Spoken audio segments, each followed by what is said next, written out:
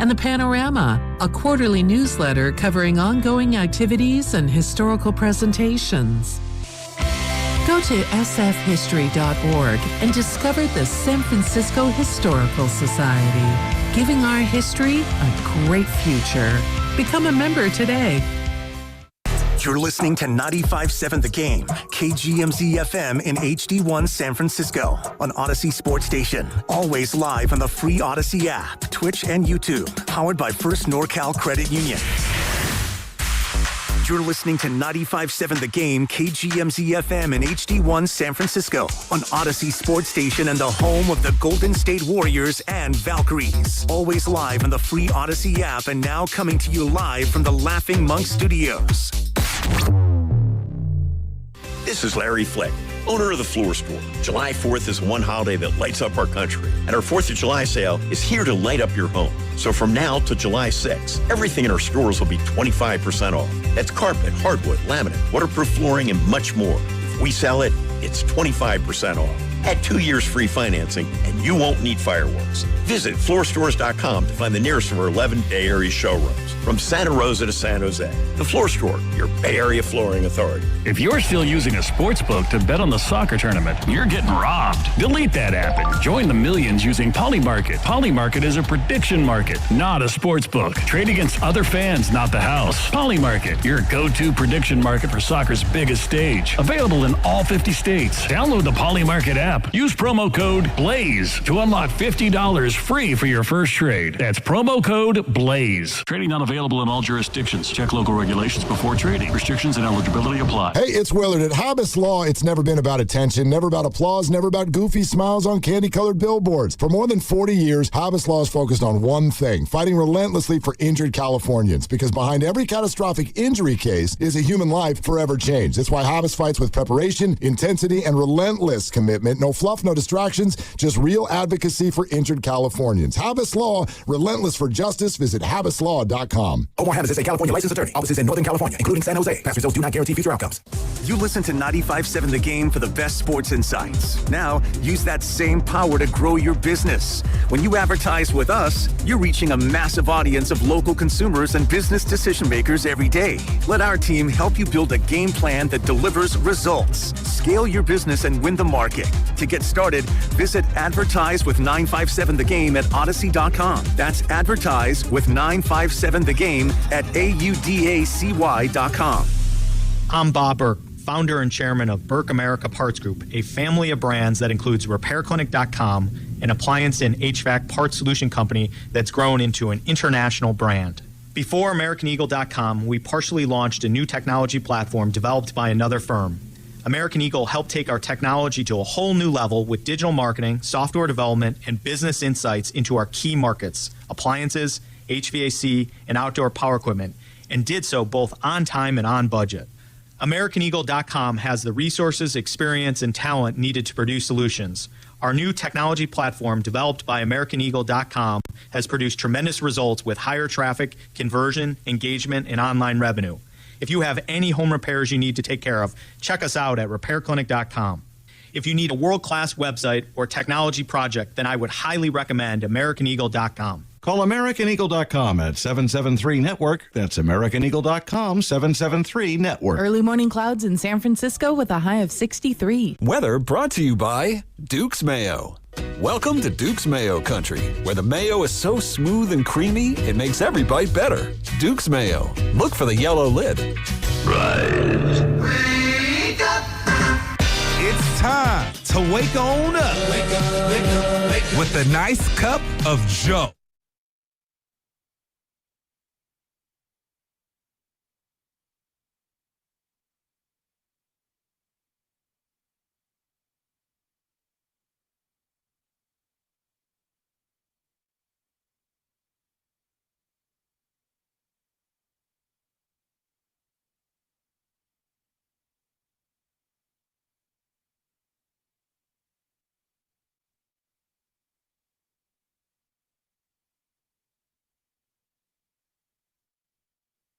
Oh, there it is. Yes, welcome in, ladies and gentlemen, boys and girls. It's Spadoni Chassis this morning, girls. But we got some breaking news. Shams Charania, ESPN, Golden State's Al Horford is declining his player option and intends to sign a new 2-year deal worth $14 million, yes, to stay with the Warriors. Sources tell him and Anthony Slater, our boy, Horford, who is 40, becomes only the 13th player in NBA history to reach 20 seasons.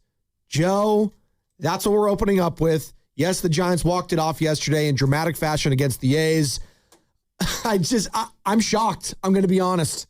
I am very shocked they gave him not one, but a new 2-year contract for a guy that, yes, is 40 years old, but a guy that struggled to stay on the court last year. And we saw his age. Dealt with sciatica. 45 games played, started only 13 of them. And Joe, we know we can't play in back-to-backs. Can we laugh? Come on, can we laugh a little? I want to, but like, why did they do this? I'm asking legitimately, like, why did they do this? Do I sound like, I don't want to hate on Al Horford. Veteran presence, maybe I'm underrating that. I am just, I'm shocked they gave him a 2-year deal and a pay increase based on last year because he declined to $6 million play option. He was set to make $6 million for this year, 5.9. And again, all the details aren't out. Maybe there's a team, maybe there's a player option in the second year that I don't know about. But all I know is he signed a 2-year contract worth up to $14 million. Well, when you win a championship like they did against the Clippers that one night, and he was a big part of it, hitting all those threes, you got to pay those guys. When you're champion for one night, you have to pay them. So we were talking about yesterday, and yes, the Warriors made another move, and I get the humor and the tongue-in-cheek nature of what you're saying right now. Anytime you can overpay a 41 and 42-year-old guy, right, and like give him more money and more years when he played half as many minutes as he did the 5 years prior, half. You got to do it. I mean, So here's what I was thinking. He played a little more than half a season for the team. Let me. You asked a question like, why are they doing this? So let me throw out some ideas on maybe. Yeah. This literally just happened. What, 2 minutes ago? 2 minutes ago. Sham Sharani, ESPN, 2-year deal for Al Horford. If you're just joining us, $14 million, staying with the Warriors. Initially, I was like, they're running everything back, which means KP's back, Dre's back. Okay, just hypothetically. Is that it? That's one element. Like, they're running all the old guys back. Maybe. Okay. The other one is maybe KP's gone. Maybe they don't think they can get KP, and they're going to let that money kind of go off the books so that they can have their mid-level exception. Okay? So, let's hit that one. I feel like Horford coming back feels like Draymond's coming back. Is there a correlation? Or just a coincidence? The cynical text line says 650, first text in, get ready for a Draymond 4-year contract. That's what it feels like. I mean, that's what it feels like. It feels like Joe lost the battle on the draft yesterday, but he's going to win the war on re-signing. He's like, I got my guy, LeJay Jones, 54th overall, and now Al is back, baby. And cherry on top. I was so mad about not drafting Nick Ahmed. I'm going to give Draymond a 3-year deal. We all know he loved that guy, Nick Ahmed. I like that's the joke now. But you've heard the story, right? What story? Well, the story was back in the day. The NCAA was so mad at Jerry Tarkanian and the UNLV Running Rebels that they put UC Bakersfield on probation. That's pretty good. I don't even know if there is a UC Bakersfield, but that was what they used to say. I believe it. Bakersfield State. Yeah, Bakersfield State University. There you go. Welcome in, ladies and gentlemen, boys and girls. Yeah. So, yesterday you and I were pontificating, arguing. We were having a spirited debate. But like, what we do. This goes back to you have to carve out minutes for people, and we could say there's going to be tons of minutes on the table. But like, I want you to think about it. Let's say he plays the exact same amount this year that he did last year, 41 games. Okay. Mm-hmm. For 41 of those games, he's going to average between 20 and 22 minutes a game. That's Al Horford. Because that's basically what he did this year, all right? So if in a basketball game, your 5 starters, if you have 5 slots on the court at any time, in a 48-minute game, you're looking at about 240 minutes, right? Yeah. Okay. About that. So of the power forwards and the centers, right, how many minutes total for guys occupying those two positions? Per game? What do you? Per game. Per game, you tell me. I'm not a mathematician, Joe. You're throwing 48 times 2 is 96. Yeah, that's hard for me right now. It's 610. So 96, right? So I'm sorry. I apologize. I don't mean to be mean. I don't mean to be going too fast. Well, let's go minus 22 minutes. That leaves me 74 minutes at the two positions. Well, is Draymond coming back?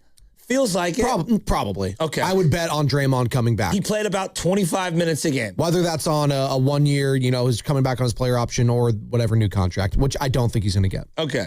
Played about 25 minutes a game. That leaves you with what? About 49 minutes left. Okay. Is Kristaps coming back? Does this move affect Kristaps Porzingis? I don't know. I hope idea. It doesn't because, again, this is the funny part. If you combined Al and Kristaps together, you do get a complete season, almost. As I look up games played for Kristaps last year, 22? He played 32 if you're including 32. Atlanta. Okay. 32. Al Horford played 45. So you don't even get a full season when you combine both of them. What's funny? You get 77 games. They barely qualify for awards. The 65-game minimum. But you go back. Now we're at like 49 minutes, right? Between power forward and center, right? Yes, power forward and center. I'm following you, yes. All right. If Kristaps comes back, what do you think? 25 minutes That's again? about, 25 or fewer. All right, let's subtract 25. Got to protect him. All right, that gives me 24 minutes for a combination of others. Yaxel? Is he in there? Well, is Guy going to play some of the four? Probably. Okay. He's earned that. He's under contract. Okay. We got to play some Guy Santos. So that gives you 24 minutes to basically spread out. Now, when you say that Horford's coming back on a 2-year deal, you know who I think of immediately. It's not Kristaps Porzingis. It's GP2. Oh. You're rolling your eyes. Now you see. Now I love Gary. I love what he did last year. He was the second most games played last year. But we need to move on from. Did you know that? Oh. He played 76 games last year. Oh my God! Which was one less than the combined amount of Horford and Kristaps. So how many minutes is GP2 going to play? 16, 17? Probably. Okay. So let's go 16 conservatively. But, there's going to be games and moments where he's not going to play. Like, again, a lot of these guys, as we're talking about. No. He was the second most games played last year. No, I know. But Al Horford's not going to play him back-to-back. So these minute allocations are going to change. 41 games that he's at. This is where I'm going. So now you minus the 16. You got about 8 minutes for someone else. And that doesn't include the Guy Santos playing the power forward overlapping minutes. That doesn't include the, hey, we're going to go. I just, is Quinn Post coming back? QP? I don't even see him on the depth chart right now. Are we bringing back the guy? There he is. Who was the guy from the G League that I liked? Cryer? No. Malvi Leones. No, Charles Bassey. Bassey, yes. Is Bassey coming back? These G Leaguers are all kind of, Is Bassey coming back? I think so. So I actually want him to start. Why not? You can't. You gave Al a 2-year deal. Too bad. I want to play Charles. Joe, I'm being practical here. This is why on half the games, you're basically splitting up what feels like 10 to 20 minutes amongst a handful of guys. That's not a runway to get younger. That's just not like what. This really has you shook this morning. Al Horford back on a 2-year deal for just joining us, staying with the Warriors. $14 million it is worth. He becomes just the 13th player in NBA history to reach 20 seasons. He's back. Hey, you know what, though? He would be a good leader for a young guy like Yaxel. I love right? Al Horford. He's a great guy to take under his wing. Al Horford's a really good guy. Remember, he started the season off just awful. No, he was horrible. He was just awful. He was horrible. He had some moments, but am I excited if I'm a Warriors fan waking up to that news this morning? That's what I asked myself. You know who should? Am I excited getting that notification that Al Horford is staying for 2 years? He's 40 years old. He's going to be here till he's 42. It was surprising. I would just say surprising. Look, I don't want to sound like a hater this morning. I don't either. But this is the deal that you make when you're the Knicks. Yeah. Right? When you just won a championship. Yeah. This is the deal you make if you're like the Spurs or OKC. Got to get that veteran space shooting big who only needs to play occasionally. This screams retirement tour.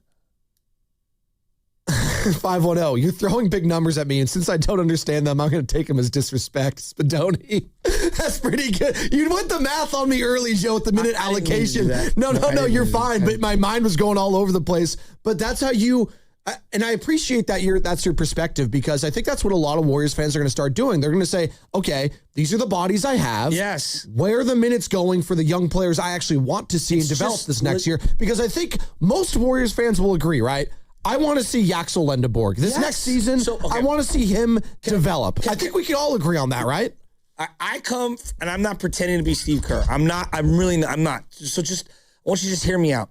I'm a guy that likes to be prepared as a coach, okay? And we have a tournament this weekend, for example, up in Vacaville. And I know that we've spent a lot of our arms over the last month. This is youth baseball, okay? And so you're only allowed so many pitches. You're only allowed so many innings. I also, they're 10. I want to be very practical about this. Sure. But if you do not have a strategy going in, you're going to get caught off guard. Yeah. That doesn't mean I can't deviate from my strategy in game. Sure. Hey, we just had a 6-pitch inning. Like, he can go another couple or whatever it is. Or he had a 30-pitch inning. Actually, he's coming out right now. He doesn't look good. He's 10. He's got a cough. Like, we're yanking him after an inning. But if I don't have it written down and I don't have a strategy and I don't have thought on how I'm going to put and piece together the lineup, I get caught off guard. So if I'm the Warriors, if you don't think that they're strategizing these things, you're crazy. So I'm looking at it and I'm saying, on the 41 games, if he plays more, maybe it's more, but on the 41 games where Al Horford's ready to go, that's 20 minutes that's got to go to him. At minimum, it's got to go to him.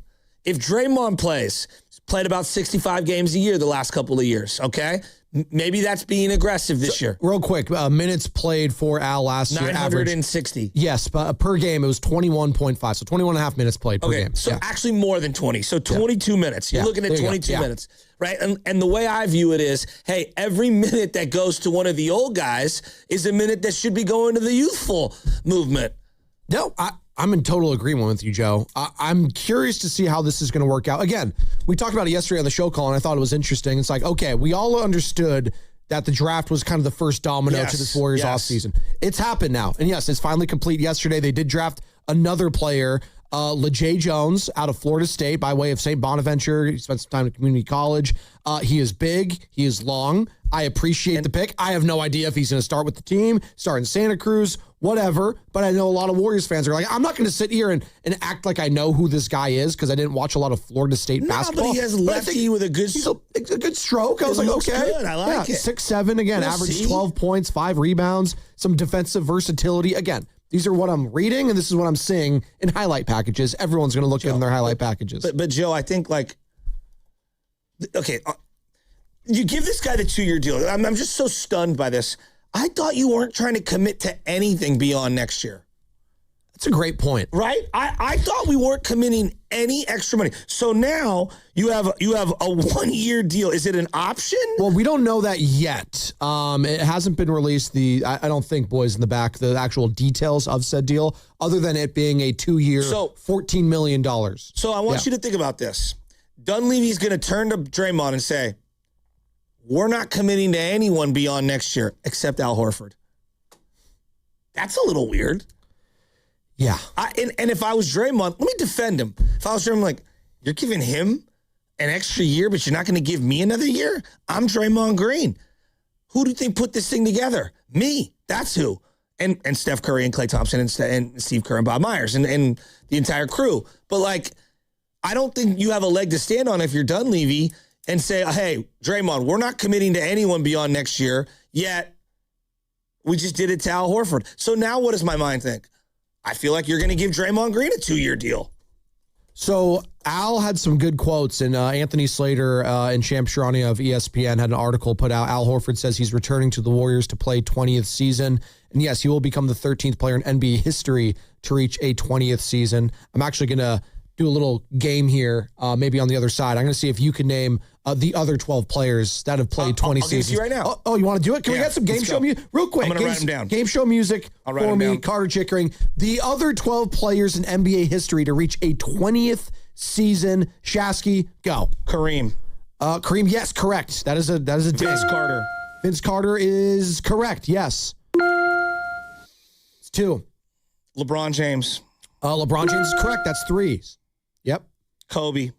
Kobe Bryant is correct. That is 4. 8 more to go. Moses Malone. Really? He didn't go 20. Dirk Nowitzki, it's 5. Good call. That's a good one. So I know this is Shasky's No. That's Good fine. call. Good call. We're going to do this together. Yeah.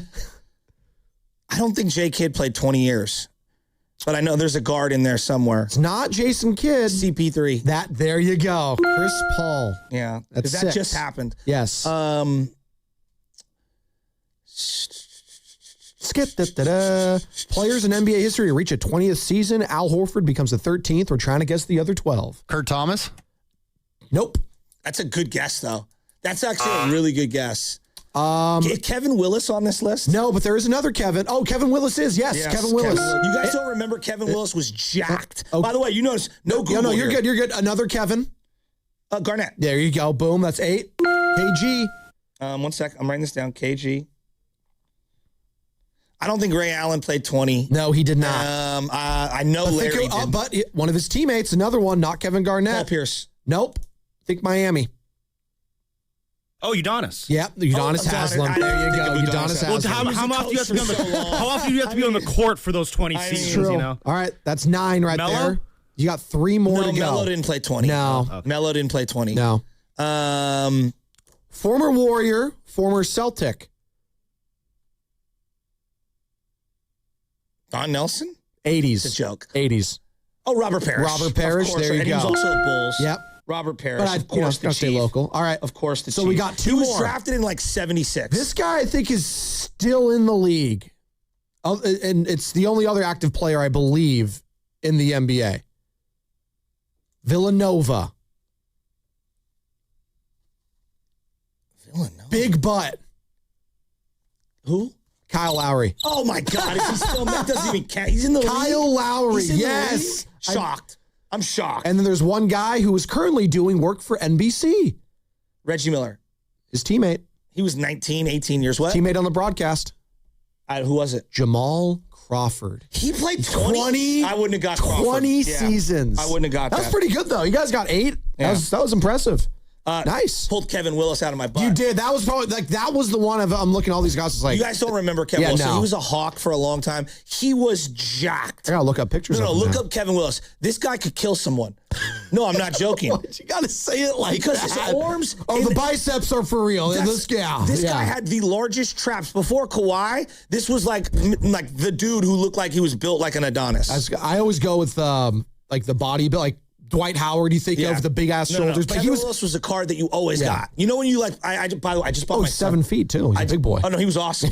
He was a Spur. He was a Hawk. He played it forever. What more?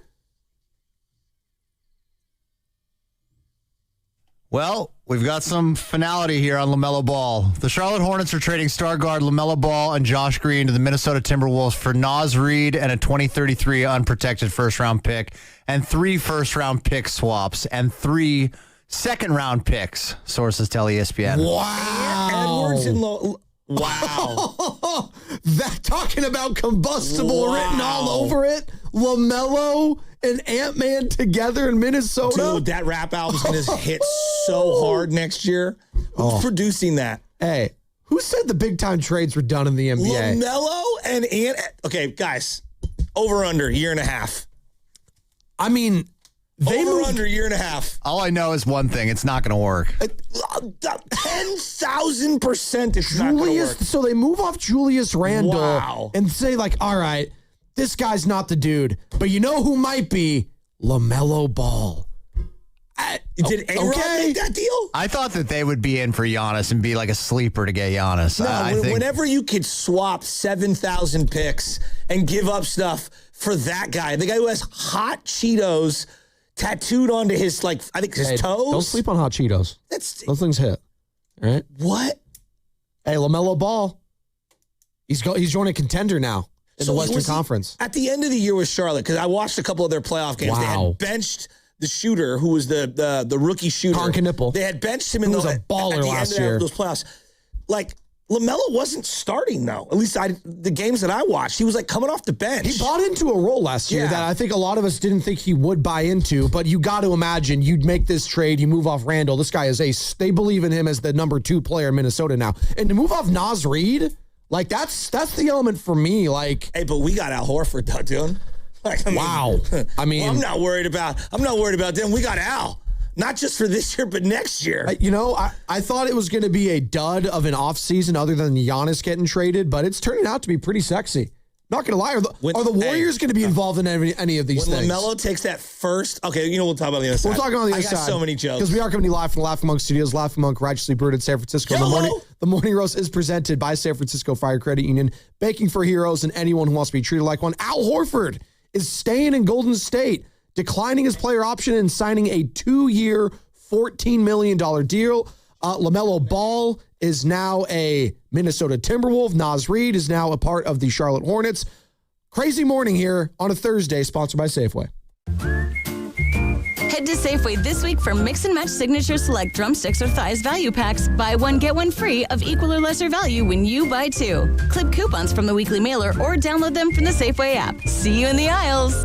We all hear the radio ads about the IRS. They tell you to be afraid, to be scared, and they try to frighten you into calling. I'm not here to do that. Tax Relief Advocates is different. TRA is here to tell you that if you owe money to the IRS, whether it's $5,000, $50,000, or $500,000, we have a solution. It doesn't matter if you're sitting in your car, at work, or with your kids. No matter where you are, call now. 800-497-8091. Don't lose hope. TRA can eliminate or reduce what you owe to the IRS. Generous programs are now available that can give you a fresh start. Our passion is taxes and helping individuals fix their IRS problems. We have over 1,000 5-star reviews on Google and an A+ with the Better Business Bureau. You don't need to be afraid of the IRS any longer. End your tax nightmare today by visiting us online at TRA.com or call 800-497-8091. That's 800-497-8091. Tax Relief Advocates. Real solutions for real people. Alameda County Fair in Pleasanton is June 19th through July 12th. The Big O Tires concert series is ready to rock with throwbacks like the Beach Boys, Boys II Men, Flo Rida, and country band Lone Star. How about a tribute to Demon Hunters and Twist on Taylor? Plus all-star acts like Tower of Power, The Maine, Hoobastank, Collective Soul, Fonda McGay, Ozo Modley, El King, DJ Trio Cheat Codes, and more. It's all here.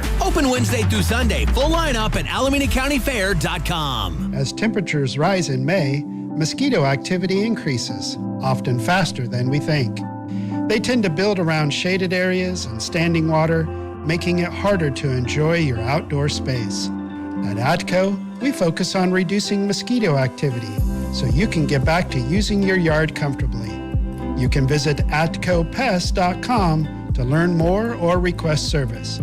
And if you mention this station, we'll take 10% off your initial mosquito service. There are things the insurance company hopes you never find out, like how quickly they try to close your case, how they look for anything you say to use against you, and how the first offer is almost never the full value of your claim. Because the faster they settle, the less they have to pay. That's not a coincidence. That's their strategy. So before you call them back, call Beam Law. From the first call, they'll take over. They handle the pressure, the negotiations, and the legal fight so you don't get pushed into a decision you can't undo. Beam Law has recovered millions for clients across the Bay Area and has been named Best of the Bay by SF Weekly 4 times. So if you've been injured or lost someone due to someone else's negligence, don't wait. Call Beam Law now at 415-523-5555. 415-523-5555. That's 415-523-5555. Or visit hurtinthebay.com. That's hurtinthebay.com, because it's not whether you get knocked down, it's whether you get back up. Beam Law, they've got your back, Bay Area.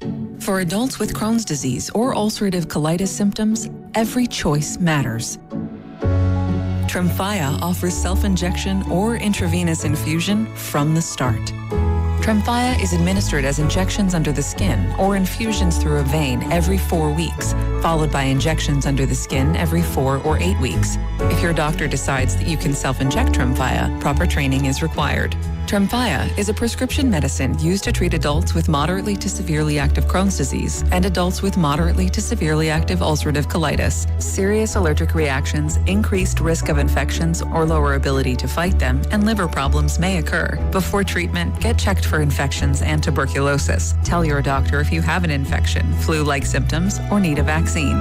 Explore what's possible. Ask your doctor about Tremfya today. Call 1-800-526-7736 888-346 to learn more or visit tremfiaradio.com. Shop Smart and Final for everything you need to celebrate America's 250th. Celebrate 250 years with deals on cookout favorites. This 4th, shop club sizes with no membership fees. For your chance to score a gift card courtesy of Smart and Final, visit 957thegame.com. Here's a World Soccer Championship recap. Brought to you by Lowe's. Members get more at Lowe's. And by the first ever Infinity QX65. In a winner-take-all match in Group B, it was Switzerland over Canada 2-1. Switzerland wins the group. Canada finishes second and advances. Bosnia and Herzegovina has a match looming against the United States after they defeated Qatar 3-1, eliminating Qatar in the process. I'm Mike Conti.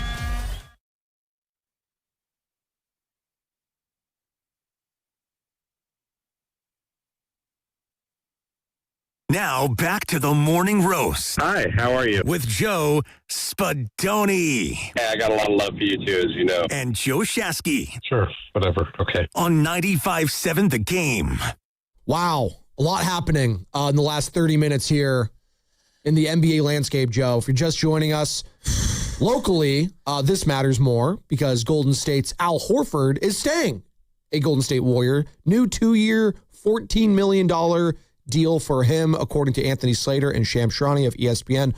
Horford will become only the 13th player in NBA history to reach 20 seasons, so he is declining his $6 million player option and signing a new 2-year deal to stay here. And again, though, 40 years old. Warriors fans, how are we feeling about that? Al Horford staying here for $14 million. All right, that happened. And then just before the break, major trade.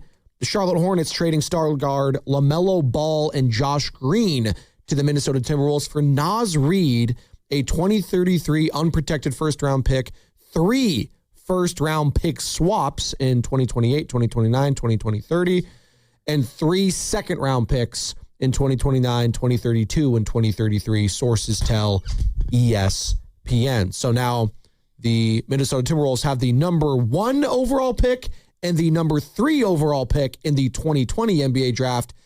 And we all know who the number 2 overall pick was in that draft. It belonged to the Golden State Warriors. It was James Wiseman. So stop.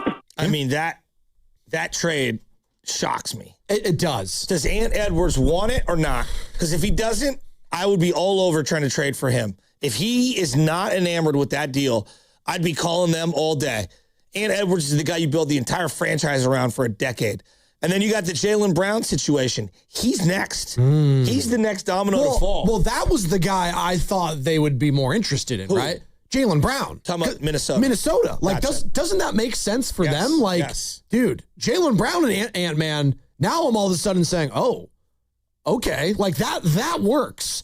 But LaMelo Ball, who, granted, I did think finally bought into a winning role last year with the young, upstart Charlotte Hornets team. They were fun. It was exciting. It didn't end well for them. But, you see where that team is going, and LaMelo was a legit part of it. But I think they see now, Colin Knippel's our future. That's the guy we want to build around. And he was incredible last year. He was. Runner-up for Rookie of the Year with Cooper Flagg, obviously. He was awful in their playing He games. was not good, but, again, he's so damn young. That's the guy you want to build around. I just don't see it from a Western Conference perspective. This is the same thing I was talking about yesterday with Austin Reeves, who you had to pay him. He's a really good player. He's earned that money he made.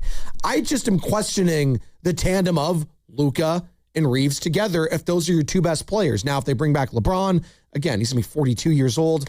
Sure, I guess they could be okay if they figure out the center position. But I'm looking at it right now. You move off Naz Reid, who's been an absolute stud for you for a long time. I'm doing jumping jacks if I'm a Charlotte Hornets fan, which I don't really know any. But how could you do better than that?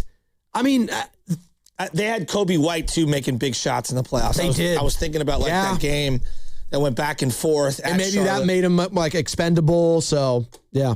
And Bridges is kind of a point forward. He loves the ball in his hand. I don't know. That team was very fun. It's very fun. And listen, I think this is a lot to give up for that guy. Minnesota's going to be really, I'm just saying, it might be a dumpster fire, but it's going to be fascinating to watch. That first 1 foot fadeaway from LaMelo with like 22 seconds left on the shot clock is going to make Ant-Man lose his mind. Yes, but the first win they have together and like the post-game interview with either of them or both of them, it's going to be incredible. It's going to be must-see. Is LeVar going to sit next to Alex Rodriguez? That's the question. Is it A-Rod and LeVar sitting next to each other now? Again, A-Rod is an owner of the Minnesota Timberwolves. He's new at this. Does he just want to stay relevant with this kind of a move? I have no idea. But an entertainment entity. Well, listen, the NBA, we talked about it. And Mike Dunleavy, he was saying last week, and we were getting into it, like, hey, maybe we're going to like move away from some of these big time trades for players because people won't want to move off picks and draft picks. But in the last week, Joe, we've seen hella moves and hella draft picks moved, right? Giannis, Julius Randle, Claxton, obviously LaMelo Ball now. Like, NBA, the drama, it's never been higher. And we just had an incredible draft. Yaxel Lendeborg is a Golden State Warrior. LeJay Jones now in the second round yesterday, 54th pick overall out of Florida State. He is now a Golden State Warrior. Hopefully we get to see him at the California Classic next weekend. Summer League, obviously, 6'7" wing, averaged 12 points, 5 boards. And then, this morning, Al Horford, he is staying in Golden State. And what's the next move, Warriors fans? What do you want to see this team do next is my question. Convinced when Carter hit the breaking news sounder. It was Draymond? It was Draymond. I was actually too. I was thinking about that. Should that be the next move now as we're talking about all these other things happening in the league? Deal? If he takes it at a reduced rate, maybe. Horford just got a pay raise. I know. It's insane. Like what? I know. We're all laughing, but like it's true. I don't get it. What other team in the NBA was giving him that deal? Was giving a 41-year-old a multi-year deal? I asked the same. Well, unless it's LeBron. That's the only other guy. There's different 40-year-old like contracts. It's just bizarre. He just didn't play a lot last year, Joe, and he was fine. I think this is where I think you're frustrated and I'm frustrated. If I'm a Warriors fan. I'm perplexed. Well, no, perplexed, frustrated, like shocked. I can't trust him as a guy that can just suit up on a day in and day out basis. So on a team where I'm thinking about bringing back Kristaps Porzingis, another guy that might be the most injury prone / I don't know where he is physically on a day in and day out basis as a player. Like you have him too that you want to bring back. Draymond Green's getting older. You got to imagine he's going to have some sort of minute reduction. Steph Curry has runner's knee. That doesn't just go away. That'll flare up at a random time. You got to think he's going to miss a big chunk of time. Jimmy Butler is going to be out for most of the year. I already said Moses Moody. Yeah, you saw that devastating knee injury. He's probably going to miss most of next year. This team is a carcass. Well, and the coach said at the end of the year, we got to have guys that can practice and play more games. Pods, I know he's going to be available. Let's just go through this right now. Brandon Podziemski's going to play a lot, right? You would think. Yeah. Guy Santos, probably going to play a lot next year. You would think. They rewarded him, and rightfully so. Outside of that, who are you banking on? Yaxel? Yeah, well, I'm hoping Yaxel. I hope so. Okay. Are they bringing back Gary Payton II? I don't know. Maybe at this point, maybe they do. A move like this signals that they might be. They might be. Will Richard. Where's he fit into this equation? I just Will Richard to me is like a throw in, so I don't really consider. Well, that's what I'm saying. But like those are the guys. But Joe, I hear you. If you're filling out a roster right now, I know you kind of have to start saying these names before they do anything else. Malachi Leon's played heavy minutes. Pat Spencer, he's a free agent. Yeah, are you bringing him back? Probably not. So and he was a great story last year. He was a great story.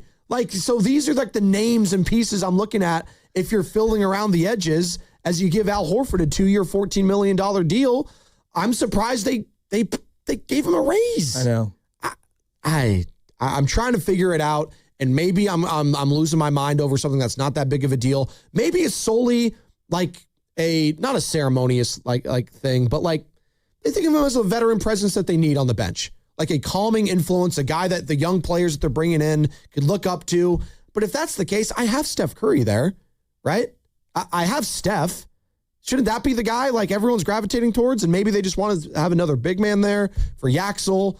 I'm not sure. But Warriors fans, how are we feeling about Al Horford coming back? And what should be the next move for this team? 888-957-9570. And by the way, we got some major news happening at the station because We're playing some golf, baby. That's right. Monday, July 13th at the beautiful Silverado Resort with all the hosts here at 95.7 The Game. And by the way, did you guys see on social media last night, if you follow one Daryl the Guru Johnson on Instagram, oh, he's getting after it. He's training. Oh, he's swinging. He's swinging the sticks, baby. He's getting after it, Goo. I saw it. I'm impressed. I appreciate you being vulnerable enough to put your swing out there. I like the swag. I like the jeans, too, with the basketball shoes. That was next level. Loved it. Love every second of it. Daryl the Guru Johnson will be playing golf as well. And you might be able to play with him. Again, we are picking 6 winners, 1 for each host. And all you have to do is this. Send us a video of your swing, your outfit, I guess, if you want to make it fun and exciting. But more importantly, just sell why you would be a good time on the course to play with all of us, or why we should want to play with you, quite frankly. Get your video done now and submit it to 957thegame.com. Make it under 30 seconds, please, and you might be playing with us at Silverado Resort on Monday, July 13th. All right, we had another game take place last night in the Bay at Valhalla, because it's time for your teamwork play of the game, brought to you by El Camino Health. That's right, the Valkyries were back in action and back in the win column with a 77-66 win over Angel Reese and the Atlanta Dream. They were dominating them early, and they got off to a slow start in the fourth. So the final score, it felt closer, but it really wasn't that close for most of it. Kayla Thornton, though, dropped 17, including this corner 3. Carving inside, blocked by Williams. Ball knocked around and claimed by Burton. Veronica, the outlet for Williams. Into the corner, Thornton right side 3. You betcha! 31-22, Valkyries by 9. Kevin Dan on the call right here on 95.7 The Game, and that was the teamwork play of the game, brought to you by El Camino Health. El Camino Health, where togethering heals. All right, what's coming up with the game is sponsored by Fremont Bank. Here for you, here for good. What should the next move be for the Golden State Warriors? 888-957-9570 is the number. The draft is over. They re-signed Al Horford. What next? What do you want to see? Dub Nation. No wrong answers. We'll accept them all on 95.7 The Game. If you're still using a sports book to bet on the soccer tournament, you're getting robbed. Delete that app and join the millions using Polymarket. Polymarket is a prediction market, not a sports book. Trade against other fans, not the house. Polymarket, your go-to prediction market for soccer's biggest stage. Available in all 50 states. Download the Polymarket app. Use promo code BLAZE to unlock $50 free for your first trade. That's promo code BLAZE. Trading not available in all jurisdictions. Check local regulations before trading. Restrictions and eligibility apply. Meet Sophia, a huge soccer fan. With her Real Unlimited from Total Wireless, she's streaming 3 games, video calling her cousin in Mexico, and running the quiniela all on my new Samsung Galaxy. She's practically running the whole tournament from her phone. Good thing I have Total Wireless. Switch to Total Wireless Total Max 5G or All Access plans to get on a network that won't put you second. Plus, a Samsung Galaxy on us. Total Wireless, your own Real Unlimited. Offer ends 7/8/2026 or while supplies last. Device taxes and fees may apply. Looking for something fun and free to do midweek? Come explore Welcome In Wednesdays at History Park. Brought to you by History San Jose. Every Wednesday through August, step inside one of our historic buildings, shop unique local finds at the gift shop, and enjoy the charm of this beautiful open-air museum and park. All for free. Take a walk through time at Welcome In Wednesdays, only at History Park, located in Kelly Park at 1650 Center Road. Visit historysanjose.org for details. That's historysanjose.org. Yeah, Dan Dibley here for Fremont Bank, which, as you know by now, it's my bank, and it has been for more than 6 years. And I love this bank because it's a family-owned bank with the family-owned feel. They started back in 1964, and when they did that, it was just one branch, but now they have 21 branches. So if you go around in your Bay Area, you're going to find a Fremont Bank branch, and you're going to see it, and you're going to think, you know what? I want that full-service banking with no compromises, and you should. It's not a big box bank. It's a good local bank. And when you deposit your money with Fremont Bank, they reinvest it locally into businesses, philanthropy, home ownership, all the good stuff that makes our Bay Area the best area in all of the country. And that's why you should be a Fremont Bank customer. The money stays here. It's local. It's not a big box bank. It's a good, solid local bank. And we talk about Fremont Bank, and you know that they're here for you and here for good. In 2026, Bay Alarm celebrates 80 years of security. With burglar and fire alarm systems, 24/7 in-house monitoring, and local service, our promise to the Bay Area remains the same. We got you. Learn more at bayalarm.com. With increasing summer temperatures, this is a good time to replace your home siding, decking, and fencing. Golden State Lumber and Showroom works closely with contractors to keep your home protected. Aiyuk Exteriors offers outstanding durability, is easy to install, and protects against fire and dry rot. And TimberTech Advanced PVC Decking has a Class A fire rating and is backed by industry-leading warranties. Visit GoldenStateLumber.com for products that increase the value of your home. Golden State. When you succeed, we succeed. Are you an adult with uncontrolled moderate to severe Crohn's disease symptoms and still packing a backup bag of clothes? Just in case, Skyrizi Risankizumab Riza can help you take control of your Crohn's. Feel significant symptom relief, including less abdominal pain and fewer bowel movements at 4 weeks. Plus, Skyrizi is proven to help people achieve remission and visibly improve damage of the intestinal lining. Individual results may vary. Skyrizi is a prescription injection medicine. Don't use if allergic to Skyrizi. Serious allergic reactions, increased infections, or lower ability to fight them may occur. Before treatment, get checked for infections and tuberculosis. Tell your doctor about any flu-like symptoms or vaccines. Liver problems leading to hospitalization may occur when treated for Crohn's. Ready to take control of your Crohn's? Ask your doctor about Skyrizi, the #1 prescribed biologic in Crohn's disease. Control is everything to me. Learn more at skyrizi.com or call 1-866-SKY-RIZZI. You know that Big Bargain detergent jug is 80% water, right? It doesn't clean as well. 80% water? I thought I was getting a better deal because it's so big. If you want a better clean, Tide Pods are only 12% water. The rest is pure, concentrated cleaning ingredients. Oh, let me make an announcement. Attention shoppers, if you want a real deal, try Tide Pods. Stop paying for watered-down detergents. Pay for clean. If it's gotta be clean, it's gotta be Tide Pods. Water content based on the leading bargain liquid detergent. While the world watches the stars at the FIFA World Cup this summer, Hyundai has its eyes on the next generation of talent. The future stars who are already turning heads at age 14. Because next doesn't wait for an invitation, and neither do we. Hyundai has always moved the future within reach. We did it when we made advanced safety standard on every vehicle and engineered EVs with ultra-fast charging capability. Because the future isn't some far-off concept. It's already here. Next starts now. Hyundai, an official partner of FIFA.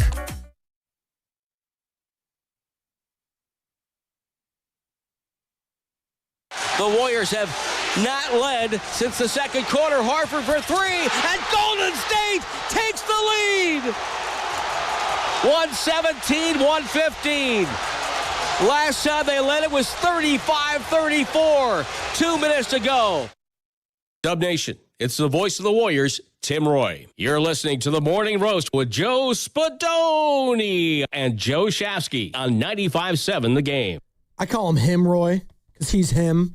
On the call right here on 95.7 The Game. Al Horford's back.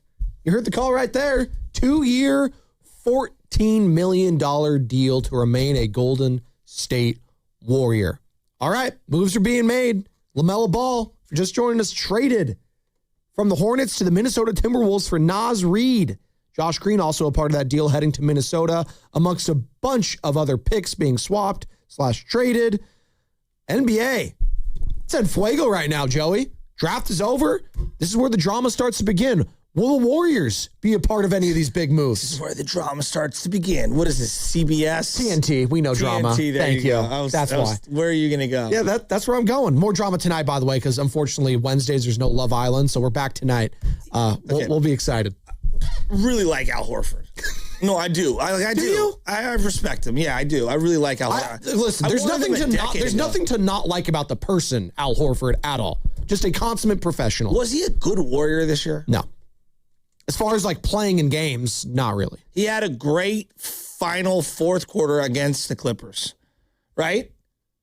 He did. He had other moments. It was the most important game at the time. It was the 9-10 play-in game. Hey, for this team though, that was a playoff game. He showed up. I'm being serious. Maybe that shaped how people felt about him. Hey, what have you done for me lately? And what did he do for you lately? He was good in that moment. Can we play some of the Dunleavy and Kerr sound from the press conference after the season was over? Oh. They both said, boy, we need to get younger. Boy, we need guys who can play in back-to-backs. They did say that. We need guys who can practice. Practice. Joe, we're talking about practice. We need guys who can just practice. And not only did they get him for 1 year, 2? 2 years. Yes, now sir. We'll see if there's a player option, but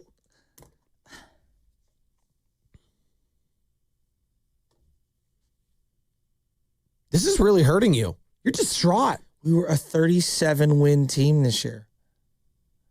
They were. They should be making dramatic changes.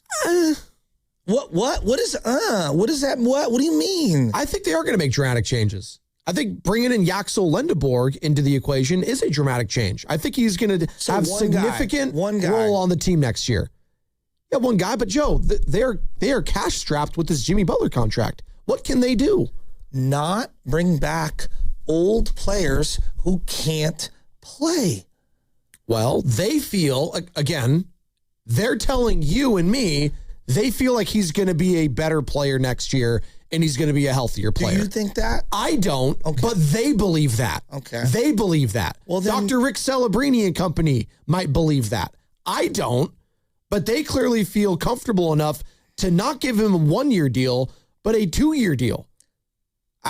You can make the argument. Would I do that? No, but they want to. If I took the 5 minutes from the Clippers game out of the equation, okay, where he went nuclear and hit a bunch of threes, you can make the argument Charles Bassey was better in the final 2 months of the season than Al Horford.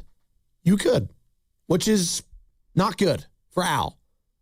But it also says something about Bassey where he might be a good fit on this team. I have no idea. Bassey will not get signed on a 2-year deal. No, he won't get it. No, I'm not saying 2 years. Of course he's not going to get a 2-year deal.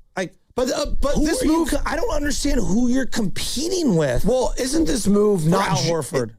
Would you be mad if this move wasn't just for solely on the court purposes and they gave him a couple more million because they want him on the bench? You should just be a coach then at that point. Well, but we've seen the Heat do this with Udonis Haslem for years. And I think it's a wasted roster spot. They don't feel that way, Well, though. that's fine. They don't feel that way. They are the architects right now of a team that's made the playoffs one time in the last 3 years.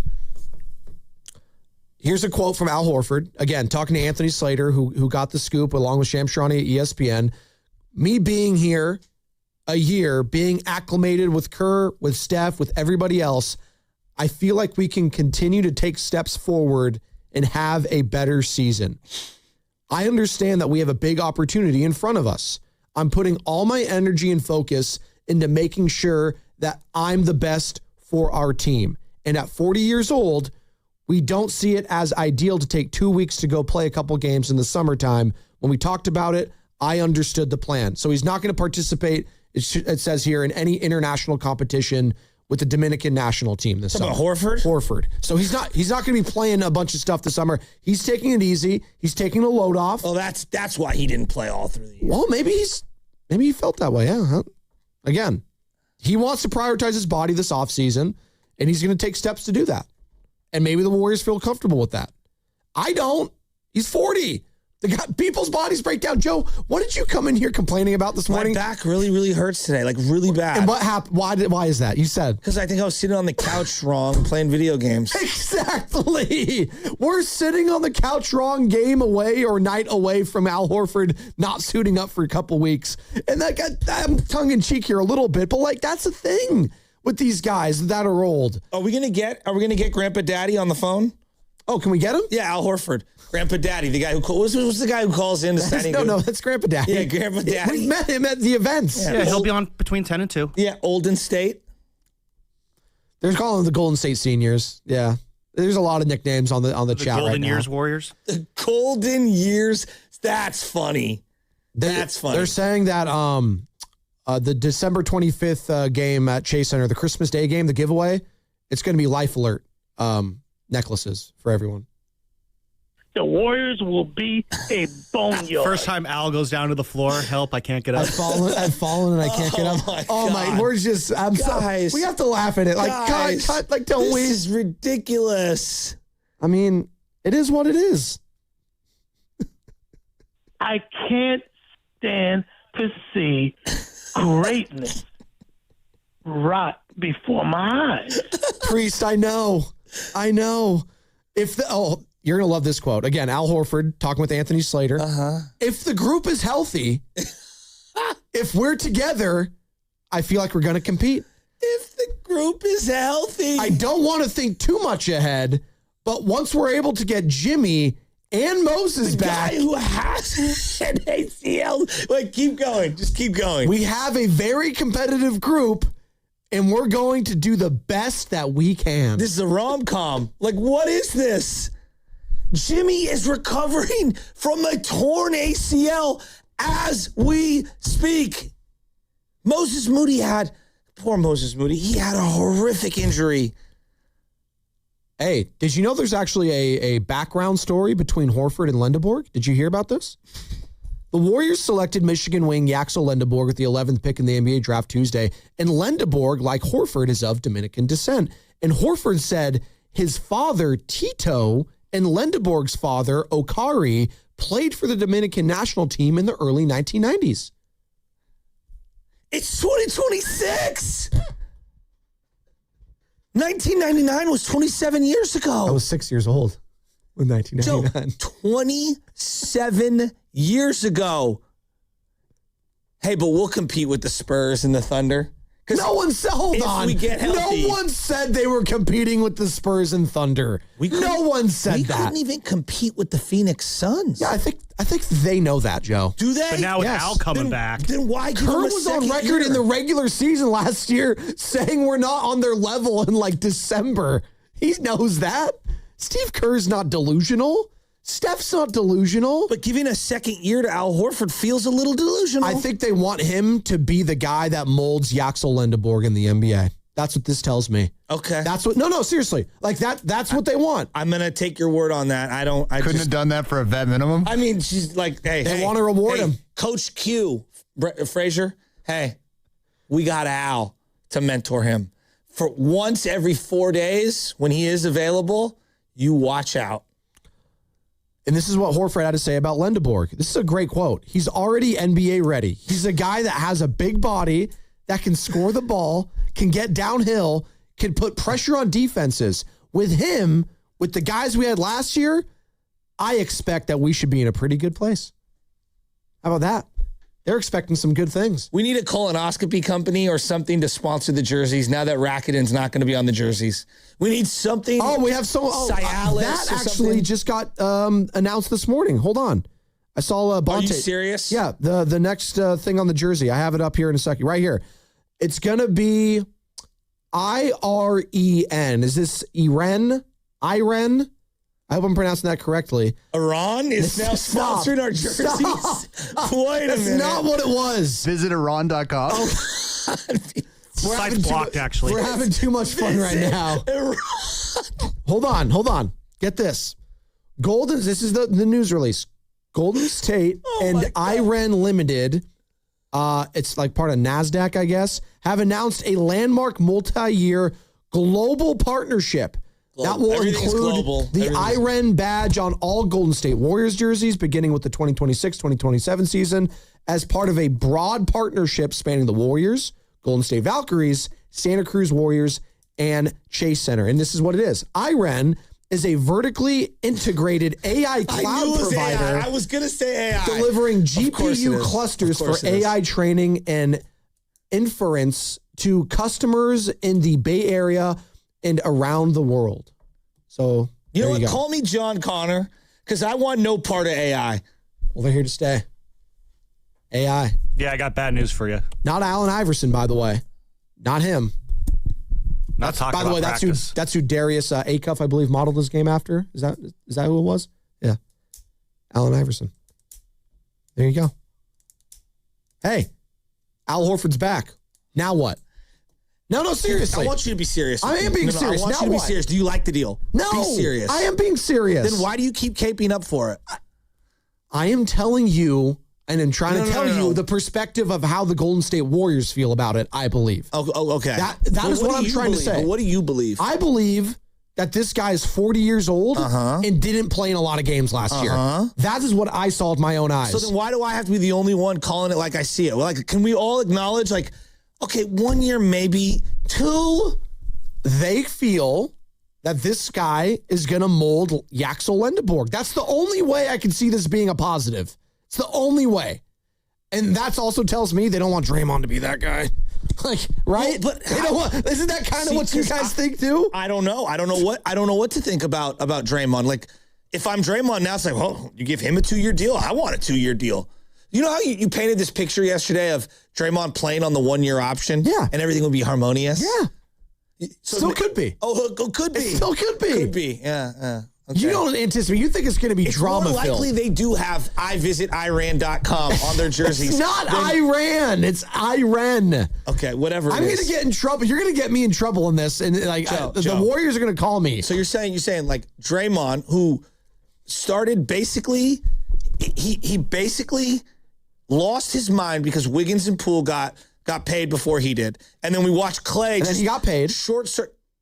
We watched Clay short circuit, okay, over the payment. And now this year, Dre won't get a 2-year deal. He's going to come back on I'm just in this hypothetical, sure. He's going to come back, and Yaxel is going to take some of his minutes and possibly his starting role, and everything's going to be hunky-dory. He might have a cruel reality looking him in the mirror every day that he's an old man, and, there's this young hotshot rookie that's going to take his spot. That's going to be tough, but he's going to have to get over it. You know how old he's going to be next March? Younger? No. 5 years younger than Al Horford. No. Well, yes. What? Like 3 years younger. But he's going to be 37 in March, Draymond Green. 37. Yeah, dude. But this team just look in the mirror, Draymond. Come on. This team just gave out a pay raise and an extra year to a 40-year-old. Yeah, at $7 million a year. Hey, Draymond, if you want to do that, great. I'll sign you for 4 more. No. At that rate. No. After they gave Guy Santos $5 million a year, mind you. Thank you. Again. Who was the better Warrior last year? No, let's talk. Who was the better Warrior? Oh, Guy Santos over Al Horford. Yes. Yeah. By a country mile. Yeah, but I also think in hindsight, Guy's probably kicking himself for signing that contract. That was a savvy move from the Warriors, was it not? Maybe. I mean, I just saw, what's his face? Gillespie get, $12 million a year. Yeah, he got 48 overall, 4 years. And sure, Guy should have got closer to 10. At least. Yes. At least. So it was a shrewd move from the Golden State Warriors perspective. He was a guy who was a two-way player. I can understand wanting to get it. But when you put it like that Guy Santos is making $1 million less than Horford, that's insane. Again, I could only go off this was a guy that they think is going to be like a player coach for them. Joe, I thought this guy was going to retire. Not only, it's one thing to have a 1-year deal. Here's the second. Are we overreacting to Al Horford signing a 2-year deal, Warriors? Fully guaranteed deal, too. But, it's fully guaranteed. Fully guaranteed both years? Yes. So you're paying a full $14 million to this guy for the next 2 years. Yeah, and it's not there's no player option, it looks like. None at all. So are we overreacting to the Warriors staying old right now, keeping Al Horford?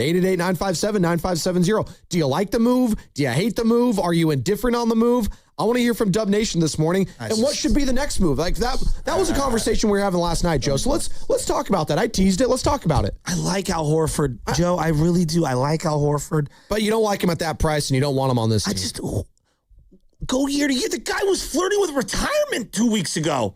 Well, so was Steve Kerr. And he's back for 2. I'm serious. I don't think those are the same. No, they were. Kerr can coach another 30 years, hypothetically. Who do you think championed bringing back Al Horford? No, I'm serious. Who do you think wanted him back the most? It might have been Steve. Steve might have said, dude, I need this guy to be a part of these team. I'm back for 2 more years. I want Al to be with me these next 2 years. I think he's going to be a coach one day, I got to see what potentially. these other moves are, man. I got to see what these other moves are. Are we bringing Kristaps back on a multi-year deal? For me, Joe, that is the next step, and we need to determine what's going on with Kristaps. Now that Horford's back for 2 years, I can't believe 2 years. I need this guy. No, I don't want Kristaps back. I am not coming back. This is Kerr to Lake Up. I'm not coming back unless Al Horford gets that second year plus a pay raise. Listen to what we're saying. If I would have told you this a week before the play-in game, what would you have thought? You're insane. Why would you do that? No, I'm serious. So 4 minutes, 5 minutes of some hitting some threes down in LA, and we're like, dude, gotta have that second That's year. a $14 million 5 minutes right there. It really was. Well, because you were champions for the night. Again, I keep reading this part about that history between Yaxel and Horford. Be there for ring night. He's got to be there. Hey, if you win, you get paid. That's how it's always worked with the Warriors. Again, You guys are understating leadership and what it means. And mentorship. This matters. This matters, man. They're telling you it matters. What is the point of paying Jimmy $60 million a year if I need Horford? Well, they're stuck with Jimmy because of the injury. That's an unfortunate thing. Yeah. Isn't Draymond supposed to be a leader? Isn't Curry supposed to be a leader? Like, I'm not. You can never have too many leaders, though. As evidence to last year, the Golden State leaders. As evidence to when you we brought guys Chris are Paul in. so cynical about this team.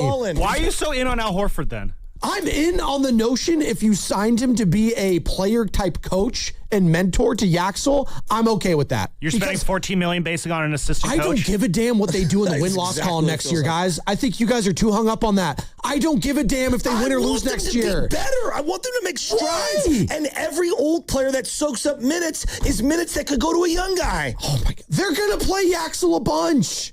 They're going to play him a lot. Except on the nights when Horford's available. Oh, my God. They're going to play together. Horford will be the 5, Yaxel will be the 4, and they're going to play well together. But if you roll back Kristaps, and you roll back Draymond. I don't want Kristaps back. You need to figure that out and say, like, I don't want him back. Kristaps because he's not. I cannot go next season with my 2 5s combining, not even adding up to 82 games. Let's go back to that Clipper game.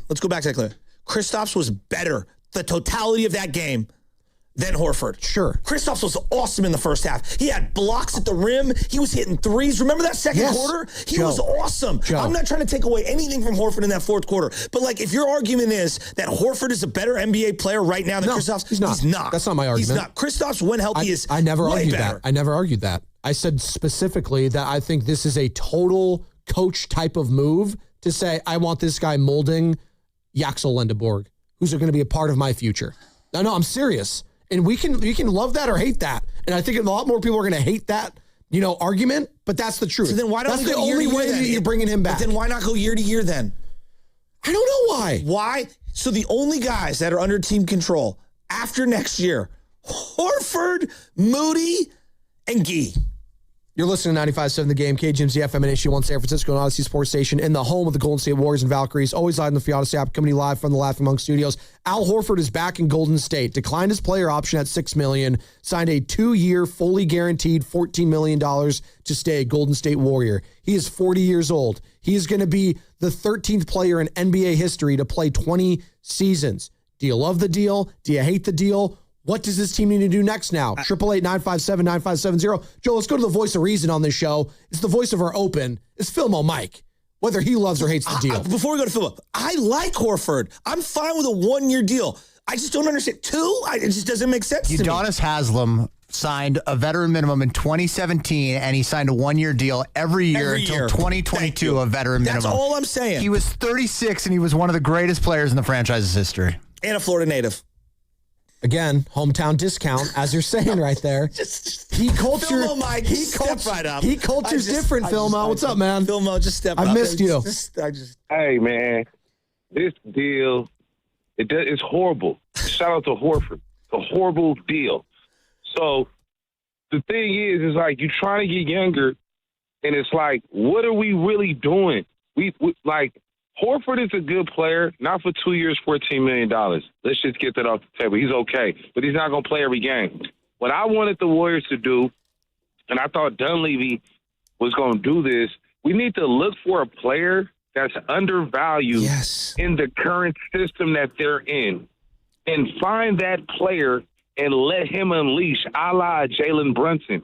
He was overshadowed by Luka. I'm not saying that we're going to find a Jalen Brunson, but it's players in the league, the Murphys, the old boy from Minnesota, McDaniels.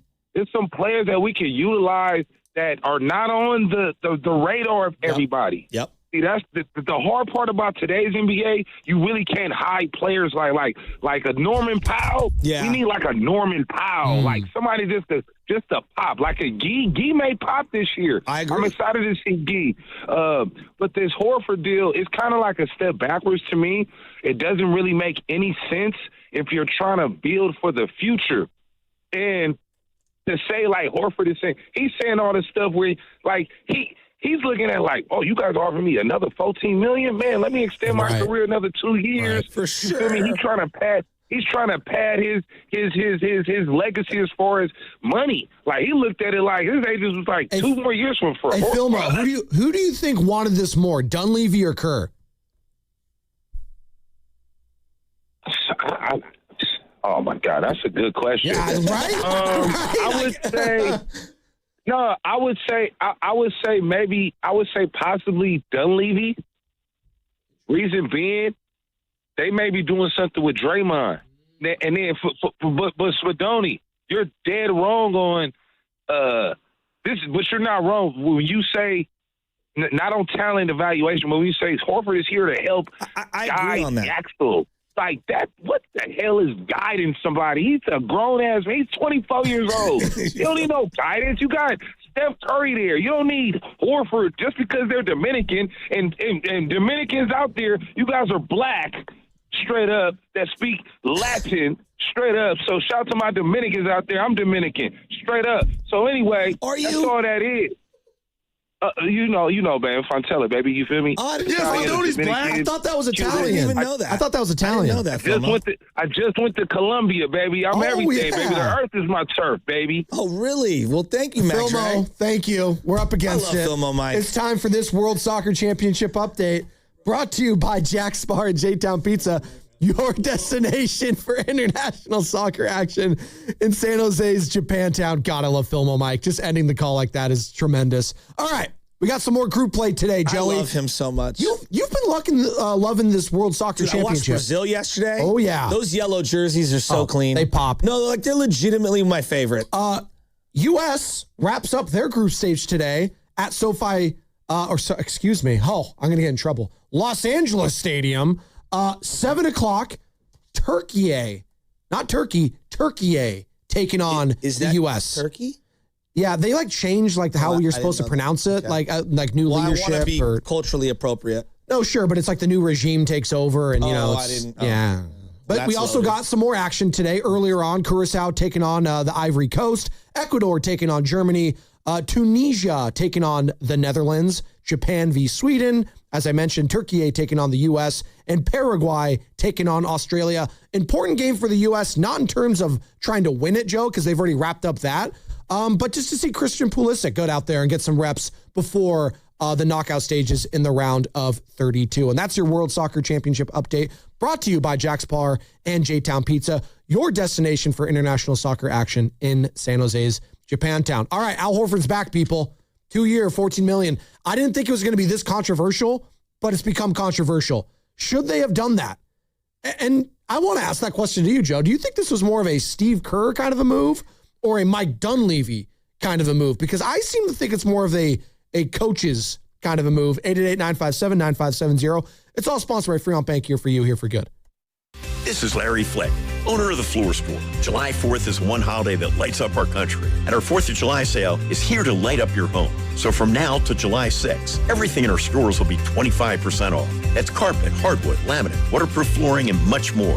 If we sell it, it's 25% off. Add 2 years free financing, and you won't need fireworks. Visit floorstores.com to find the nearest of our 11 Bay Area showrooms. From Santa Rosa to San Jose, the Floor Store, your Bay Area flooring authority. Bay Area, listen up, because Ceremony Ford has one of Ford's biggest offers of the year. From now through July 6th, Ford is running its it's American Value for American Values employee pricing event. And yes, that means employee pricing for all at Ceremony Ford. Here is the deal. You pay what Ford employees pay on most of the new 2025 and 2026 Ford vehicles in stock. That's below MSRP employee pricing, available to the entire public, not just the employees, not just the insiders. Everybody's going to get a seat at the table. And we're talking the Maverick, Bronco, F-150, Mustang, Mach-E, the Bronco Sport, the Explorer, Super Duty, the Ranger. These are trucks, SUVs, hybrids, electric, work rig, family hauler, weekend warrior. Ceremony Ford has the inventory, and Ford has that offer. American Value for American Values. Get to Ceremony Ford right off at 280 in Coleman, Daly City. Or shop 24/7 at ceremonyford.com. Ceremony Ford, your Bay Area Ford dealer. They call this one Bill. Whoa, aliens? Am I in a spaceship? Affirmative, Bill. What's with the laser saw? Relax. We are cutting our bill in half. What? An Xfinity mobile transmission says you can cut your bill in half. Oh, your mobile bill, not me, Bill. Ah. Xfinity Mobile also says we can try it free for a year. Free. Yes, with no commitment. Can we put the saw away? I am reluctant. But we will find another being to bisect. That's not sci-fi. It's Xfinity Mobile. Xfinity Internet members cut your mobile bill in half. Plus, try Xfinity Mobile free for a year. No commitment. Learn more at xfinitymobile.com. Xfinity. Imagine that. Restrictions apply. Xfinity Internet required. Savings compares one line of Xfinity Mobile Select to comparable plans from T-Mobile, Verizon, and AT&T as of 3/24/26. Taxes, fees, extra. $30 monthly discount limited to new mobile customers only. After 12 months, regular rates apply. If you're still using a sports book to bet on the soccer tournament, you're getting robbed. Delete that app and join the millions using Polymarket. Polymarket is a prediction market, not a sports book. Trade against other fans, not the house. Polymarket, your go-to prediction market for soccer's biggest stage. Available in all 50 states. Download the Polymarket app. Use promo code BLAZE to unlock $50 free for your first trade. That's promo code BLAZE. Trading not available in all jurisdictions. Check local regulations before trading. Restrictions and eligibility apply. 1-877 Cars for Kids. KARS Cars for Kids. 1-877 Cars for Kids. Donate your car today. 1-877 Cars for Kids. KARS Cars for Kids. 1-877 Cars for Kids. Donate your car today. Ready to get rid of that old car? Donate it to Cars for Kids. Call 877 Cars for Kids to speak to a friendly live agent. Donation is super easy, and your car can be picked up as soon as tomorrow. Go to carsforkids.org now or call 877 Cars for Kids to donate your car today. 1-877 Cars for Kids. KARS Cars for Kids. 1-877 Cars for Kids. Did you know you can donate real estate too? Go to carsforkids.org. That's cars with a K. At Uline, they know going the extra mile takes hard work. For companies pushing to go further, Uline will go the distance with you. 24/7, they answer the phone to get you the shipping and industrial supplies you need. Business can move fast. Unexpected large orders, adverse weather, new safety guidelines, and changing economic trends. Uline works hard keeping 41,000 items ready to ship, minimizing detours on your way to the extra mile. Visit uline.com. Finding great candidates to hire can be like, well, trying to find a needle in a haystack, but not with ZipRecruiter. Its powerful technology actively finds and invites qualified candidates to apply to your job. So while other companies might deliver a lot of hay, ZipRecruiter finds you the needle in the haystack. See why 4 out of 5 employers who post a job on ZipRecruiter get a quality candidate within the first day. Try ZipRecruiter for free at ZipRecruiter.com/team. That's ZipRecruiter.com/team. ZipRecruiter. If you own a business, you've heard it all. From fast funding to easy approvals, everyone says the same thing. LendSeek is different. We show you what you actually qualify for. LendSeek's AI-enabled platform matches you with funding options with no guesswork. Up to $5 million in as fast as 24 hours. If you've been in business over a year, doing at least $50,000 per month, apply for free with zero out-of-pocket costs and access to over 100 lenders. Start ready, stay ready. Lendseek.com. LENDSEEK.com. Join 95.7 The Game at Hunter Pence's Get in the Game Challenge. Pick up with Lexi Pence. A community cleanup on July 11th by Oracle Park. All volunteers get to enjoy a free Giants game after the cleanup. Sign up for your free spot and get all the details at 957thegame.com. Here's a World Soccer Championship recap. Brought to you by Liberty Mutual Insurance, only paying for what you need. The Group C champion is Brazil. They had a dominant 3-0 win over Scotland in Miami. Morocco ends up finishing second in Group C after a come-from-behind 4-2 win over Haiti, who was already eliminated heading into the day. Scotland may not make it to the knockout round after finishing third in the group. I'm Mike Conti.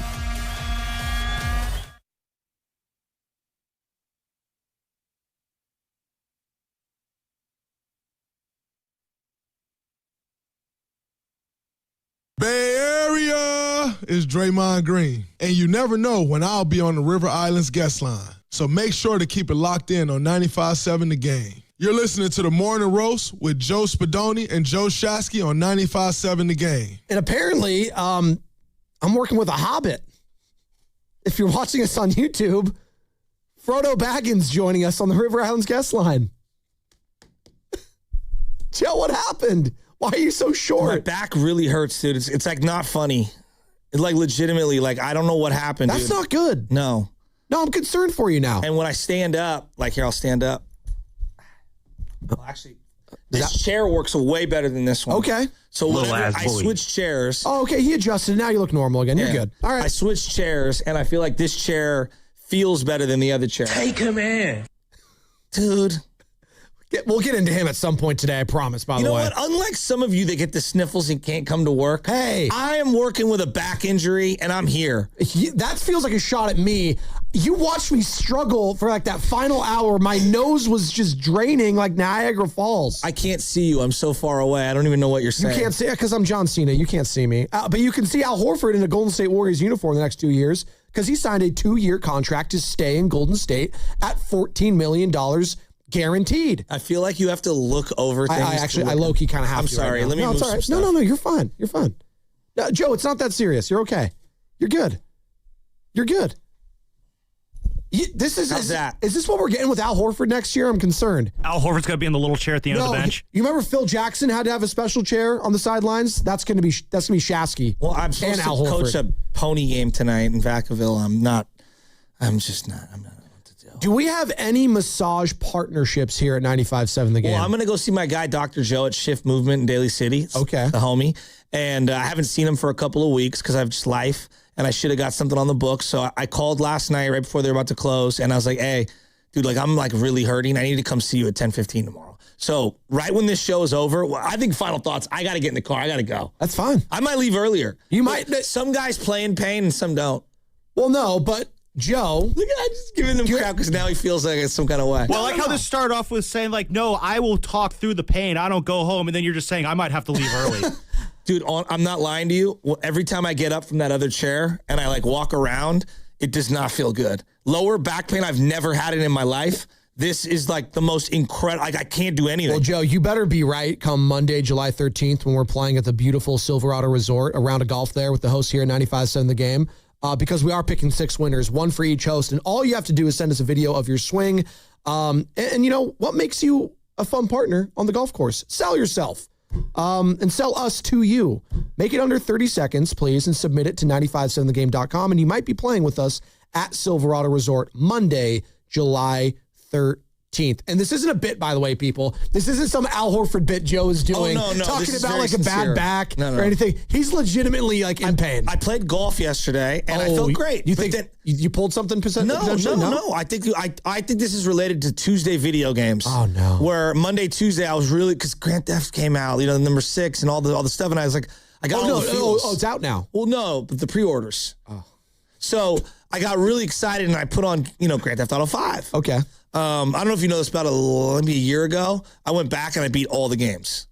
Oh, really? All of them. You started at 3? They had like a bundle, and you could buy them all. And so I bought GTA 3, Vice City, San Andreas. Yeah. Because there is no GTA 4. No, there's GTA 4. But it's not on PlayStation 5. You can't buy the bundle. Oh, was that an Xbox exclusive? I don't know. Might have been. But that doesn't sound right. Huh. Yeah, and that so was with Nikolai, they had right? 3 for 1, right? And I bought them, and then I went back and I beat them all. You have to understand, I'm an original Grand Theft Auto player. Oh, me too, Joe. I played it when I was 6, GTA 3. I knew all the cheat codes and chopped people off with chainsaws. Yeah, hey, Carter knows. So yeah. I was sitting on the couch, and I think it was the posture that I had on the couch for so many hours in a row playing video games, just vegging out. So what you got to do now on the couch, I don't know if it's long enough, you just got to extend and lay your back like flat and have your head upright, and then that's how you game. Well, in the middle of dinner last night, it just started hurting, and I went to go pick my son up, and I've never had this happen. I couldn't pick him up. I had to put him down. No, that's how bad it was. It is bad. Yeah, I know. And I like hobbled, and I met some really nice guy with his family. He's from San Diego. He watches every single day. He was taking his mom and his family to Westlake Joe's, and it was just... I was like, yeah, my back is just like exploding behind me. And I went home and I lied down. Joe, I'm not kidding. I believe you. I watched the Giants on my back with the heat pad that my wife usually uses. You know, the electric blanket? I absolutely. Yeah, and I slept with it all night. Oh. And I woke up this morning, it feels better. But then when I was sitting in this chair, it really hurt. Keith is in Oakland, wants to join in the conversation. What's up, Keith, do you like Al Horford on a 2-year, $14 million deal? And do you have any tips for Shasky to help his bad back right now? Horford. Yeah, I can always replace Shasky whenever he wanted to take off. I didn't say that. I said, can you help his bad back? Hey, tag me out. I'm ready to go home. No, but the Al Horford, I don't agree with that Al Horford because he ain't going to play too many games. All he did is to teach our rookies, and I'd rather keep Porzingis. I know you don't like Porzingis, but I do. No, I like Porzingis. Do me a favor. Turn down whatever radio you have in the background so that we don't get the feedback when you're talking. Oh, that's why I'm looking at y'all. Yeah, it's all good. Thank you. Jasky's looks a little miniature. It's okay. He do. He looks short. Well, I'm already short, so now I look shorter. But I feel like we need to get younger. Yep. And Porzingis will help us because we need some bigs. I don't know what they're going to do with Quentin Post. Al Horford going to play 20 games maybe. Like we need to we need to get younger though. I'm with you. I think that's the sentiment a lot of Warriors fans are feeling this morning, and thanks for the call, Keith. In regards to this signing of Al Horford, it's like, man, like I get it from if he stays healthy, if he can stay healthy, but he can't. This guy's 40 years old. He's shown you he can't play in back-to-backs anymore. How many years now in a row has he not even played back-to-backs? What's a healthy season? No. What does a healthy season at this age even look like? Well, let's go to his Boston years, right? Where he was relatively healthy there. Yeah, but he was younger. I know he was, but this is still 4 years ago when he was 36 or whatever, all right? Even then, no, Joe, hold on. 2021, 2022, right? 63 games. 69. Played in 69. I was like, okay, almost 70 games. Okay. And then it was 63, 65, 60, and then last year was the fewest games he had played, going back to a decade plus. So it's clearly been tapering down. Yeah. Over a 5-year period. So what's a reasonable, healthy season look like? 55 games at this point? Probably. Okay. But would I be taking the over on that? No. I wouldn't feel good about it. I would not feel good about taking the over. And I want to make this clear because I don't think I've made it clear my argument about Al Horford in this contract. I am not in love with this deal. Okay. I want to make it clear. I don't think this is a great move for the team if you are trying to get younger and trying to go in more of a youth movement. How you would sell this if you are Steve Kerr and Mike Dunleavy, I think is about leadership, mentorship. This is a guy that could help mold Yaxel Lendeborg, your next potential, not face of the franchise, but future piece that you want here a decade plus. He has history, clearly, with the Dominican background, his dad playing with Yaxel's dad, et cetera, et cetera. Like, there's history there. Okay, I understand that. But at the price point you had, I'm not so sure I would have done that for 2 years. 1 year, okay, that makes sense, right? If you just stuck with the player option, I think most of us would be like, okay, that's fine. I can tuck myself into a player option. You know what? Maybe a team at the deadline, a contender, could use an Al Horford, and you could trade him for like a second-round pick or something. Like, I don't know. Like, you're not trading this contract. No one's picking up this at the deadline for another year of Al Horford at $7 million or whatever it is, right? So, and it's 2 years, $14 million guaranteed. I don't know what if it's just 2 or 1 7-year, 1 7-year, or however it's, constructed. But I don't love the deal. I just want to make that known. I understand the deal from the Warriors' perspective if they feel like this guy is going to help mold Yaxel. But didn't you draft Yaxel Lendeborg because he is already NBA ready? He's going to be 24 years old, and he doesn't need this extra seasoning and help from a guy that might be 19 or 20 or just getting into the NBA is a little more raw. So, like, you see what I'm saying? Mm-hmm. And also, what does this signify? Does this signify that Dre's back? Does this signify Dre's back on a 2-year deal? Does this signify Kristaps is back? Does this signify that Kristaps is back on a 2-year deal?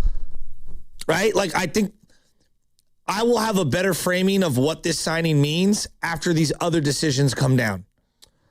This was Monty Poole a couple weeks ago on Al Horford's potential return and what it could possibly mean for the Golden State Warriors.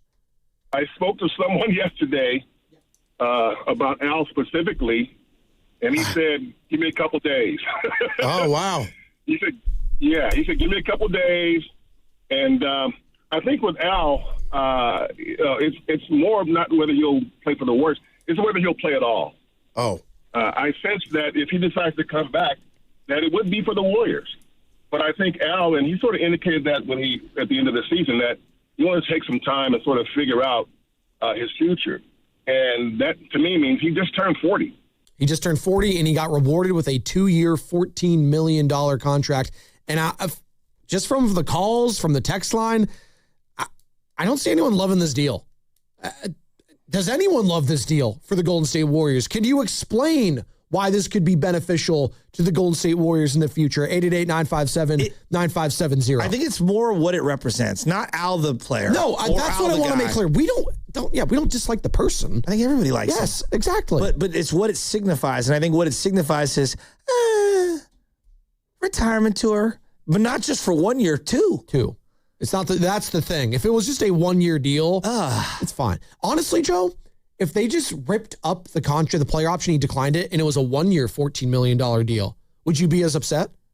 Yeah, who is giving him $14 million a year? You'd be more upset then than if it was, okay. Gillespie just got $12 million a year. I'm just asking the question. This is a salary cap league. No, it seems like we're more upset that it's just a 2-year rather than a 1-year deal. We're talking about talking LeBron into a 1-year, $15 million deal. That's not happening. I understand that, but listen to the absurdity of what we're discussing. Hey, LeBron, play for 15. Horford for 1 for 14? Yeah. Well, Horford's part of an elite club like LeBron James. Only 13 players ever played 20 NBA seasons.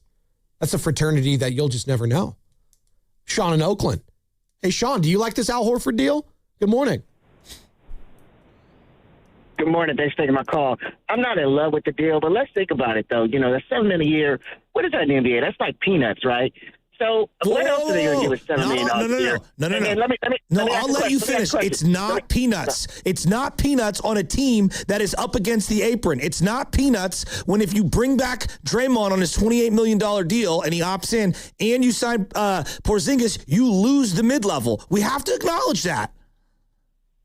Okay, good point. So let me go back to the beginning of the 21-22 season. We brought back Iguodala. You signed him for maybe a year or 2-year deal, but he was here the 21-22 season and the 22-23 season. And so it's a similar role. How much do we pay Iguodala for that similar role to come back and mentor youth and to play sparingly? I know he played a little bit more in 21-22, but, compare Iguodala's 2-year run with this 2-year potential run with Horford, and let's see what the dollars and cents say. They were 5 years younger. Thanks, Sean. Sean, they were 5 years. We got to stop talking about 2022. I mean, it's 4 years removed. And the team was totally different. Expectations were totally different. And again, that turned out into being, like, in a makeshift way, a kind of a mentorship role for Iggy at the end. Like, he was a guy on the bench. There's that famous meme of him, clapping at Andrew Wiggins, telling him to get over here. Right? Like, that was from the NBA Finals. That was Iggy on the bench. Yeah, get over here. There's no such thing as a peanut contract in the NBA in the new CBA market. No. There just isn't. Like, it's a domino effect. This thing that, like, you could pay anyone anything is no, you're absolutely wrong. Absolutely wrong. By the way, you know when you could do that, Joe? You know when you could? Back in 21-22. Correct. When the CBA wasn't as penal. Correct.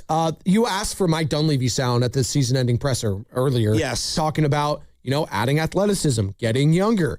This is what Mike said just a month ago, people. Mike Dunleavy addressing the media when the season was over. Yeah, I think the top priority is to take care of the ball, limit turnovers. And then after that, we'll try and get better in every which way.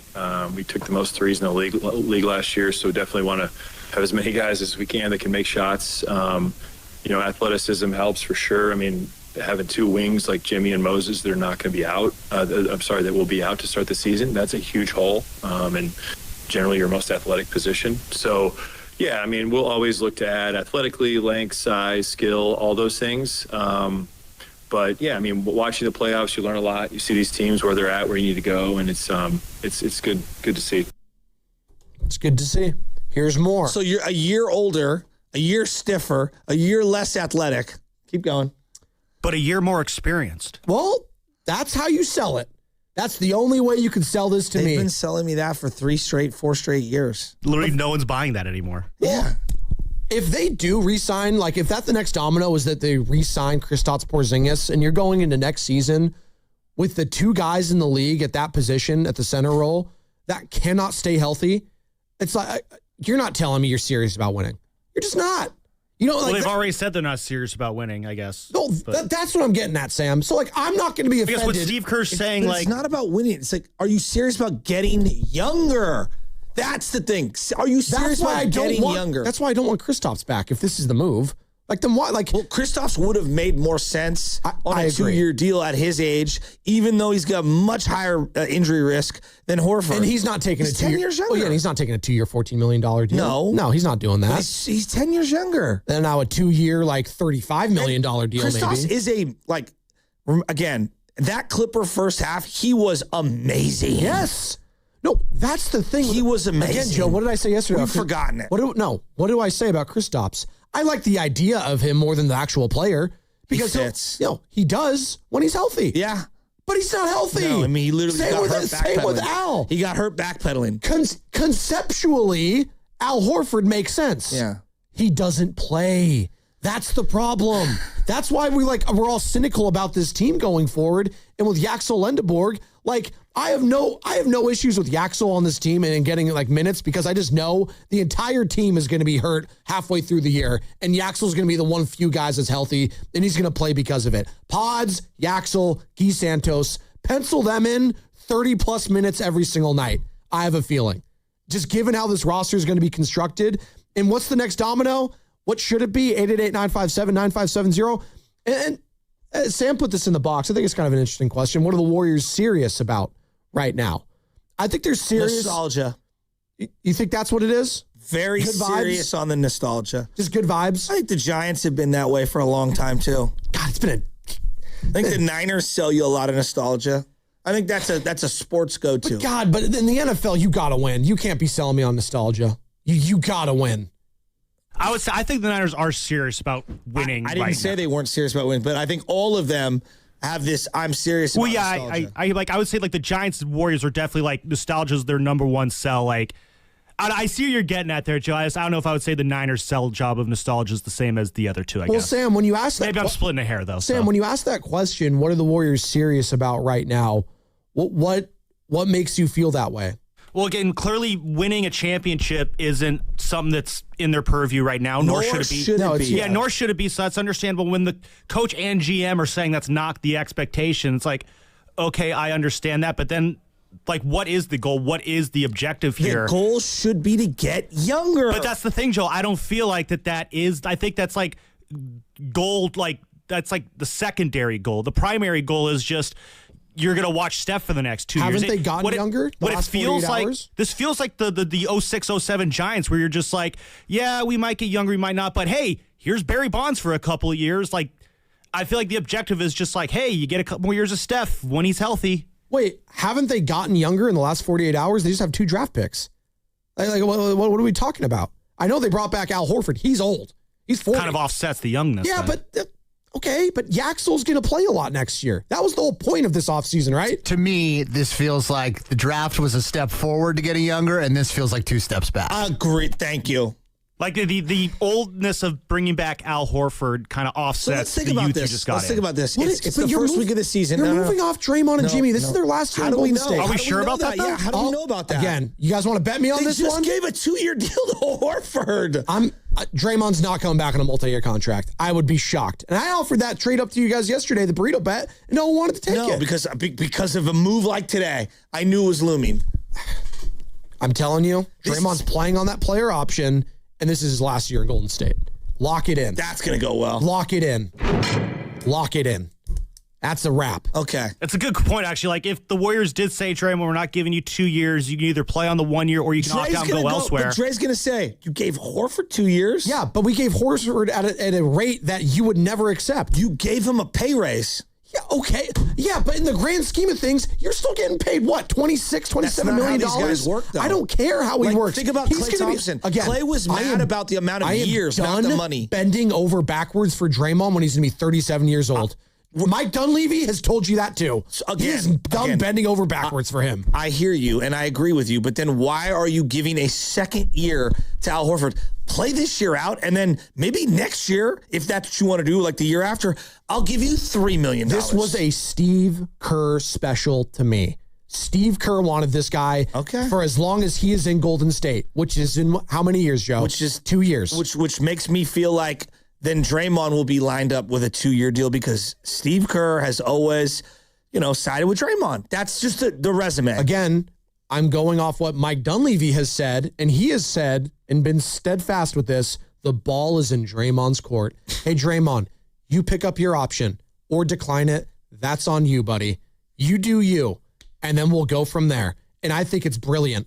Put everything on Draymond. Don't put it on Mike Dunleavy. Do you really believe that Dunleavy's going to stand firm on that? Yes. Yes. I thought we were all excited about Dunleavy the last 48 hours. Now we're not. Well, this one doesn't. So, if you're doing this for Steve Kerr, then that doesn't mean that Dunleavy's the one putting together the roster. No, I think Mike obviously still wants him back too.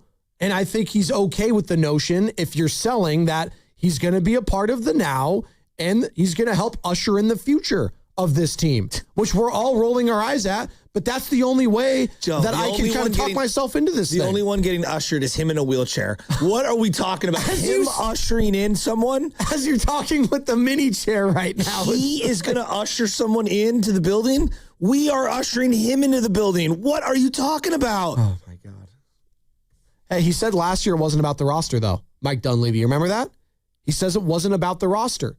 It was just unfortunate injuries. So sign me up for more old. This is what he said. In the grand scheme of things, not a lot about the roster. This just isn't about the roster, frankly. This year, I don't think we came up short because of the talent of the roster. It was injuries and things we could control. Do we need to get better roster-wise? I think so, but we didn't get to a point where we played a team where, their roster was better than ours. So for that reason, we're more focused on the stuff that we can control. We'll always look to be better, talent-wise, roster-wise, all that. But going back to the question as far as the discussions weren't really about that. It was more with the team that we have, how can we be better? And what are the things we need to do to build on for long-term success? All right. It's not about the roster. They just got unfortunate injuries. Hey, it was just a series of unfortunate events last year with Al Horford. We believe he's going to be more stable going forward. Because people get much healthier as their bodies get older. As I'm evidence of, sitting in a tiny chair with a sore back. They believe that. Whether you want to think it's a good argument or not, that's how they feel. That's how they feel. That Al Horford's going to be healthier next year. Joe, if I wanted to know how they feel, I would book Bob Fitzgerald right now. All right? You're talking to Joe Shasky, and I'm going to tell you how I feel. And I'm telling you, and I love Bob, by the way. I live with these people. I love these people. Bob. They're part of my family. All right. I'm just telling you how I feel. Dude, I loved Horford. For years. I saw him, I was like, not bad, whatever. 2 years? 2 years? Well, now it's going to be 3 on top of the one we already had with him. He'll be a 3-year Golden State Warrior. He'll be on the Wall of Fame someday. Stop. That's a bridge too far for me. It's a bridge too far. He's 40 years old. He just turned 40 June 3rd. He's a Gemini. Shout out. Right before my birthday. They think he's going to be healthier next year. And what are you expecting of Al Horford now? Do you expect anything? No, seriously. What's the expectation they're expecting for him? Something. Well, they're expecting him to play more than what he played last year. I'm expecting the first week of the season, Kerr's going to look down at the bench and he's going to go, Horford sub in or Yaxel sub in? Al, get on up. I think they're going to play a lot together, actually. Al Horford and Yaxel Lendeborg. I can't wait to see that. I think they could be great together. And again, this is kind of like I thought that with JK. You know what we like to talk about a lot when it comes to the old dog and you bring in a puppy to extend the old dog's age? This might be that move. You bring in Yaxel Lendeborg. You literally gave us the exact same analogy with Kuminga at the end of last summer. Well, that just didn't work because of the personalities clashing with the head coach and everything and the buy-in, the mentality. It just wasn't going to work. His family was taking too much food. That's another part of it. The buffet. It always comes back to the buffet. Al's going to teach. Real quick, how petty was that? This is the most ridiculous thing I've ever heard. So ridiculous. It's the most ridiculous. Al's hey, if you're going to take food from the buffet, this is how you do it, young man. If you're going to squeeze a team at 40 years old for that second year, here's how you do it. Spadoni. You befriend the coach. 408. Spadoni, you were the only one excited about Dunleavy. Moron! Exclamation point. Hey, 408 hates my guts. The last four, he called me the Mike Dunleavy fanboy yesterday. Do you think I'm a fanboy for Mike Dunleavy? I said this was more of a Steve Kerr move. I'm not. You just keep explaining to me over and over what they're thinking. And I told you I think it's a bad move. I wouldn't do it. This is like when the Giants we think Gerard Encarnacion could be a DH. You laughed at me. That's great. That's what you think. I think the league is telling you he's not a Major League Baseball player. You laughed at me when I said I think Charles Bassey should get some starting minutes next year. Why not? They're going young. I was the one who came out. You might have been gone with the baby. I came back. I was going, Charles Bassey needs to be on this team next year. Yeah. He's better than Quentin Post. Let's see who we got here. All the good vibes from the draft get dashed with this Al Horford extension. That's the 415. 530 Spadoni Shasky, more washed and cooked than Horford on the Dubs. Well, our backs might be. I'm stretching mine out too right now. It might not be good enough. You know that basketball that's losing all the leather in the backyard, right? That's the Warriors. Wait, hold on. 510. Spadoni, you were just speculating and just making things up about Al Horford getting paid to be a coaching figure. I'm not. Yes, that is speculation, but also I'm reading what I saw in this article from Anthony Slater in Al Horford's return where he gave him quotes. He clearly feels like he's going to be some sort of mentor to Yaxel going back to their days and their shared heritage. Which I'm cool with, right? Yeah. I'm reading between the lines here, 510. I'm cool with that. Everyone wants like Al Horford to have a mentorship role. At a vet minimum, at like 1 year at a time. It's the salary we're most upset about. No, it's both. It's the salary and the years. So yes, if it was him picking up his player option at $6 million, would we have a problem with it? Tyler Malley had a great start last night, right? He did. Yeah, he had no-hit innings. He has a 6.05 ERA heading into that game. It's not just that Tyler Malley sucks. It's that he was making $12 million a year, and you signed him for 2 years. Okay. 408 says, I hope Al's mom texted him on his birthday, unlike Spadoni's mom. Hey, she eventually called me later. Dude, that was the most uncomfortable day. Why? I mean, my mom didn't call me. Is today your birthday? Well, yeah. I don't like. I'm happy it's my birthday. I don't like to just point those things out. I'm not a birthday guy. Al Horford on his birthday. Oh, okay. We have same old Al and me. We have a positive Al Horford text, people. What is 925. I like Al Horford. He was a huge part of beating the Clippers in the play-in. He can stretch the floor and still play defense. Why so much Horford hate? Question mark, question mark, question mark. Is that from Bonte Hill? I was about to say, Bonte should have just come in and said that. Oreo Cookie, 510. This is great news. Great. It means Draymond is out the door soon. How can I? So a 2-year deal for Horford now means that Draymond's in.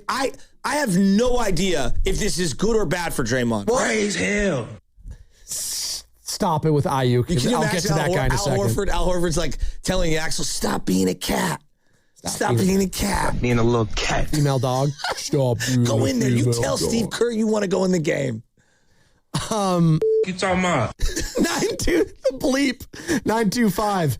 LaMelo gets traded to the Wolves for Naz Reid and 8 picks. Meanwhile, we re-sign a 54-year-old to a 2-year deal. Thank you. WTF are we doing? It's exactly how I feel this morning. Just to be clear, 1 pick and 6 pick swaps. Yes. 6 pick swaps. 6. 925. Did you want LaMelo on the Warriors? No, but these are the moves that are happening are shaking up the league. Yeah. And we're over here trying to shake awake some of our players who are in their 40s. Spoiler alert, the Warriors went for it, and the player that they were buying all in on got hurt. So that's what happens. Sorry. Like, if the Minnesota Timberwolves had lost Anthony Edwards for the year, they wouldn't be making this trade. The Warriors lost Jimmy Butler. No.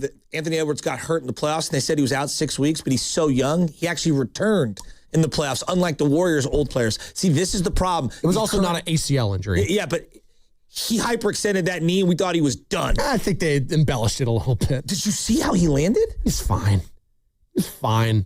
young players return pulled from an Anthony Davis. Oh my God, I'm out for the year. Oh, I'm fine. It's not just that young players stay healthier. It's that young players have a quicker recovery time than older players. That is pretty factual. Yes, I understand that, Joe. I'm arguing if they had lost him on an ACL injury for the year, they would be in the same spot as the Warriors. Unfortunately, you paid a guy in Jimmy Butler an exorbitant amount of money, and he got hurt. These are the ramifications. Now, I understand you waking up this morning, if you're a Warriors fan, saying Al Horford's on a 2-year, $14 million deal, fully guaranteed, and saying, I thought we were going younger. I thought we were going to allocate more minutes to all of our young players, and we're going to see what happens next year. If we brought back Kristaps on a 1-year deal and moved off Al Horford, okay, fine. I understood that. Now I don't want Kristaps back at all. Well, I don't want him back at all. Just think about this right now. Today, there's this year's contracts and then the next year. And all I was told was, we don't want anyone on the books. We don't want anyone on the books. So in 2027, 2028, you have Will Richard, Guy Santos, and now Al Horford on the books. And I believe Moody that's his final year. Yes. So those are your 4 players on the books. Again, how are you going to look Draymond in the face and say, Draymond, no, we can't give you a 2-year deal. We're not committing any money to any players but we just did it to Al Horford. See, that to me is a contradiction. Okay. Hey, if you're willing to take a reduced salary, Draymond, for another year, that's fine. That has been reported. If he's willing to take a reduced salary, the Warriors are willing to play ball on a multi-year contract. The problem is he doesn't want to do that. So that's on Draymond then, dude. That's on him, right? I guess my question is and maybe you see a distinct difference. Playing hardball with Al Horford and playing hardball with Draymond Green should be very similar in the sense of money. Why are you giving a pay raise and an extra year to a guy who's hurt the majority of the year and stunk for 3 months? Had a really nice finish to the year, but stunk for 3 months. Again, this is going to sound insane. They probably feel last year was an outlier in regards to games played. Yeah, well, that is insane. In fairness, I know he's older. In fairness, you look up at his games played, Al Horford, he's been in the 60s more often than not. He's 40. I know. Well, he was 39 last year, right? And he had just come off a 60-game season. And he played he started in 42 of those. Okay. Half the games. You have a super chat, Carter? I do. I've been having the same Warrior age conversation for 3.5 years. Yeah. Sean 122221 donated $10. Thanks so much, Sean. Name another stretch 5 at his caliber that you can get with our cap space. I get the skepticism about 2 years, but we won't have our backs against the wall a year from now. You won 37 games with this caliber stretch 5. 37 games. A 37-win team that's ancient and up against it with the luxury tax should be getting younger and less expensive. They did. Not older and more expensive. They did. They got 2 players that hopefully will play a lot of games next year for the Golden State Warriors. They did. Yaxel and LeJay Jones. By the way, his coach is going to be joining us a little bit later at Florida State because that's where he's coming from. Luke Laux. 850. Luke Laux, 850, Florida State head coach. Coach LeJay Jones, who was drafted 54th overall last night by the Golden State Warriors. I'm excited to talk to him. I am going to champion the youth movement for the remainder of this. I know, Steph's amazing. It's been great. What a great run. Oh my God. It's been amazing. We, as a fan base, we have got to rip the Band-Aid off on some of these old guys. We got to get younger. We just have to. We have to embrace the youth movement. The only way for this organization to be back in a meaningful, and I mean a truly meaningful playoff series, is to get significantly younger, not slightly younger, not younger around the edges, significantly younger. And I'm going to champion it every day as long as I'm on these microphones. Cam and Aiyuk. Wonder what Cam wants to talk about. Cam, good morning. You like Horford coming back? Good morning. Good morning. Of course not. But like you said, it might be Draymond might be leaving. So if Draymond leaving, then I don't mind the signing. I'll be actually happy about that. But do you guys think any other coach would have wanted Al Horford back? maybe the Spurs or the Thunder on like a 1-year deal. I don't think either of those contending teams would have signed up for 2 years. The Celtics, who had just won the title, didn't want him back. So yeah. Yeah, that's insane. But I do like these 2 draft picks that we got, so we'll keep it on a positive note. Mm-hmm. Burke, I think he should be starting over Draymond, coming straight off of college. Put Draymond on the bench, let him come in as opportune times. I agree with that. Play sparingly. And then Sid Pujinski, we should have traded Pods for LaMelo. That would have been a great trade. I thought we were going to end up probably doing that. We still need to get better. We still need to we need to sign Porzingis and trade him. Cam, you wanted to trade Pods for LaMelo? Pods. Can't even say it with a straight face. I love you, Cam. I do. I love you. You're gone. I'm out on LaMelo, but Pods for LaMelo is hilarious. Also, the salaries have to match, too. And we'll do 75 pick swaps. Nas, yeah. They're over there in Charlotte. God, Nas Reed, Brandon Podziemski. Pods, he's got that. He had to laugh. That was hilarious. Pods does have that. Do we have a minor league affiliate in baseball that he could also play for? Because that would help. It's the White Shohei. God, this is where we're at. I actually agree with him on the Yaxel. What do you call him? Yaxelberg? I kind of like that. I do kind of like that. I kind of like that. He said, hey, start him, Draymond off the bench. Yeah, I would love that, actually, in an ideal world. Just, if Draymond does come back, can you entertain this for me? Draymond comes back on the player option, okay? Okay. First game of the year, he comes off the bench. Oh, that's going to go well. Yeah, exactly. He's going to love that. And Yaxel Lendeborg gets the start and shines. He might punch me. Okay, but what happens in game 2, though? It. Yeah, exactly. Oh, game 2, Al Horford's, it's a back-to-back. So Al Horford's out and Draymond's in, starting. And then never leaves the starting lineup. Again, dream scenario season. Don't forget, you have to play a center alongside Draymond. Again, I already had the dream scenario, and it's coming to fruition, guys. Yaxel is a Golden State Warrior. Remember? What did I say he was going to shoot in his rookie year?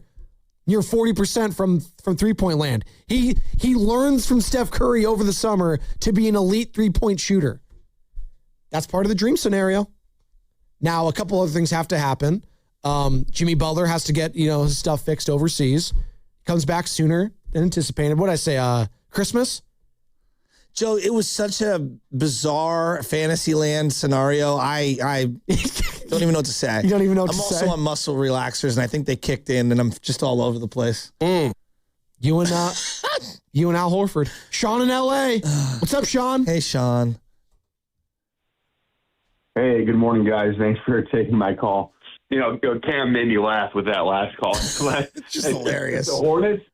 If the Hornets take Pods, we'll give them 10 first-round pick swaps and the Golden Gate Bridge. That's what we'll do. But, hey, I just wanted to call and say, I woke up just, 15 minutes ago to you guys to this news. This should have been, end of the off-season priority. You're looking free agency for, a center or your stretch 4 or 5 or whatever to fill in that spot, and then, you don't land who you want. So then at the end of it, you sign Horford. So that was a little disappointing. I'll give Dunleavy his flowers, though. I really love these 2 draft picks, so I'll try to keep it positive. I do, too. I think Yaxel was a great draft pick. LeJay Jones, 6'7". I watched his highlight tape, and I know it's just a highlight tape, but he looks pretty good, pretty athletic. Silky shot. He's got a decent form on his shot. I know his percentages aren't the highest, but decent form on his shot, so he can work on that. He seems like a guy who can come in off the bench. So at least I like what Dunleavy's done there, and I like that he did the Jimmy Butler move and he signed Guy Santos a friendly contract. So hopefully they still do something this offseason to get a little younger and more athletic. But yeah, this wasn't the best news to wake up to. But yeah, thanks for taking my call, guys. Sean in L.A., thanks for the call, Sean. 888-957-9570 if you're just waking up like Sean was. And you missed the news. Al Horford back with the Golden State Warriors on a 2-year, $14 million deal. He declined his player option, and that $14 million is all guaranteed. What happens next? Do you like the move? Do you hate the move? 888-957-9570. In the meantime, Let's hit the injury report.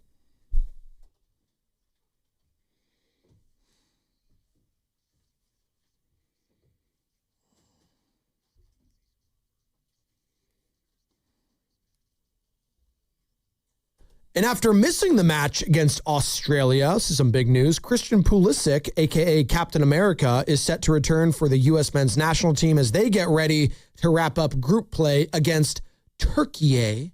Yeah. Yeah. Pulisic has been battling a calf injury he sustained in the opening match against Paraguay.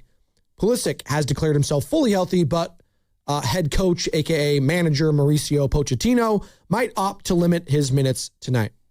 Some also say Pochettino is cosplaying as Russell Crowe. The injury report was brought to you by Boxer & Gerson, Northern California's premier workers' compensation law firm, helping injured workers get their lives back for over 40 years. And you are listening to 95.7 The Game, KGMZ FM and HD1 San Francisco, and Odyssey Sports Station, and the home of the Golden State Warriors and Valkyries, always live in the free Odyssey app, and we are coming live from the Laughing Monk Studios. The Morning Roast is presented by San Francisco Fire Credit Union, banking for heroes and anyone who wants to be treated like one. Halfway home here on a Thursday at Spadoni and Shasky. A lot happening around the NBA landscape this week, obviously starting this week off with massive news. Giannis Antetokounmpo, the Greek Freak, heading down to South Beach for Tyler Hero, amongst others, and picks. Obviously, we had the 3-team trade. Julius Randle heading to the Brooklyn Nets. Brooklyn Nets sending Nick Claxton to the Bulls. And the Wolves shedding salary. And now we know why, because they made a trade this morning for LaMelo Ball and Josh Green. And they are sending Naz Reid and some pick swaps and an unprotected first rounder to the Charlotte Hornets. All that, and obviously, Al Horford back in Golden State on a 2-year, $14 million fully guaranteed contract. Do you love the move? Do you hate the move? And what do you want to see the Warriors do next? And I thought it was a good point from Sean in LA. I don't think this is on anyone's bingo card that the first move was going to be post-draft signing Al Horford to a 2-year deal. They also signed the Gonzaga kid. Is it Ike? How do you pronounce his name? Graham? Is it Ike, the kid from Gonzaga? He's the power forward that was like one of their. He would finish with the left around the rim occasionally. I do not know how to pronounce it. Okay, but they signed him to an undrafted free agent kind of signing. And Graham Ike? Yeah, I think it's Ike is how you pronounce it. I believe so. He was the jack guy for Gonzaga the last, 2 years. And I was really intrigued with that. I'm like, all right, let's see this guy in Summer League. And then you bring in Horford. I mean, I guess this feels like Quinn Post is out the door, right? Probably. And yeah, Graham Ike signed an Exhibit 10 contract with the Golden State Warriors as an undrafted free agent. He was the 2025-2026 WCC Player of the Year, averaging 19.9 points and 8 boards per game. And if you don't know an Exhibit 10 contract, no, it doesn't have to do with the rapper. It's a 1-year minimum salary NBA deal that gives the Warriors the right to convert the contract into a 2-way deal before the regular season begins. Yeah. It's basically, okay, play some Summer League. If we like you, sign you to a 2-year deal. I like this. I liked him. I watched a little bit of WCC. I don't pretend to be like the biggest WCC honked, but St. Mary's versus Gonzaga, this guy stuck out to me. Absolutely. And in the tournament, he had a game where he had 35 points or whatever it was and looks really dominant. And so he's undersized as a back to the basket power forward, but it's just something unique. I'm like, I want to see more of those types of swings than this. And now I'm thinking about the big moves in the NBA over the last couple of days. Giannis. Yeah. Trae Young going back to Trae Young re-signing. The Wizards. Jalen will get traded. LaMelo was rumored to get traded. Boom, he gets traded. Yep. Julius Randle obviously traded. Julius Randle gets traded. I don't understand what Minnesota's doing. And then I'm looking at the Warriors, and that last caller I thought made a really good point. I'm okay at the end of free agency, bring back Al Horford. But as a priority move, at least the way it feels today, because the rest of the offseason hasn't played out, it's just kind of okay. Now, maybe they don't think that they can bring back Kristaps Porzingis. They might not, yeah. And this could be some sort of an insurance because they think he's going to walk. Maybe this is, they do think Kristaps is coming back and they want to keep the two shooting bigs alongside each other. Maybe it's because they think that Draymond's coming back on a 1 or a 2-year option. Maybe they don't think Draymond's coming back. I don't know what is in the cards.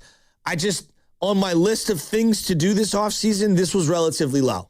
And obviously, the Warriors had a second-round pick draft last night. LeJay Jones out of Florida State. Prior to that, he was at St. Bonaventure, a community college stop. He is 22 years old, Joe, so it's another guy that's a little bit older, a little more polished and seasoned. 6'7", averaged 12 points and 5 boards last year. 220 pounds. He's got size. He's got versatility. Again, this is kind of the players that Warriors fans have clamored for a while, right? Under Steve Kerr's system, let's start drafting guys that are a little bit bigger, a little bit older, and not the, 19, 18-year-old, under 6'5" guard that is going to be a shooter and can't play a lot of defense. So, in theory, these are kind of the picks, and you see Yaxel and LeJay Jones are like, okay, I like that. Now let's see it going forward. Let's see how much playing time these guys get. Do I expect the second-round pick to, be joining the team immediately? No, I have no idea. But then they have no wings. But I was just going to say, Joe, I look at the depth chart. Hell, LeJay Jones might be on the starting roster for this team. He might be, just by virtue of who else do you have? Well, and the name that we haven't brought up is like, I'm thinking, all right, this guy comes back and this guy comes back. You bring Horford back. Does that mean GP2 is more likely to come back? I don't know. What's his market look like out there? I have no idea what some of these markets and teams are going to be going. You mentioned a guy like, Gillespie over from the Phoenix Suns. He got 4 years, $48 million as a role player, undersized point guard. But he's really young. He's really young. And he can shoot a little. I feel like Gary Payton might, at this stage of his career, take like a cheap minimum deal for a contender. I could see him filling in, not the Spurs or whatever, but I could see that happening, right? I think he's fit right in with the Knicks. Perfect Nick. He'd fit right in with the Knicks. But they've got a very expensive roster as is. He does, and he's got familiarity with who? The head coach there, Mike Brown. Yeah, I mean, he'd be a perfect, the Knicks would love him. Absolutely. Colin in San Jose wants to join the conversation. Colin, what's going on, man? You're on the Morning Roast. Yeah, how you doing, guys? Yeah, I'm kind of torn because actually, a quick comment on the LaMelo thing earlier. I thought that was hilarious. I would take anyone on our roster over LaMelo. He's the first star the Charlotte's had in forever, and even they traded him away. He's not a winning player, so yeah, not interested there. But for us, I'm torn because I do like our draft picks. I think there's some positive directions, but I'm kind of with Shasty in that. Well, it's funny. I think we could actually be better than Shasty's giving us credit for, and yet still, if we're healthy, and yet we're still, I think, going to be a bug on the windshield for San Antonio and OKC.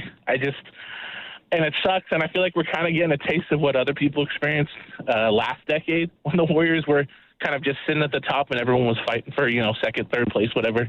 It's unfortunate, and it's not that you want to give up or you don't want to compete, but it does feel like we kind of have to rip the Band-Aid off because I don't see it with this roster with how dominant OKC and San Antonio are right now in the West.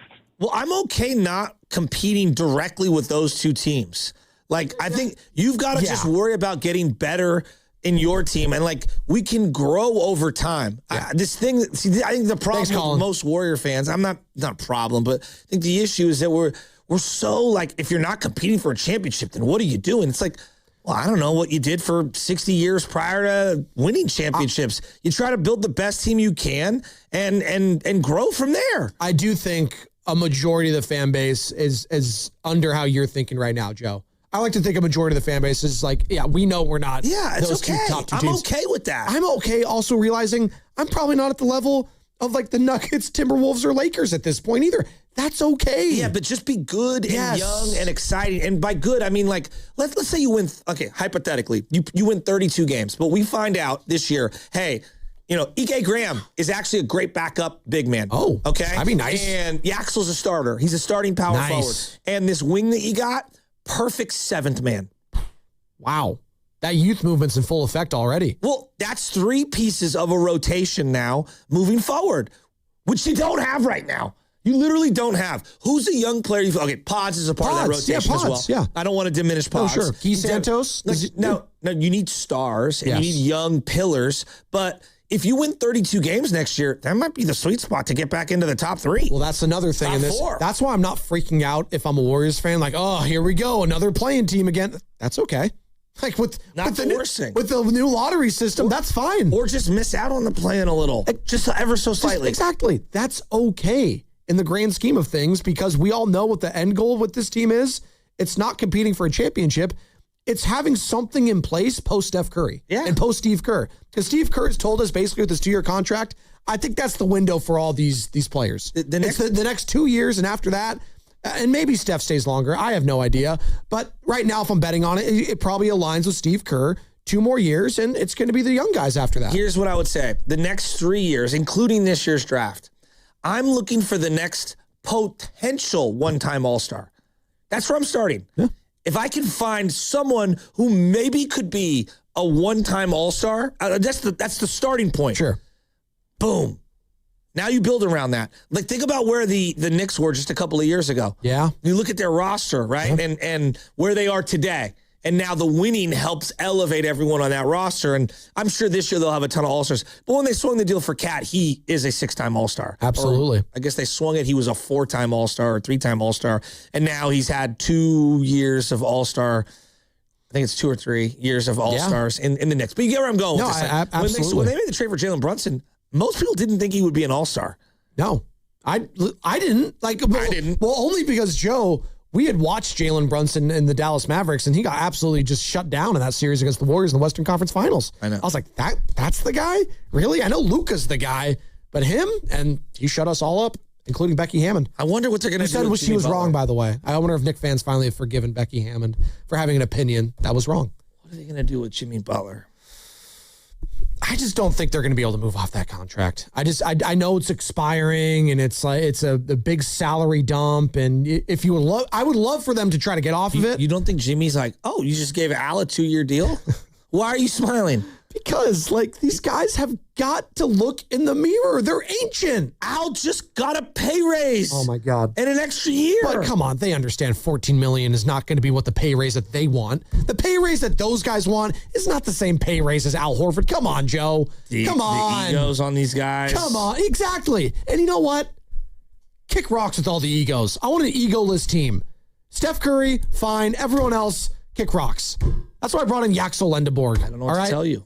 If you don't think Jimmy Butler is sitting here going, excellent, after seeing Al Horford get extended. Mr. Burns? Hell yeah. Stop. Who's Smithers in this scenario?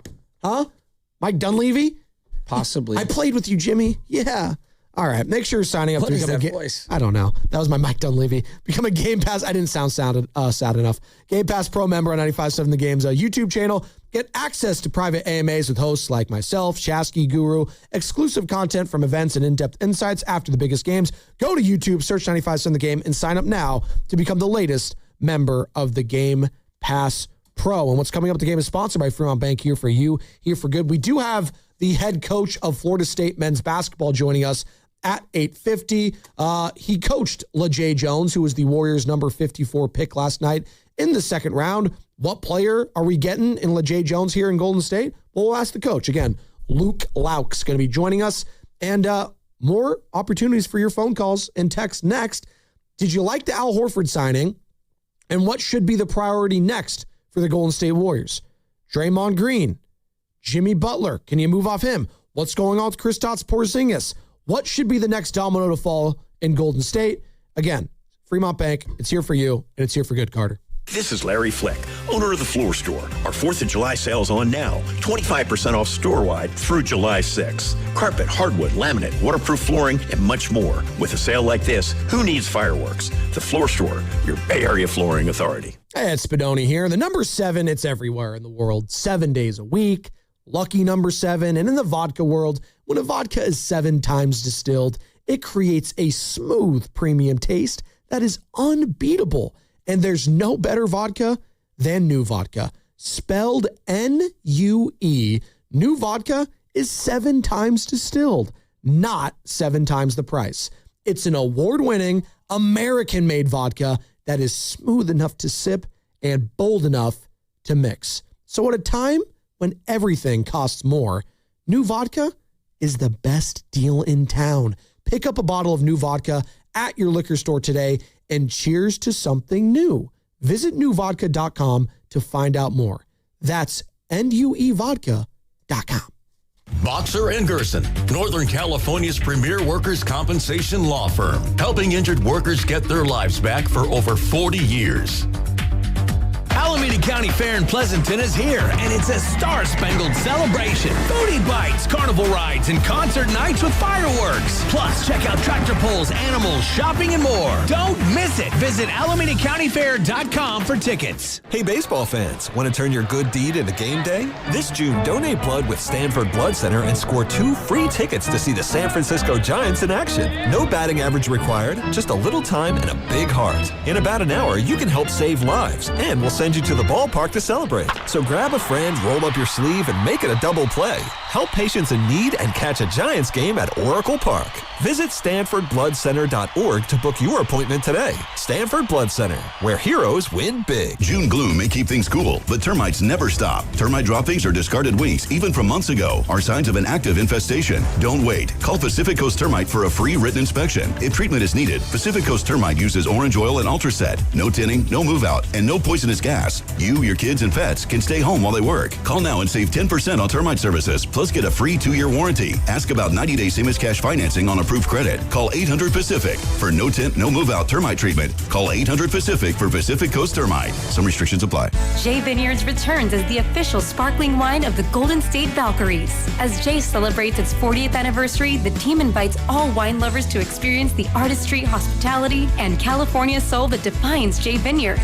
Every offering at Jay is an invitation to discover the bounty of Sonoma County, where guests explore local ingredients paired with Jay's celebrated sparkling Pinot Noir and Chardonnay wines. Make Jay your next wine country destination, located just 70 miles from Chase Center in Healdsburg. I'm Piera Palazzolo, VP of Digital Marketing for the American Management Association, a company focused on the management training skills needed to enhance the careers of business professionals. We did our research when it came to the best companies for website development and chose AmericanEagle.com. And we couldn't be happier. AmericanEagle.com worked closely with us to understand the front and back end requirements needed to launch an e-commerce website that could handle the complexities of running thousands of seminars nationwide. Our robust new website and improved SEO saw immediate increases in site traffic and web revenue. If you're in need of managerial effectiveness and success, visit our website at Amanet.org. If you're in need of a website that provides an unparalleled consumer experience, I highly recommend AmericanEagle.com.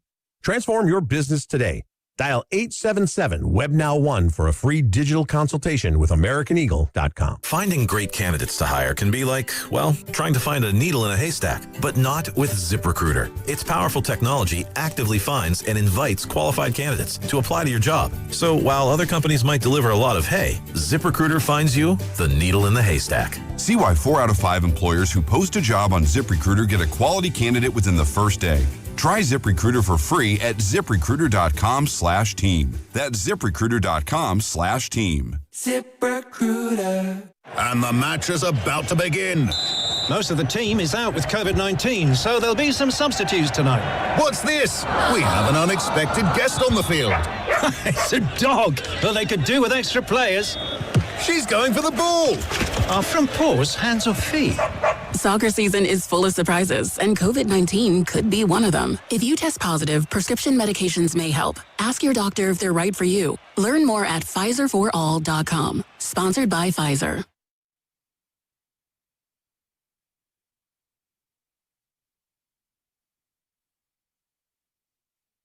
Now back to the morning roast. A lot of people wait to hate. They cheer when they're drinking the beer. I want you to keep that same energy when we win that chip this year. With Joe Spadoni and Joe Shasky on 95.7 The Game. Yeah, Oscar and Stockton had that rejoin, and a lot of people are hating this Al Horford contract.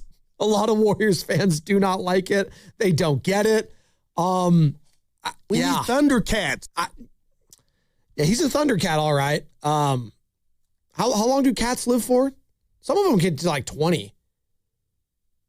And on like his 8th life, his 9th life, because cats with 9 lives, right? Like being a little cat. Yeah.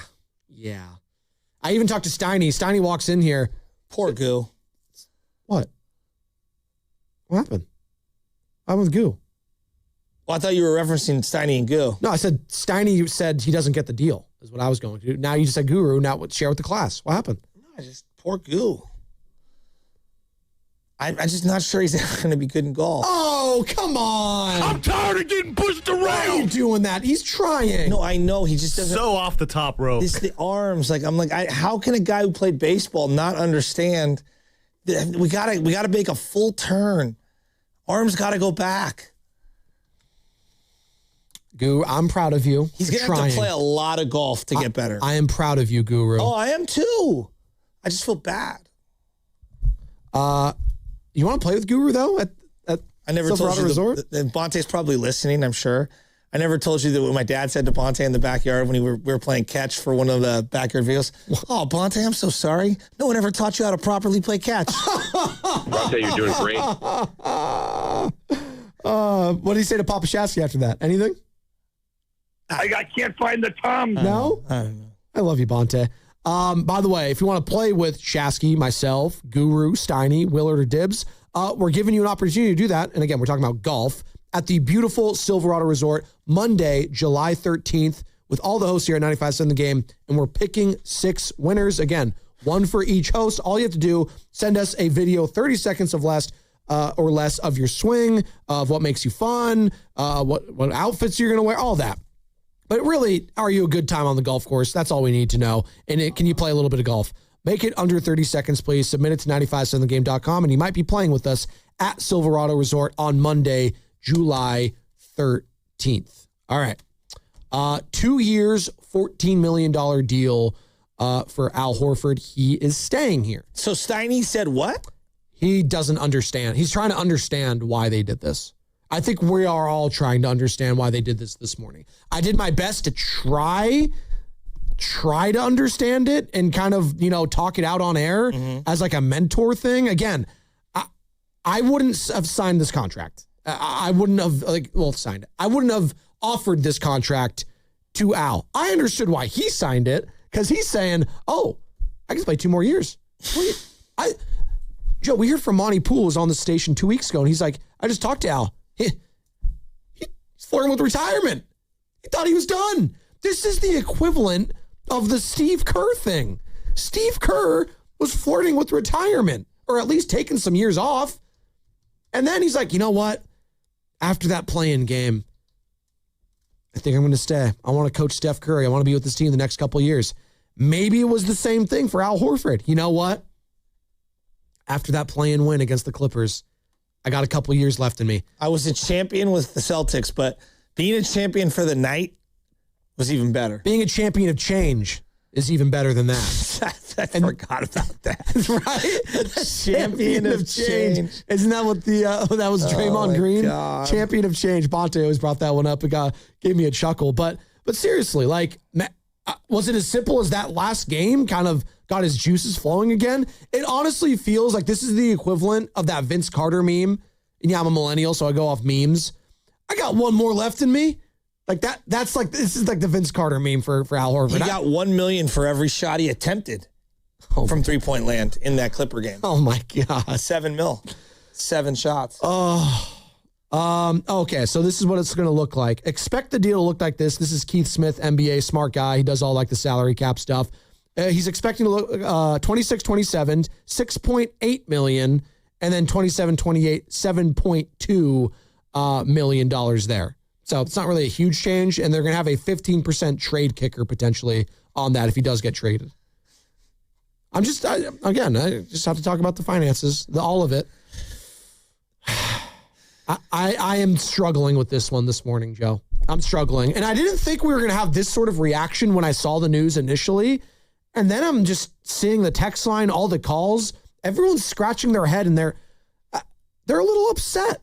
And I didn't think that was going to be the reaction. I got to be honest. Why are we that upset about this guy playing next year? If we all know he's going to be playing like in half the games. It's not that we're upset. It doesn't make a lot of sense to give him a second year. I don't understand how this is that hard for you to grasp. I don't even think it makes sense to give him the 1 year, let alone 2. Well, I'm okay. 1 year, whatever. Maybe it's going too far, but yeah. 1 year, whatever, but 2? You're telling everybody you want your books clean, right? And then you're telling everybody we got to get younger, we got to get more athletic. Well, 2 years from now, 42-year-old Al is going to play in how many games? and be more dynamic athletically how? And be 2 years older than he is now? What? Like, it just doesn't make sense. Joe, this is like that a year from now, he should be like, yeah, it's vet minimum or retirement. I'm with you. Maybe becoming the only the 13th player in NBA history to reach 20 seasons was important. He had the player option. But what does that mean to the Warriors, though? Well, this thing about 20 years, like, what are we in the business of, like, we will grant your wish? We're in the Make-A-Wish season. Yeah. We'll grant your wish. Oh, my Al God. Horford. Like, come on. Oh, my God. What? Don't say this was a Make-A-Wish move. No, but I meant more like Genie of the Lamp. But okay. I'm sorry. You're right. I know. The way you interpreted it. I know. I meant like Genie of the Lamp. Like, what are we doing? I don't want to get canceled over here. No, that's not what I'm trying to do. I'm not. No, please. Why don't do that to me? I know you're not saying do that it. To me. We do have some dark humor on this show. What are we doing? What are we doing? We're getting older. So if Draymond wants 20 years, like, we'll do it, Dre. They're getting older, but they're also getting younger, and right? We'll give you a pay raise. So the fact that people keep saying, like, you signed or you drafted Yaxel, you drafted LeJay Jones and all these other players, that's one step forward. But re-signing Al Horford, that feels like 2 steps back. I don't look at it that way. Well, I just don't. Okay, but this thing about getting younger, you keep referencing getting younger, okay? Who was one of the younger players on the team last year? Just pick one, random one. How about Brandon Podziemski? How about Quentin Post? Oh, okay. Is he going to be on this year's team? I don't know. No, probably not. Probably not. Especially if you're giving this guy a 2-year deal. Probably not, right? So I don't even think Quentin Post is good, but he was younger. Yeah, he was. Yeah. He was. Okay. He also got hurt towards the end of the season, too. Mm-hmm. Hurt his foot. Was never really the same. Mm-hmm. Didn't really have the confidence at all this season from beyond the arc, and he was here to shoot the 3. Couldn't do that. Charles Bassey. I like Charles Bassey. 25 years old. The short sample size I saw of him. Yeah. Same age as Quentin Post. Yeah. Are you bringing him back? I would like to. Honestly, no, I would. I liked what I saw from Charles Bassey. And what is he going to command around the league? No, you don't think a lot. I would love to bring him back. Yeah. Yeah, I agree. But, like, again, going with the, 96-minute theory, meaning there are 96 minutes for your power forward and center in a given game. Like, where are these minutes for these other guys, these younger players? Where are they going to materialize if you're allocating specific minutes to Al Horford, hypothetically Draymond Green, and possibly Kristaps Porzingis? I actually see this is interesting. During a draft workout, LeBaron Philon Jr. out of Alabama, one of the draft prospects of the Warriors were working out, he had a quote about seeing Al Horford and interacting with him at the Warriors facility. Again, this was a couple weeks ago. Actually, it was last week. I saw Al this morning. He was here all day. He got here early. Just seeing those guys' routines, really for me as a young guy, I feel like that's one of those things I picked up really well to see how those guys come in. They stay in the gym. They interact with everybody around the program. I feel like that's really showing for a young player, seeing that. Every young player wants to do that and grow in that way. Again, I keep going back to this. I sound like such a loser when I say this. Like, we're doing it so he can mentor Yaxel Lendeborg, right? We see this all the time when it comes to like pitchers or Kirk Cousins, right? He's mentoring Fernando Mendoza. Max Scherzer. Like Max, I know it sounds so stupid to like a lot of fans. I know it does. But I legitimately feel they think he's going to be a great mentor for Yaxel. I know. I know. That might be I know true. it sounds stupid. But that might be no. That might be true. And that's like vet min status. Yeah, I'm with you on that. I am totally with you on that. Vet min status. It's 1 year. Just bring back your player option. And it wouldn't be again. They were 9 over the first apron this year. Like, why did they talk him? It sounds like they talked him out of retirement. Why? Why did they talk him out of retirement? I understand trying to talk Steve Kerr out of retirement. He's a coach. Mm-hmm. He's not playing anymore. You would think he still's got years under his belt and wants to do this. Al, I mean, again, I'm going to play the sound from Monty Poole a couple weeks ago. He talked to Al.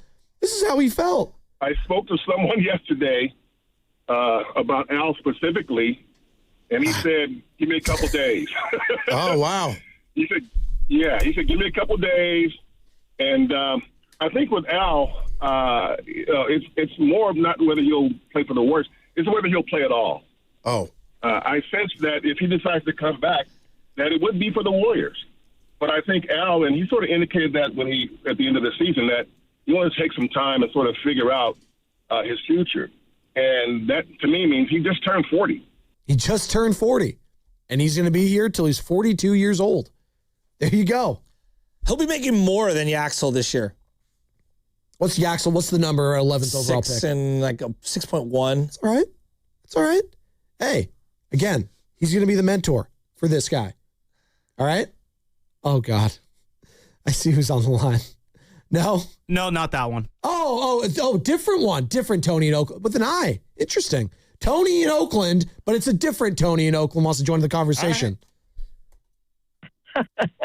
Good morning. How are you guys? I'm doing fantastic. How are you?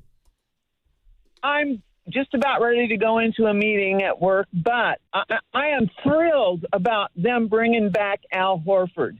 Above and beyond the mentorship thing, which I think is real and an important part of development for an organization. Look, I remember when the Celtics won the championship, and I was watching that game, and I was watching Al Horford, and I thought, wow, I wish we had him. I swear to God, that's exactly what I thought. So when he came here, I was just really happy. And I think, look, I know not everybody is LeBron, but LeBron has shown that, if you take care of yourself, you can play beyond the, what is 28 or whatever and I really feel like all these people that are bitching, complaining about Al Horford, the only thing I have to say is shut up. Wow. Tony in Oakland off the top row. Tony, is she there? She's gone. No, she giggled and she said deuces. She said, shut up. LeBron played twice as many games as Al Horford did this year. He did. And how old is he? He's 41, going on 42. They're called outliers for a reason. I mean, in fairness, Al Horford is kind of an outlier at this point of his career. Like a lot of these guys don't get to this level. Amongst the outliers, LeBron is an even more incredible outlier. No, he is. That's like saying, hey, Vinny Testaverde did it. Yeah, Vinny Testaverde played till he was 46. Not the same way Tom Brady did. No, not the same way, Kurt Warner played in his 40s. Yeah, obviously. They're not all baked the same, LeBron played 60 games last year at 41 years old, and at 40, he played 70. What's the over-under? No, I'm all you guys right now.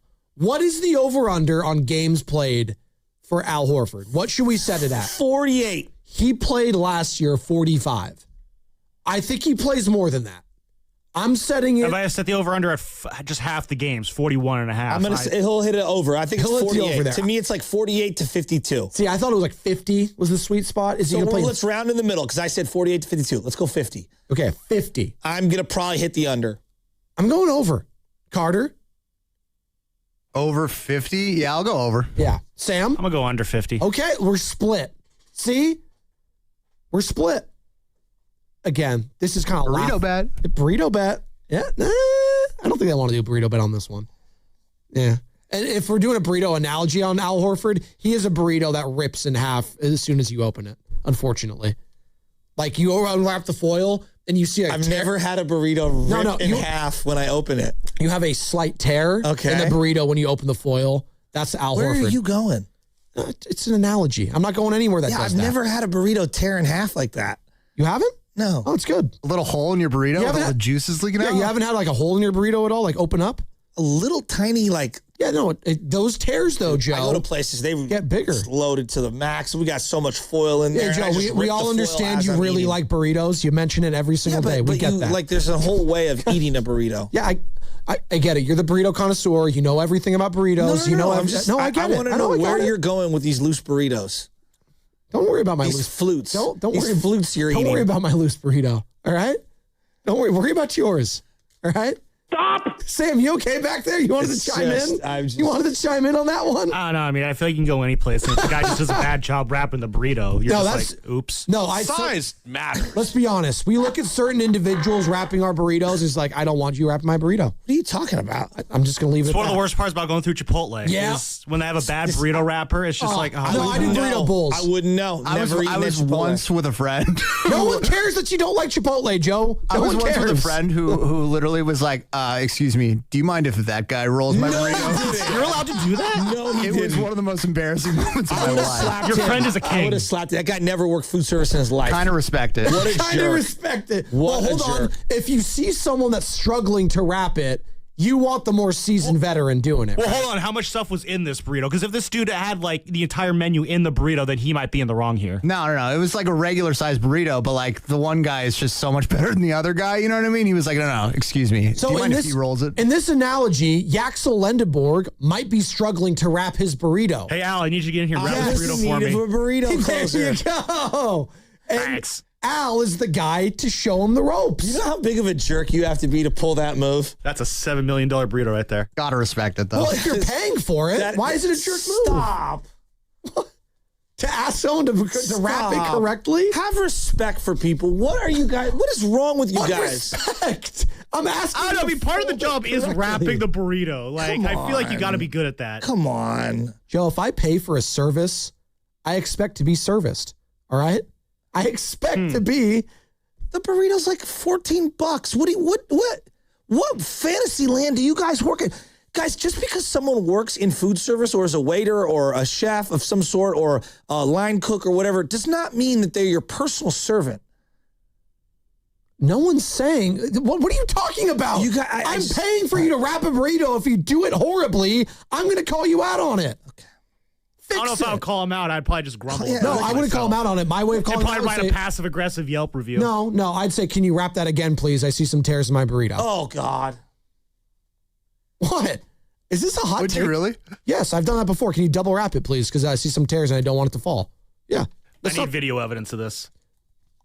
Well, thankfully, I've just going burrito bowls lately because they've been so bad at wrapping them. I've just said, screw You the tell them tortilla. that? I'm going to do a bowl. You guys suck I at don't need wrapping. the extra calories at the end of the day either, guys, so I don't even need the tortilla.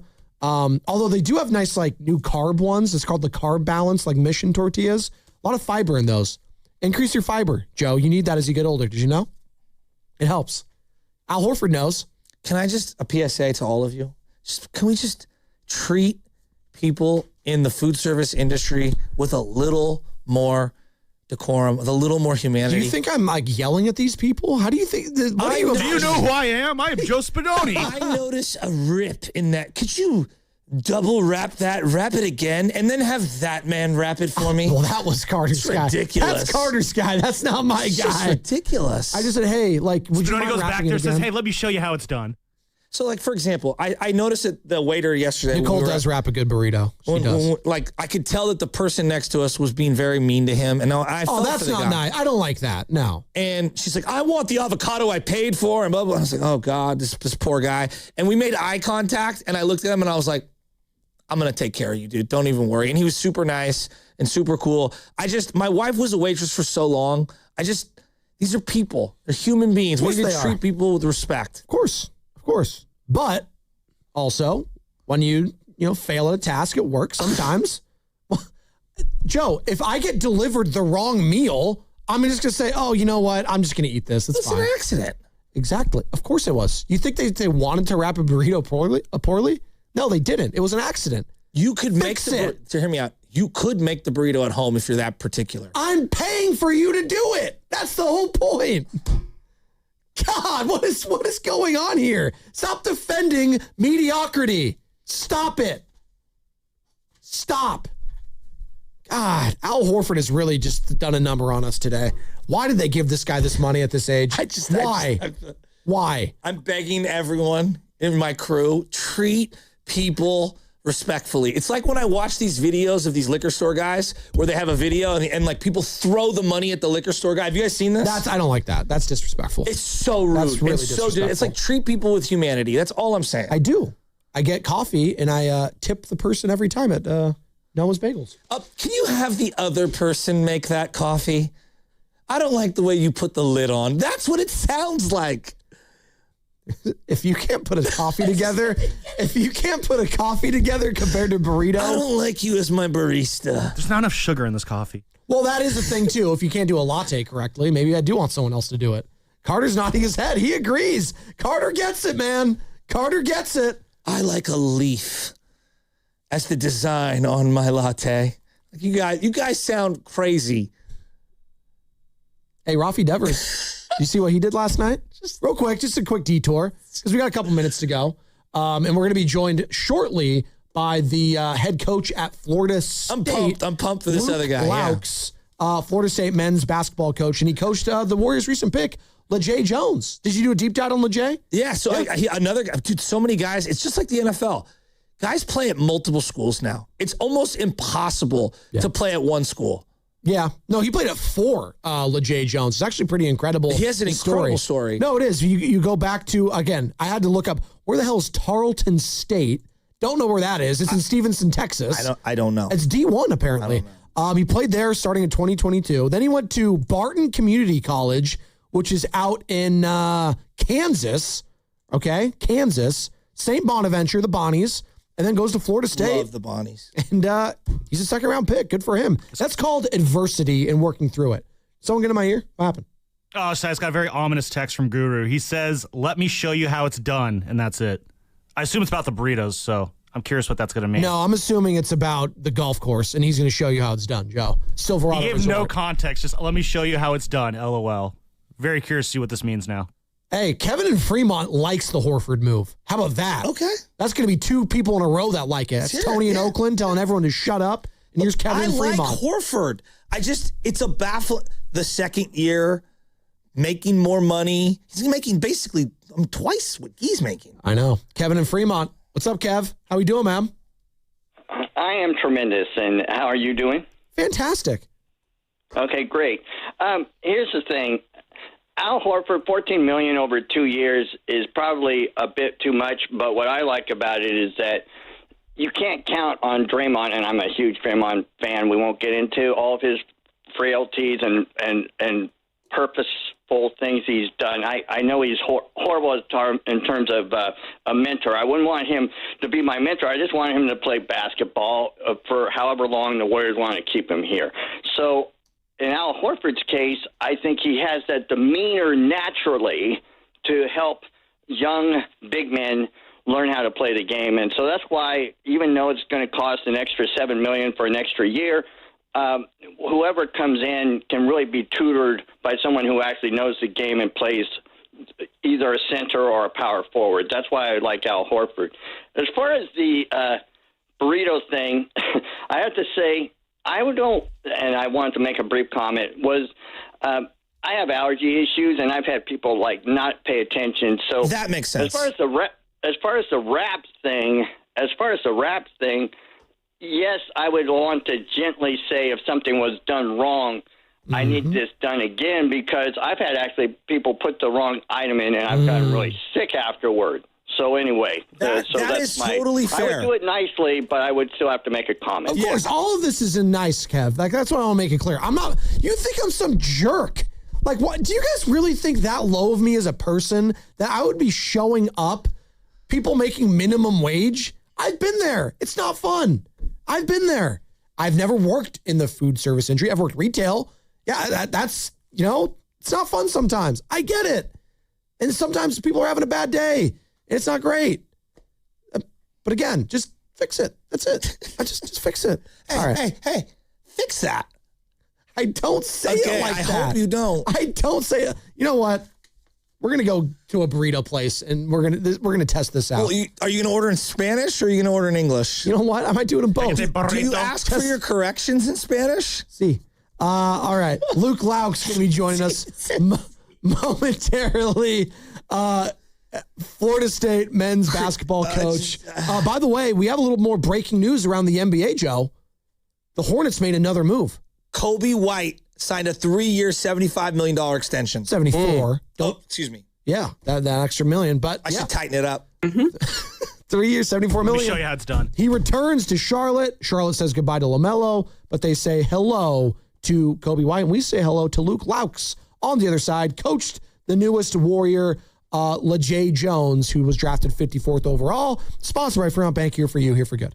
DraftKings Sports is live in all 50 states. Yes, that means you, California. The whole world is watching one tournament right now. Group stage chaos, knockout drama, stoppage time heartbreak. The DraftKings Sports app is now live in California. So whether you're catching the early kickoff before work or the late match at the bar, you're in on every minute, every match, every moment, all in one app. Right here in California, the world's biggest stage is in the palm of your hand. New DraftKings customers sign up with the code 957TheGame, spend $5 to get $200 in total rewards. That's code 957TheGame in partnership with DraftKings. The crown is yours. Event trading offered by DraftKings Predictions, a CFTC registered introducing broker. Trading involves risk of loss. Market availability varies. Eligibility restrictions apply. $50 every 7 days via click to claim issued in non-withdrawable predictions dollars that expire in 1 year. Ends June 28. Terms dkng.co/predictions promo. Honey, did you invite the minions over? Well, you know how we talked about getting Wi-Fi from Xfinity? Yeah. I ordered it this morning, was online in minutes, then they showed up. So they just came over to use the Wi-Fi? They even brought their own devices and spell book. You didn't give them the new Wi-Fi password, right? No. That's good. I gave them our old one. Because Xfinity lets us keep the same network name and password so devices connect instantly. What do they want Wi-Fi for anyways?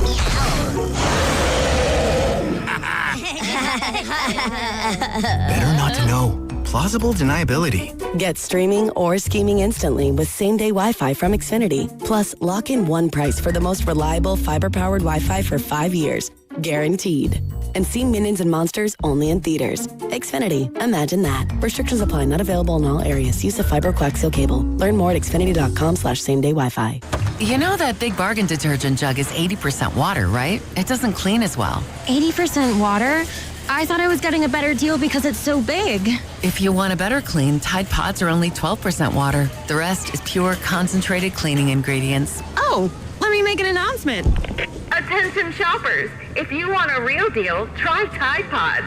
Stop paying for watered-down detergents. Pay for clean. If it's got to be clean, it's got to be Tide Pods. Water content based on the leading bargain liquid detergent. Wesley Financial Group is not a law firm. I'm Chuck McDowell, founder of Wesley Financial Group. Did you buy a timeshare because they told you it was a great investment? That's a lie. Most timeshares can be bought online for $1. To find out what your timeshare is worth and to cancel it, call us today and we'll send you our timeshare exit kit free with all your options for cancellation. Call Wesley for your free exit info guide. 800-959-3388. That's 800-959-3388. There's nothing like match day in Oakland. Join the Oakland Roots at the Coliseum this season and experience the energy, passion, and pride of the town. Get your tickets now at OaklandRootsSC.com. Watch live on KTVU Plus or ESPN Plus. Oakland Roots Soccer. Oakland first. Always. Hey, it's Willard. At Hobus Law, it's never been about attention, never about applause, never about goofy smiles on candy-colored billboards. For more than 40 years, Hobus Law is focused on one thing, fighting relentlessly for injured Californians, because behind every catastrophic injury case is a human life forever changed. That's why Hobus fights with preparation, intensity, and relentless commitment. No fluff, no distractions, just real advocacy for injured Californians. Hobus Law, relentless for justice. Visit HobusLaw.com. Omar Hobus is a California licensed attorney. Offices in Northern California, including San Jose. Past results do not guarantee future outcomes. If you're still using a sports book to bet on the soccer tournament, you're getting robbed. Delete that app and join the millions using Polymarket. Polymarket is a prediction market, not a sports book. Trade against other fans, not the house. Polymarket, your go-to prediction market for soccer's biggest stage. Available in all 50 states. Download the Polymarket app. Use promo code BLAZE to unlock $50 free for your first trade. That's promo code BLAZE. Trading not available in all jurisdictions. Check local regulations before trading. Restrictions and eligibility apply. Ready to get rid of that old car? Donate it today to carsforkids.org. Call 1-877-CARS-FOR-KIDS. Donation is super easy, and your car can be picked up as soon as tomorrow. Call 1-877-CARS-FOR-KIDS to donate your car today. That's cars with a K. The burrito is fire. Hi, this is Maya. And I'm Antonio. And the little thing we love about the Chick-fil-A hash brown scrambled burrito is that it fuels our morning. It's the full package. You have the chicken, you have the eggs, and then you add these hash browns for a nice little crunch. The chicken's always nice. It's crispy, it's juicy. And the cheeses, they melt together in a beautiful way. And it gives me energy. It's perfect. Order the Chick-fil-A Hash Brown Scramble Burrito and Simply Orange Juice on the Chick-fil-A app today. Real guests paid for their testimonials. Here's a World Soccer Championship Team Spotlight, brought to you by the first ever Infiniti QX65 and by Lowe's. Give your yard its own moment with the new limited time deals from Lowe's. Germany is in rebuild mode, but never count them out. A tenacious central midfielder drives the engine room while young forwards bring speed and creativity. Their tactical discipline and tournament pedigree remain formidable.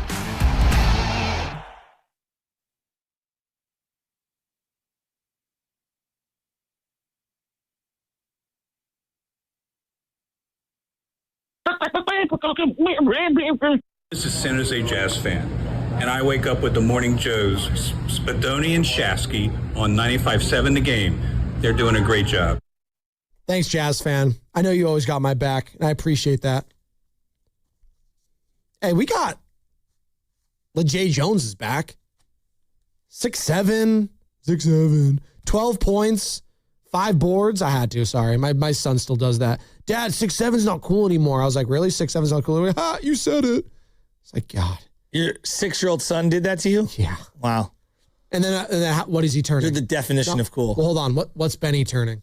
7 years old. Hey, Dad, I'm turning 7. See, get it? 6'7". I was like, oh, my God. Shut up. That's basically what I want to say. That's my dad, Papa Spadoni, Bob, for those of you who don't know. He would always say, shut up, Joe. That was his favorite line if I was just talking too much. And again, 7 boys. You got to think a lot of talkers amongst us. And we're going to be joined momentarily by LeJay Jones's coach at Florida State. Again, by way of St. Bonaventure, but finished his season out with the Florida State, now going to Golden State. And joining us now, Luke Laux, the head men's basketball coach over there at FSU. Coach, good morning. Joe Spadoni alongside Joe Shasky. And yeah, we're just trying to get to know who this guy is. LeJay Jones, drafted 54th overall. Who is this guy? Who are the Golden State Warriors getting in LeJay Jones? Joe, appreciate you having me on, first and foremost. I still remember my very quick morning commute from Alameda to our downtown Oakland practice facility when I was a young intern just getting into coaching with Golden State. I used to turn on 95.7 all the time and listen to you guys. So appreciate you having me on. It's an honor. Oh, whoa. You're an OG? Wait a minute. You actually listen to us? Back in the day, I used to listen. Now, those were the good days where you'd roll the ball out and we win every game by 20. So there was a lot of positivity. But no, you guys did an incredible job, man. And that's back when, like, I just needed something to listen to on the way in. It was a really quick commute from Alameda. Cool. But love what you guys do, man. So thanks for having me on. Dude, that's awesome. LeJay Jones, man, I'm so thrilled. I knew we had 3 guys who I had a thought they could sneak into the second round and, fight for a 2-way, and LeJay being one of them, and so happy that he ended up with the team. Obviously, I have a lot of familiarity with.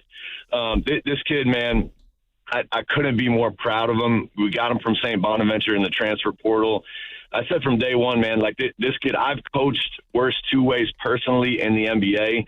I've coached worse guys on rosters. And I said from day one, man, this kid's got a shot. He's got an NBA body. He's 6'7", 215, 220, built like a grown man, but he's tough as nails, man. He competes his tail off, and that's one thing. In those fringy spots, right, end of the second round, you want guys that are low maintenance. You want guys that are competitors, and they're going to show up and do any job coach asks them. So I talked to Steve Kerr a little bit last night. Obviously, I still got a lot of relationships in the Golden State organization, front office-wise, and I couldn't be happier for both sides, man. LeJay's a great kid. He's going to come in from day one with a workman-like attitude, and he's got some skill, man. The kid can really shoot it, and so I think he fits in a lot of different ways for you guys. So what years were you with the Warriors? I was there. I like to say Kevin Durant and I were a package deal. I was there.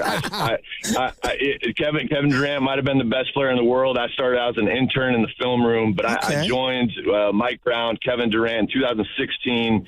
and then worked in film for a year in scouting, and then went on to be a player development coach for the next 4 seasons. So I was there from 16 to 21 before moving on to Phoenix. Cool. And then when Mike Brown got Sacramento, he brought me back to Sacramento to help run his offense there with the Kings. So, I mean, you and Mike Dunleavy then probably go back sometime because he started as a scout around that time. Did you guys talk in the pre-draft process? Yeah, so I talked with Dunleavy, Larry Harris, David Fatoki, Kirk Lacob. I felt like, and I started joking with them. I'm like, guys, I've had the same conversation with your entire front office now. Like, the kid belongs. You know, he's one of those kids that you know, I'll put my reputation on it. He's going to make it in the NBA. And I talked to all 30 teams about LeJay because he has that rare combination of positional size and just that competitive spirit that if you work him out, if you're around him, you can feel right away. The kid loves hoops. He's a gym rat. He's a quiet kid, like very quiet demeanor. But, I mean, at times in our season, I would have to kick LeJay out of the gym. I'm like, LeJay, you got to go home, man. Go get some rest. And he's constantly trying to work on his game, constantly getting better. But I think through that process, and then obviously when they were around him, when he did his pre-draft workout with Golden State, I think they felt some of the same things I was telling them of, like, he's kind of one of those kids that, you know, is he perfect? Absolutely not. But that combination of size, athleticism, positional size, and just he's got this spirit to him of, like, I'm going to figure it out, and I'm going to outwork everyone in the gym. Yeah. So I'm looking at this kid's background. We'll ask you about the fit with the Warriors and all that, but, you know, there's this like negative connotation on community college, junior college. And look, not everyone's route is going to be exactly the same. And now with the NIL and just the transfer portal being as robust as it is, everybody's bounced around. So for those that maybe, you know, are questioning, like, why did this guy play for so many different schools? What would your answer be to that as a coach in the modern landscape where guys are bouncing around all over the place? Yeah, you kind of answer some of your own questions. Like the way it's set up right now, I mean, that's the commonplace. It's kind of like European basketball. Everything's a 1-year contract. I'm hoping on our side we can figure some of that out and get some more continuity and make, you know, college sports, you know, they're always going to make money, which I love is normal to me. They should make money. Everyone's watching. But there's a marketplace, you know. I think the difference is on LeJay's side is he was a little bit of a late bloomer. You know, I think he had one Division I offer coming out of high school. Wow. He only played a handful of games at Tarleton State. So he had to go the JUCO route with that, and that's where his career started kind of taking off. I think he was National Player of the Year in JUCO, or at least for the tournament. Their team won the JUCO national title, and he was basically the main reason for it. Just his career exploded at that point. And then obviously, you know, Woj being at St. Bonnie's saw that tournament and brought him into St. Bonnie's. He was there, you know, darling recruit. I thought he did a really good job for St. Bonnie's, like shot 40% on high volume from threes, showed a lot of what he's capable of as one of their better players. And then we saw him in the portal, and I'm, you know, obviously coming from Steve Kerr and Mike Brown, like I had very few things that I really wanted to hit on, one being shooting, one being toughness, one being IQ. And LeJay checked a lot of those boxes when we were trying to put our first team together last season. So, I think, you know, to your point, you find me a kid that sticks out of school for all 4 years and I'll sell you a lottery ticket. It's just not a commonplace at this point in college basketball or college football. Yeah, no, it's a really good point. I mean, I got a nephew right now who's transferring schools from SEC to Santa Barbara. So let me ask you this one. Where does he fit with the Warriors? They've been searching for a bigger guard, some perimeter defenders for quite some time. Obviously, this team could always use catch and shoot. You're always looking for playmakers in the half court. Where do you think he fits in right away? Obviously, he's going to compete for a spot on the team, but like if you were going to go ideal role for this guy, how does he slot in there? Yeah, and that's the cool part about some of these later second round contracts is nothing's guaranteed. You got to go in and earn your keep, and it maybe it's a year in Santa Cruz, like that's where, and I think LeJay has a perfect mentality of like, yeah, I'm built for this. I want to go in and compete. I want to go earn my keep, and I want to prove to everyone that I belong. I think specific to Golden State, and obviously you guys know this better than anyone, and your listeners do too. It's a little bit of different style. The way Steve runs his offense, you got to be able to play with Steph. You got to be smart. You got to be able to read things. Screening is very important. Cutting is very important. Playing with pace is very important. All of those things there should be some familiarity for LeJay, because it's a lot how we ran our system at Florida State, and I had to throw this team together in 2 weeks from getting the job. So it was very hodgepodge team together, but a lot of our terminology will be the same. A lot of the playbook will be the same. So there will be a little bit of a head start for LeJay, and I think a comfort level of like, okay, this isn't all new to me, right? I know how to screen. I know how to cut. I know how to play without the ball. For a lot of college kids, that's not the case. You got to come in, and even guys that have played in the NBA, Golden State's system is so different from a lot of teams.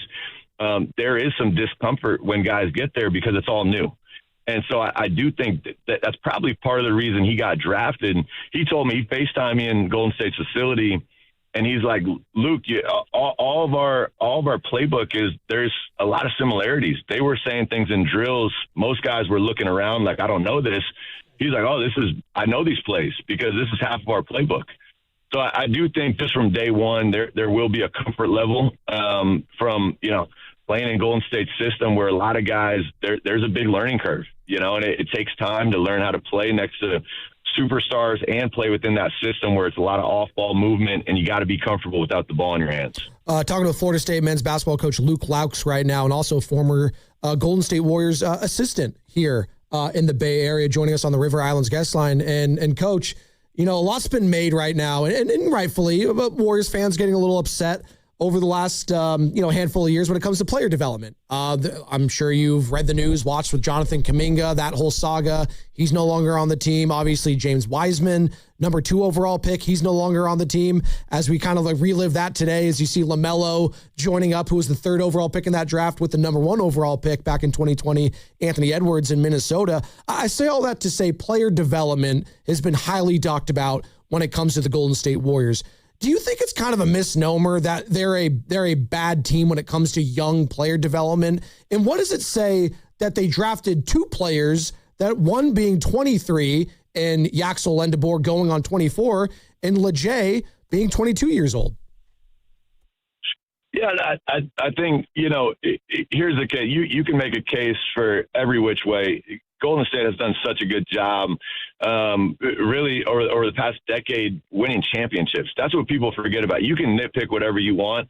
Listen, and you could call it talent. Steve has done an incredible job meshing these teams together to ultimately compete for titles. And now, can you do that year in and year out? It's very tough, very, very challenging. And so with that, I think they've shifted some of their focus of developing players.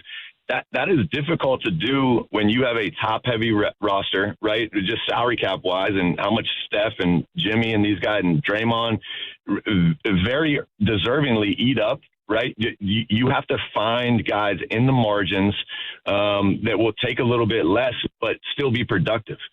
And guys, it takes young guys time, and it takes them a lot of reps, and it takes them a lot of mistakes to go through to quote unquote develop. That's just the reality of it. So you got to live with some of that, but it's very difficult, threading those 2 needles of like, we want to compete for championships. And guys, as long as Steve Kerr is a coach, he's going to want to compete for same with Steph, same with Draymond. These guys want to compete for titles. It is in their blood. It's why there's some of the winningest athletes in all time history. To also develop these young guys at the same time, that is very challenging. And so I think they're doing, has their focus shifted a little bit? Maybe. But they're also starting to realize, man, there's an opportunity to bring in some older guys from college right now that may not have the extreme upside to some of these young guys, but from day one, they have a higher floor. Yeah. And I think that's what we're doing right now. Like Yaxel, to me, Yaxel is a great example of a guy from day one. He should be, in theory, and it's always an educated gamble with the draft, but in theory, he should be able to step in from day one and look like he belongs on NBA court. When you take an 18, 19-year-old top 5, top 10 pick, it is an educated gamble. You really don't know. And you don't know all their flaws until you get your hands on them. And sometimes you look at them and you're like, yeah, this kid has all the talent, but you just don't know what you don't know until you go through those mistakes. And that's what I think that's what you saw with, you could call them mispicks, you call them whatever you want, but with Wiseman, with a couple of your draft picks, you just don't know. Their ceiling is so high, but their floor is going to be low because they're kids. They're playing against grown men and they're kids. Yeah, I mean, and I'm sure you see it all the time. Carter and I talk about this, like, the level of, like, these kids that are 6'7", 6'8", they're able to get away with things at the, grammar school, high school, AAU level that you're just not going to do in a sophisticated half-court set at the college level or even at the pro level. And there's just so much more nuance that goes into it. But, Coach, I got to ask you some hard-pressing questions here, all right? There's real hard-pressing questions. What the hell is it like working for Joe Lacob? I mean, because this guy, we saw him during the draft. He's throwing his hands up on Dunleavy. I'm kind of tongue-in-cheek here, but is he as intense as advertised? First of all, I love hard questions, and I'm always going to try to be black and white. But I'm also, in my youthful age, I'm also somewhat wise. I will never speak bad about someone that gave me a paycheck. For sure. For sure. This is the way I would describe it. And now I've worked with Golden State. I've obviously worked in Sacramento. I've worked in Phoenix. So I've been around. I mean, the year I was in Phoenix was the year the ownership change was happening. Oh my gosh! So I watched that play out in real time. So I've seen some things around the league, even despite being 36 years old, that a lot of people just haven't seen. And I will say this about Joe. And you can talk all you want about, the ownerships and their meddling. Joe Lacob wants to win. All right. And this is what Mike Brown and I talk about it all the time. I would way rather deal with some of the quote unquote, issues that people from an outside perspective think Joe has, of a guy that's super competitive that wants to win. All right. Every owner in the NBA and really every owner in professional sports, guys, they've made it. They've made their hundreds of millions and billions by doing it a certain way. And you don't turn that off all of a sudden because you own a pro sports team. These guys are competitive. They want to win. And everyone does it a little bit differently. Who am I to judge Joe Lacob? I mean, that guy has won in life. All right. And he's won championship after championship after championship. All right. And whether it was obviously him, Bob Myers, Steve Kerr, obviously the players have the majority, those guys are all competitive dudes. Where does the credit go? I will ultimately always give the players the credit. Yeah. Those are the guys that got to go score the points. They got to get the stops. But behind the closed doors and behind the systems, guys, everyone's going to do it a little bit differently. Is Joe a little animated? Sure. A little. Have any of us ever sat in his seat as a billionaire and owned a pro sports team? No. So who are we to judge? And I personally love it. I love he's in the mix. He wants to win. He wants to get it right. Does it create some problems from time to time? Sure. But I would way rather have an owner that is super competitive, that will pour money into a team and that wants to win, than the other side of it, of a cheap owner that is trying to cut the corners. Give me all of the quote unquote issues with the owner that's competitive, that wants to pour into his team. Give me all those problems every day of the week. Talking with Luke Laux, Florida State men's basketball coach. Coach, the newest draftee of the Golden State Warriors, LeJay Jones, and obviously was also a former Golden State Warriors assistant, two-time NBA champion. That's also what I wanted to ask you, Coach. Come on, you flash those rings from time to time to the young ones, right? Pull a Jerry West, put the rings on the table. I know what I'm talking about, guys. Come on. I love it. So it's funny you bring that up. I honestly didn't know where my championship rings were. And because we've moved so many times. And when I got the job, we bought our house in Tallahassee, and it's going back home for me, a place where I played. Yeah. All the assistant coaches from college are like, you got to wear your rings. This is the biggest recruiting flex of all time. And I'm like, boys, I have no idea where these things. I'm calling my wife. I'm like, are they in storage? Where are they? So you are right from time. And I think it's very obnoxious. Listen, I didn't score any points. I was an intern coming out of a player development coach. But from time to time, if we got a big recruit and they have NBA ambitions, I'll slide the puppy on and show it to them. And it does, they love it, man. They eat it up. I love that. How's Steph? How's KD? Oh, they're fine. Yeah, they call me occasionally, And Mike Brown just won the NBA championship. That's the homie. Oh, yeah, Mike Brown, Hey, so are you, Todd Golden, because, I'm a big Todd Golden fan, right? Because he's USF dude who was out here. He's now coaching Florida. He's done great things over there. You got two guys that have ties to the Bay Area. I'm going to ask you, man, what do you miss the most? Because I'm sure you're from Florida. That's where your heart is. When I think of Florida State white guards, I think of, Bob Sura. You know what I'm saying? And now I'm going to think of you. Sure. So explain to me, what do you miss from the Bay? What do you miss from the Bay? It's funny. Todd was an assistant coach at USF when I first got my entrance into the league. Our wives actually hit it off. Oh, no way. Then through that, me and Todd met and became very close friends. Great guy. Our wives literally did Thanksgiving together. Like, Todd's been to my house multiple times in the Bay, did Thanksgiving together. Like, we were very close. So now we're supposed to be these like hated rivals, right? And I'm like, I like it. I know Todd. I like Todd. And our fans are like, this guy sucks. He's the worst. But me and Todd are still very close. So I'm super happy for his success. We talk all the time. But we talk about all the time coming up in the Bay. Number one, like and I love Florida weather, but it is hot. It is so humid out here. No humidity, none. The no humidity I miss. And I think especially in the Bay Area, you're just so blessed with like so much God-given scenery. I mean, you got the coast, these parks. Like you just don't get that in Florida. We have, I think, the best beaches in the world. Sure. But just like living that place is such a bubble. And then you can get to Napa in an hour and a half. You can get to all these different places, Yosemite, like that part of it. I think we took a little bit for granted until we moved out of there. And it's one of the most beautiful places on earth. Luke, I'm a big fan. This was fantastic. Now. Thank you so much, man. And good luck going forward for Florida State, man. Yeah, let's do it again soon. Thank you guys so much. What a great there guy. There he goes, Luke Laux. What a great Florida guy. State men's basketball coach. Dude. He gets it. He gets it. I had to be like, you put those puppies down, right? For sure. You got to put those rings on the table if you're trying to get a recruit. The one thing, like I always say about whether it's baseball, football, basketball, I'm sure soccer's this way. It is a small network of coaches, and they all know each other. My big takeaway from that interview is what he talked about with LeJay Jones. You might have to do a year in Santa Cruz. Look, you might have to do that. He'll be prepared but for it. He'll be prepared for it, exactly. Some guys, they're not. Guy went Santa Cruz route, and he's the better for it. Once upon a time, I know we don't look into this one anymore, Jordan Poole did. Jordan Poole was awesome, though. It helped. He was awesome. He was awesome. What a great guy. That was a fantastic interview. I think this kid has an opportunity to make team. They don't have any wings. So he's 36, Luke Laux. I know. He's 36 years old. I'm looking at him right here. I remember him on the bench. Yeah, so do I. Yeah, I remember him. He's like, I'm just some little intern. He had the fresh taper. He did. Yeah.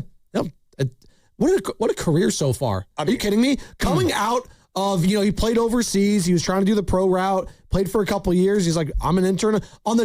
Talk about joining a team at the perfect time. The 2016 summer when they get Kevin Durant. And he got to joke. It's like, they got me, Mike Brown, Kevin Durant, Me and Quinn Cook and KD. Me and Quinn riding Cook. bicycles into the city. It's just all time. 2017, 2018. We don't win a title without Quinn Cook. We don't win without Luke Laux, maybe. Right? I'm sure he's not going to say that. It's a great interview when Dan Dibley says, great stuff. That was Stay in the Car radio. Thank you, Dan. Thank you. Notice how he texted me, though. Dang, Joe. Well, Dibs and I text sometimes on the side. Yeah? We talk about restaurants in Oakland. Yeah. Yeah, he gave me a Chinese spot over on Lakeshore, and it was a little expensive, but worth it. Well, which is okay. Dibs is a man of taste. No, he is. That's the thing. He's like, hey, and he told me off the beat, he's like, hey, it's a little pricey, but it's quality stuff. Yeah. And you know what? I will pay a little bit more for the quality. Just like when I'm buying a burrito and I'm paying a little bit more, I want the wrap to be right. This pot sticker is not fully sealed. I'm going to need you to go back and wrap this again. Like, do you see how absurd that sounds? Dude, I love pot stickers. They're so good. Who doesn't love pot stickers? Are you kidding me? Sam, he's waving away and saying he doesn't like them. What's coming off the game is brought to you by Ceremony Ford. Ford's American Value for American Values employee pricing event is happening now at Ceremony Ford. Get employee pricing for all on most new 2025 and 2026 Fords in stock. Right off 280 in Colma, Daly City, or 24/7 at ceremonyford.com. Ceremony Ford, your Bay Area Ford dealer. Hey, it's Willard and Dibs for Safeway. Enjoy these amazing deals for members, and as always, save up to 20% weekly on hundreds of exclusive offers from Safeway. Just clip the highlighted deals from the weekly mailer or click the deals in the For You section of the Safeway app to breeze through checkout. Visit Safeway in-store to play their Centennial Shuffle all week long for a chance to win a free item. Mix and match signature select chicken, drumsticks, or thighs value packs, or buy one, get one free of equal or lesser value when you buy two. And I need some side dishes for this protein. You can mix and match juicy 1-pound strawberries with 6-ounce blueberries, raspberries, or blackberries are just $2.99 each when you buy 3. Plus, clip or click Lucerne shredded, sliced, or chunk cheese, 6 to 8 ounce selected varieties for just $1.99 each. Limit 4 items. Safeway makes it very easy for you to save money on the items you already buy. Go to Safeway.com for more details, and we will see you in the aisles. In 2026, Bay Alarm celebrates 80 years of security. With burglar and fire alarm systems, 24/7 in-house monitoring, and local service, our promise to the Bay Area remains the same. We got you. Learn more at bayalarm.com. Hey, it's Dan Dibley here. The world's biggest soccer tournament has arrived, and you can trade the entire tournament on Kalshi. On Kalshi, you can trade every match from the opening stage all the way to the final. Australia, in a match that's at San Francisco Bay Area Stadium, they're trading at 28% to beat Paraguay. That means a $100 trade will pay $340 if the Socceroos get the win. On Kalshi, you're trading against peers in a live market, meaning there's no house. And as the probability changes, you can buy in and out of your position. For a limited time, download the Kalshi app and use code DIBS, D-I-B-S, to get $10 when you trade 10. K-A-L-S-H-I. Kalshi. Trade the beautiful game. 18 and over only. Restrictions and eligibility requirements apply. Event contract trading involves risk and may not be suitable for all investors.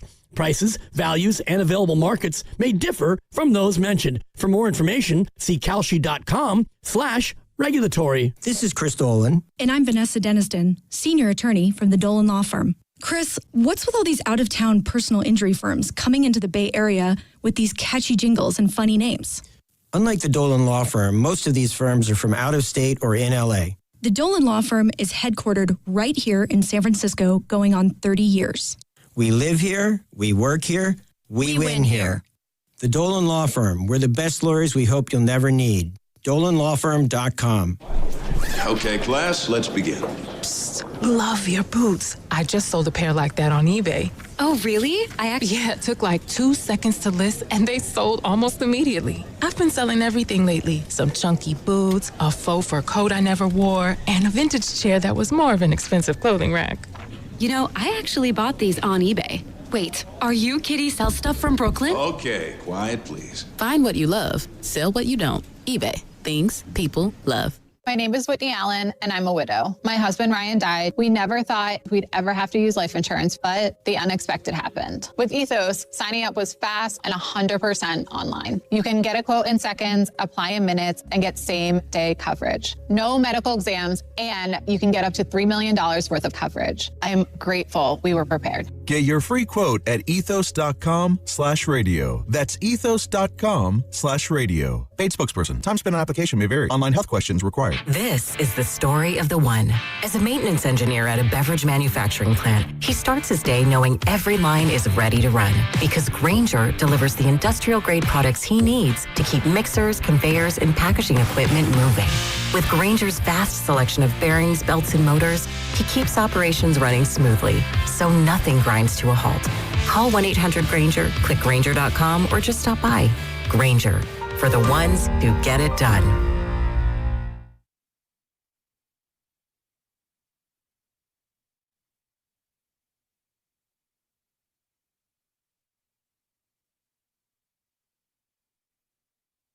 Now back to the morning roast with Joe Spadoni and Joe Shasky. Tell them to submit it to 957thegame.com. Yeah, you got to submit it to 957thegame.com. On 95.7 The Game.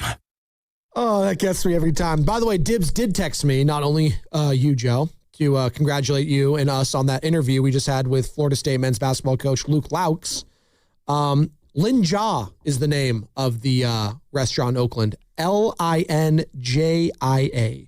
Very good Chinese food. So there you go. over on Lakeshore.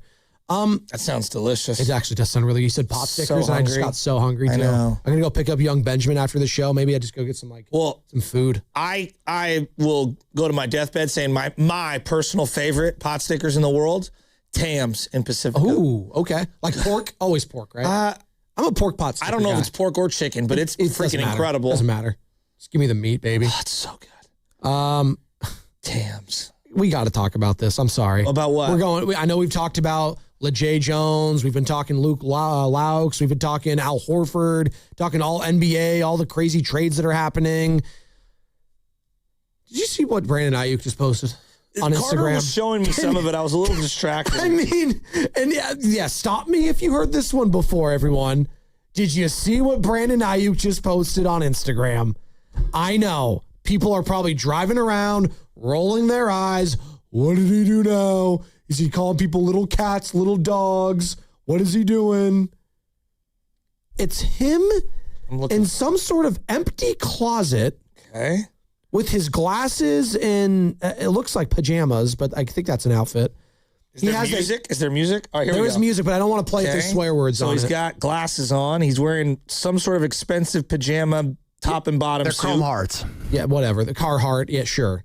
Those are not. Of course, you know that. Chrome Hearts. Oh, Chrome Hearts. I was like Carhartt, like the construction company. And he's throwing fresh bills on the ground. Lots of it. Those aren't just bills. Those are Benjamins. As I go Benjamin Spadoni on you. They're 50s. Oh, they're Grants. Excuse me, Ulysses S. Grant. I can't tell because the clarity of this video. They're so far away. So empty. He's cleaning out the closet because he's heading to Washington. That's where he's going. He's Eminem. He's gone. I mean. Adam Schefter was reporting. He thinks he's left the money on the ground and walked out of the room. He's going to be gone by the time, I think, the week one of the NFL season. The 49ers are eventually going to release him. And we're just going to wait. We're just going to wait till he's gone. That's it. We're just going to release different videos every day. Why? Can I ask, forget the Niners for a minute. Is Washington ready to sign up for that? On the cheap. Praise hell. On the cheap, why not? No. Why would you introduce him into your locker room at all if you think that this is potentially could happen at any point? Talent versus tolerance. They still think he could be a good NFL player. In 2 years. I know. They still think he could be a good player. All right. So I'm not trying to compare this individual to who I'm about to. Okay. Antonio Brown froze his feet. Was a Hall of Famer. Froze his feet, and immediately joined another team. Joe, you can't even say it. Was a Hall of Famer, okay? Was a Hall of Famer. But had a laundry list of problems. Was way better than Aiyuk. Yeah, I understand that. And he also had, some very serious criminal allegations. I know. But I'm saying we've seen ridiculous things. Was a Hall of Famer. We've seen, I get. Brandon Aiyuk was a second-team All-Pro until he got hurt. One time.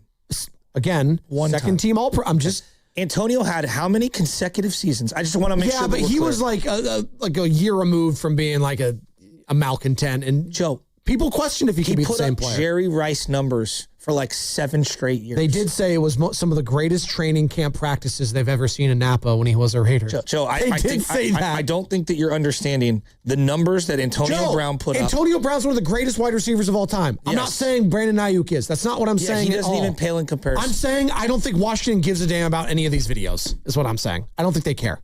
They think, oh, great. We could have him for the cheap. Come on, prove a deal. Come on over here. I'm Adam Peters. I believe in you, Brandon. Oh, Jaden Daniels trusts you. All right, let's go. You played together at Arizona State. Nothing to see. I understand that. And guys will take, swings on extreme talents. But yes. I just don't think the comp Antonio Brown in terms of a player, I just doesn't. No, not as a player, as what I'm saying. I'm saying you could do some crazy stuff, quote unquote, on social or whatever. This was, I guess, in Hard Knocks case, and it's not going to matter to the next team. It's just not. It's just not. In a row, just to give you an example. I'm not. I know, but I want to make this clear. His best year. Antonio Brown. Aiyuk had one 1,200-yard season. Antonio Brown is one of the greatest wide receivers ever. I never said Brandon Aiyuk was. 1499, 1698, 1834, 1284, 1533, 12. I mean, it's just wow. He's putting up Chipotle numbers. These are these wow. Yeah, I know. He's really good. Great player. Did some weird things And then the other team didn't care. All pro 4 straight years. I know. First team, second team once. That's like crazy. He's the greatest wide receiver probably of his generation, which is from 2010 to 2020. Yeah, probably. Yeah, no, he is. And now back to Brandon Aiyuk. You'll take a chance on Charles Haley. You'll take a chance on Antonio Brown. These guys are, they're some of the most gifted players ever. I'll take a chance on Brandon Aiyuk for nothing. If it's one of my teams, not the Niners, I'm taking a chance on Brandon Aiyuk. Why not? Well, if it's not going to cost me a lot. I'll tell you why not. Because it's the one position flush with a billion guys who could get you 1,100 yards. Who's Washington's best receiver right now? Terry McLaurin. Terry McLaurin. Who's their number 2? I don't know. Exactly. There you go. So it's as simple as that. You just told me it's flush with a lot of talent. You can't name me their number 2 wide receiver. Juwan Jennings was a 49er who got 900 yards and 1,000 yards as a receiver. And I think he's a solid player. I don't think very highly of him. Yeah, but we could all agree that you were wanting more from the wide receiver position overall from the Niners last year, right? It would have been nice to have Aiyuk if he was any semblance of himself. I don't even want to deal with him. Like the more and more I'm into I've been doing this job in sports. Like I used to not care about people as teammates and not care about them in terms of like distractions and all that stuff. Do I think this is are the Niners worried about him? No, but it's ridiculous. Well, Joe, this is ridiculous. This is ridiculous. Sure. I don't want to deal with, you have to be such an ungodly talent for me to put up with you doing this kind of stuff. Like, this dude needs some help. Little ass boy. He's a weirdo. And I'm not saying he's on the level of Antonio Brown in terms of I'm worried about him, not having, being a civilian. But Brandon Aiyuk, I legitimately am is he okay? So all the fans. Is he okay? All the Niner fans are fed up with Brandon Aiyuk. It sounds like even his own teammates are. Do you hear what George Kittle had to say earlier in the week with part of my take? Would you want the Niners, if Aiyuk was playing on another team, would you and I still think they need wide receiver help. Would you want them to waste their time on this? If I said, hey, 1 year prove it deal, sure. I'd rather. Because I can cut him in training camp. If you were going to give me a 1 year prove it deal, Stephon Diggs comes with as much, if not more, baggage, and I think he's a better player. Sure, I'd take a flyer on Stephon Diggs right now if I'm any team. So then why aren't the Commanders doing that? Why? Because maybe they like the player in Aiyuk more. Maybe they like the familiarity with the quarterback more. How can anyone know what he looks like as a player? He hasn't played in 2 years. Well, and also, what is Stephon Diggs going through in court right now? He's actually going through an actual legal battle. Brandon Aiyuk's not going through any legal stuff. Has anyone heard the Commanders say, we want Brandon Aiyuk? I've heard Adam Schefter and A-Rap say it. No, I've heard contract. Yes, correct. Well, I've heard Adam Schefter and A-Rap report. The expectation is the Commanders would sign him once upon release. Okay, that is the expectation. So I'm just looking at it from a Commander's point of view for a second. I just wouldn't want to bother with it. It's the one position where you can find a guy in the 5th round who can give you 1,100 yards randomly. So we've heard from, the executives, the John Lynches, the Kyle Shanahans, hell, even Jed York spoke about this. We haven't really heard from the players, his current players, then teammates of Aiyuk talk about it. They just really haven't. Until recently. This is George Kittle, who I think we could all agree, leader of this team, him and Fred Warner. Yeah. Emotional, physical, on the field. He's the leader of this team. That's what he had to say about all the Aiyuk stuff. And I think it was PFT commenter who was basically saying we can't wait to have Aiyuk here because he's a big Washington fan. That's what Kittle had to say about it. The last time I saw Aiyuk was, call it week 6, 7, or 8. I don't really know. But I used to make it a habit of mine to go out early in the morning before meetings to watch him train because he'd always be out there early. And I watched him run over 22 miles an hour and stop on a dime. So he's still got it, or at least, that was 8 months ago. So I don't really know. But you guys have fun with that, I guess. Yeah, thank you. That's perfectly put. Have a lot of fun with that. Perfectly put. I guess. Still got it. Have fun with that, I guess. Yeah. Yeah. You have fun with all that comes with it. Yeah. Mm-hmm. He seems like he's very active on social media, which, that's a great way to connect with fans and brands and sponsors. Mm-hmm. So it seems like this, once he gets to us, then he'll finally be happy and every bad thing's going to go away. Sure. Yeah, you're right. I wouldn't be happy either after a team paid me $130 million. I know that can be, the taxes in California, he's probably like, oh, this sucks. I got so much taxes to pay. More money, more problems, right? Yes. So 100%. We'll take him. He'll make less money and he'll be happier. And then he'll stop posting weird stuff on social media. That honestly sounds like a game plan. A lot of tongue in cheek there from both sides. I know, but that is kind of some of the things that they were joking about, are the things people say, well, he's just unhappy. And Kittle's like, yeah, you got $130 million, technically $78 million guaranteed.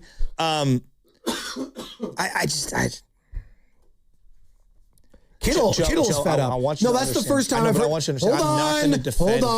Hold on. That's the first time we've heard an active player that has played with teammates with this guy speak on it in a legit way. I think he's fed up. Kittle's pretty credible. No, Joe, I am just making the point. That's the first time I've heard a player saying it, and clearly his own teammates are done with him. So whatever it was, he is taking it either to the grave, whatever disgruntle, whatever disagreement, whatever thing happened between Aiyuk and the Niners, Aiyuk's either going to speak on it to his new team, to the media in Washington, or never. Because even his own teammates don't know what the hell happened. And by the way, it sounds like physically he's fine. No, did you hear that? He said last time he saw him was 8 months ago. He is running up to 22 miles an hour. So the knee must be better. Who knows? Must be 22 miles an hour. Why would Kittle lie about that? Are you like in on Brandon Aiyuk? I'm very surprised here. No. I just think I don't think it's that crazy. Like you're saying, why would any other team touch Brandon Aiyuk? Because you can get him for cheap. Talent versus tolerance will always pay. I don't want to deal with headaches. The older I get, the more I'm like, you might be good. I'm cool off the headache. And look, my younger self would laugh at myself right now for saying that out loud. Oh, it's easy to deal with a headache if they're not making a lot of money. I can just cut them. Like, that's easy. Like, okay. Yeah, but then why put up with the whole hassle? Why is it a hassle of signing a guy for $5 million? No, I would just say, like, when in a locker room, I wouldn't want to introduce anything that I think would be toxic or in any way disrupt whatever positive momentum we have going. Like, I get what you're saying. Oh, it's just a cut and just this. It's just again, I view them as petri dishes, the locker rooms, and they can be very fragile. They can be extremely resilient as well. Yeah. I wouldn't want to deal with them. Why? Why? Because they think that he could have a bounce back year, and he's still young enough in their eyes to do something. Right. That's how they feel. Again, we'll see. Maybe they don't feel that way at all. Maybe he gets released, no one picks him up, and then the NFL has spoken on him. Would you want your team to pick him up? 1 year, $5 million. Why not? Sure. That's my price. 1 year, $5 million. Here, there you go. Yeah, sure.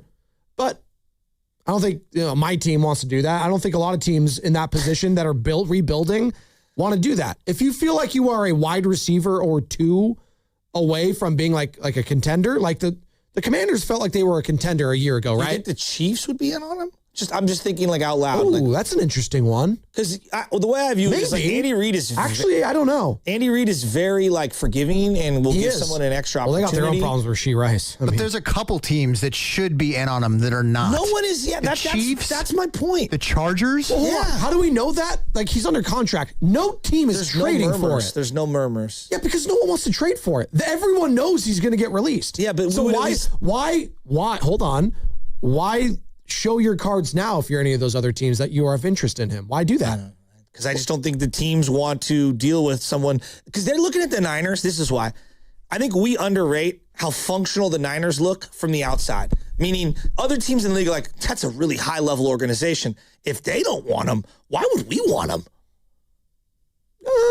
Sometimes that happens. But Adam Peters knows that organization. That's the difference in this. Adam Peters was brought up with the San Francisco 49ers. Jaden Daniels go back to college with Brandon Aiyuk. So, and remember, Brandon Aiyuk's whole thing about when he wanted out and like staying in Vegas or whatever, Antonio Pierce was the coach in Vegas at the time. And Antonio Pierce was on Herm Edwards' staff at Arizona State and was a coach for one Aiyuk. That was the whole like reason and murmur. It's like, oh, he's coached this guy, and the Raiders thought that they had a chance to draft Jaden Daniels. That was the whole point there. He's clearly wanted to play with Jaden this entire time. Like that, like he's made it known. How many different teammates do you think this Kittle and Warner and those guys have had in the 10 years they've been Niners? Oh, a lot. Right? Yeah, a lot of teammates. I would argue probably hundreds, right? Sure. They've never said anything negative about anyone ever. And this is the first time I've ever heard any one of these guys be like, yeah, good luck with that. Good luck with that. I think that speaks volumes. And I think that speaks volumes. That's as angry as he sounded. Not angry, but just over it. He's just fed up with it. He's just fed up with it. Yeah. And he didn't like go at his character. He didn't go at him like personal shots. It was basically saying, have fun with whatever he's doing right now. And if he continues to do it, then that's going to be on the Commanders, and then they're going to look silly, and they're going to look dumb. They're betting that he's not going to. There you go. All right. Here's what I'm going to say, Joe. And I am not even going to pretend to waste any energy of trying to think what Brandon Aiyuk is thinking, because I trust the Niners. They've done a lot of dumb things over the years. They're not perfect. I never said they were. In fact, paying Brandon Aiyuk is probably one of the dumber things that they've done because they immediately regretted it. Yeah. That being said, their track record speaks volumes. They're high level. They've consistently made a lot of really smart decisions. They've made some dumb ones. Sure. They've bounced back from them. Brandon Aiyuk has lost me, and I'm not even going to try to waste time and energy to figure out what is going through that dude's head. I wish him well in his future endeavors, and boy, good luck to the next team that swoops him up.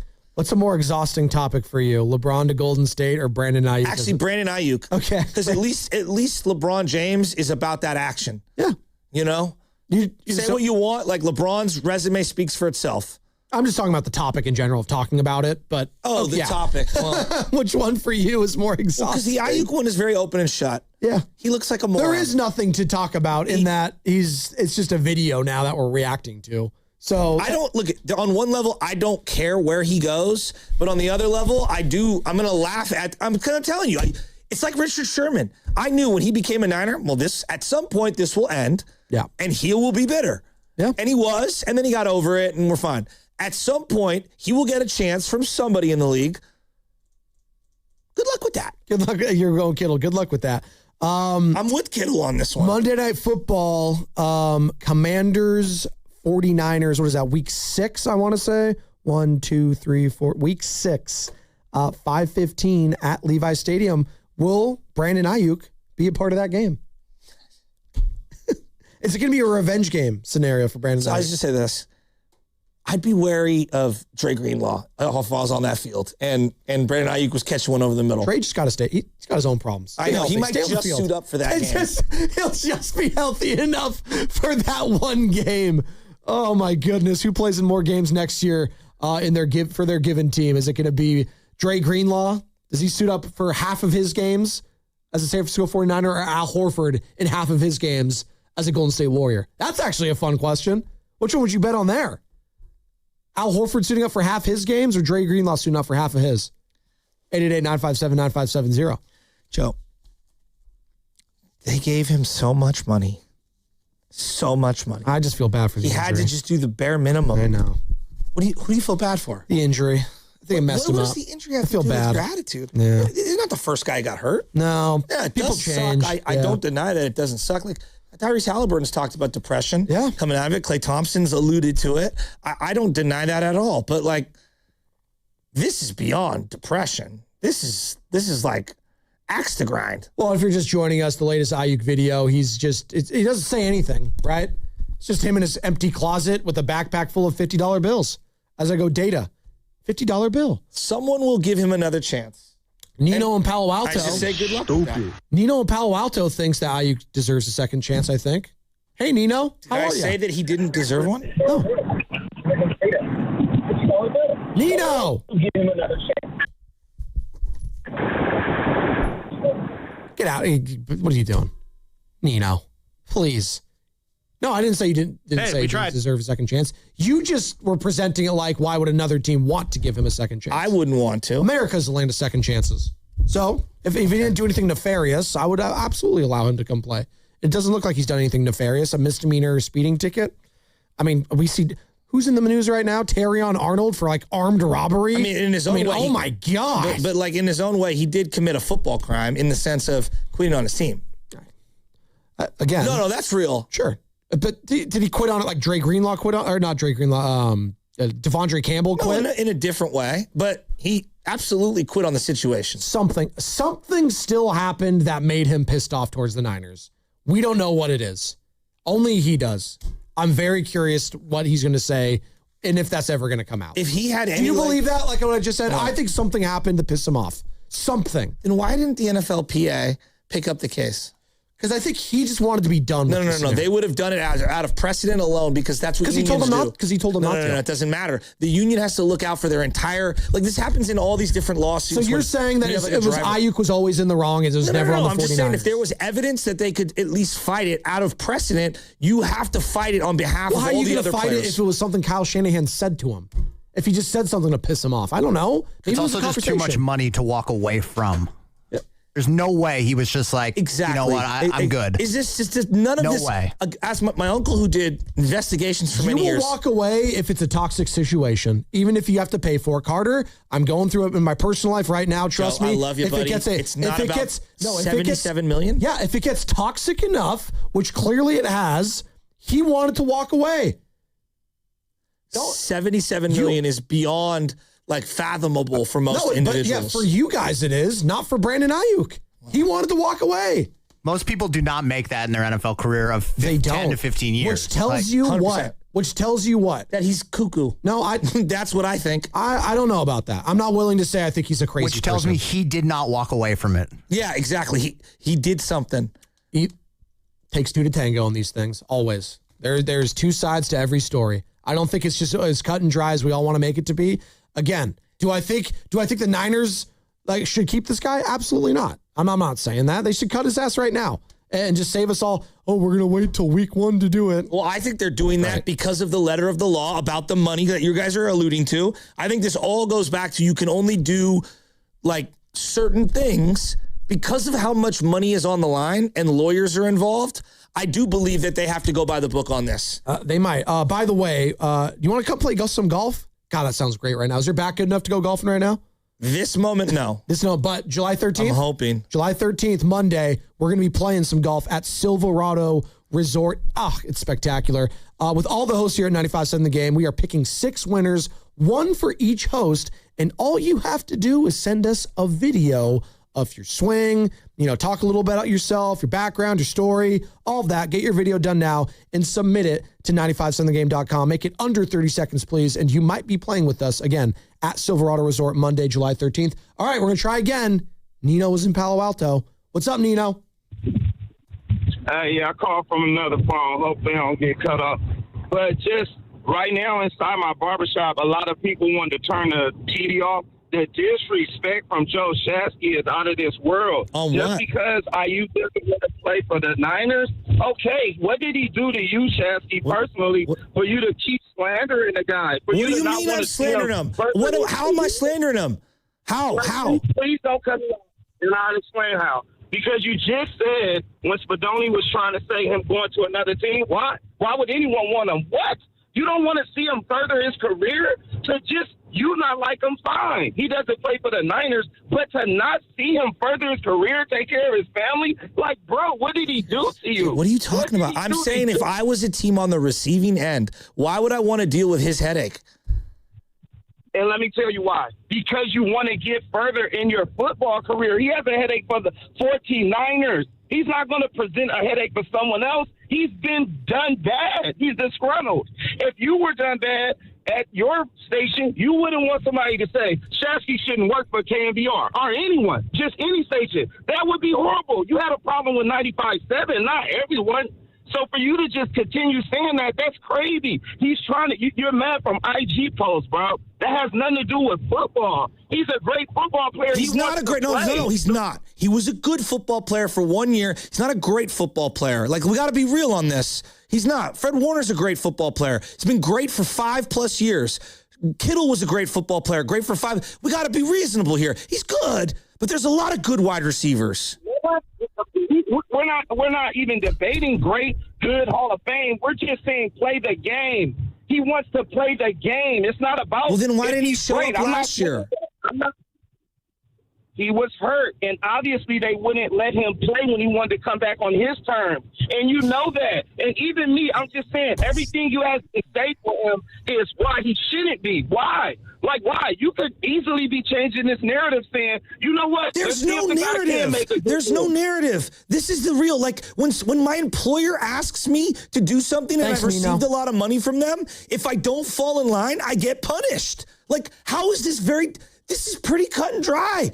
He's literally the first player in the history of the NFL who's you know what? All that money I just fought for like a year ago, I don't want any of it. What is he talking? Like, what are we talking about?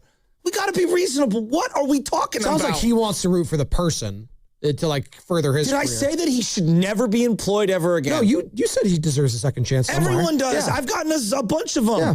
But that doesn't mean that my prior actions didn't have consequences. No, if you get a felony, I know this for a fact because I had 2 of them and I had to reduce them down. If you have a felony, your actions prohibit you from working in certain environments. Yes, they do. You literally cannot apply for certain jobs. It follows you, yes. Okay? So just because I'm allowed to be employed at a certain, I have more opportunities, doesn't mean every employer is now, they have to hire me. They have to be able to bring me in. Yeah. That's not how it works. Your actions do have consequences. First Amendment, I hear this all the time. I'm in the First Amendment business. You have the right to say whatever I want. But that doesn't mean that my words don't have consequences. Correct. Okay? Yes. That doesn't mean my words don't have consequences. When you act like this in a public forum for the rest of the league to look at, that doesn't mean that everyone should be employing you again. Like this, we're overthinking this. Jess, I think you're hitting the nail on the head here. And when I was on the phone what is screening, he talking about? When I was on the phone screening Nino, we were kind of going back and forth about this. I'm trying to get him to say like, well, why do you think it's slander? And it's like we're giving opinions and stuff like that. And that's why I put him on because I think you had a great pushback there, and you did. You pushed back very well there. I thought you made a very excellent point. Like Trevor Bauer, right? Trevor Bauer's out there. Do you know how many people DM me, we should sign Trevor Bauer? You know what the league has said? Not worth the trouble. No. We don't care what he's been convicted or not convicted of. We don't care what has been accused, alleged. We don't want to deal with him. That's what the league has said. Yep. Now, has that taken away his right to go search for work in other markets? No, he just signed on a Mexico League team. Yeah, 2 days ago. Exactly. Yeah. So whatever happened, fair or not, okay, fair or not, every team in baseball has basically said, not worth the trouble. And we're going to find, once he's released, we're going to find how the league feels about Aiyuk. Like, for sure. Like, they'll tell you. Yeah. If he gets signed immediately, if someone takes a flyer on him. And I gotta think some team's going to take a chance on him. They will. It always happens in the NFL. We always see this.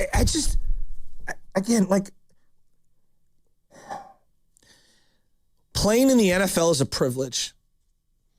It's a privilege, all right? Do you know how many guys would die to get onto the field and play and make a fraction of what this guy made on his rookie deal, all right? There are so many people trying to replace Brandon Aiyuk out there. And so that's why when a guy like George Kittle, who's fought tooth and nail for every dollar that he's gotten, fighting through injuries to just come back and whatever. I'm not saying every guy has to be team first guy. You could be Darrelle Revis. Darrelle Revis took every dollar at every turn and is a Hall of Famer and made it clear to every team he played for, I'm a mercenary. Yeah. If you're not going to pay me, I'm going to the next spot. But you know what he did? He showed up every single day and he fell in line, right? I'm not saying you should never be employed. All I'm saying is, dude, this team gave you a ton of money, and you look crazy. I'm sorry, you look crazy. Steve in San Francisco wants to join in the conversation on Brandon Aiyuk. How is this even debatable? What's up, Steve? Hey, what's going on, fellas? Yeah, I think we touched on this, I think it was a couple weeks ago. I think this is like all that he has going on. And in terms of fairness, I love to see the Niners. I don't want to make it a distraction. I don't think it is. But what's confusing to me, if you notice, everyone's silent. Like, I don't know. Has there been any word from this guy's agent? No. Who's also John Lynch's agent. And I've heard a lot of things behind the scenes. But I don't want to say things that I've heard because I can't necessarily confirm stuff. Okay.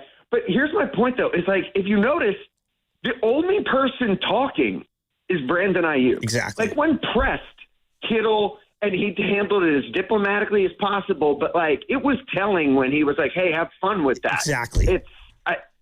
So, to me, I personally don't think he can say whatever he wants, but the Commanders have not expressed any interest. No other team. There was no sort of clamoring. There was no sort of market driving by his agent. There was nothing other than him on social media like a teenage girl kind of losing his mind over things. And I think it's more so that he can claim he has an interest in playing football. Everything else speaks to the contrary. And I cannot imagine. I have to believe that somewhere he knows that his leg is completely blown up, and this is kind of all that he's got. Well, Steve, going on. Kittle just said that he ran 22 miles an hour 8 months ago. He watched bet he it. plays again somewhere. Yeah, I thanks, bet he Steve. does. I don't know. If you were to ask me right now, what's the safer bet? He plays again somewhere or never again? I'm betting that he plays somewhere. He plays again, for but sure. like, we know where this is going. Yeah.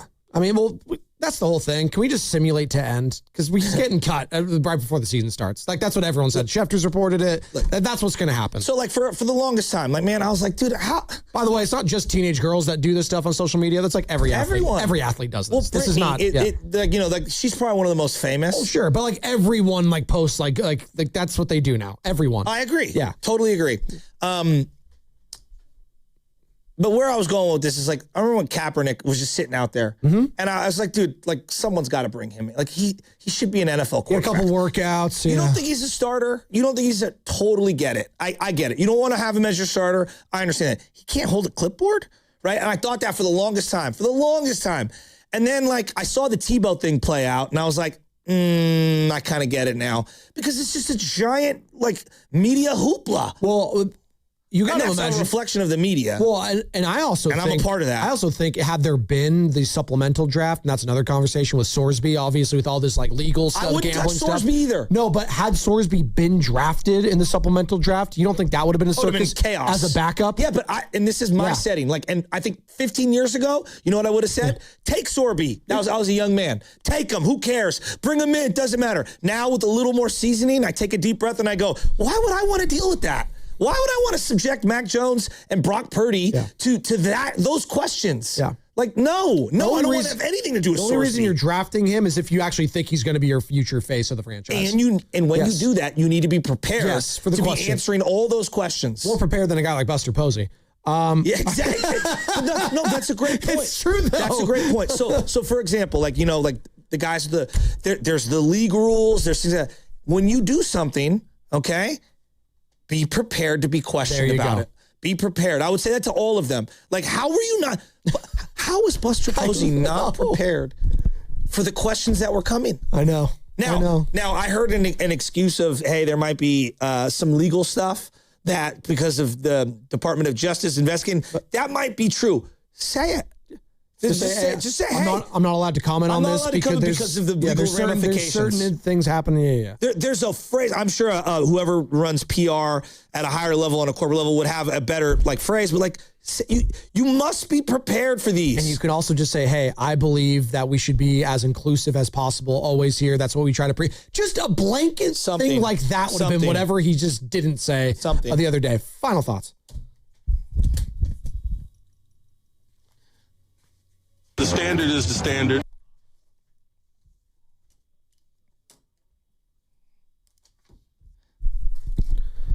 Look, is that back going to last today? No. No. What I do want to make this clear. I'm not trying to preach to anyone. You do what you want. I'm not going to tell someone how to live their life. I'm raising my son. I'm giving you some of the things I've learned by making a ton of mistakes. I learned the hard way. Your actions have severe consequences. I was the young man who none of my friends' parents wanted their sons hanging out with because I was that knucklehead that would drag their kids. And I did all the same things as my buddies, but I got caught multiple times doing dumb things and I deserved it. Joe, it took me a long time to understand that I needed that awakening in that moment. I've learned that your actions, not over just one thing, you can do something bad, a one-time thing, and it can stick with you forever. Yeah. That sucks. It's a subsequent day after day after day of doing the right thing to how you repair your image, and day after day after day. And if you continue to try to do the best you can, over time you can win people over. But your actions, good or bad, have severe consequences in how people around you view you. If you come in every day and you're the negative Nancy, what do you think your coworkers are going to think? I don't want to be around that guy. This is a ball of negativity. Yeah. Which is why I am the way I am. And I apologize, fellas. Oh, you're doing great. No, but I truly mean that, and I'm looking at, the actions of what Brandon Aiyuk's doing every single day. And, yeah, part of it is he just wants to break free and go play for a different team. Yeah. I get that. Dude, you signed the contract. You signed the contract. You gotta meet them halfway somehow if you want to get out of this deal. Carter, Sam, final thoughts? Yeah, mine's quick. Team USA tonight. I know the game doesn't really matter that much, but look, let's keep our foot on the gas pedal tonight. Come on. Let's send a warning shot to the rest of the world that we're serious contenders. I mean, this here. match doesn't really matter. I know. I said that, Spinoni. Thanks. No.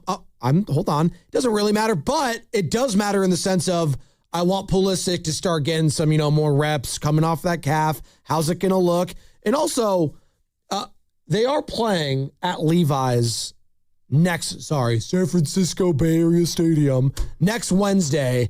Like, that atmosphere is going to be incredible. And it's solidified, right? Bosnia and Herzegovina, they're playing. That's who they're playing. You see their bracket real quick, guys? Let me pull this up. World Cup. Actually, I'm going to do it. Sam, you go, and then I'm going to go. My thought is, Shasky, you had a take about Tony Vitello yesterday. You said if he could make it through this, then he can make it through anything. He's the guy. Yes. I'm feeling more on board with your take there. I agree, especially after he said this last night about the Rafi Devers home run. Anybody else? I complimented some of the other coaches. Probably, I'd be remiss if I didn't say the best coaching moment of the night was we told Rafi if he got on first, we were going to pinch run for him. And that was that at-bat in the ninth. So you gave a courtesy laugh right there to that.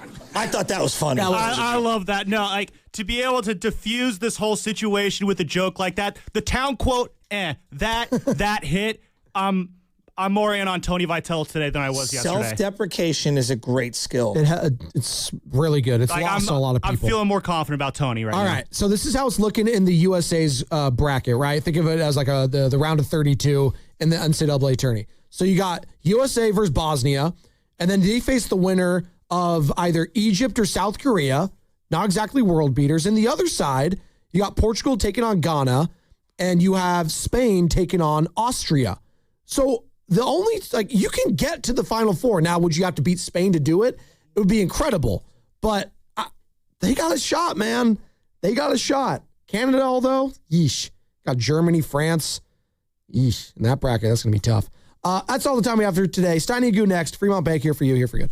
If you're still using a sports book to bet on the soccer tournament, you're getting robbed. Delete that app and join the millions using Polymarket. Polymarket is a prediction market, not a sports book. Trade against other fans, not the house. Polymarket, your go-to prediction market for soccer's biggest stage. Available in all 50 states. Download the Polymarket app. Use promo code BLAZE to unlock $50 free for your first trade. That's promo code BLAZE. Trading not available in all jurisdictions. Check local regulations before trading. Restrictions and eligibility apply. Hi, I'm David. I'm Chris. And I'm John. We are the three brothers who own Jack's Restaurant and Bar. And we are here to... Not again. That's my line. That was my line. Boy, stop it. Mom? What are you doing here? Have you heard your commercials? They're terrible. That's not our fault. You taught us how to cook delicious food. Using only the freshest ingredients. And to treat all our guests like family visiting our home. But you didn't teach us how to write catchy radio spots. They remember that and get back to work. Yes, Mom. Jack's, serving delicious breakfast, lunch, dinner, and drinks the way our mom taught us. ilovejacks.com.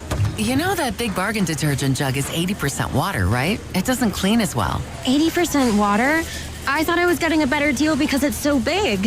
If you want a better clean, Tide Pods are only 12% water. The rest is pure, concentrated cleaning ingredients. Oh, let me make an announcement. Attention shoppers, if you want a real deal, try Tide Pods. Stop paying for watered-down detergents. Pay for clean. If it's got to be clean, it's got to be Tide Pods. Water content based on the leading bargain liquid detergent. Wesley Financial Group is not a law firm. I'm Chuck McDowell, founder of Wesley Financial Group. Did you buy a timeshare because they told you it was a great investment? That's a lie. Most timeshares can be bought online for $1. To find out what your timeshare is worth and to cancel it, call us today and we'll send you our timeshare exit kit free with all your options for cancellation. Call Wesley for your free exit info guide. 800-959-3388. That's 800-959-3388. Toyota's 4th of July sales event is on. This is the season for more. Check out Toyota's 21 hybrid and electrified models.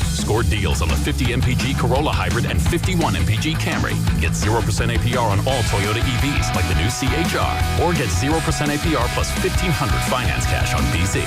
Don't miss Toyota's 4th of July sales event. Toyota, let's go places. Offers available through TFS to buyers with premium rated credit and cannot be combined with other offers in 6/30/26. They call this one Bill. Whoa, aliens? Am I in a spaceship? Affirmative, Bill. What's with the laser saw? Relax. We are cutting our bill in half. What? An Xfinity mobile transmission says you can cut your bill in half. Oh, your mobile bill, not me, Bill. Xfinity Mobile also says we can try it free for a year. Free. Yes, with no commitment. Can we put the saw away? I am reluctant. But we will find another being to bisect. That's not sci-fi. It's Xfinity Mobile. Xfinity Internet members cut your mobile bill in half. Plus, try Xfinity Mobile free for a year. No commitment. Learn more at xfinitymobile.com. Xfinity. Imagine that.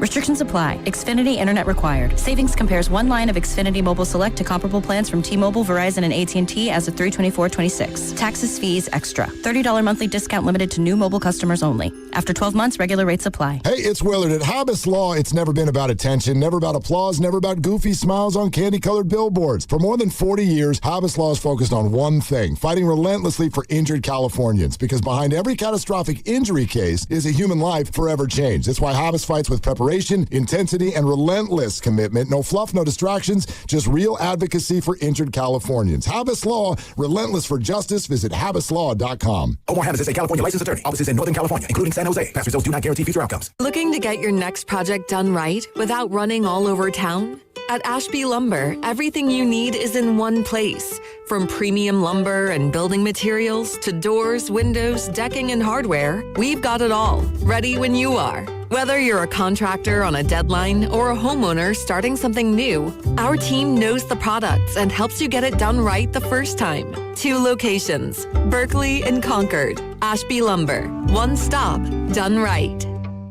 What's up, y'all? It's Draymond. On my podcast, The Draymond Green Show, I'm calling it exactly how I see it with my real opinions on the league, the games, and the business of basketball. And with the NBA Finals here, you already know I'm breaking down every game, every adjustment, and every big moment as it happens. When Victor Wembanyama's in the paint, the Knicks, they gotta be feeling it. If you love basketball, this is where the conversation happens. Listen to and follow The Draymond Green Show wherever you get your podcasts. Jake from State Farm. I just beat my running PR, so I'm celebrating with the Banana Bonanza smoothie. Hey, and you can keep celebrating when you create an affordable price just for you by bundling your home and auto with the State Farm Personal Price Plan. Go bananas. I will. Hey, make it a large. Bundling, just another way to save with the Personal Price Plan.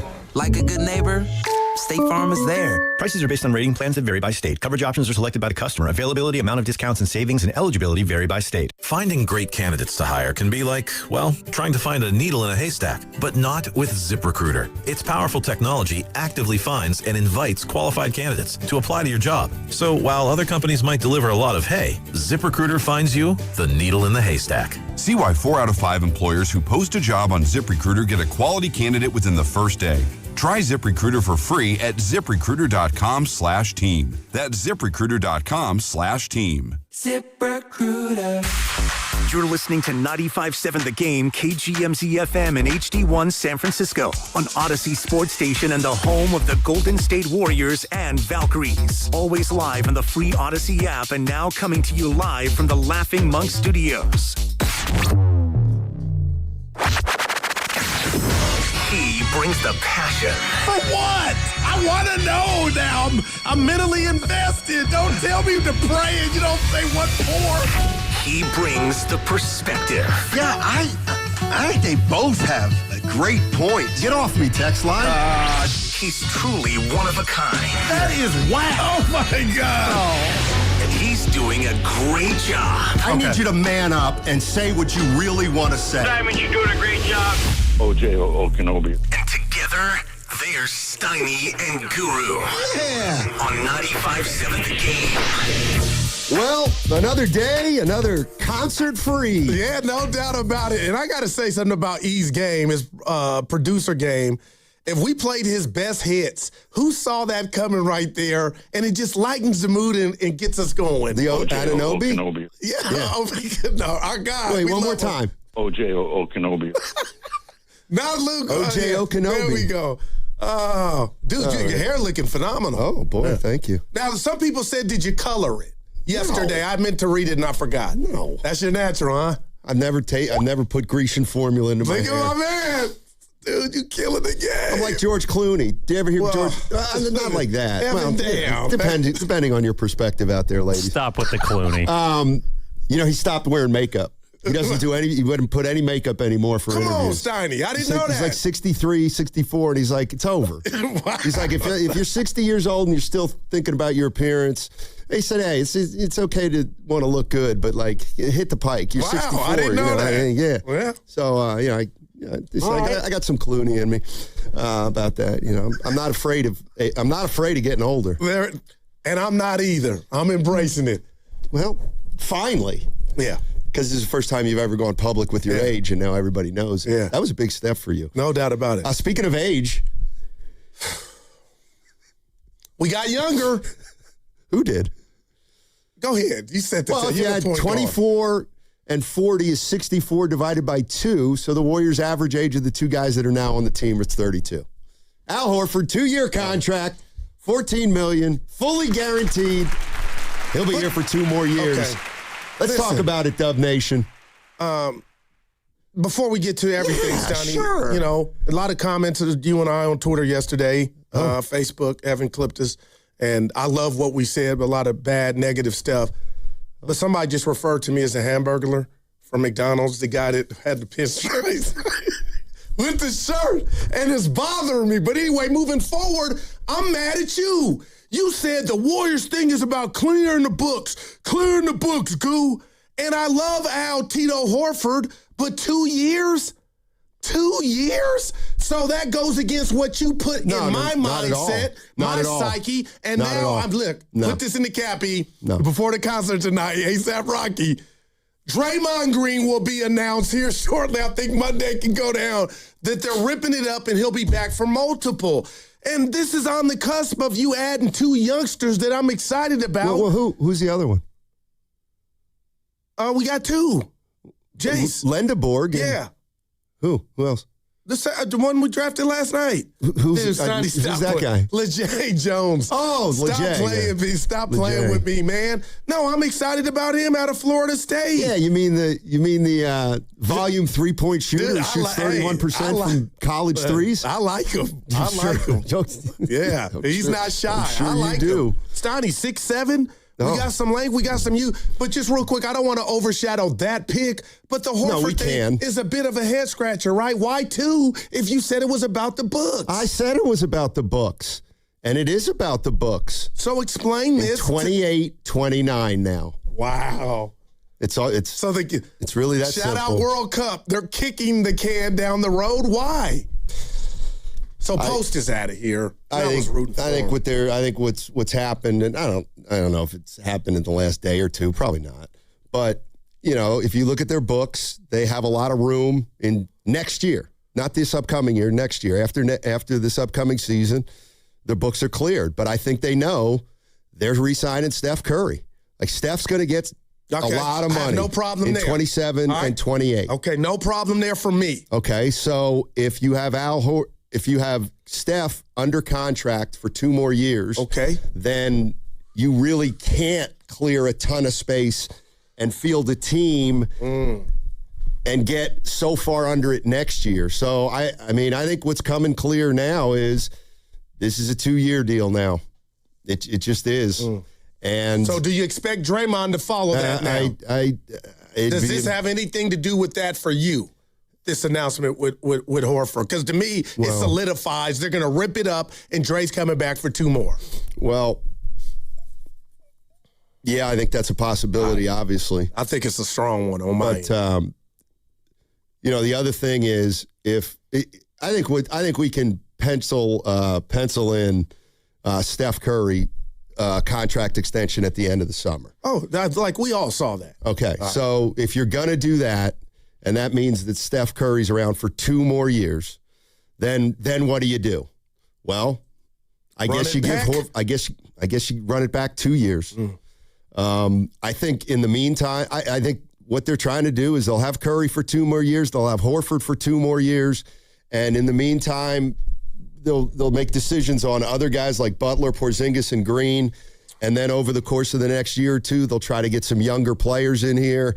And then I guess ideally in 2028, they'd have some free agent money. But no, I mean, I got a million questions about this. But I do think it's starting to come a little more into focus that this is going to be a 2-year thing with the Warriors. Now the next question to me is, if Steph gets an extension, which he will, and Horford gets a 2-year deal, which he just did, that means you've got the following players up at the end of the year: Draymond Green and Jimmy Butler. So are the Warriors going to make a commitment to Jimmy Butler and Draymond Green for 2027, 2028, the year after next? That's what the rest of the summer becomes about. And then what it also leads me to believe is they're going to try to get Porzingis back on a 2-year deal, because which he wants, obviously. Right, and it could be a 1 and a team option or a 1 and a player option, but it looks like they're on a 2-year plan. It was looking to me like it might be a 1-year plan. And certainly Horford's money isn't so consequential that it drastically changes their strategy. But they did just sign a 40-year-old player who played in only half the games last year. And will that continue? To 2 guaranteed years. Yeah.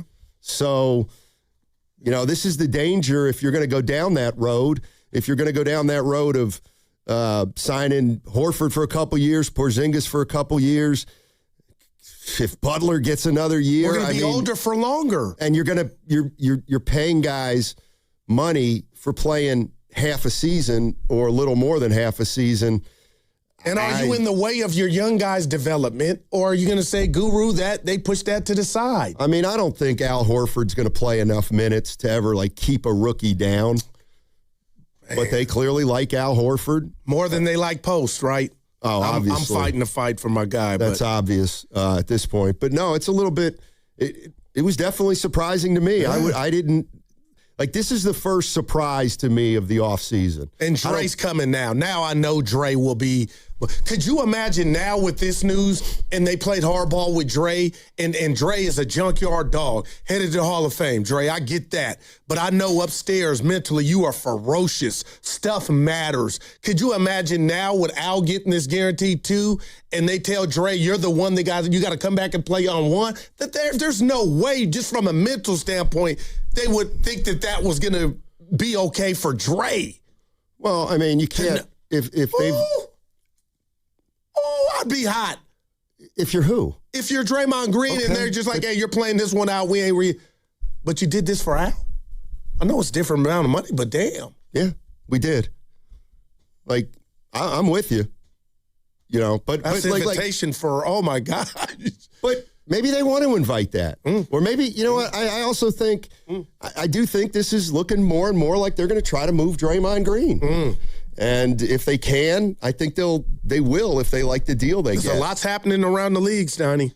I don't know. There's just something about, there's something about giving Horford 2 years. And, he's got Dominican ties like Lendeborg, so that may be some part of this equation. Their fathers played on the Puerto Rican team years ago. So, maybe they're changing to a different form of leadership, and they feel like Horford could be a leader of this team, like Draymond has been, but in a different way. I don't know. I didn't have Al Horford getting an extra year on his deal. I know that. I had Al Horford either opting in or opting out, and that would be that. But Al Horford opted out, and the Warriors have given him 2 guaranteed years at $14 million. Okay. That leads me to believe it's something like 6.5 this year, 7.5 the following year. And there you go. Okay. There you go. Let's talk about it, because it is surprising to me. You're a man of nuance sometimes. I need to read something about LeJay Jones to you. wordplay game to where I'm just baffled, and it's kind of like an oxymoron. Now I'll read to you on the other side. All right, 95.7 The Game is giving you an opportunity you won't want to pass up. It's a chance to play golf at the beautiful Silverado Resort with one of the hosts. How about playing with me or Guru, Willard Dibbs, Shasky, Spadoni? Yep, that's right. We want you to play golf with us on Monday, July 13th. Each host will be paired with a winner, so there will be 6 winners. Send us a video of your swing and why you would be a perfect pairing. Get your video done now and submit it to 957thegame.com. Has to be under 30 seconds. And again, it's an opportunity to come play golf with us at Silverado Resort on Monday, July 13th. That segment also brought to you by Cache Creek Casino Resort. You will love the way Cache Creek Casino Resort feels. Every escape there will feel a little more extraordinary. Every getaway is a chance to make the moment yours. Everything at Cache Creek Casino Resort will feel wonderful. Cash in at Cache Creek Casino Resort.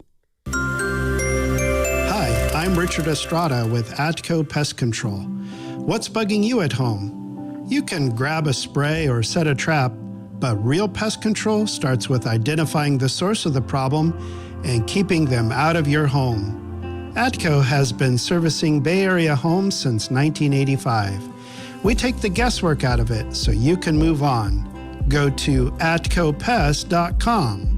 Trust Atco for the solution. Tune in for World Soccer Championship updates on the Morning Roast with Joe Spadoni and afternoons with Dan Dibley, right here on 95.7 The Game. Brought to you by Jack's Bar and J-Town Pizza, your destination for international soccer action in San Jose's Japantown. The following is an attorney advertisement. If you get sidelined by your workplace injury, the workers' compensation attorneys at Boxer and Gerson can help you get back in the game. Our team of skilled attorneys will fight by your side for the treatment and compensation you deserve. We care about justice for injured workers. That's what makes us Northern California's premier workers' comp law firm. Call Boxer and Gerson at 510-835-8870 or visit boxerlaw.com for a free consultation. Boxer and Gerson, your life is worth the fight.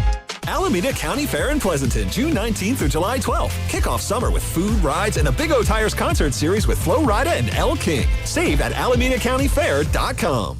With increasing summer temperatures, this is a good time to replace your home siding, decking, and fencing. Golden State Lumber and Showroom works closely with contractors to keep your home protected. AZEK Exteriors offers outstanding durability, is easy to install, and protects against fire and dry rot. And TimberTech Advanced PVC Decking has a Class A fire rating and is backed by industry-leading warranties. Visit GoldenStateLumber.com for products that increase the value of your home. Golden State. When you succeed, we succeed. Ragnar the Terrible got a job at a big bank. Let's listen.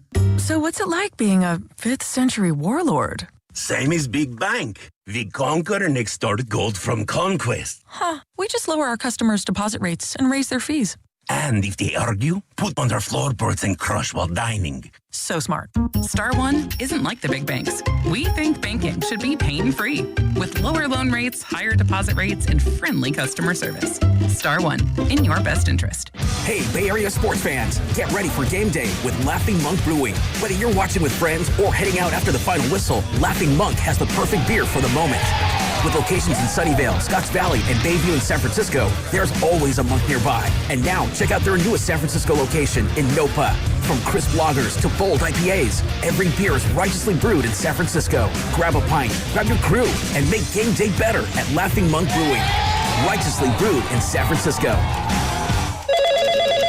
Spreadsheets, clunky software, 100 different logins just to run your business?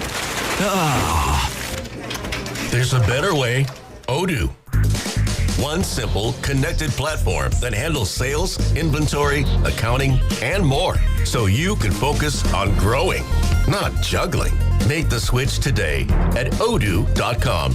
That's ODOO.com.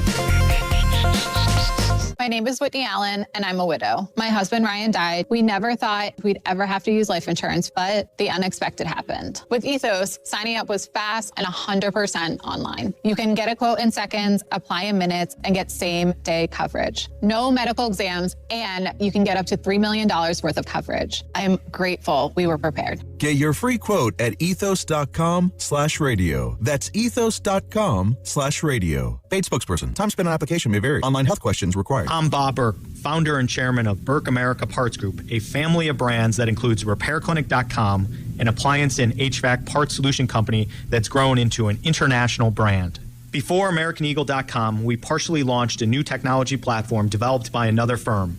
American Eagle helped take our technology to a whole new level with digital marketing, software development, and business insights into our key markets, appliances, HVAC, and outdoor power equipment, and did so both on time and on budget. AmericanEagle.com has the resources, experience, and talent needed to produce solutions. Our new technology platform, developed by AmericanEagle.com, has produced tremendous results with higher traffic, conversion, engagement, and online revenue. If you have any home repairs you need to take care of, check us out at RepairClinic.com. If you need a world-class website or technology project, then I would highly recommend AmericanEagle.com. Call AmericanEagle.com at 773-NETWORK. That's AmericanEagle.com, 773-NETWORK.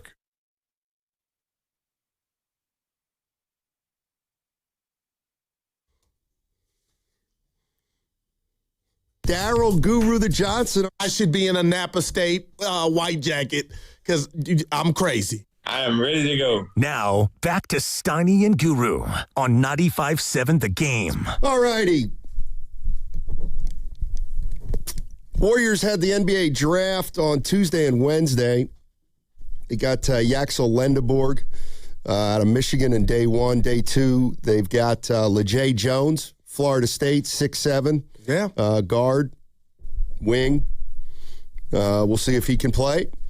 But I think, and I don't want to over-dramatize an Al Horford re-signing, but I don't think anybody had Al re-upping for 2 more years. No doubt. Well said, man. I just don't think anybody had that. And I started asking around, why did the Warriors give Horford 2 years? What'd you get? But one answer I got back was he asked for it. Ooh. So that's what I mean by, you mentioned what it is. It's a signing, right? But it's also, an insight to their mindset. Like, you did a great job, Steiny. Beat me over the head with clearing the books. And, yeah, they're kicking the can down the road, but just because you ask for something doesn't mean you get it. And now I guess it's like a cafeteria line in high school. Here comes Draymond with his, this no Draymond hate with his tray, and you're really going to play hardball with Dre when you get, I know it's different amounts of money, but when you gave Al Horford 2, I don't get that. Well, I'll only get it if I'll only get it if they're going all the way in on Draymond rips up his deal, takes less next year, spreads it out to 2 years. Okay. Then what do they do with Porzingis? Maybe they can lowball him for 2 more years, and then later on this summer, or rather this season, they'll have a decision to make on Butler, whether Butler is back or not. Then maybe they give him an extra year, and boom, your money's filled up for 2027, 2028. And then in 2028, you've got a lot of flexibility. All right, I'll do this for you on this. Yeah. And everybody's going to match up with Steph Curry. Steve Kerr, Steph Curry, Al Horford, Draymond Green, maybe Porzingis, maybe Butler. It looks like that's the avenue they're going down. Yeah, and you know what? I tried to tell myself I would not bring up Wiseman, 2021, but I just can't forget. But since then, the 5 position for the Warriors has been death. And now I'm sitting here scratching my head asking myself, why would I be shocked if Quentin Post is really not in their plans? What do the Warriors have at the 5 outside of Draymond? So, of course, you re-up old man Al Horford, and you give him 2. You got 2 guards, 2 wing players that I love, that I'm excited about. I won't say love, we'll see. But the 5 position for the Warriors has not been a home run at all. So who did you have, Steiny, outside of Draymond Green, if Quentin Post is really done as a Golden State Warrior? Yeah, I mean, to me, look, the money, $14 million for two more years is not a big deal to me. But what is a big deal is locking yourself into a 40-year-old for 2 more years who only played 45 games the previous year and has been in the 60s, 4 or 5 years before that. So in a sense, you know what you're getting from Al Horford. You just don't know how frequently you're going to get it. But to me, the risk this team runs right now is a roster with too many players that can't come to post day in and day out.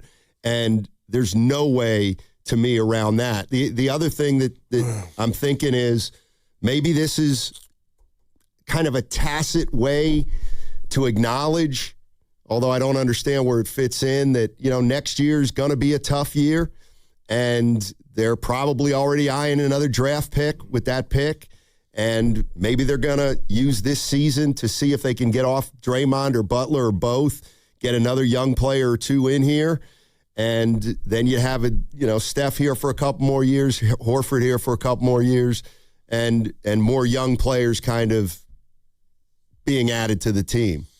Yeah. And like you said, there's a lot of movement going on, and we haven't even touched free agency yet. So there's that if the Warriors wanted to get frisky. But, yeah, I didn't have this on my Warrior bingo card. And I'm not mad. I'm just shocked and surprised. It's not even the amount of the bread, Stoney. It's just the mindset. With these 2 draft picks, Lyndon Borg and LeJay Jones, I was just thinking, okay, that's the direction it's headed, but it looks like, the OGs are going to be here for a little longer. And like I said about the 5 position, what did you have after Al Horford? I don't know, again, what's up with Porzingis, but if Dre's not going to play 82 games at the 5, and if Post is truly out of here, you had TJD, that didn't work out. So, I guess I'm asking myself, why am I really shocked that it was 2? Well, I think it's fair to be surprised that it was 2. The guy's 40 years old. I mean, Miami had a guy like this, Udonis Haslem. They kept him on the roster for a lot of reasons other than basketball. But he signed 1-and-1s at the veteran minimum. So, yes, I mean, I think the Horford move is surprising. But I do think it hints at a timetable that may be pushed back a year by the Warriors. And I'm starting to think. I mean, I've thought a million different things over the last couple of years, but if they extend Steph Curry this summer, that's 2 more years of Steph Curry, and you do the best you can. You do the best you can with Steph Curry and the remaining pieces you have here, and you try to improve it while he's here. And then if he's gone after 2 years, then you start over. All right, I guess that's the plan. Yeah, not start over, you start it, right? Well, I would like to think that if Steph Curry and Al Horford are going to be around for 2 more years, that they could acquire some young players in the next 2 years, and certainly they're going to need some young players in the next 2 years to continue on after Steph Curry. Yeah. So that's what it looks like to me. Yeah. And to me, the trickle-down effect, and again, if I was at 35% that Draymond was coming back on a 1-year deal and, that tough love off the court, what that would feel like, how he would feel slighted, I get it. If that was at 35%, this Horford announcement, for me, partner, has moved that thing to 99.9%. The July 29th, however fast they get to it, they will rip that up, and Dre, I don't know the number, will be here multiple years, just like Steph Curry, you mentioned, Steve Kerr, and now Tito Horford. Well, the one thing we don't know is whether or not and to what degree Horford taking 2 years could spur the Warriors to then have this access to a $15 million taxpayer exception. The conventional wisdom was that Draymond would take his $28 million, rip it up, and take less the first year, get an extra year, and that would save you money, so that could, in theory, open that spot up. I don't know what the contract to Horford looks like, except that it's 2 guaranteed years. Guaranteed. So, Al Horford's going to be around for a couple of years. Can I read this to you about the newest Golden State Warrior, LeJay Jones? And this is the same person that wrote this in regard to his strengths and his weaknesses, but I'm lost and I need your help. Strengths, Donnie. Jones has good size on the perimeter, is a capable shooter, and can make plays defensively. So to me, my takeaway, because I wasn't too familiar with him, good size. But in the next breath, weaknesses. He's a poor playmaker, and this is the part where they lose me, and doesn't have good length for his size. I've never heard that. Doesn't have good length for his size. Have you heard that? I've never heard that. Means his wingspan's probably average, but he sounds like a 3-and-D guy to me. That's what it said. That's what he can be, a 3-and-D. But in the under strengths, he has good size, but he ain't got good length for his size, huh? Yeah, but they said 3-and-D. I don't really get too involved in second-round picks until I see him play, if they even, can. My list from yesterday. So, what's that? My list from yesterday with. Oh, yeah. 888-957-9570 is the number. We'll also get into some Giants news. They win last night. Let me tell you something. And I tried to tell my young colleagues this. When you I don't remember. are losing 1-0 in a baseball game, and a guy in the 9th inning hits the tying home run. Yeah. Devers. That's the big home run. Right. Okay? That's the big one. All right? The next one is the gravy. It's like if you're down 2. Give it to me. With 1 second left, and you make a 2 to send it into overtime. That's the big shot. And then some guy hits a dagger 3 in overtime, gets all the glory, but make no mistake.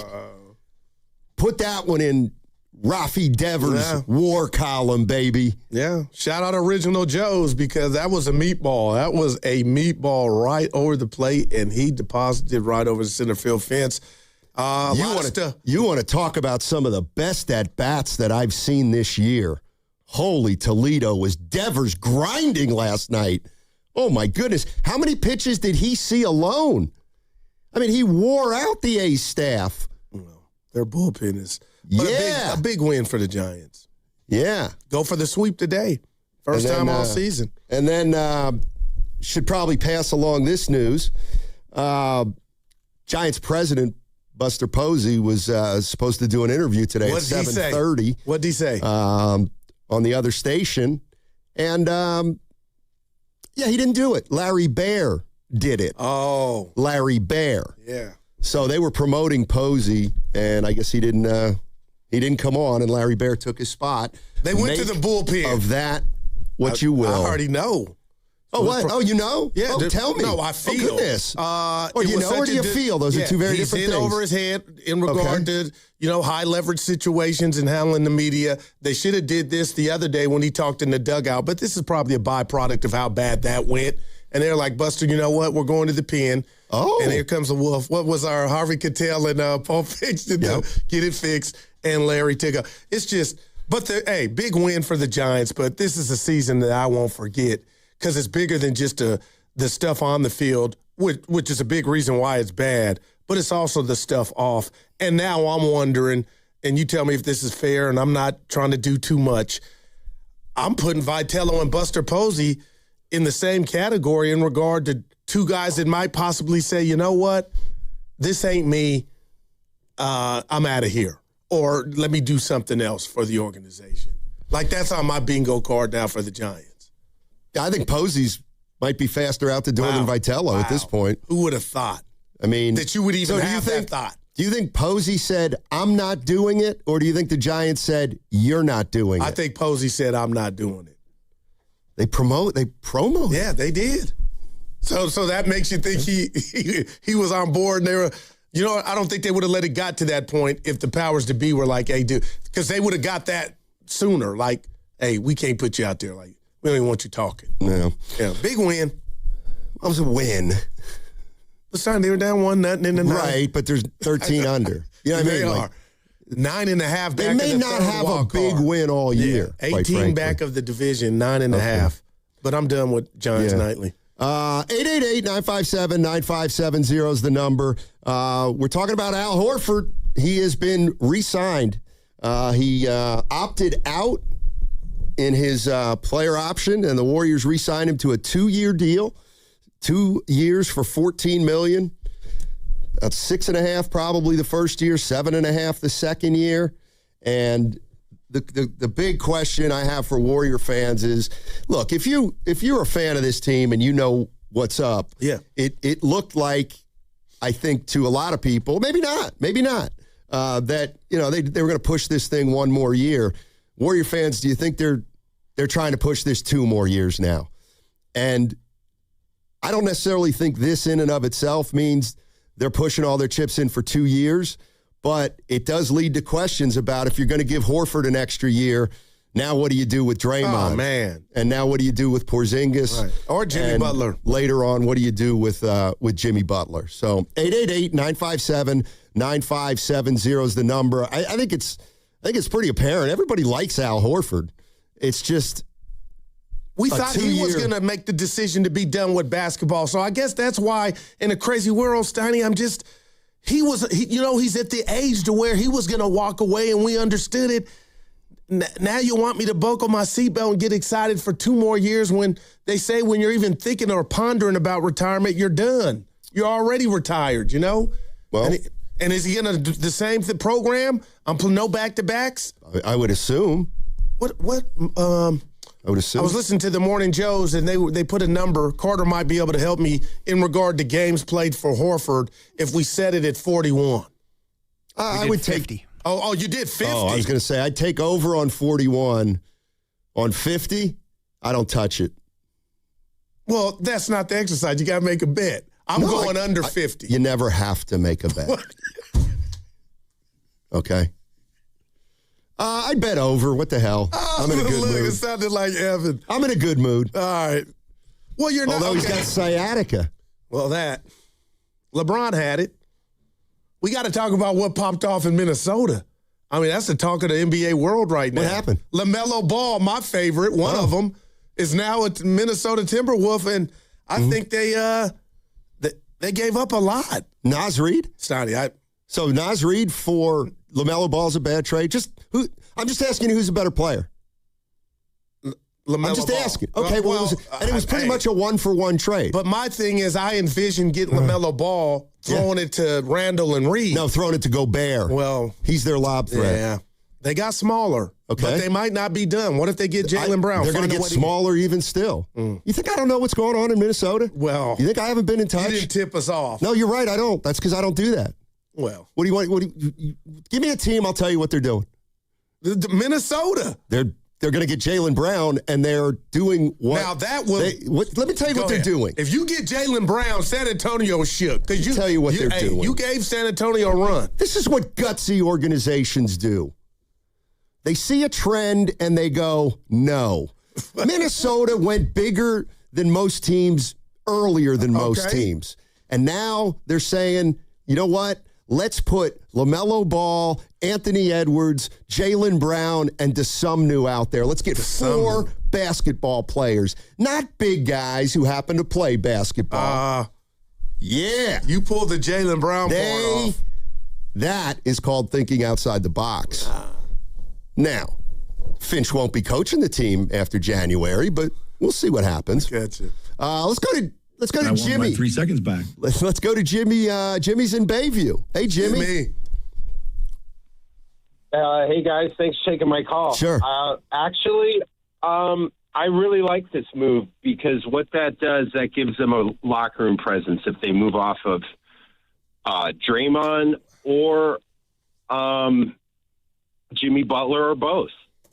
That gives them the old, the old hardened elephant in the room with the group of young guys. They just drafted Draymond's replacement. So, I mean, this opens up Dunleavy, to be Luca Brasi if he wants to take everybody out. I see it differently. And also with you guys just mentioning, everybody's moving off of these huge contracts. Yeah. You know, Trey Murphy, LaMelo Ball, just like you say. So why wouldn't the Warriors have been, you know, this frees up the big money for somebody younger. Maybe you keep an old guy for a locker room presence. Maybe they like the way Horford speaks to the young kids better than Draymond. Right. So I actually really like the move, and I think it's setting up for quite the interesting year. What do you guys think? Yeah, you know, I think it all comes down to this, Jimmy. If you're a Warrior fan, does giving Al Horford 2 years seem to indicate to you Warrior fans that it means they'll give Draymond another year and that they'll try to bring Porzingis back for a year or two, and they're relying on Jimmy Butler getting back? And would the unthinkable be a possibility that Butler gets another year at some point when February rolls around? Donnie, I think you nailed it, man. That's how I'm looking at it. I don't hate the move, but it's what confusing. About the plan? It's confusing. Now, this could be, maybe this is just a move.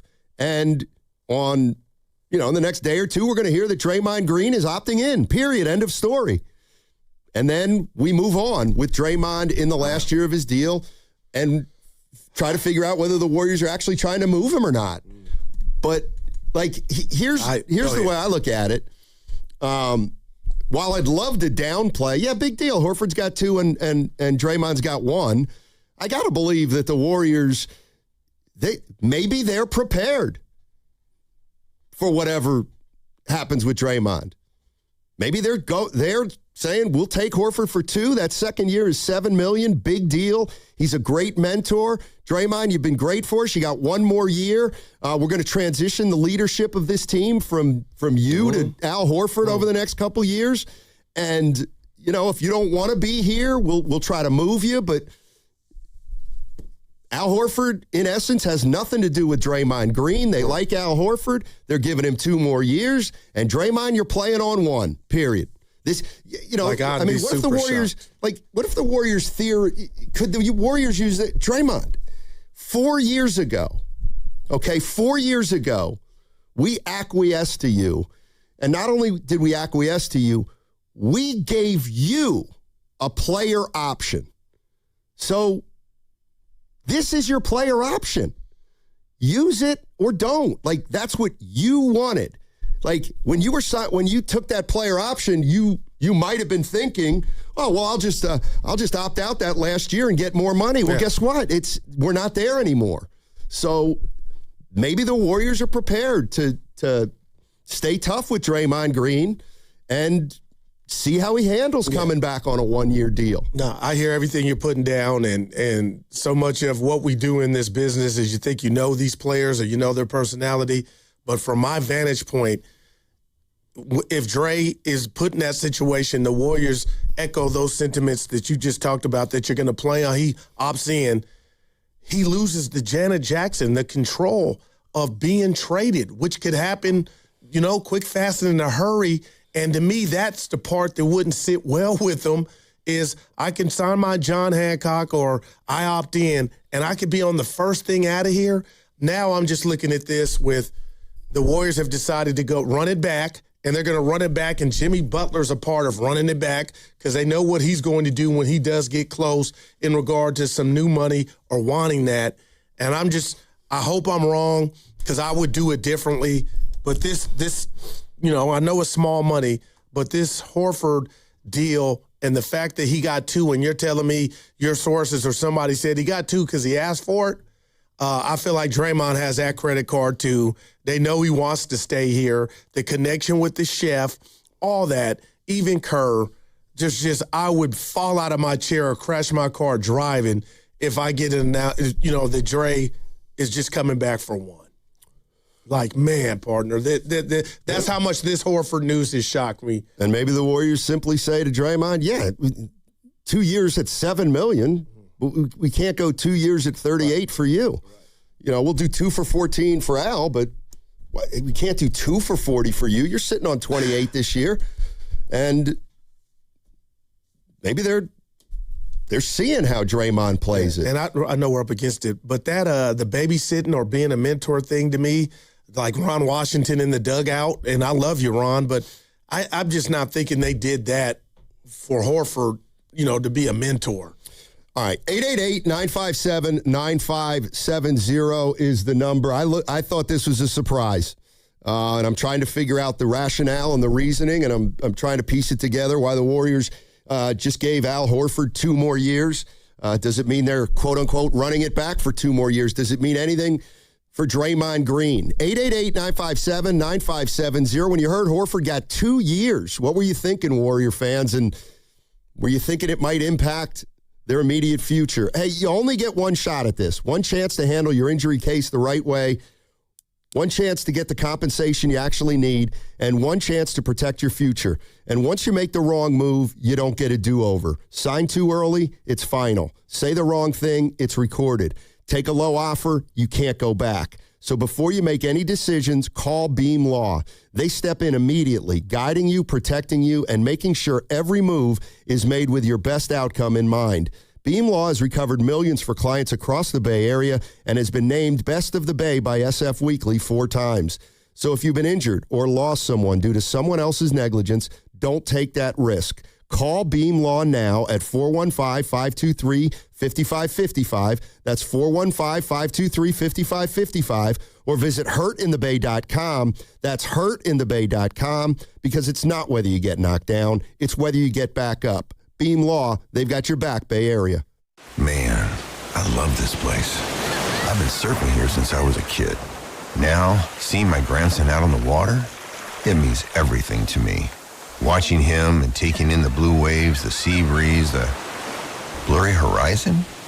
If you have geographic atrophy, or GA, subtle changes in vision could mean it's progressing toward irreversible vision loss. Izervay is proven to slow GA progression and could help preserve your vision for longer, so you may keep seeing the world around you.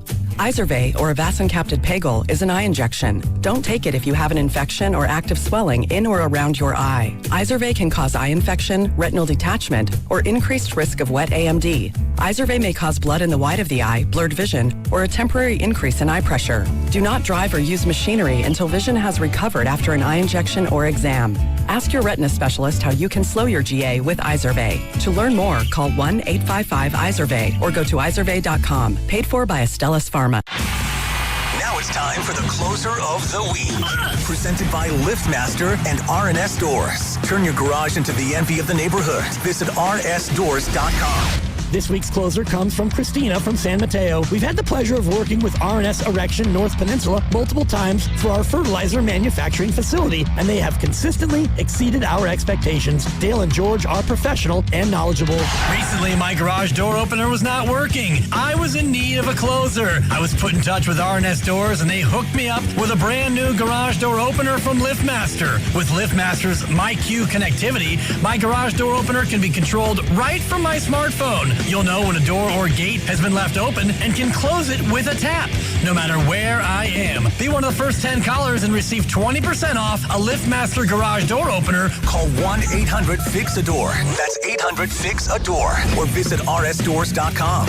R&S Doors. Look for the red truck. If you're still using a sports book to bet on the soccer tournament, you're getting robbed. Delete that app and join the millions using Polymarket. Polymarket is a prediction market, not a sports book. Trade against other fans, not the house. Polymarket, your go-to prediction market for soccer's biggest stage. Available in all 50 states. Download the Polymarket app. Use promo code BLAZE to unlock $50 free for your first trade. That's promo code BLAZE. Trading not available in all jurisdictions. Check local regulations before trading. Restrictions and eligibility apply. Hey, it's Willard. At Hobus Law, it's never been about attention, never about applause, never about goofy smiles on candy-colored billboards. For more than 40 years, Hobus Law is focused on one thing, fighting relentlessly for injured Californians, because behind every catastrophic injury case is a human life forever changed. That's why Hobus fights with preparation, intensity, and relentless commitment. No fluff, no distractions, just real advocacy for injured Californians. Hobus Law, relentless for justice. Visit HobusLaw.com. Omar Hobus is a California licensed attorney. Offices in Northern California, including San Jose. Past results do not guarantee future outcomes. Hi, my name is Lloyd Lockridge, and I'm the host of a new podcast from Odyssey called Family Lore. In this podcast, I'm going to have people on to tell unusual and sometimes far-fetched stories about their families. I've heard my whole life that she invented the margarita. And then we're going to investigate those stories and find out how much of it is true. He gets a patent 1 month before the Wright brothers. Oh my God. Please follow and listen to Family Lore, an Odyssey podcast, available now on Apple Podcasts, Spotify, or wherever you get your shows. See website for details. BillsHappen.com is not a lender. It does not make credit decisions. Must be 18 years old. Not available in all states. Honey, everything is so expensive, and our bills are piling up. You're telling me credit cards are maxed out, rent is due, and the car payment's right around the corner? We need some extra cash. We should do what my friend from work did. She went to BillsHappen.com and got the money she needed the next day. Our credit is not great. Are you sure that would work for us? BillsHappen.com is one of the largest personal loan networks. They can help people with all credit types get up to $5,000. Sounds like it's going to be a hassle. My friend said it was super easy. She did it right from her phone during her lunch break.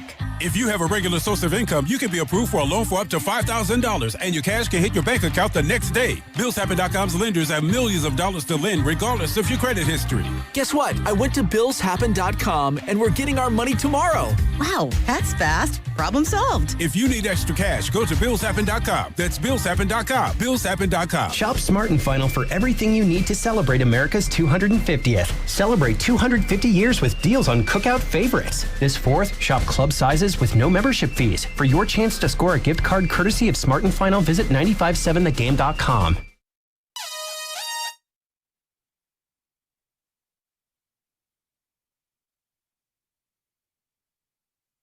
Everyone has a personal agenda, committed to winning. It doesn't feel that way. Now, back to Steiny and Guru on 95.7 The Game.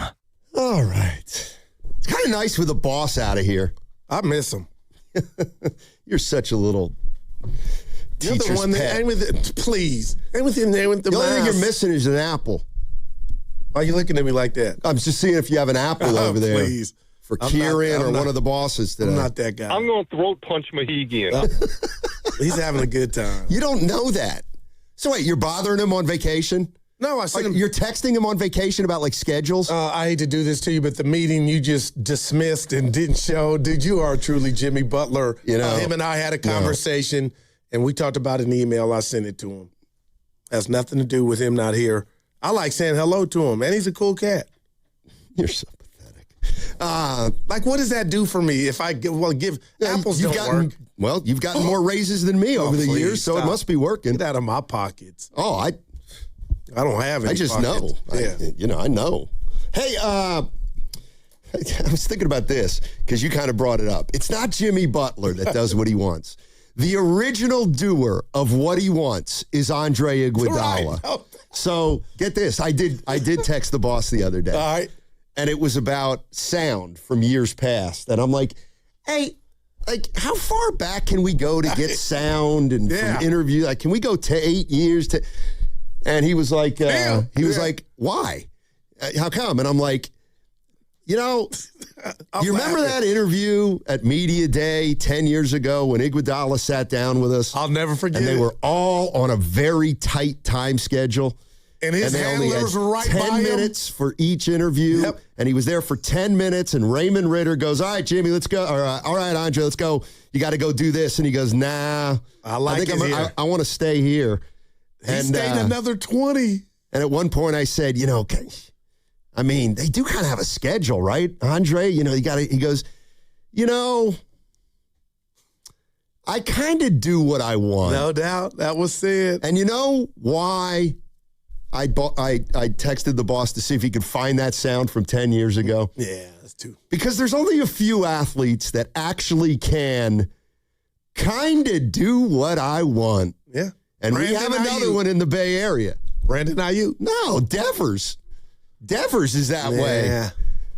And I was thinking, give me the guys who have been in the Bay Area who, for whatever reason, just had the what's it called? The panache or the reputation. Draymond Green's one of them. I kind of do what I want. Can I nominate Dre? Of course. I'm nominating Devers for sure. He's in there. Draymond Green, Terrell Owens.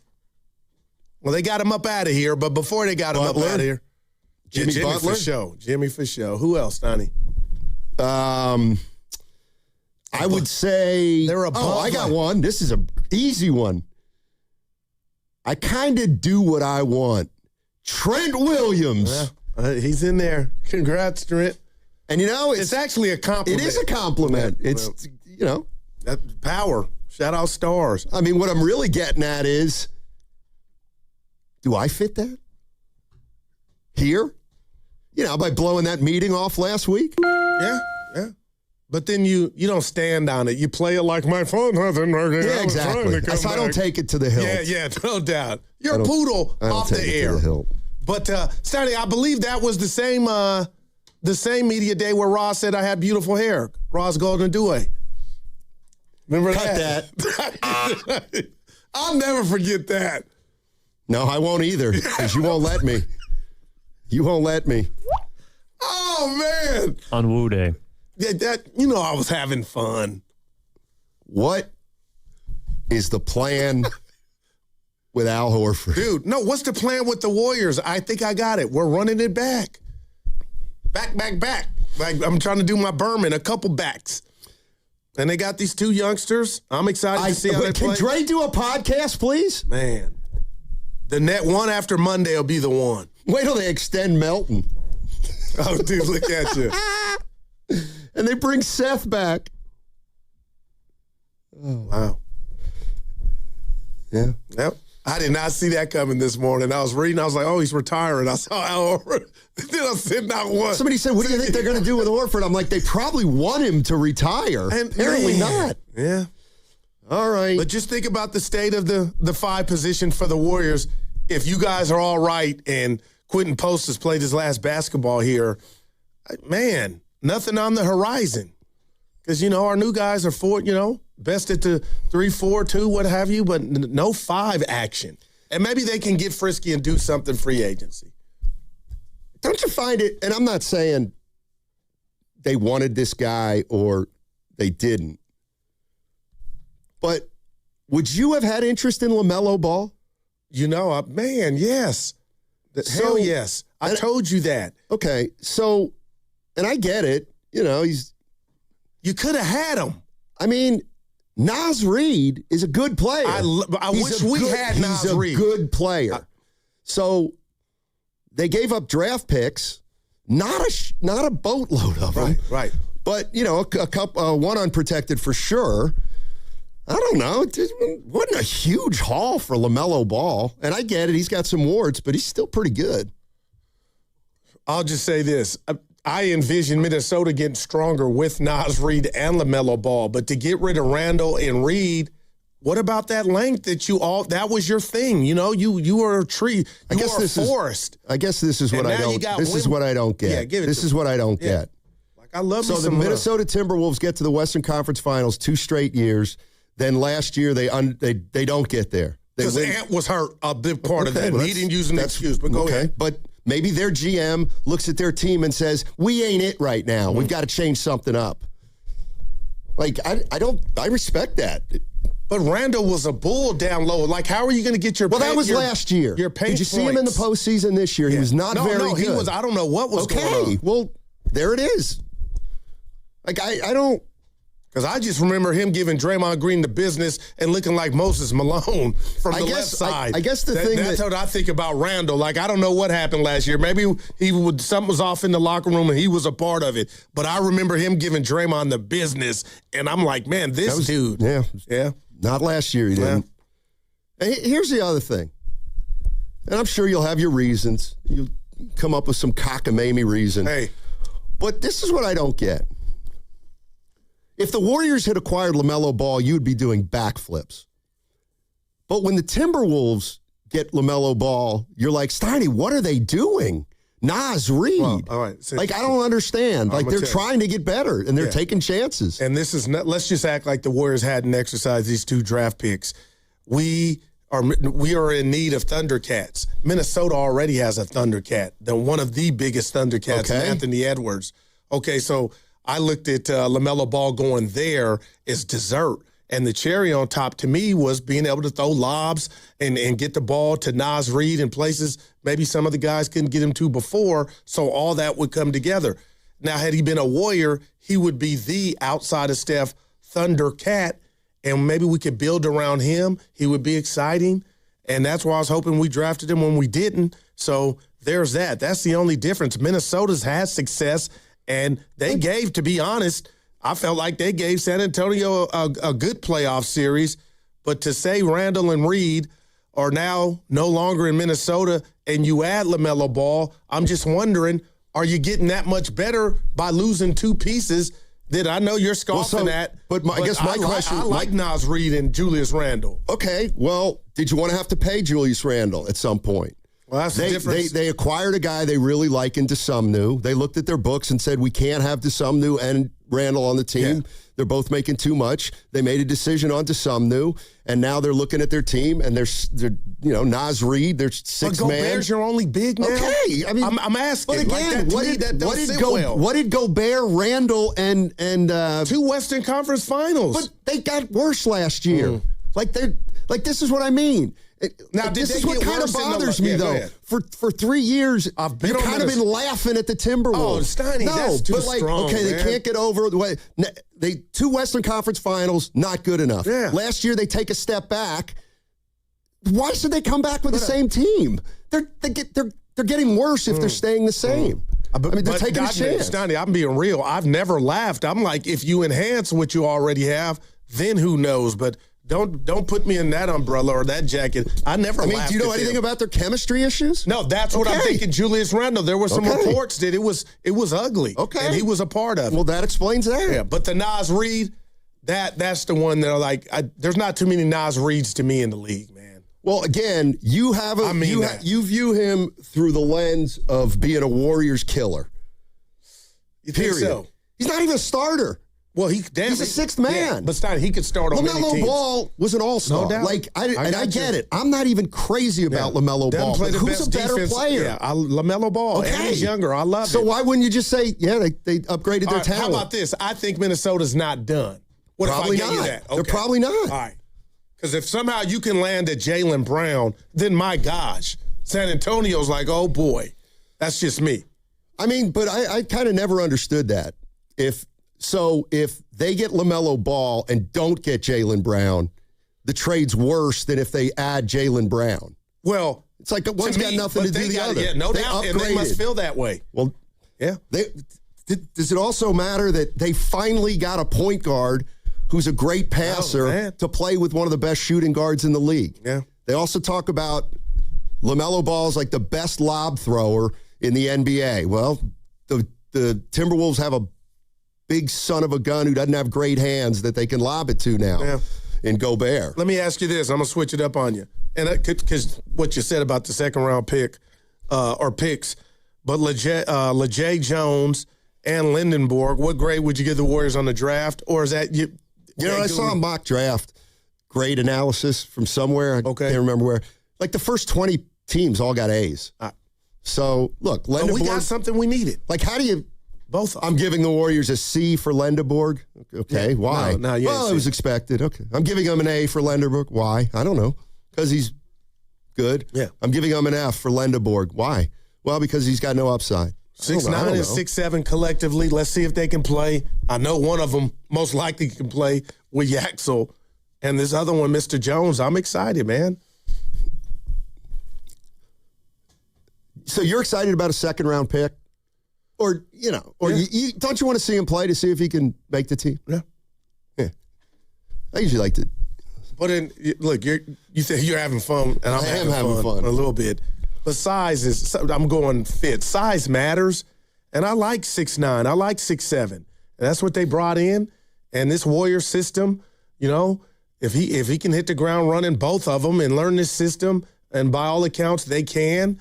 We don't run the same offense the rest of the league runs. Who's to say they're going to be in some of the best positions to showcase their talents? But my thing is, with what we have collectively, if I'm either of these young men, Jones or Lindenborg, the right on the table brought to you by ATCO Pest Control is I got a chance to play. I'm just, with Butler and Moody on I got a chance to play.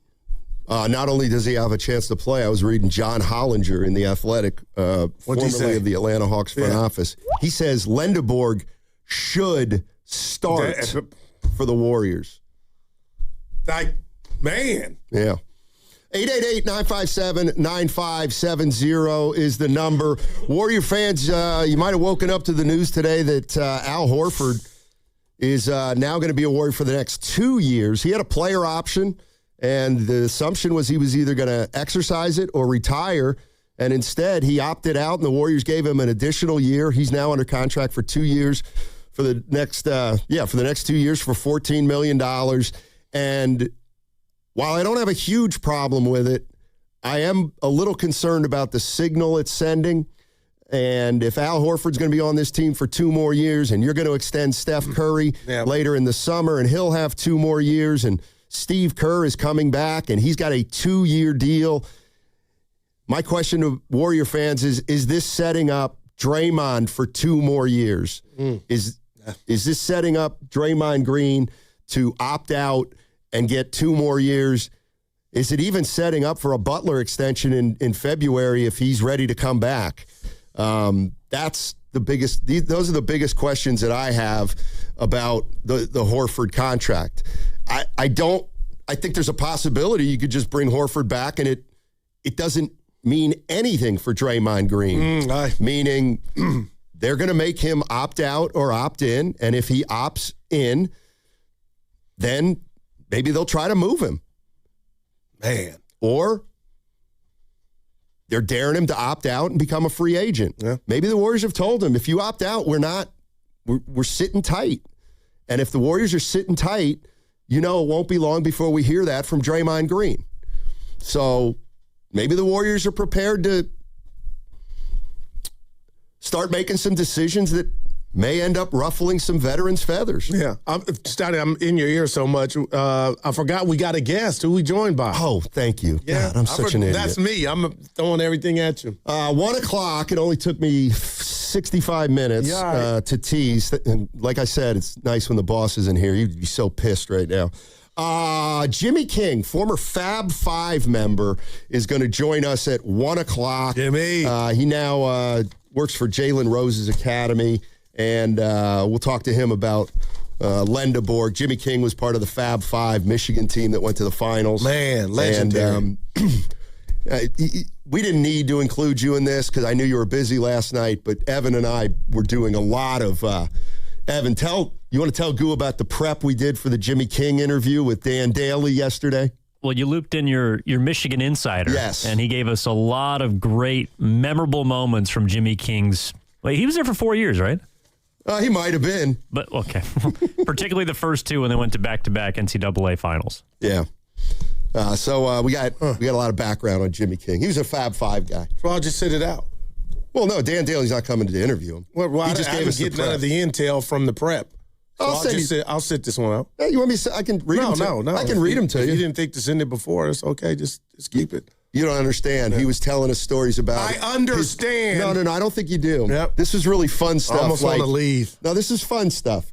Like Dan was telling us a story about during his wedding, Michigan had a big game, and Jimmy King, during his wedding, he had to keep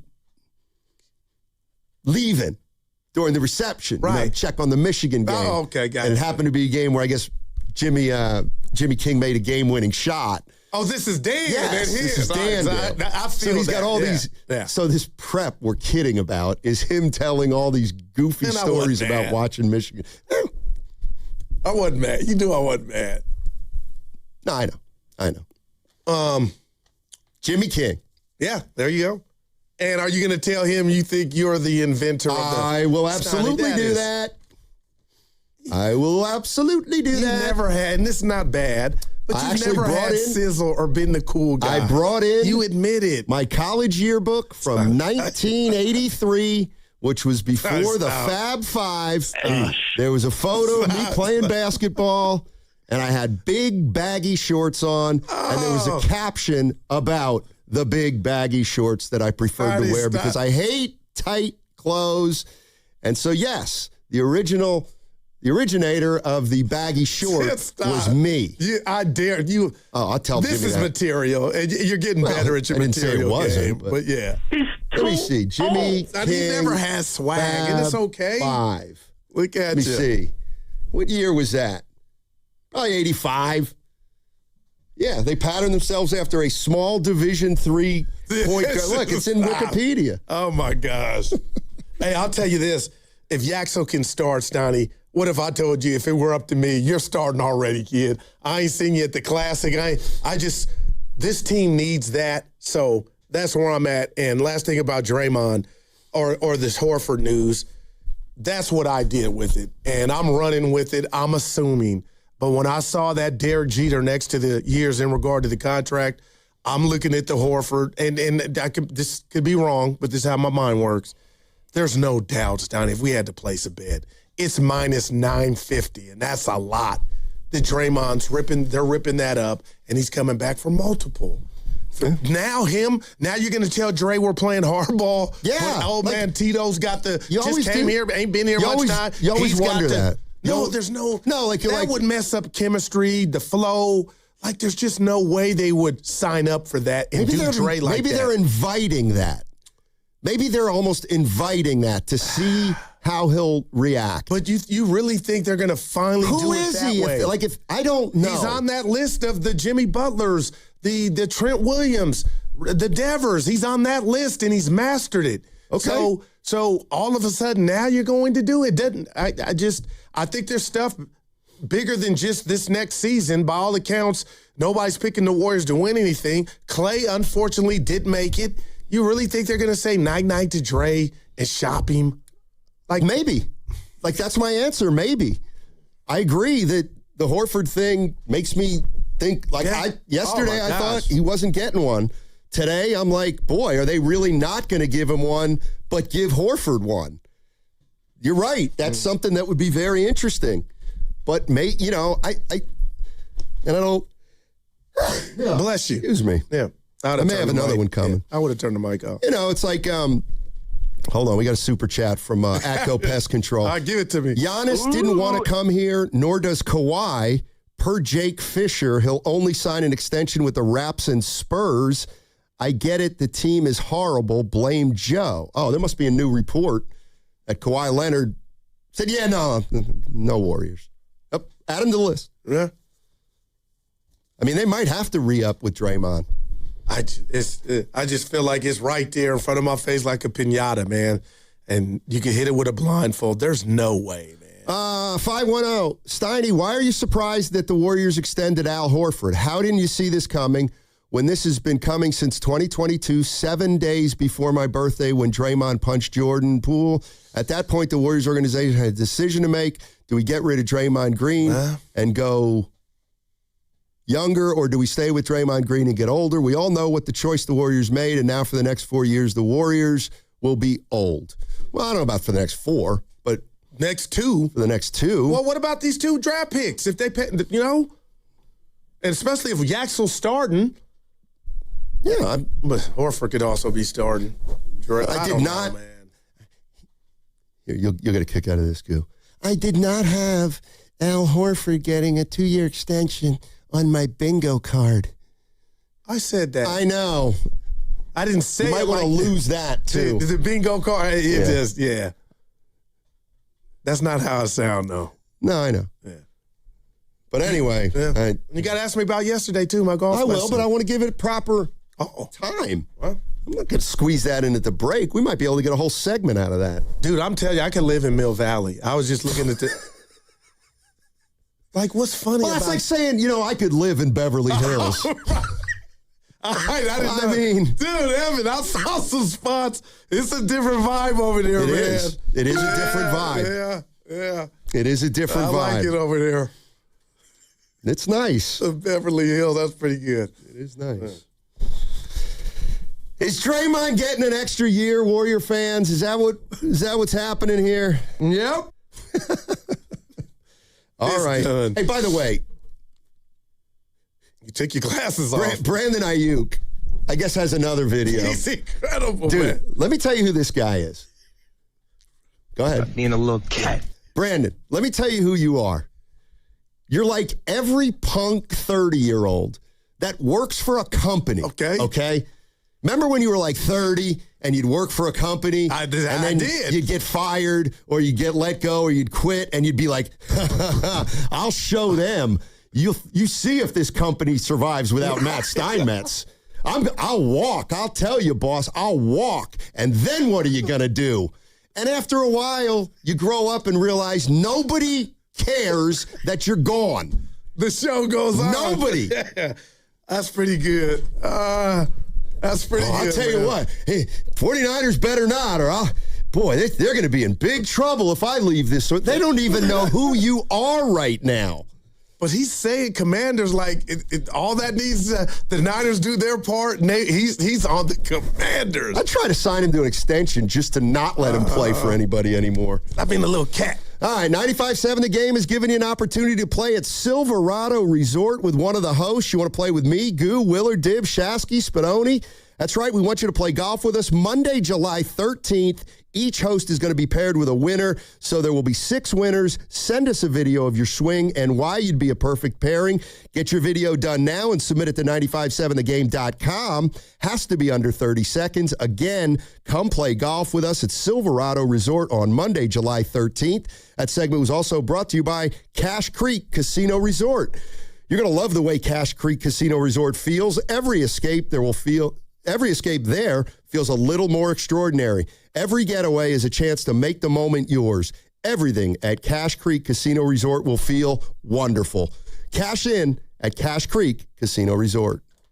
Hey, it's Willard and Dibbs for Safeway. Enjoy these amazing deals for members, and as always, save up to 20% weekly on hundreds of exclusive offers from Safeway. Just clip the highlighted deals from the weekly mailer or click the deals in the For You section of the Safeway app to breeze through checkout. Visit Safeway in-store to play their Centennial Shuffle all week long for a chance to win a free item. Mix and match signature select chicken, drumsticks, or thighs value packs, or buy one, get one free of equal or lesser value when you buy 2. And I need some side dishes for this protein. You can mix and match juicy 1-pound strawberries with 6-ounce blueberries, raspberries, or blackberries are just $2.99 each when you buy 3. Plus, clip or click Lucerne shredded, sliced, or chunk cheese, 6 to 8 ounce selected varieties for just $1.99 each. Limit 4 items. Safeway makes it very easy for you to save money on the items you already buy. Go to Safeway.com for more details, and we will see you in the aisles. Ragnar the Terrible is interviewing at a big bank. Let's listen. Everyone,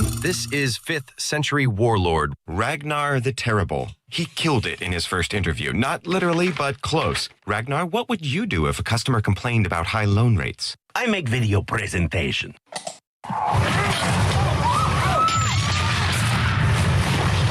Star One is nothing like the big banks. We have better rates, minimal fees, and friendly customer service. Star One, in your best interest. Honey, did you invite the minions over? Hello. Well, you know how we talked about getting Wi-Fi from Xfinity? Yeah. I ordered it this morning, was online in minutes, then they showed up. So they just came over to use the Wi-Fi? They even brought their own devices and spell book. You didn't give them the new Wi-Fi password, right? No. That's good. I gave them our old one. Because Xfinity lets us keep the same network name and password so devices connect instantly. What do they want Wi-Fi for anyways?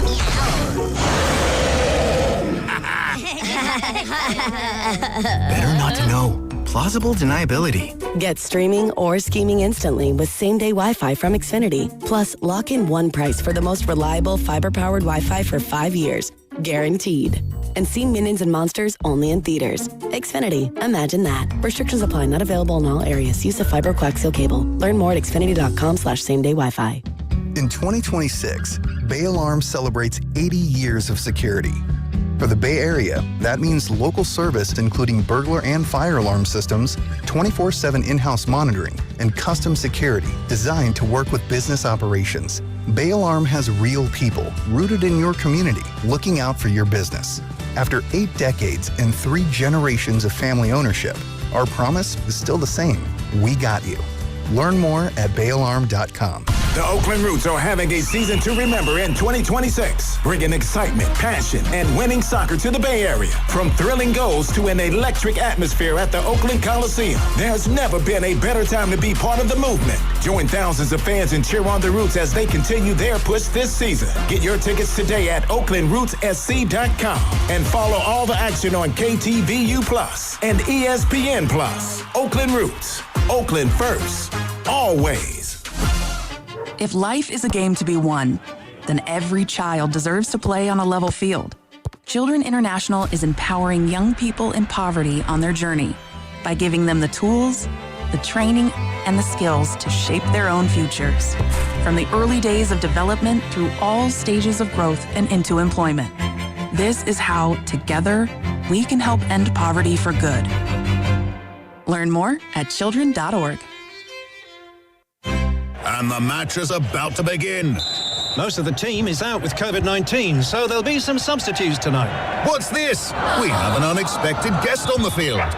It's a dog. Well, they could do with extra players. She's going for the ball.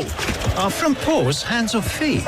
Soccer season is full of surprises, and COVID-19 could be one of them. If you test positive, prescription medications may help. Ask your doctor if they're right for you. Learn more at PfizerForAll.com. Sponsored by Pfizer. My name is Whitney Allen, and I'm a widow. My husband, Ryan, died. We never thought we'd ever have to use life insurance, but the unexpected happened. With Ethos, signing up was fast and 100% online. You can get a quote in seconds, apply in minutes, and get same-day coverage. No medical exams, and you can get up to $3 million worth of coverage. I am grateful we were prepared. Get your free quote at ethos.com/radio. That's ethos.com/radio. Paid spokesperson. Time spent on application may vary. Online health questions required.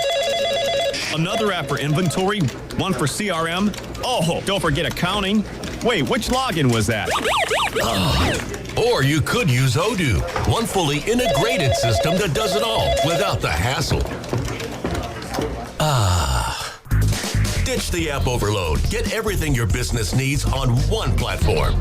Try Odoo free today at odoo.com. That's ODOO.com.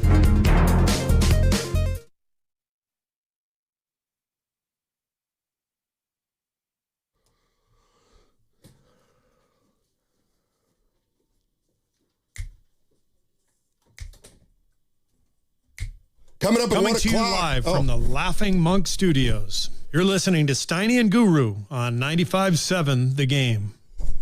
Hey, coming up at 1 o'clock. Would you call that an error? Yeah. Or probably. turnover? Well, I had to go run outside quick to get something. It's all right. What's up, baby? Coming up at 1 o'clock. Jimmy King, member of the iconic Fab Five at the University of Michigan. They made back-to-back NCAA championship appearances in 92, 93, and he's currently the director of basketball at the Jalen Rose Leadership Academy. Of course, he's a Michigan alum. We're going to talk to him about Yaxel Lendeborg, who the Warriors drafted on Tuesday, and who John Hollinger of The Athletic said should start for the Warriors. Man, oh, next man. year. Imagine that. That would be fun. Mm-hmm. Just give me something new to look at. There it is. Well, we got two new things to look at. Who's the other? Young LeJay Jones. Well, he's going to have to make the team. Well, he will. Oh. I mean, it's there for him if he could play. It's there for him. Yeah. Did you read your text? Bonte sent us one. Yeah. I didn't want to change your mood, but I kind of agree with him. Oh, you guys don't get it. Yeah. Let me see. This is just to let the people. You want to read it? No, why don't you do it? Finch, he's cooked in Minnesota. Chris Finch is cooked in Minnesota. That was okay. 3 seconds back. That was. Let me tell you something. You guys are so far. You guys are so far behind the curve. You think I don't know what's going on in Minnesota? Let me tell you what's going on with Minnesota. Well, Finchie's going to run this 3-guard set that we used to run at Franklin and Marshall back in the day. He rode it all the way to the Division III Final Four. When your 3 best players are guards, you run this 3-guard offense. It's going to turn the league on its ear. And you know what? We'll be talking about Minnesota as the new light years. Because he's going to go back to doing Don Nelson. We're going to play with guards. He's already been in contact with his old college coach to brush up on the details of that offense. We're ready to roll. All right. Mm-hmm. I don't want to talk about Minnesota anymore. Well, we already did. Because I don't like your all tone about the Timberwolves. No, you get Jaylen Brown. He's going somewhere. He can't come back from that. Like, he's going to be in another jersey. Wow. We'll see. And what if Boston's like, you know what? We don't really want this package, but we got to do it just to get him up out of here. So whoever gets him kind of gets him for a discount, something like that. Man, dude can play.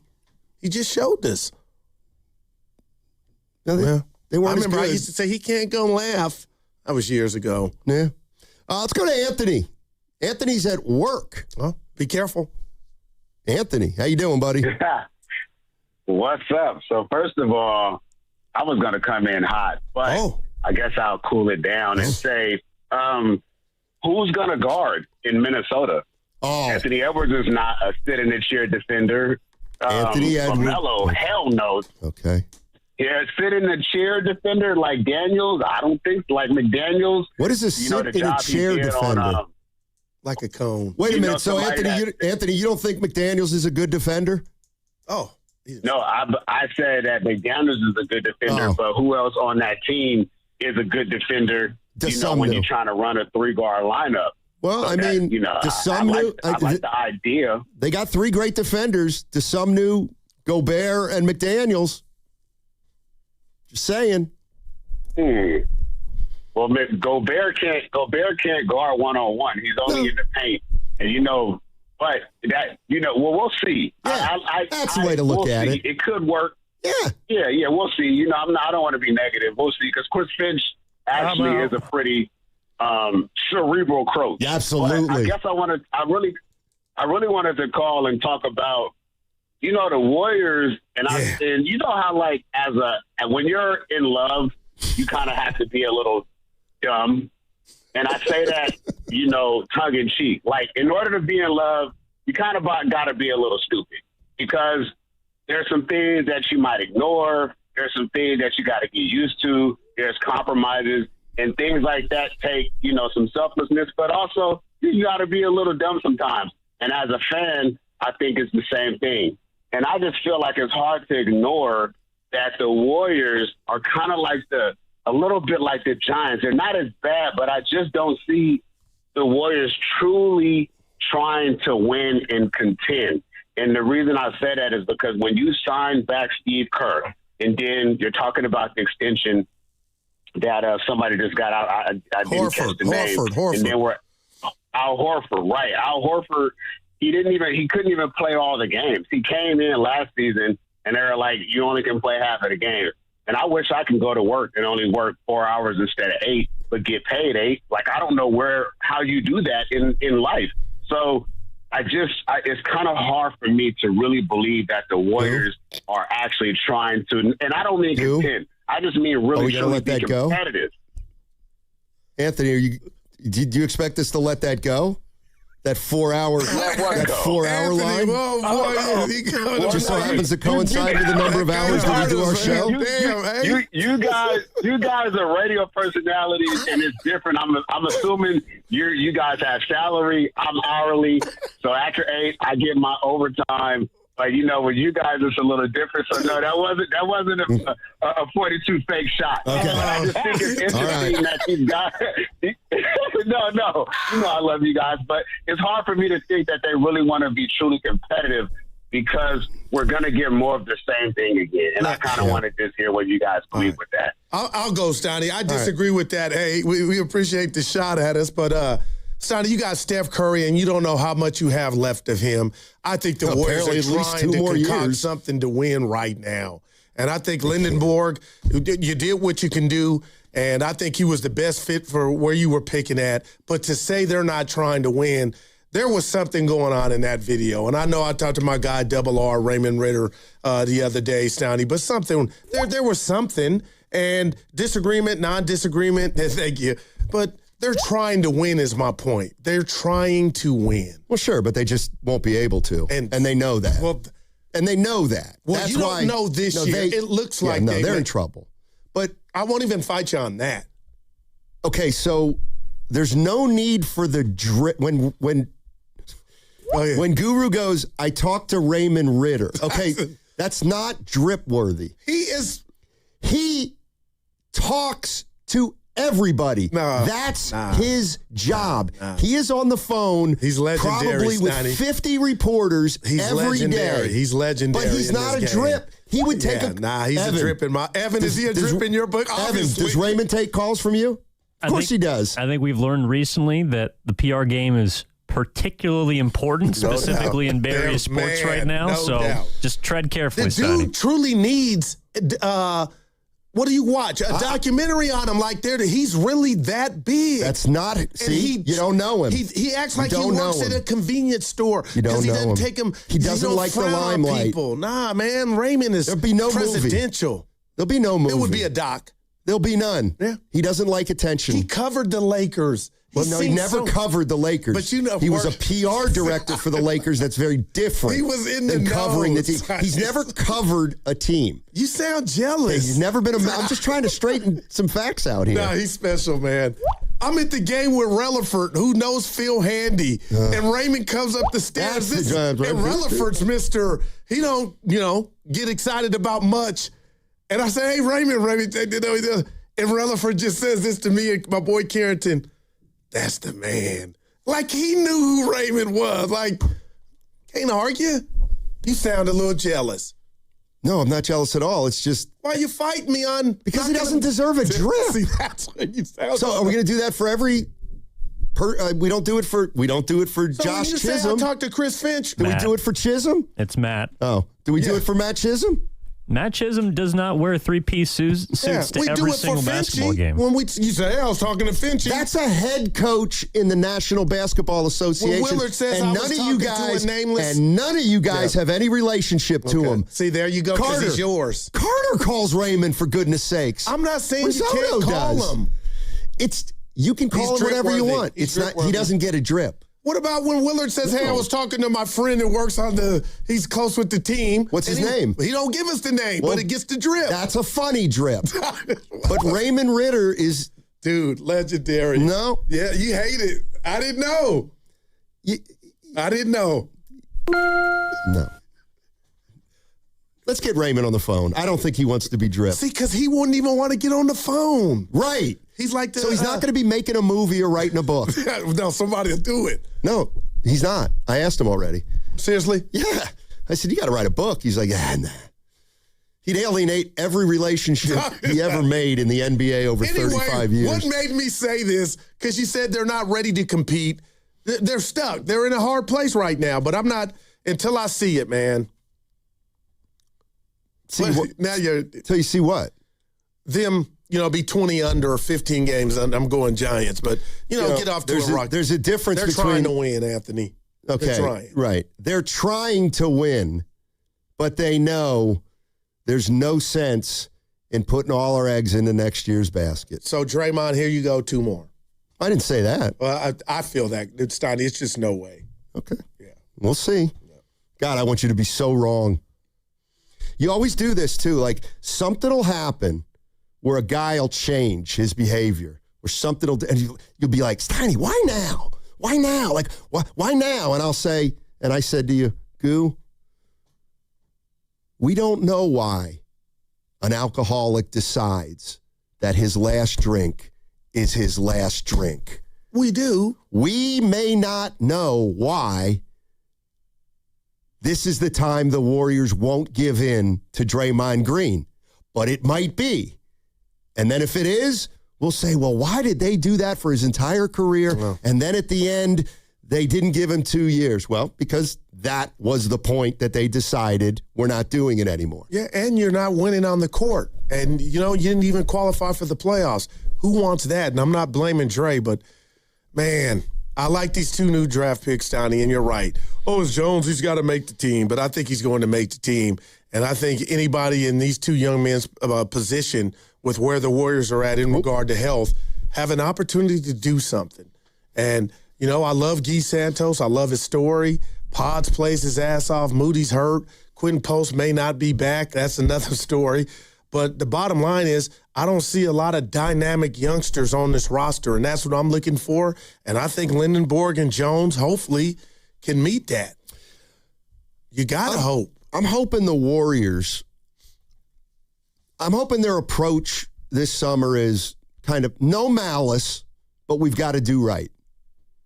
No malice, but we've got to do right. Well, then that means Draymond's coming back for multiple. No, it means Draymond's not coming back for multiple. It means... But what about do right by Dre? He's a fixture. Clay didn't make it, unfortunately.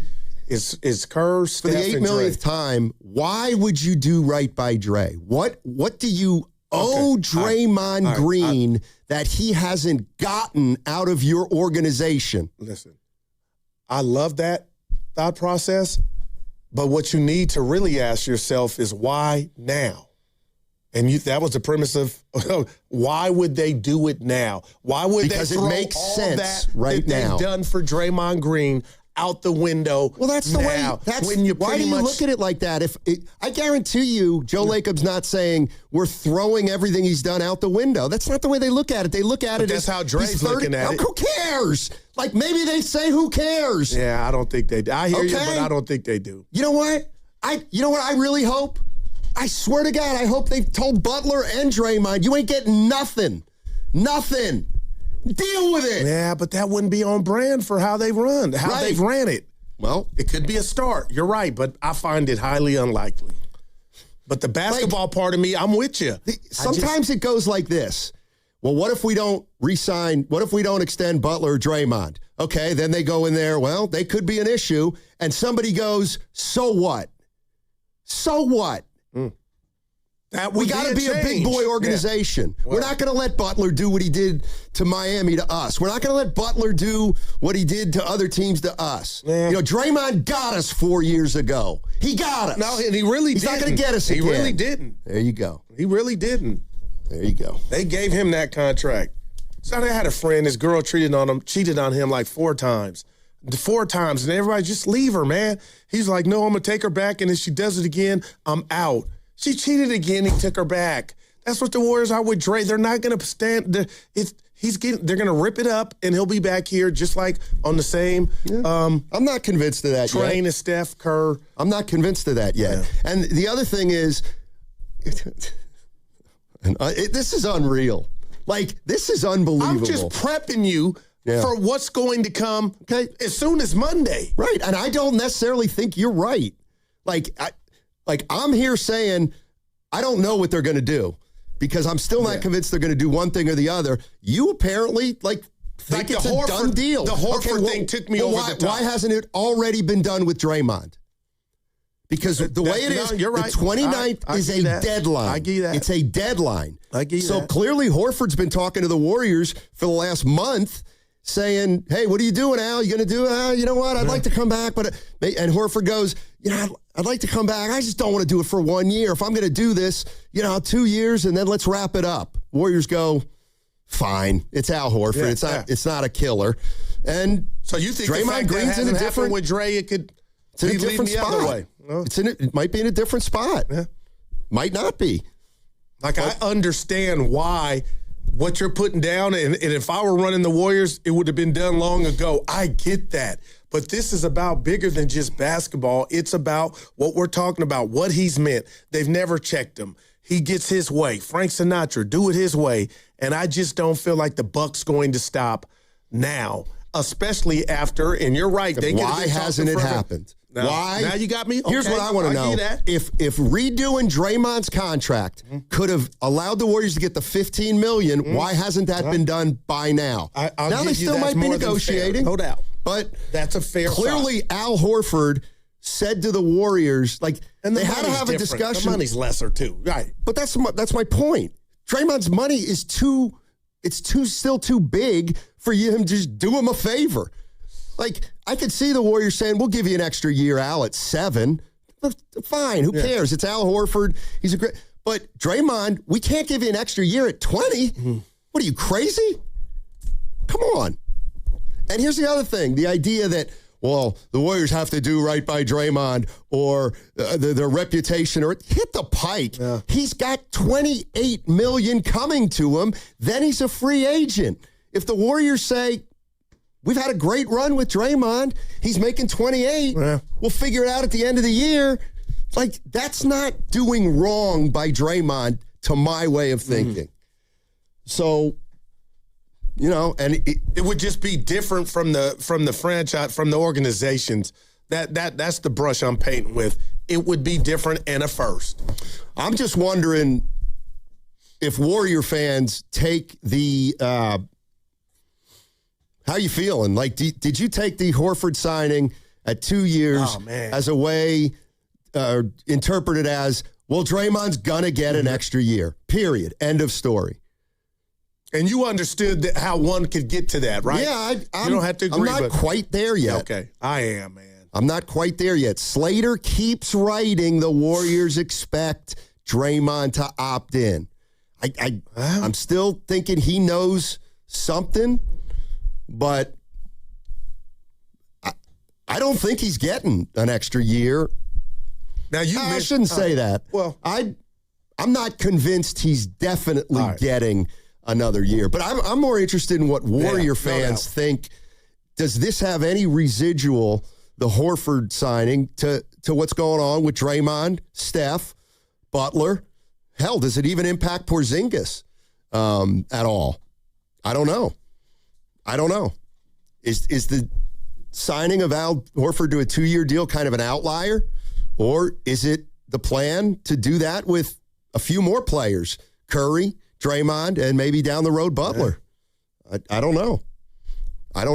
But, I mean, nobody saw Al Horford getting an extra year. And now I feel like you threw it out there. You weren't by yourself. But the slogan of running it back is, this is the definite. I mean, that announcement, this is running it back.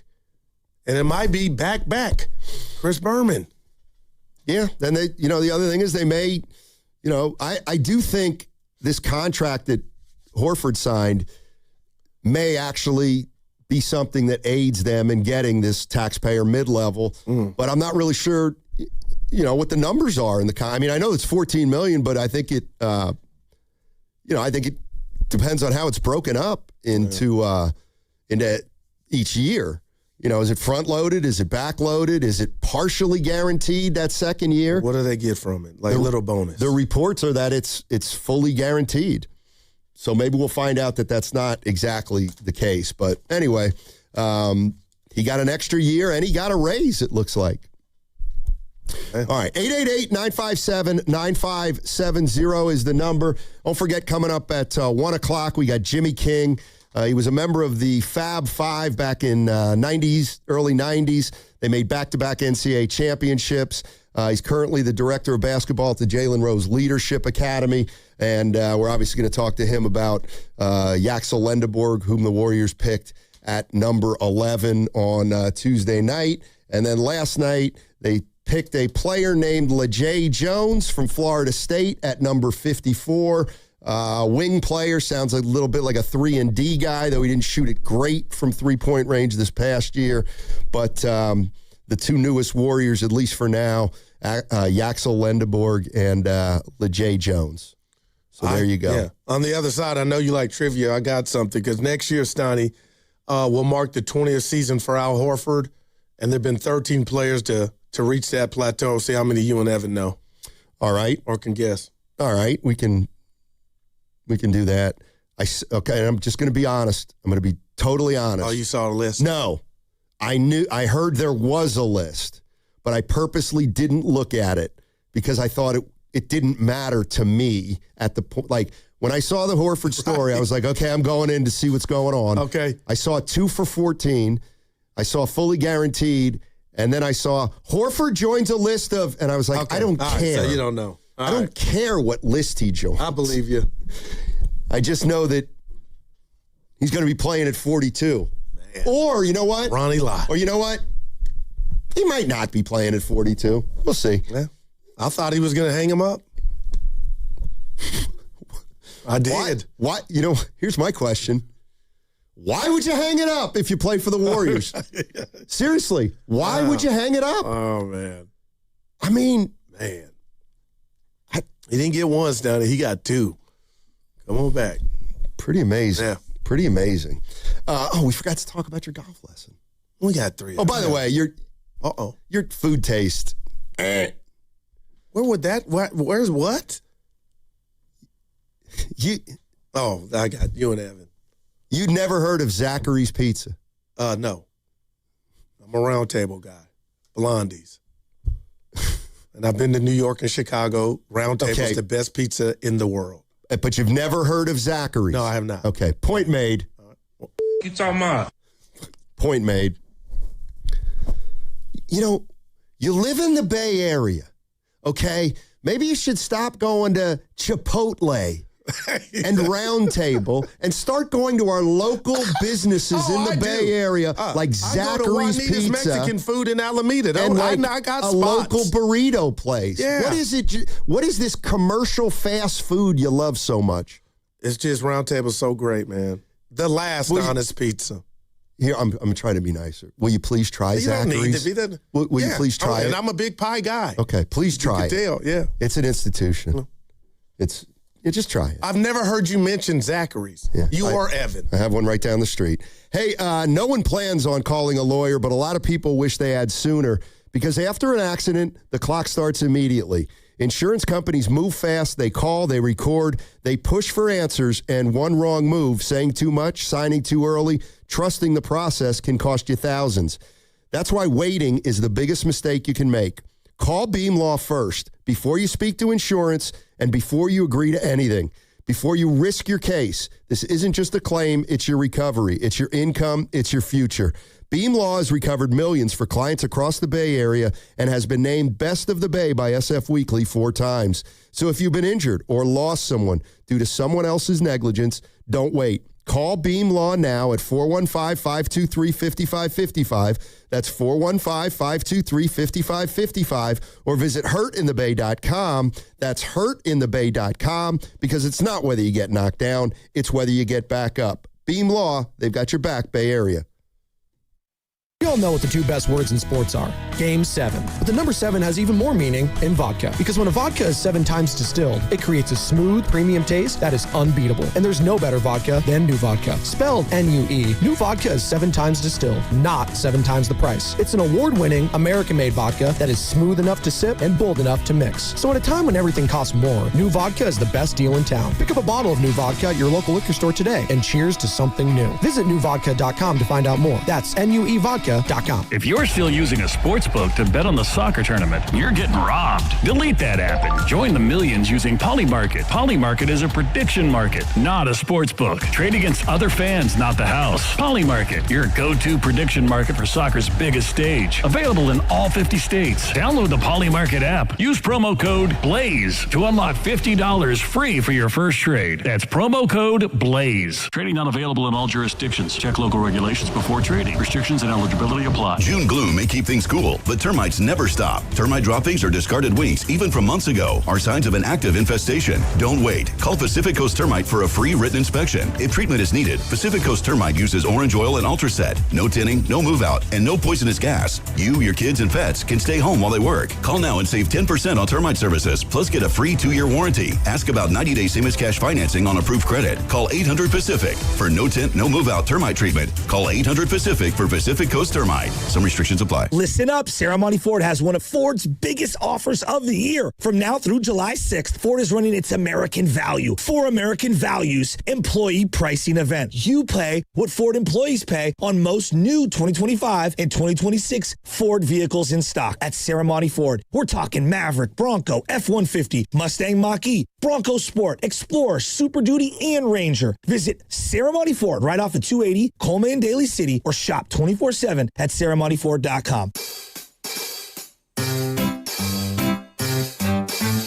1877 Cars for Kids.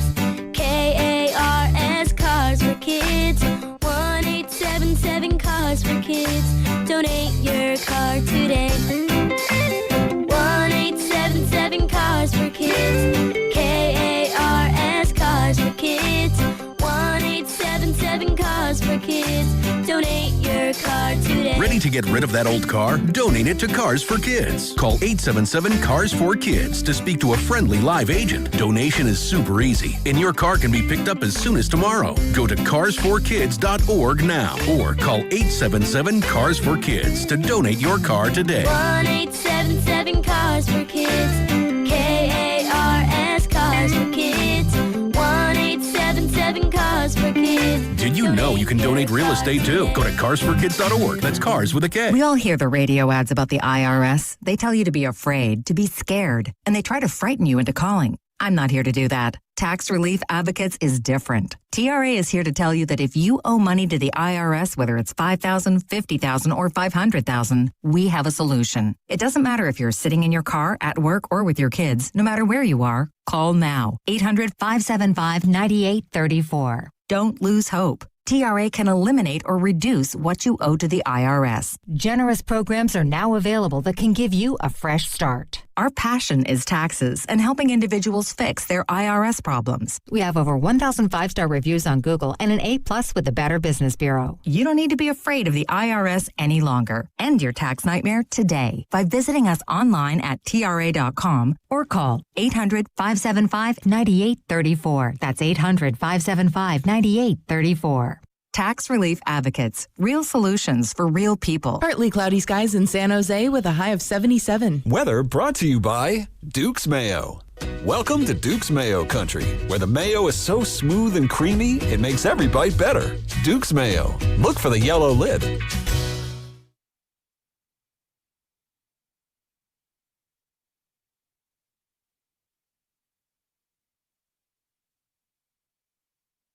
I've been Shrek'd. I've never done Shrekking. Only Tupac can judge. Your take's not a hot take. Now, back to Steiny and Guru on 95.7 The Game. Hey, at 1 o'clock today, Jimmy King, a member of the Fab Five back in the early 90s.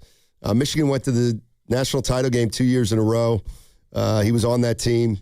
He's familiar with Yaxel Lendeborg, and he's currently the director of basketball to Jalen Rose Leadership Academy. So we'll get some perspective on, well, I'm sure he's not doing it for free, but, you know, it's a worthwhile endeavor. Wow.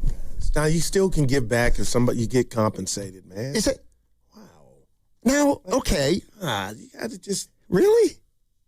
Do you have a heart? Well, I would think a heart is when you volunteer. Well, you can do that too, but people have dedicated their lives to situations and people and systems, and they get paid for it. And just because you get paid doesn't mean it's less from the heart, is what I'm saying. Come on, man. Like nonprofits. Yeah, having.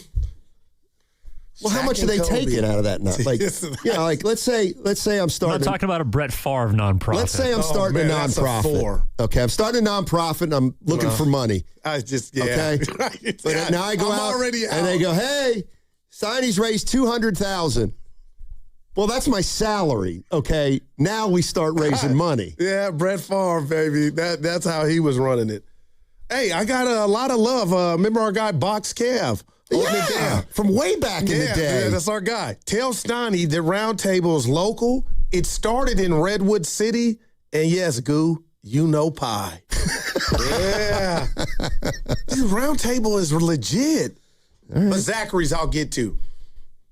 It's good. You know what? Pizza's pizza. Well, it's not. Well, I've been to Chicago I've and never New had York pizza and that was I'm like, I disappointed. can't eat this.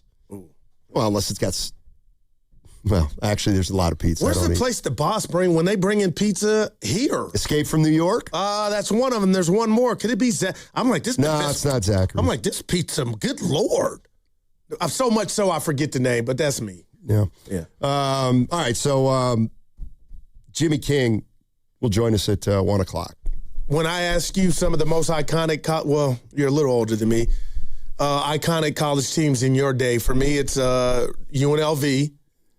Duke with Leitner and our guys, Hurley, and then obviously Jalen Rose, Chris Webber. What list is this? Just iconic street appeal Beatle type teams. You know, not just success on the court, but trendsetters. Well, UNLV lost that final. But still, it was one of the greatest teams ever. All right, that's not a good list. Huh? Come on, man. It all starts with Phi Slamma Jamma. Yeah, I got that too. I can't name anybody but Clyde. I mean, Magic's team in '79 was loaded. Was Kessler? Kelser. That's about far as I go in Magic. Jay Vincent was on that team. What about Bird's team? Bird had Carlton Nix. Yeah. That's it. He was the only other pretty good player on the team. They had a guy named Heaton. Ewing had some teams too. They had Hoya Destroyer. Yeah. Yeah. Let's go to Will and Marin. Wants to talk to Guru. Yeah, Will. Hey, Will. I was in your parts. I know you were. What's up? What's going on? Yeah, so I grew up in Mill Valley, lived there for about 31 years. I grew up on Throckmorton right by the library. And Guru, I do admit, Round Table for the kind of franchise, bigger name pizzas, it's way better than Domino's and stuff like that. But if you ever go back to Marin, you got to get a slice at either Rocco's or Stefano's. Okay, Rocco, I'm writing it down. If you ever go to San Rafael, it's on 4th Street. It's called Amici's Pizza, and it's actually cooked in a brick oven. It's really good. Listen, my Uncle John from New York, what's going on? Hit me up. Ralph Barbieri used to do something for Amici, so I've had that. Shout out to Ralph Barbieri, rest in peace. But Amici's, they make a good pie too. You are correct. All right, no problem. And then, hey, since they were giving you a problem this morning, since I got a Mill Valley address still, you and me, I'll take you out for a slice of pizza, and we'll go on the golf course. And then you and me can play Spadoni and Shafsky and put them talking you to trash the bed. I got you, big dog. Yeah. Who was giving me problems? Shafsky was saying that he felt bad for you. He said that a guy that knew baseball, he didn't understand how you didn't have more of a natural swing, and he said he kind of felt bad for you. And I was like, it kind of rubbed me the wrong way, dude. I was just like, no, you can't be talking about. You can't be talking right now. If he's not there to defend himself. Oh, that hurts. Stoney, help your boy out. Butch texting us right now. I didn't hear that shot, but he is right. How'd it go? Guru, if you let me set it up, please. Hey. Mark Willard's wife really likes Guru, and they're both picking up golf, and they shared a lesson yesterday. Hey. It was Mark Willard was fine with it. Stop. We're family. Hey, Willard's secure, okay? Before you even start thinking that. So Willard and Christy went to get a golf lesson together yesterday. Guru and Christy. What did I say? Willard. I'm sorry. Yeah. Guru and Christy. Well, it doesn't flow off the tongue like Willard and Christy. Goo and Christy had a golf lesson together yesterday, and how did it go? It was awesome. And, I want to thank the lovely Christy Willard for inviting me and setting this up. But we got to learn from Doug, nicknamed Tally Acton, Acton. He's an instructor, Stoney, big-time golfer at Mill Valley Golf Club. And then I got to meet or run into Willard's son, his oldest, Abe, who is as taller than me. And he's golfing, so he was working. I got to see him. But Stoney was humbling. Doug is incredible. Called me strong. He was right. But he said he can fix my chicken wing issue that I have. But this is the story of how everything went yesterday. There was an exercise. He's pressing up against my left shoulder. I have to hold the golf club in my right hand. And this is because whatever I got going with my chicken wing. So he's pressing my left shoulder, people, holding my left hand down, and said, son, throw your golf club. I said, what do you mean? He said, just throw it. Stoney, the golf club was supposed to go straight. Right. Evan, I threw the golf club, and you would have thought it was a boomerang. Not only did it go behind me, it went up 10 steps of flights in the air and 20 feet like a javelin. Stoney almost hit people that were at the putting range up above us on a hill. He did say, boy, you're strong. I don't think I've seen anybody throw. So I got to fix that. And then what happened is I gave the lovely Christy, she's killing the game. He was blown away by her progress. I think she's kind of fibbing us. She can't just be getting started, Stoney. She's got it down. But I told her, get me a swing on IG. But it was a practice swing, and it went out viral on my feed. I saw it. And it was the worst swing I can. So now my boys are like, that's the nastiest thing. Maybe that's what Shafsky was talking about. I think so. But I'll wrap it up. I don't feel bad. I'll be back. But Stoney, there's just something about that grass, the ball. But then the frustration, he had the video component where you could look at the swing right away. And I'm just like, oh, my God. But I got a long way to go, man. Too long. I could have hurt somebody. Frankly. I had to apologize. He had to go up and tell him what happened. I threw that thing the wrong way. But man, what is it? Like, you don't want to know. Oh, no, say it. What is this it? is bringing me back to my high school girlfriend. girlfriend. And he said, tell me about you in golf. And Christy's lit. And I told him, I said, I love baseball. I still playing hoop. But he asked you about golf. No, but that He didn't part. ask you if he played baseball. No, he asked about that later. He said, I seen guys like you. We can get you fixed. Steiny, this chicken wing, what is it? That story about the golf club. It's incredible, man. Has triggered me a little bit. Steiny, I should be in the Olympics. He said, how did you get that thing up there? So I told this story before. I'll tell you if you had, because I do remember stuff. In high school, I used to like this girl who played field hockey. You never told me this one. I'm not going to say her name. But I liked her. She kind of liked me. We liked each other. Let's go. And there was a stoppage. There was a stoppage of play. I would go to her games. I was in high school. Yeah. There was a stoppage of play. Okay. And somebody had to give the hockey ball to the ref. And so this girl picked up the field hockey ball, and she was throwing it to the ref, who was as far away as you are from me. And as she underhanded it, she held onto it too long and threw it behind her. And I thought, maybe she was nervous. That's going to do it.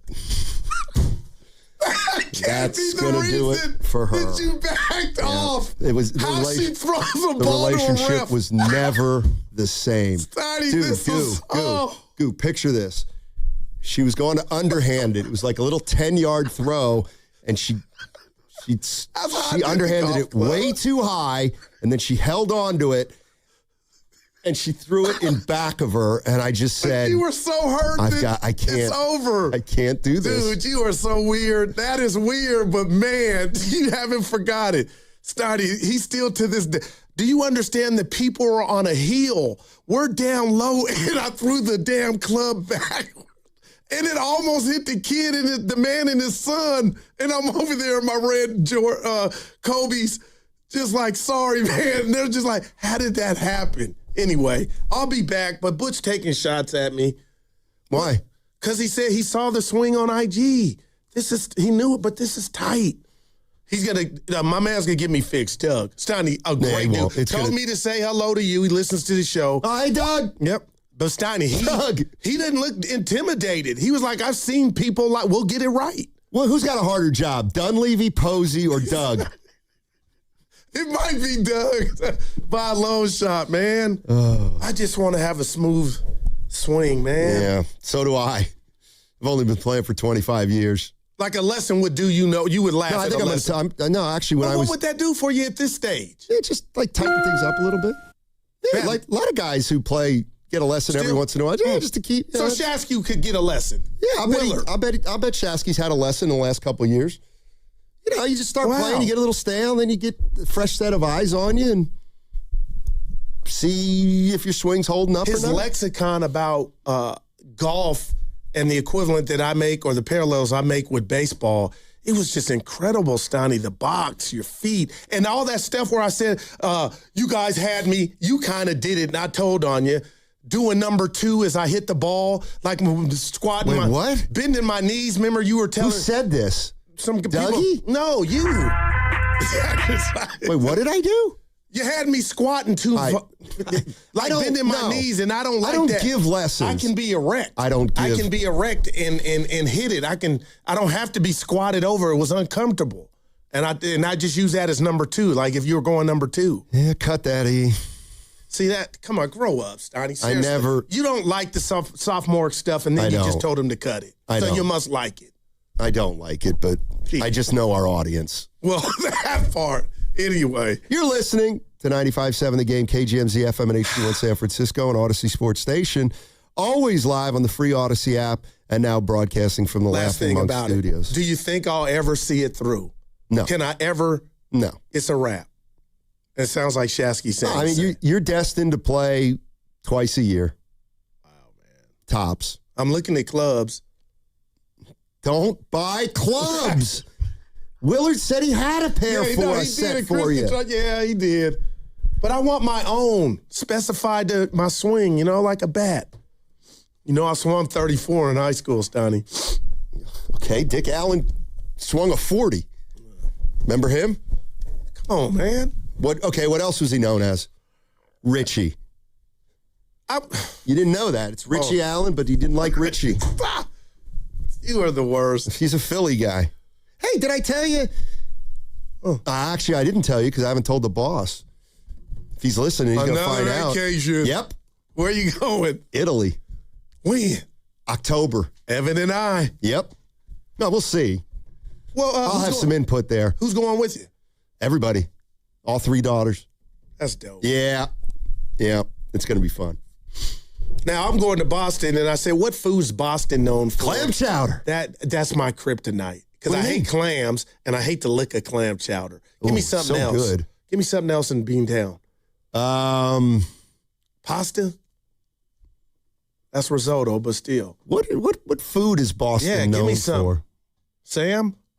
Chowder's the only thing that comes to mind. Not in. I'm sure we'll get some good responses. No, I got you. I'm sure it's very interesting. But shout out Doug, yeah. Doug and Chris. And Abe. So I don't know if I ever tell you last time I went to Italy. You know, my mom's got family there. Oh, okay. Did you know this? No, I didn't know she had family there. Yeah, so get this. And my mom's mom came over on the boat. So she was full on Italian. So we went back to Italy about 5 years ago.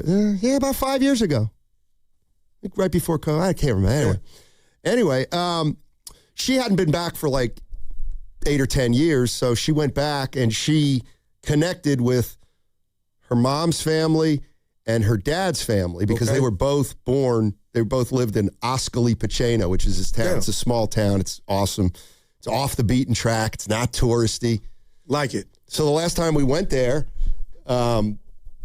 we had 2 dinners. This was so cool. We had 2 dinners, one with the mom's side of the family and all the cousins, and the other on the dad's side of the family. And like for each lunch or dinner, like there were 50 people there. Just stop, man. I love this. So like we've got literally hundreds of family members back there in this little town in Italy. Wow. And so when we go back, we stay with the families, and like we don't stay in a hotel and we don't eat out. It's really pretty cool. It's like no, seriously, man, this sounds dope. Yeah. I'm happy for you. And now what I may be doing is maybe looking for a little place over there, maybe. Because you already have one. Where? You're like Butch has a cabin. You got your little island. Oh, but that's not. Where's that at? Ontario. Okay. That's Canada. Man. It's Canada. I know where it's at. Damn. Dude, that sounds dope, man. Yeah, I can't wait. Can't wait. Boston baked beans, they're saying. Yeah. Seafood. Lobster roll. I like lobster. Let's see what else we got here. That's about it. Cannoli? Really? Boston cream pie. Hey, Stein. Oh, really? See, give it to me. Are you telling the truth, San Jose Jazz fan? No, he don't play. Hey, Steiny, I was at the game when they presented Richie Allen with the Rookie of the Year at Shibe Park / Connie Mack Stadium. That's in Philadelphia, Goo. Dude, I'm getting upset now. Why? Because I knew that and I knew Richie. Now I want to see how many dudes you know on this list of 20-plus seasons. But we'll get to it. Let's do it now. We're kind of... Well, we don't have anybody to put a bet on, but we're working. Carter can do that. Will he? Yeah. That's our guy. Is he Italian? Carter, you Italian? Chickering? He's half English, half Italian. Look at him. Man. You think you get this beautiful olive skin from being English? That is true. Look at it. Braggadocious. That is true. All right, give us the bed. Now you get 3 strikes and we're done. Because enough about my... Well, it's got to last the rest of the segment because I don't know if you can tell this, but we were starting to stall there. I didn't feel like that. Yeah, I was reaching. Wow. I mean, look, I'm talking about my family in Italy. You know what I mean? Okay. So I'm out of ammunition today. This list is compiled of NBA players that have played 20-plus seasons. There's 13 of them. Your boy next year, Horford, is going to be the 14th. Okay. How many do you think you could name on this current list of NBA ballers, regardless of how good they are or not, that are on the list? Okay, these are players who've played 20 NBA seasons. Yes, like 20 or more. All right, I'll start with Robert Parrish. You got that, Steiny. 21 seasons and 1,611 games. I went above and beyond. I said, Stein's going to ask you how many games. LeBron James. LeBron at the top of the list, 23 years, 1,563 games. Dude, you're 2 for 2. Kareem. My man, Kareem Abdul-Jabbar. Steiny last on the list at 13. Played 20 seasons, 1,560 games. So you're 3 for 3, man. This is where I think you can get lost in the league. You think so? He's coming, I believe. You think so? I'll take Adonis Haslam. Dude, that's the one I didn't think you would get. 20 seasons. Get this, only 879 games for Haslam. Because he coached the last 8 years. All right, here we go. There's one on here I just think you won't get, but you're 4 for 4. I don't know why I have a vague recollection of John Havlicek. No, he was not, unfortunately, on the list. I don't know how many years, but yeah, he's not. We got one. Okay. All right. How about... This is incredible. 20 plus. I'm going to take... No, Wilt did not play that long. I'm going to say... Give me some hints. He won the dunk contest here in 2000 at the Vince All-Star. Carter. 22 seasons, 1,541 games. Number 2 on the list. There's some you're going to be like, damn it, Goo. How about Dan Issel? Former Nugget. He's not forever. He's not on there. How about? So that's 2. Well, here's somebody saying Tim Duncan. No, Tim Duncan. I didn't think so. He wasn't on there, but that don't go against your ledger. I didn't think so. Dude, there's some you're going to be like, come on. One of them is an active player that you have not mentioned. No, I said LeBron. Yeah, he got him. I know. There's another one. The guy I'm thinking of isn't on a team. Chris Paul? Bang. That is one, but that's not who I was thinking. That's not the guy. Yeah, but Chris Paul, 21 seasons, 3rd on the list, 1,359 games. So there's a player in the league as old as LeBron, essentially. Yeah. I didn't want to give that to you. But just think of 20 plus, man. I'm trying. And this is a hell of a feat. Buried at the end of a bench And now. there's one guy on here you don't Kevin like Love. at all. Nope. Oh. That's 3. One guy you just don't like him. Everything about him. Kobe. Yeah. 20 seasons. Kobe played 20 years. Yeah, Wow. 1,346 Holy games. Toledo. No doubt. I didn't know that. Probably would have played more had he not torn his, but that's just me. Oh, now, God. these are where I almost want to, the people want to wrap it up. I'm cheating here. Okay. Jeff Green. No. Oh. Yeah, Jeff Green not on here. Huh. That is a shocker. I give up. Steiny goes, I'm He was cheating. in KD's draft. Yeah. How about Dirk Nowitzki? He played 20? 21 seasons, 1,522 games. Wow. How about anything's possible? KG. KG played 20 years? 21 seasons, Holy 1,462 games. Now, I call them little arms. Kevin Willis. Yeah. Oh. That's the one I just knew Steiny's going to get. 1,424 games. Oh, Kevin Willis. And this is why I love Carter. This is the guy still playing that I didn't have any idea. Kyle Lowry. 20 seasons, 1,174 games. And there's one more. I wouldn't have gotten a bunch of these. Jamal Crawford with 20 seasons. Really? 1,327 games. Doing a great job on NBC Peacock. Yeah, Steiny, you started out with a bang. I knew it was Which going one to go surprises you the most? Dirk? I think Garnett, believe it or not. Garnett KG? played 21 years? Yep. Wow. Kyle Lowry, 20. Yeah. And Kobe, 20. Evan I didn't think Kobe played 20. I would have never guessed Kobe played 20 years, Yes, but sir. hell, I guess he was in the league at 17 And or now 18. Al Horford will put his name, once the ball tips next season, he will be on that list. Good stuff. Yep. What are we going to do now? That was get fun. Let's do something else fun. No, I don't like, it started yesterday. I really didn't tell you. Your hate on the second round picks. I won't call it hate. There's only one Alex English. Oh, I gave you that list yesterday, Steiny. That was when there was a supplemental draft. Okay, so let me tell you something. I care about one guy.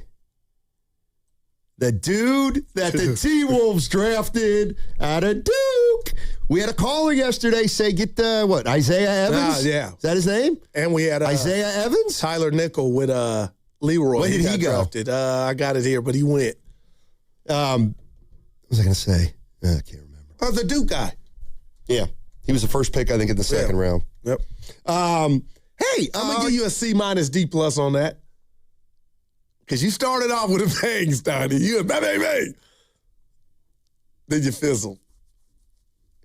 See, we needed Carter or Evan to take. Oh, you needed to be a contest. All right, I got you. Yeah, thank you for bringing this up. 650. What happened? You see who threw out the first pitch at the Giants game last night? I didn't. For a guy who says he watches every game, I had you golf don't know. lessons. Got home late. Who was it? I'm not telling you. I'll find out. Evan, do you know who threw out the first pitch at the Giants game? I'll tell you. Scott Osler. Oh, Scott Osler. How was it?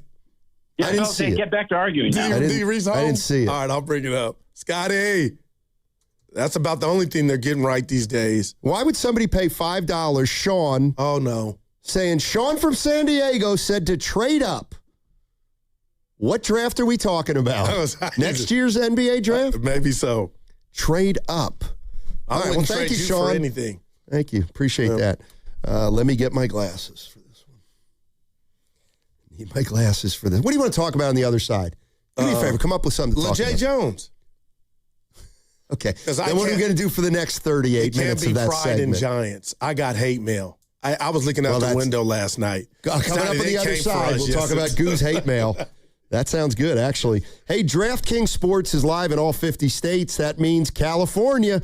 The whole world is watching one tournament right now. Group stage chaos, knockout drama, stoppage time heartbreak. The DraftKings Sports app is now live in California, so whether you're catching the early kickoff before work or the late match at the bar, you're in on every minute, every match, every moment, all in one app. Right here in California, the world's biggest stage is in the palm of your hand. New DraftKings customers sign up with code 957TheGame, spend $5 to get $200 in total rewards. That's 957TheGame. In partnership with DraftKings, the crown is yours. Event trading offered by DraftKings Predictions, a CFTC registered introducing broker. Trading involves risk of loss, market availability varies, eligibility restrictions apply. $50 every 7 games via click to claim issued in a non-withdrawable predictions dollars that expire in 1 year. Ends June 28th. Terms dkngb.co/predictions promo. In 2026, Bay Alarm celebrates 80 years of security. For the Bay Area, that means local service including burglar and fire alarm systems, 24/7 in-house monitoring, and custom security designed to work with business operations. Bay Alarm has real people rooted in your community looking out for your business. After 8 decades and 3 generations of family ownership, our promise is still the same. We got you. Learn more at bayalarm.com. They call this one Bill. Whoa, aliens? Am I in a spaceship? Affirmative, Bill. What's with the laser saw? Relax. We are cutting our bill in half. What? An Xfinity mobile transmission says you can cut your bill in half. Oh, your mobile bill, not me, Bill. Xfinity Mobile also says we can try it free for a year. Free. Yes, with no commitment. Can we put the saw away? I am reluctant. But we will find another being to bisect. That's not sci-fi. It's Xfinity Mobile. Xfinity Internet members cut your mobile bill in half. Plus, try Xfinity Mobile free for a year. No commitment. Learn more at xfinitymobile.com. Xfinity. Imagine that. Restrictions apply. Xfinity Internet required. Savings compares one line of Xfinity Mobile Select to comparable plans from T-Mobile, Verizon, and AT&T as of 3/24/26. Taxes, fees, extra. $30 monthly discount limited to new mobile customers only. After 12 months, regular rates apply. Hey, it's Willard. At Hobus Law, it's never been about attention, never about applause, never about goofy smiles on candy-colored billboards. For more than 40 years, Hobus Law is focused on one thing, fighting relentlessly for injured Californians, because behind every catastrophic injury case is a human life forever changed. That's why Hobus fights with preparation, intensity, and relentless commitment. No fluff, no distractions, just real advocacy for injured Californians. Hobus Law, relentless for justice. Visit HobusLaw.com. Omar Hobus is a California licensed attorney. Offices in Northern California, including San Jose. Past results do not guarantee future outcomes. You listen to 95.7 The Game for the best sports insights. Now, use that same power to grow your business. When you advertise with us, you're reaching a massive audience of local consumers and business decision makers every day. Let our team help you build a game plan that delivers results. results. Scale your business and win the market. To get started, visit Advertise with 957thegame at Odyssey.com. That's Advertise with 957thegame at AUDACY.com. From carriage house to glass aluminum doors, RNS Doors has a full line of commercial and residential garage doors and gates to suit anyone's taste and budget. Visit rsdoors.com. RNS Doors. Look for the red truck. Want to talk about low testosterone or impotence? No way, right? But did you know 1 out of 4 men suffer from this condition? Listen to Dr. Robert Rowley from Prime Mayo Medical. At Prime Mayo Medical, we specialize in acoustic wave therapy, sublingual lozenges, injectable medications, and testosterone treatments. Get your first visit, PSA test, testosterone test, Doppler ultrasound, and a year of follow-up visits for just $99. Go to PrimeMailMedical.com or call 415-761-4037. 415-761-4037. Pros, save more on what you need to get the job done right now at Lowe's. Get 15% off select custom entry and interior doors. Plus, save $80 on the DeWalt 20-volt Max 2-tool combo kit, now just $169. And at the Lowe's Pro Desk, bring us your materials list and get a quote in minutes. Handwritten, a photo, or even a sticky note is all you need. Keep your jobs moving faster and on budget at Lowe's. Valid through 7/8 while supplies last. Selection varies by location. My name is Whitney Allen, and I'm a widow. My husband, Ryan, died. We never thought we'd ever have to use life insurance, but the unexpected happened. With Ethos, signing up was fast and 100% online. You can get a quote in seconds, apply in minutes, and get same-day coverage. No medical exams, and you can get up to $3 million worth of coverage. I am grateful we were prepared. Get your free quote at ethos.com/radio. That's ethos.com/radio. Paid spokesperson. Time spent on application may vary. Online health questions required. Finding great candidates to hire can be like, well, trying to find a needle in a haystack, but not with ZipRecruiter. Its powerful technology actively finds and invites qualified candidates to apply to your job. So while other companies might deliver a lot of hay, ZipRecruiter finds you the needle in the haystack. See why 4 out of 5 employers who post a job on ZipRecruiter get a quality candidate within the first day. Try ZipRecruiter for free at ZipRecruiter.com/team. That's ZipRecruiter.com/team. ZipRecruiter. Skechers elite athlete OG Anunoby has been making history on the basketball court. Anunoby tips it in. Unbelievable. What a shot. He's been balling out in Skechers high-performance basketball sneakers, and the world is noticed. But how does OG train off the court to keep in peak physical condition? Hands-free Skechers Slip-ins AeroBurst. They help prepare OG for the physical demands of playing at a championship level. Get your pair of AeroBurst for only $165 at a Skechers store, Skechers.com, or wherever high-performance running shoes are sold.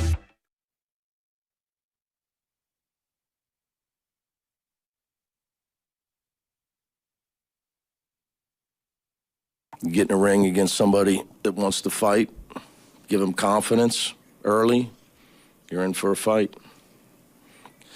Aside from the fact we can't make a free throw. Now, back to Steiny and Guru on 95.7 The Game. All right, coming up in 40 minutes, Jimmy King, member of the Fab Five Michigan squad in the early 90s, went to back-to-back NCAA title games, and he's currently the director of basketball. Squirt's like, oh, his boy hooked him up with a job. Goog missed me with give it back. Evan, here's one thing. Here's one thing you missed. Let's say you work with the less fortunate, which I kind of do, but I'm getting paid. Careful. I'm getting paid. If I'm getting paid for it, is that really giving back? It depends how much beyond you go besides just your employment. Well, you're not there. Well, I usually get out of here right at closing time.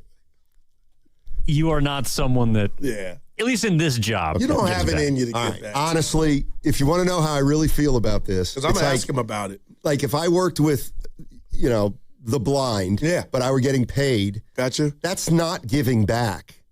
But what was giving back was when I went over to the Boys and Girls Club in Oakland. We went together. Oh, that's right. You were there. So that's giving back. When you and I went after work, we got no pay for it. Nor did we expect it or want it. I didn't ask. You checked. I did nothing of the. That was giving back. Yeah. And you still can give back if you're getting paid to me, if you go above and beyond what you're doing, and if you love it. That's what I'm talking about. If you love it and you're getting paid, but you go above and beyond, that's giving back. Are you getting paid overtime for that? No, stop. I can make a case that that's giving back less because you're only doing it because you're getting double time. Because overtime is double time. Let's just talk about... you're not really giving back. You're giving to yourself. All right. My fourth grade teacher that actually came by the Oracle Arena that you met, and we had a summit out in San Jose, Miss Gilbert. Yeah, I remember Mr. her. Fletcher, my math teacher, science teacher at James Logan. I still follow him on Facebook. Those are my two favorite teachers. Steiny, teachers get paid, but the ones that love their job become friends for life and give back and can help these youngsters. So I know those are two that just jump out at me that go above and beyond. Somebody saying, are you saying, or I don't know if they mean you or me, probably me.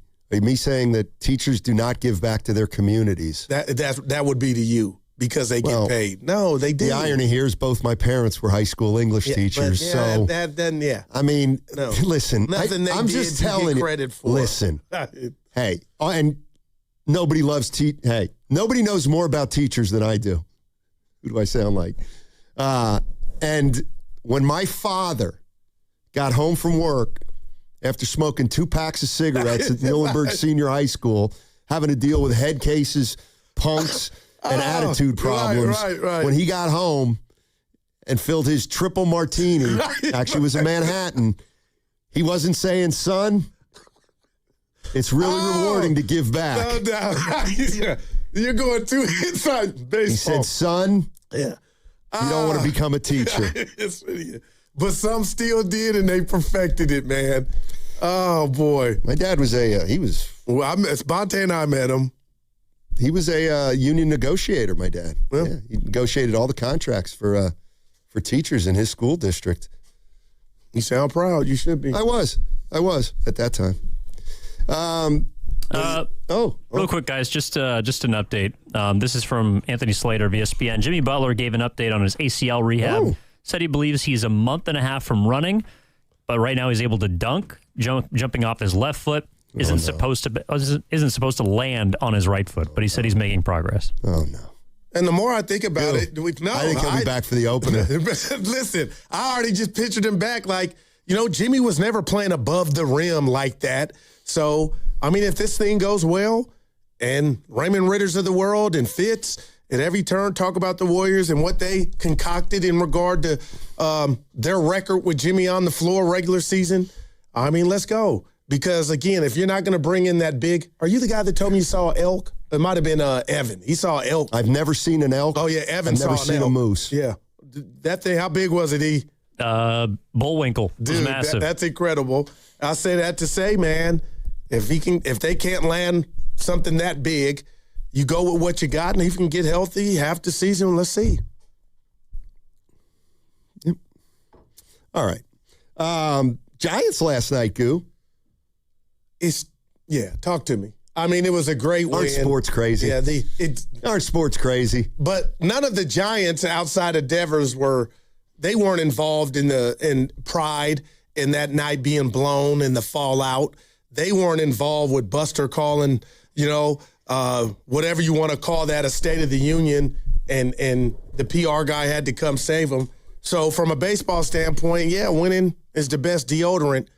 But I don't feel like there's any cologne or, smell good in regard to what's going on with the Giants and the pride on the field. Oh. I can differentiate. But it was a good win. I thought they were done down 1-0, and the A's bullpen is as bad as advertised. So kudos for Devers and my boy Rico, hitting a home run. So for one night, I'll go Steve Kerr. How about that? You're still 13 under, right? But you got a damn good chance to sweep today. But I've said that. Now, why would you scoff with Roop on the line, on the bump? Well, listen, I'm just, dude, 3 in a row. Okay. Let's see. And then you're going to break every rule that you already made for yourself. No, I'm done. Oh, really? Yeah. Well, you're already talking about a sweep like it matters. Get to 500 and we'll talk about the playoffs. They're 9.5 back to the third. That's never going to happen. How many? 9.5. That's 10. And they've won 2 in a row. You see what I'm saying? But 2 in a row is like 1. Win 6 or 7 or 8 or 9. Yeah, they can't. Well, they haven't. They can't. So Devers last night hits the game-tying homer, And then Bear Cotto hits the game winner. And the Giants win 2-1. Yeah. I mean, going to the 9, down 1, something they haven't been able to do pretty much at all this year has come from behind after the 6th inning. But Stoney, the stands were full, and a lot of people were there, and that was a moment. Hey, E, are these some of these? Do you know if some of these Devers quotes are new? Looks like we got 2 different colors for the Devers ones.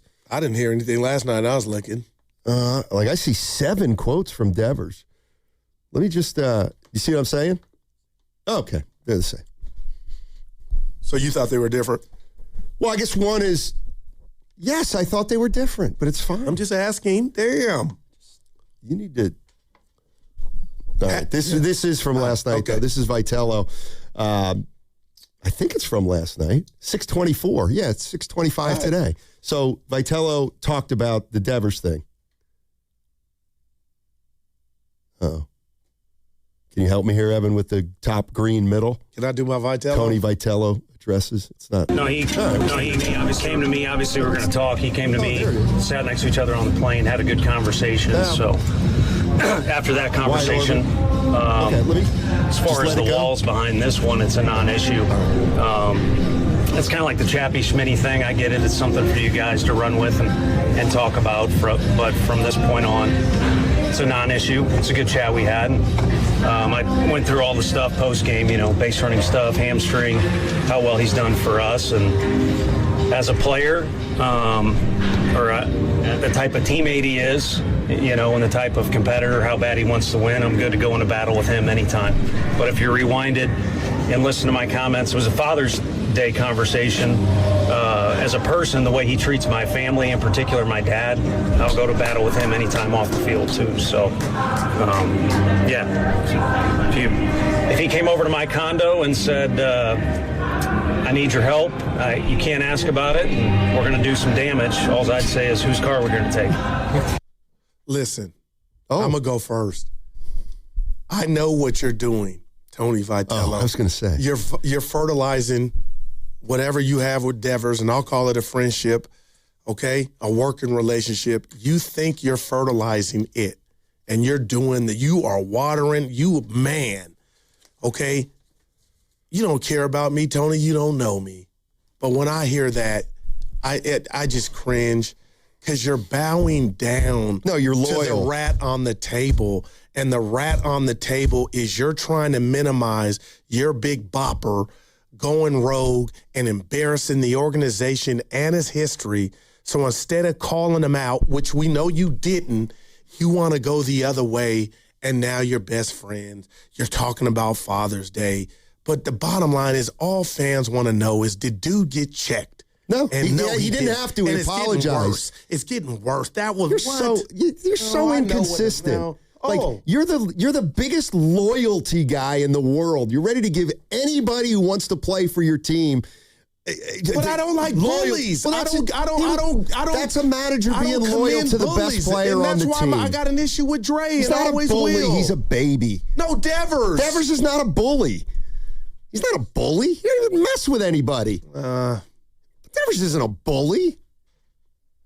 Devers with the fans. Problem is he's detached, probably too detached from the team. Oh, man. And then he tried to say, paint the picture. I'm a contrarian. No, I'm being real. There's no world we live on, no earth that we walk on, that Devers should have stayed in that game to steal a bag. I don't care if he's. Hey? Yeah, that's I think about it. I'm taking Devers at his word that he thought he was being asked if his leg was good. Man, I got some land for sale in the Yun for you. It's funny how come on, I just don't know how you pick and choose the guys to back and the guys who not to. And you're the guy saying, you know what? Yesterday it's your prerogative. I kind of like Devers more. I do like Devers. So he's a big baby. He's a baby. Yeah. But you know what? I don't care. Chapman's a red A. Okay? Adames is a cheerleader.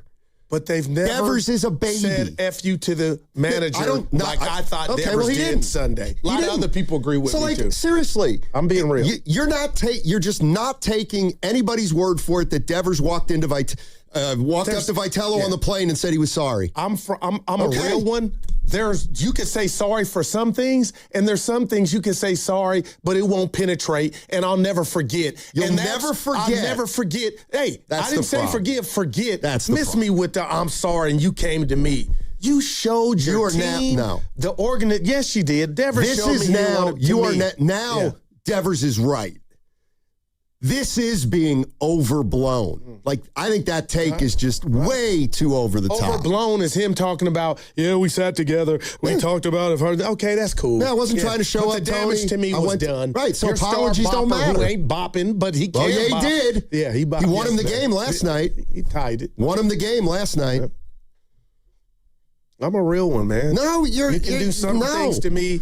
So you wouldn't forgive him. Okay. Like, all he didn't want to be pinch run for. He ended up coming out of the game. It's not he told about the Devers. manager he was it's about sorry. the manager. Quit being afraid to call a guy out. You can call a guy out and still be friends. No, don't you get there's it? levels of doing it that Vitello obviously is not mastered or is unaware of how you can call a guy out and put some finesse on it to where you're not just throwing him under the Mack truck. Yeah. I'm tired of it.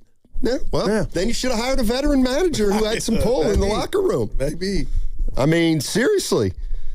I mean, my gosh, enough with romancing the stove. I mean, like, my gosh, all he did was say I didn't want to be pinch run for. Yeah.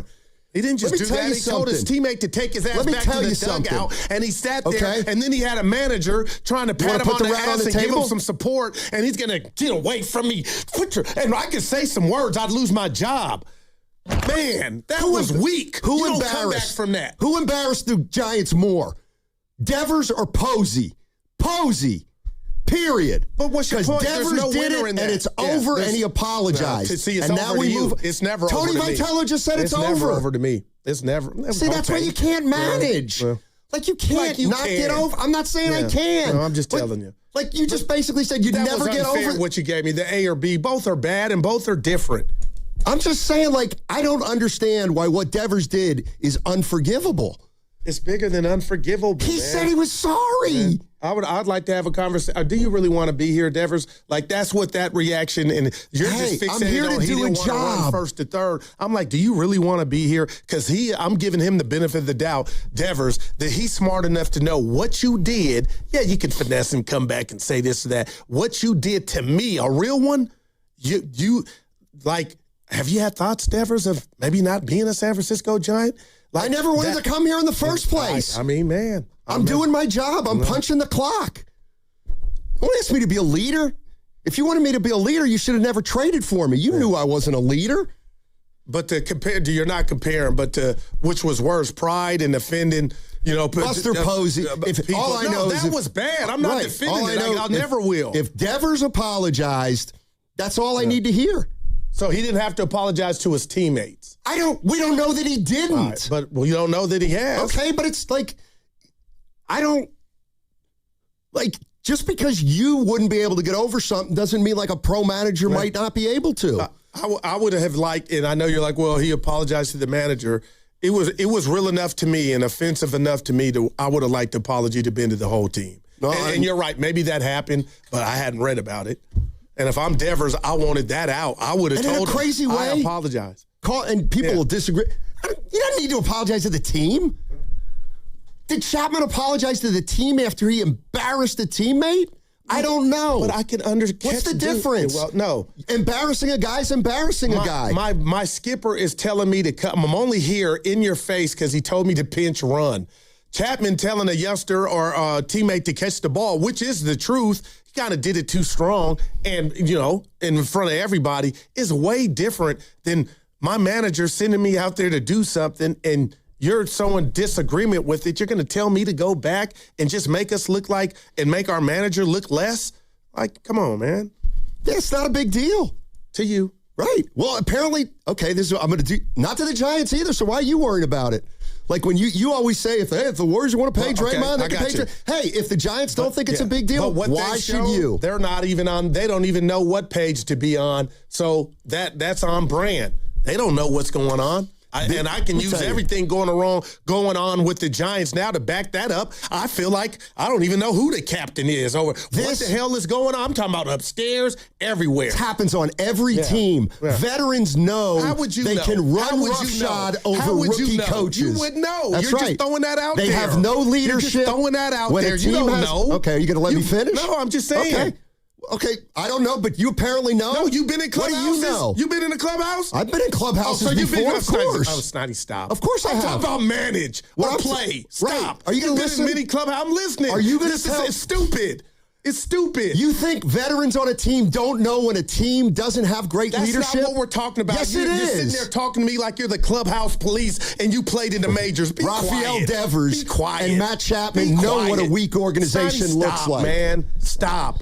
You don't care about. You just came in here 24 hours removed. You so mad? Because you're. I like Devers. I do like Devers. Because you're one of those little kids that go against the grain, and because everybody else doesn't like it, you want to sit here and talk wisdom like you're making sense, and you have no credential at all to talk about the dynamics in a major league or any pro clubhouse. Really? So quit front. Okay, so 15 years covering the Warriors means nothing in their locker room. I'm talking baseball. Okay, and I covered baseball. You probably didn't even watch the game. I watched every game last night. I watched the game last night. Whatever. Okay. People that know what the hell I'm talking about. So don't you dare come at me like you got the Draymond Green. Okay. Draymond Green has no idea that he can get over on the Warriors ownership group. Okay. Yeah, no, you're right. The veterans respect a rookie manager. Yeah, no, they do. That just comes with the territory. Good. Yeah, okay. No, Devers, you can tell by Devers' attitude, sipping my water. He totally respects the Giants organization. Right. This is what happens when you have weak leadership. Your veterans begin to do this. Right. Period. Let's go to Brett in Walnut Creek. What's up, Brett? Yeah, we can ask Jordan Poole how it feels to be reprimanded by big league outfits, but I'm going to tell you, I don't personally think that Raphael Devers has to apologize to the public. I feel like they did that behind closed doors. I agree with you, Steiny, on that. That's typically how it's done at that level. And that's personally what I think. I mean, I could be wrong, but I think Devers wants to be here. And guys at his status usually want to lead by their actions on the field, which getting a home run in the ninth inning last night was a good start. Thanks for taking my call, guys. Appreciate it. The problems have stemmed from the fact that the veterans on the Giants have no respect for management. They don't have respect for Posey as a GM. They don't have respect for Vitello as a player. And these are the kind of things that have happened all year to this team. Agree. Right, because veterans know when a guy is a snow job guy. Like, veterans can see through a coach or a manager that doesn't have it. Right. And I believe that has been the big reason why the Giants have had multiple issues this year of leadership, lack of communication, and lack of leadership. I agree, They have no leadership. And my whole point and premise is just because you say sorry doesn't take away from what you did. That's all. And you could be like, well, Guru, you don't forgive anybody? Of course I do. But I'm just saying, just because you say sorry doesn't exonerate you on something that I thought was so foul. Nobody's saying exonerate. Can we move on? Well, obviously he hit a home run to tie the game. I mean, he hit a home run. And you know I'm the biggest guy to go against Draymond because I don't like bullies and you putting your teammates in certain situations. So to bring up the Draymond thing, you know I'm already My point is veterans can tell a phony. We've always talked about that. Right. So what's going on with Devers and Vitello to me is very similar to what went on between Baron Davis and Mike Montgomery. And they just, Devers doesn't have respect for Vitello. And that was and I feel like he wanted to let people know that. That's how I looked at that too. Like, he doesn't control me. And then, again, you could be, oh, you're just speculating. But that's how I felt. Like, he wanted to tell people, yeah, it's about first to third or pinch running, but this dude don't control me, and I'm going to show you guys. And all I got to do is say sorry, and it's all good, and hit one to tie the game. The other thing is, okay, why haven't the Giants players come out and rip Devers for what he did? I believe some were in agreement. Exactly. Yeah. No, there you go. I know you think I've said this to you days ago. I believe that. And it just, it still doesn't make it right to use that forum or that situation, if that's how they truly feel, to kind of just show everybody, yeah, we don't respect this dude. And that's why I had a problem with it. All right, 8-8. We got Jimmy. 1 o'clock. Jimmy King coming up at 1 o'clock. Rafi Devers with a homer to tie it last night, and then Barracuda with a homer to win it. Giants have won 2 in a row. How are we feeling about Devers? Yeah, why are you mad that I like Devers? I like Devers too. I respect a guy who is who he is. Is he a baby? Yeah, but people like Barry Bonds, he was a pain in the ass. But I guess we just look at that infraction, what he did, so differently. I get you. I think the big issue and it was one instance. These things happen all the time in pro sports, and then when we find out about them, we get all incensed. But the reality is, these things happen a lot, and this one was out in the open, so that's why it happened. But I believe, to me, I don't really see a big difference between Devers telling him that I don't want a pinch runner, and Chapman showing up a teammate on the field. What's the difference? They're both disrespectful actions. Well, I'll say this. That should be dealt with. Your manager wasn't involved on the one-on-one in regard to, hey, player A telling player B catch the ball. Okay. That's them two. Right. But when I send out a pinch runner for the betterment of the team, because I would... It's disrespect in any way. And you're waving your finger or telling Cox to go back, you're really telling the manager that. Okay. I don't make a big delineation between telling the manager something and showing up a teammate. It's all the same thing. And I don't, were we this...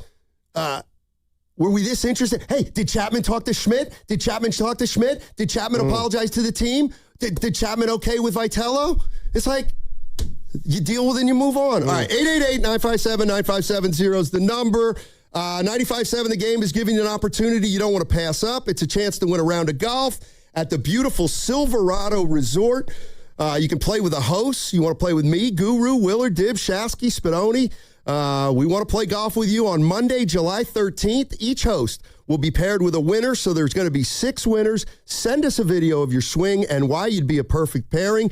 Get your video done now and submit it to 957thegame.com. It has to be under 30 seconds. Again, come play golf with us at Silverado on Monday, July 13th. Fab 5 member Jimmy King coming up at 1 o'clock on 95.7 The Game. Hey, it's Willard. At Hobus Law, it's never been about attention, never about applause, never about goofy smiles on candy-colored billboards. For more than 40 years, Hobus Law is focused on one thing, fighting relentlessly for injured Californians, because behind every catastrophic injury case is a human life forever changed. That's why Hobus fights with preparation, intensity, and relentless commitment. No fluff, no distractions, just real advocacy for injured Californians. Hobus Law, relentless for justice. Visit HobusLaw.com. Omar Hobus is a California licensed attorney. Offices in Northern California, including San Jose. Past results do not guarantee future outcomes. I'm Piera Palazzolo, VP of Digital Marketing for the American Management Association, a company focused on the management training skills needed to enhance the careers of business professionals. We did our research when it came to the best companies for website development and chose AmericanEagle.com. And we couldn't be happier. AmericanEagle.com worked closely with us to understand the front and back end requirements needed to launch an e-commerce website that could handle the complexities of running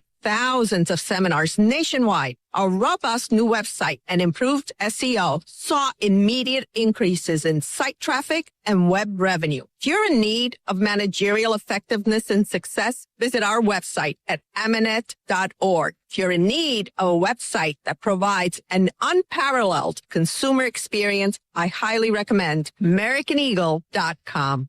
Transform your business today.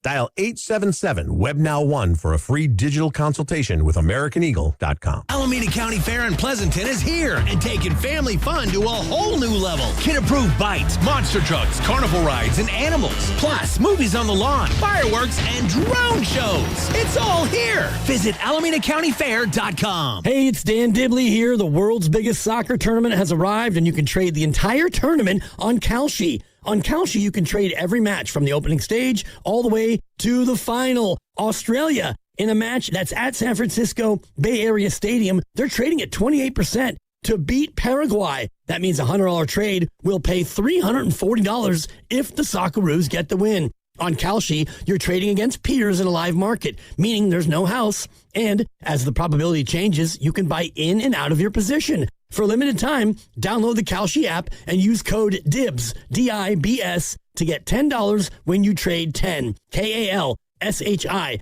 Kalshi, trade the beautiful game. 18 and over only. Restrictions and eligibility requirements apply. Event contract trading involves risk and may not be suitable for all investors.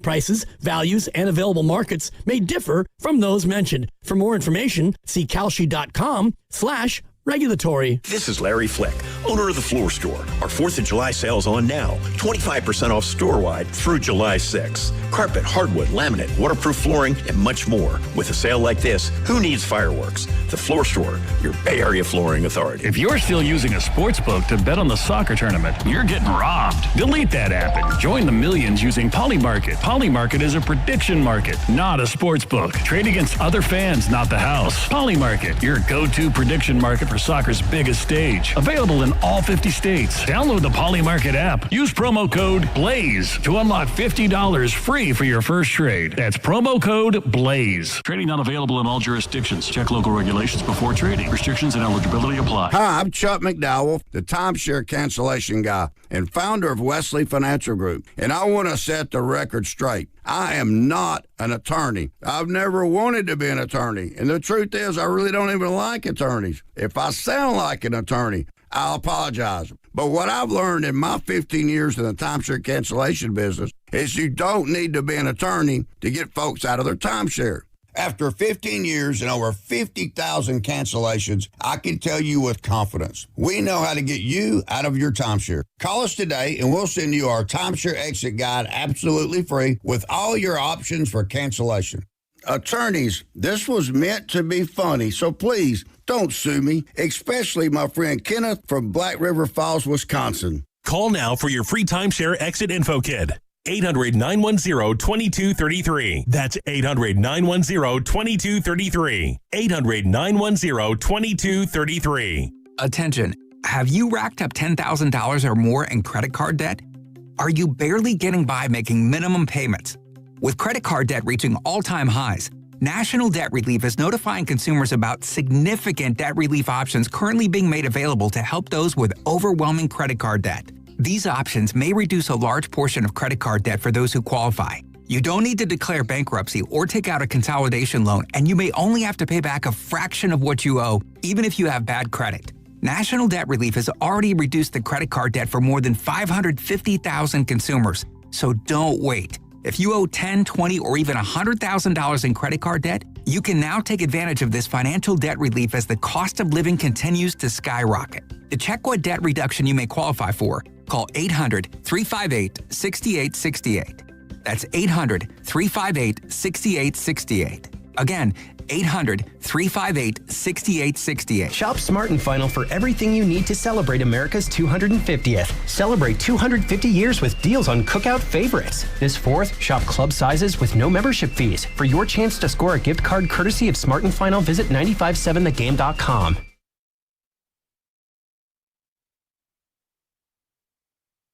If you're a friend of a Taurus, you're friends for life. Praise him. Now, back to Steiny and Guru on 95.7 The Game. All right. What's up, baby? I just got a text from somebody who's worried. About us? Yeah. Come on. Guess who? Not Bonte. Marcy. Could she hear us over there? No, she's gone, but she was listening. Oh, Marcy, sweet Marcy, that was nothing. She said, dang, you and Goose sound PO'd at each other right now. Oh, Marcy, I said Goose just mad because he's working on a Thursday.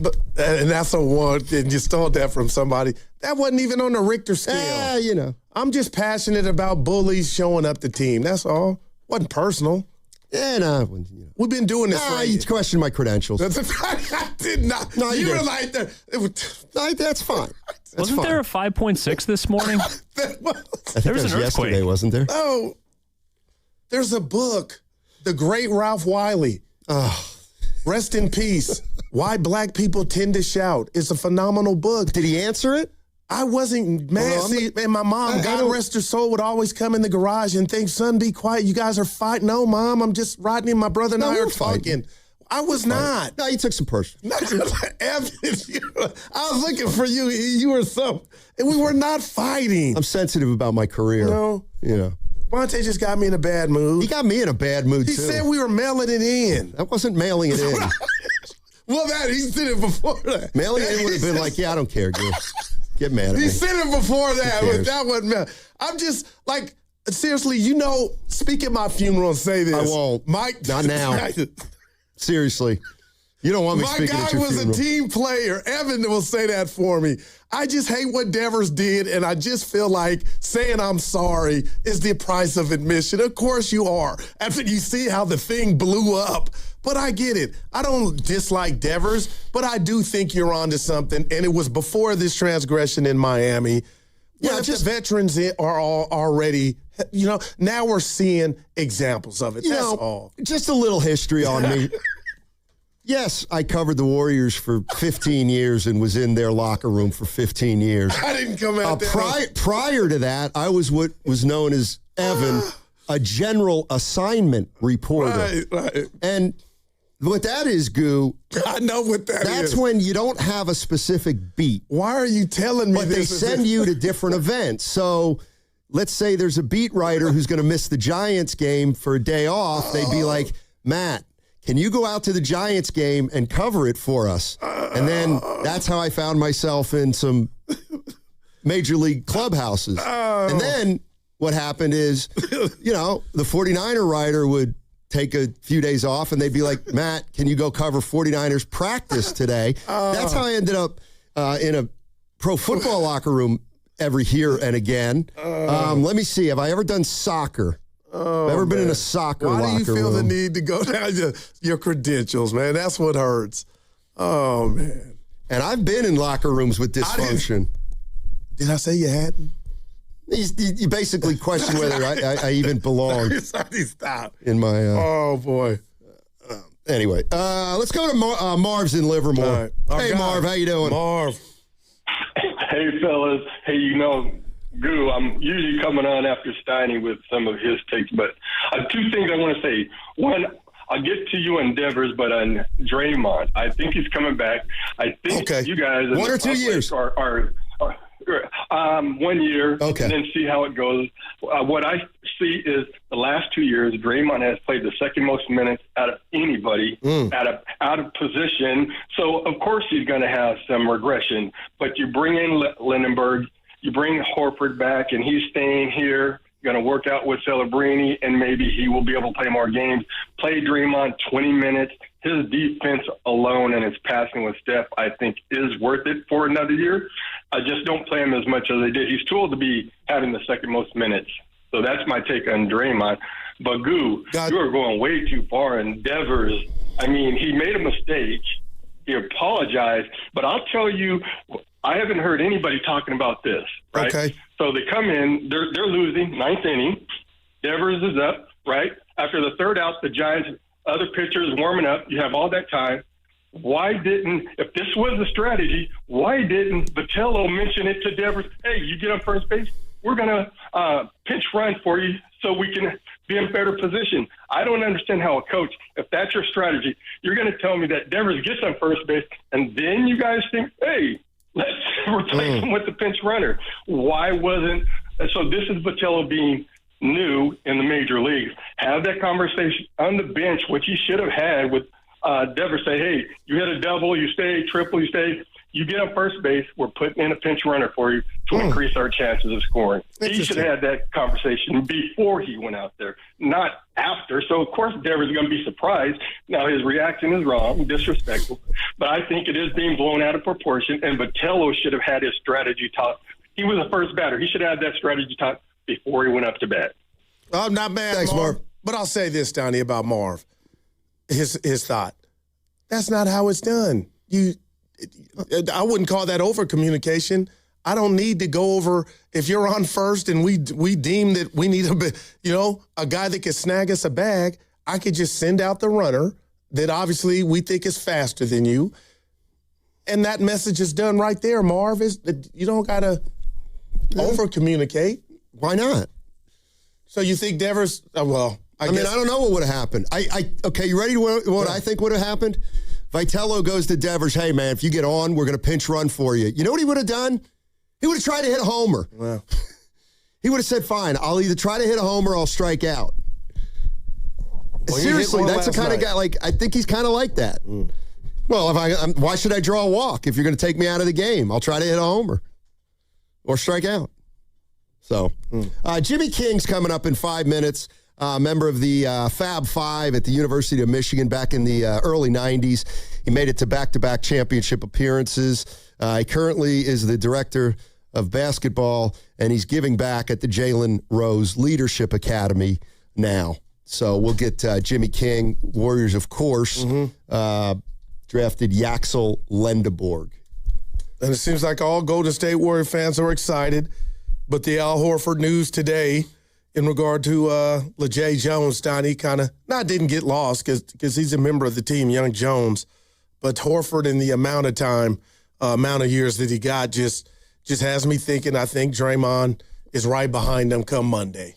The morning show had Mike Boynton Jr. on. He's the interim head coach at Michigan, so he knows Yaxel Lendeborg extremely well.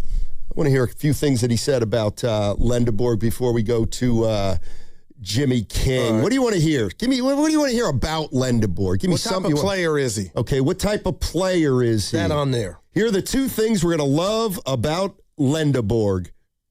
Two things I think you'll love the most is Yax's number one priority in basketball is winning. And the second one is he is a phenomenal teammate. I did get a chance to speak with him. I was at the draft last night. He actually gave me the honor of being able to sit at the table with him in the green room. We have a tremendous relationship. Spent a lot of time working with him over the last year, and just stoked for him, for the franchise. Have the utmost respect for what you guys are doing, for Mike Dunleavy, for Coach Kerr, for several of the guys in your scouting department. They did a great job of being thorough and vetting everything that they're going to get with him, and you guys are going to enjoy having him out in the Bay. All right, that's Mike Boynton Jr. He's the interim head coach at Michigan. That's dope. And he coached Yaxel Lendeborg there. And had him part of the draft, process with where the motion comes. Let me see. Has he got any court vision? Can he see the floor? Can he make a play, Mike?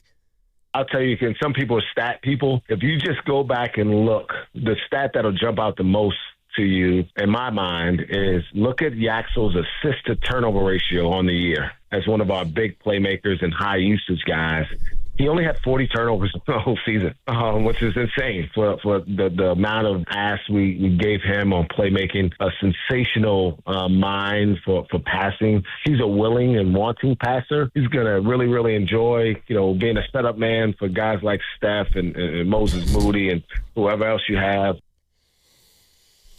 Here we go again with the turnovers. Yeah, and that was, that was something they talked about. I'll never forget that day. And I know it's, that's a nothing burger, but I was just shocked. Like, wow, the seasoned vets, Golden State Warriors, but the coaches are saying turnovers must stop.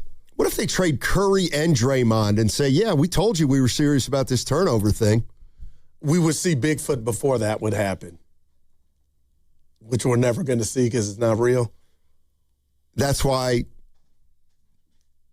logically, it would probably be more likely that Curry and Draymond would be traded if Bigfoot does it. Do you believe in Bigfoot? No, that's what I'm telling you. Sasquatch? I watched it, but no. Loch Ness Monster? Yeah. Yeti? Nope. You don't believe in the Loch Ness Monster? You never saw that hump come up out of the water? Stop, man. Seriously. No, I don't believe it. I believe in the Loch Ness Monster. I'm not shocked. Evan? Here we go. Do you know how deep? Do you know how deep that is? There is a Loch Ness Monster, I believe. I'm glad that you believe it, but why would there also not then be a Bigfoot? That is phenomenal. I'll tell you exactly. People have said that they've seen something that mirrors that of a Bigfoot. I'll tell you exactly how. There's more people on land than there are 100 feet below a water level. So it would be natural that there would be more Bigfoot sightings in the woods and in the mountains because sometimes there are people that are there and they will see. However, go look at the depth of Loch Ness. It's so deep that the thing's just hanging out down there and nobody would ever know. And also, I don't know if you knew this about the Loch Ness. It's dark. The water's like black. You can't, if you go under the water and open your eyes, you can't see anything. You see what I'm saying? Well, I think that's pretty normal for most oceans as well. Do you believe in Atlantis? No. Before you get to that, if you open your eyes in the ocean, you see some stuff there. It's a little salt and brownish. So you get a feel of the color. But I'm telling you, Loch Ness is different. It's literally like diving into a pool of darkness. Then how come we haven't discovered it? Exactly. It's there. It's just hasn't been discovered. Every once in a while, it'll pop his head up. And you got to be there with a camera. So, there's like, just me. We'll ask Jimmy King. Yeah. We'll ask Jimmy King if he believes in the Loch Ness monster. Batman or Spider-Man. They're not real either. Oh, of course not. Right. But there's definitely a Loch Ness monster. Seriously, you never saw that photo? Yeah. The little head comes up. Looks like a turtle. We got It's much bigger than a turtle. Yeah. I'm excited for King. I'm excited for the Warriors. Don't steal. No, you're not. Johnny, I am. Stop it. I am. What if health is on their side? And Jimmy then they'll halfway through only miss 158 games due to player injuries. And we don't even know if you had to guess, gun to your head, and I don't know why I brought that up, but is Horford going to be on the same program as far as back-to-backs this year? I would assume.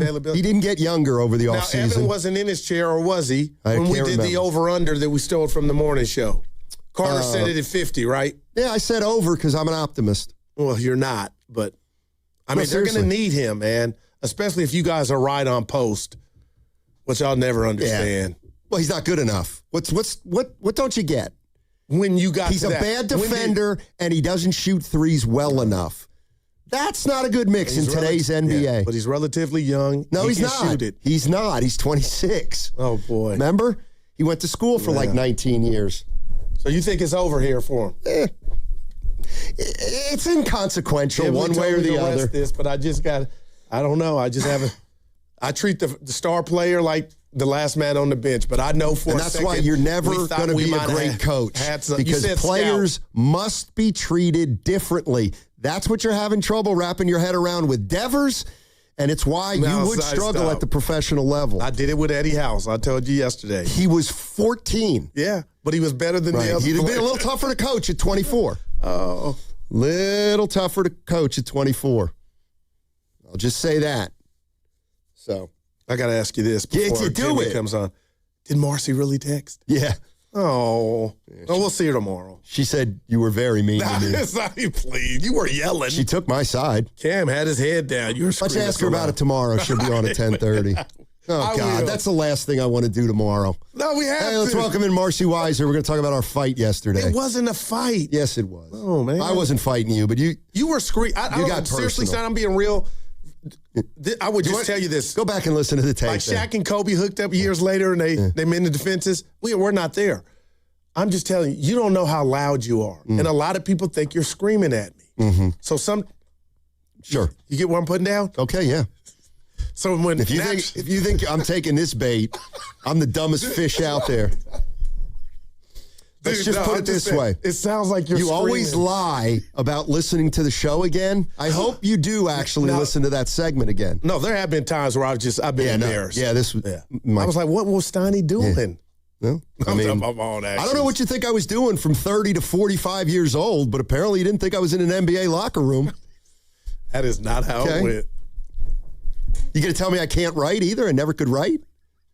That's not how it went. Oh, you are so dumb. Oh, boy. All right. Looks like we're efforting Jimmy King, member of the Fab Five from years back. All right. We got him.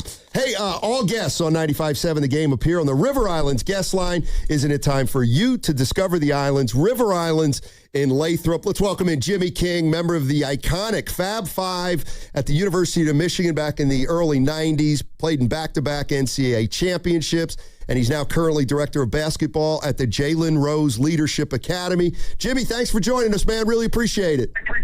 Hey, what's going on, fellas? Thanks for having me. Absolutely. Hey, is Yaxel Lendeborg any good? Let's go. I think he's all right. tell us out here in the bay. Yeah, 3 guys in the lottery sounds pretty good. I think I've seen that film before.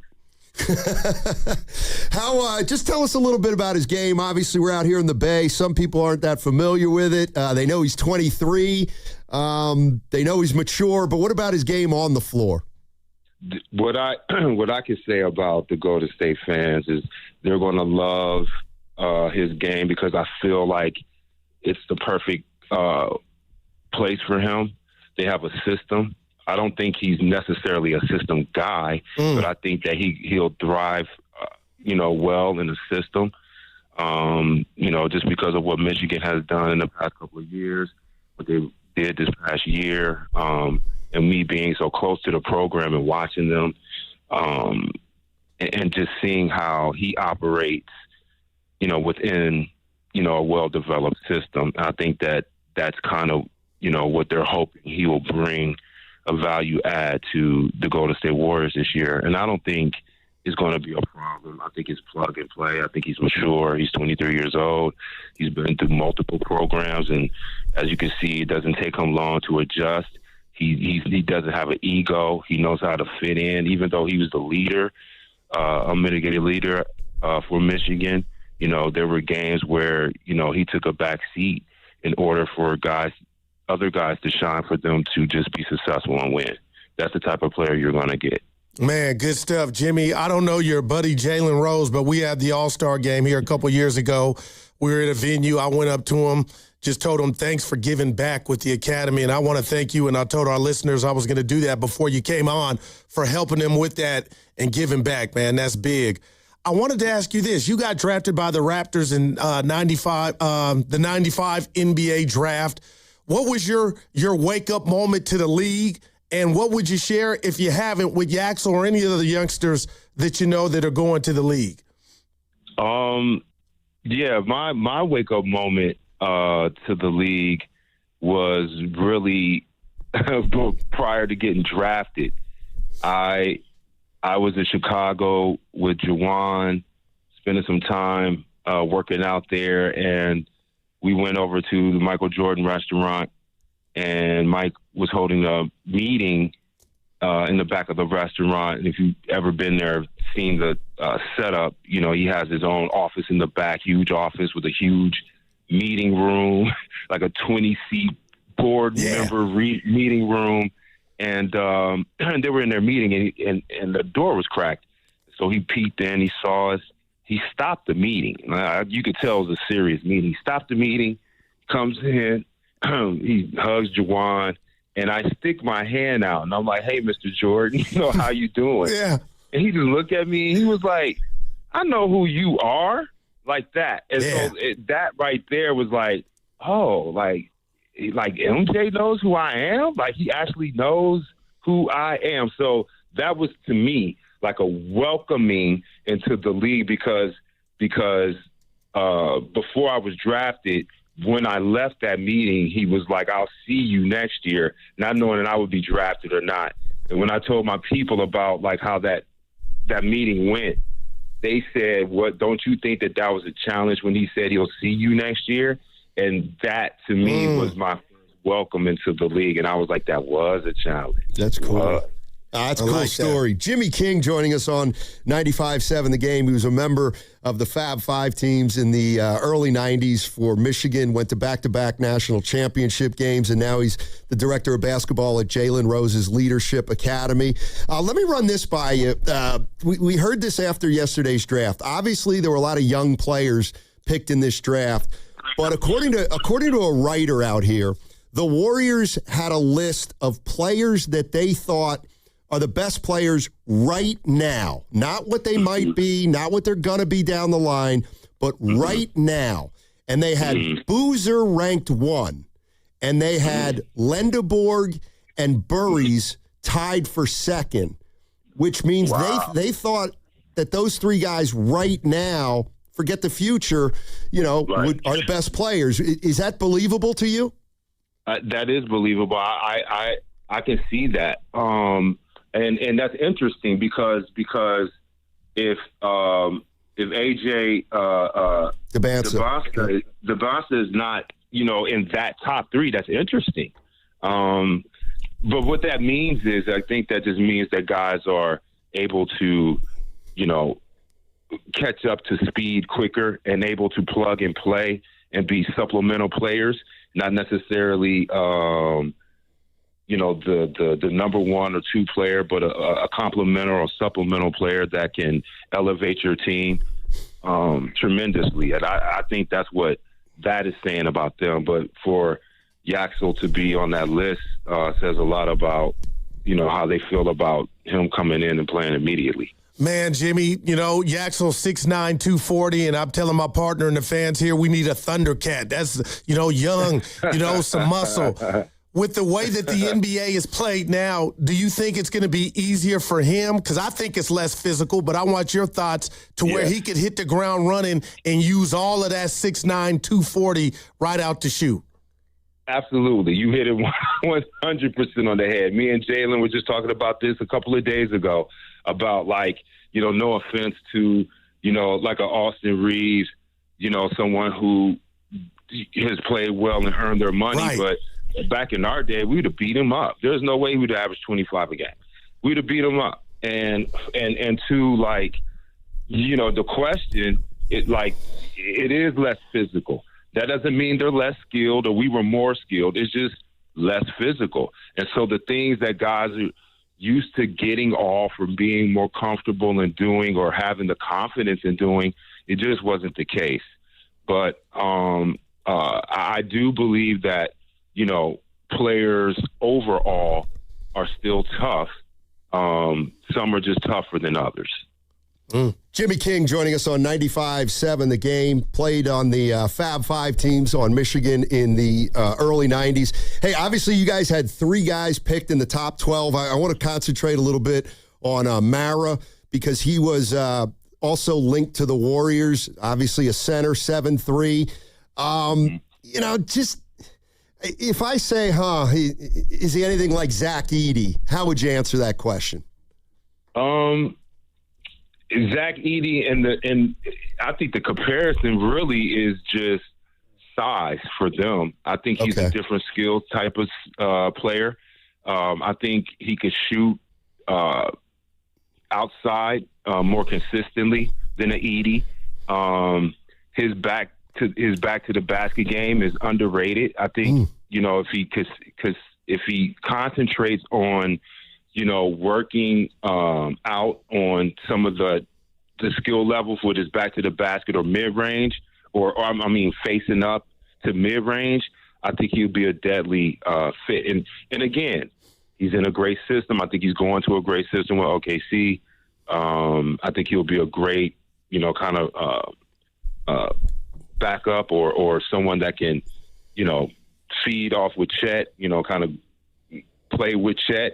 I think it'll be hard to put them two at the same time. But if Chet is the type of player that we're seeing or think he is, I think it'll work. But I also think that Mara has a very bigger upside than people think. Gotcha. Hey, Jimmy, let me ask you this. I'm kind of weird in this way. I'm always telling my partner, this player reminds me of somebody in the past or present. Is there anybody you play with or playing in the league now that Yaxel's game reminds you of? Ooh, I said Aaron Gordon. Go ahead. I'm sorry. I like that. I like the Aaron Gordon. I like that. I was going to say a bigger Jamal Mashburn. Wow. Okay, I like that too. Right. I like that too. Yeah. I think you can get that from him. I think, again, and we heard Dusty say this too a couple of times, that he doesn't know how good he is. So when he figures out, to be that dog, he is, but to be that guy, we'll see some 50-point games out of him, some 40, 50-point games out of him. Whoa! All right, Jimmy. Yeah. I got to get in. I got to get into this. This has been bothering me. Here we go. I've been curious about this for 30 plus years. I'm a little bit older than you. I graduated from college in the mid-'80s. I played Division III basketball. All right, you ready? Yeah. And, I had a big butt. I was kind of like John Bagley. Remember John Bagley went to Boston College? No doubt. So I hated tight uniforms, so I'd wear these big baggy shorts. Really big and really baggy. And that was in 1986. Okay? Yes, sir. That was 5 years before you guys. Where did you guys get that idea? Let's start giving some credit. You. There you go. We clearly got it from you. That's all I wanted to hear.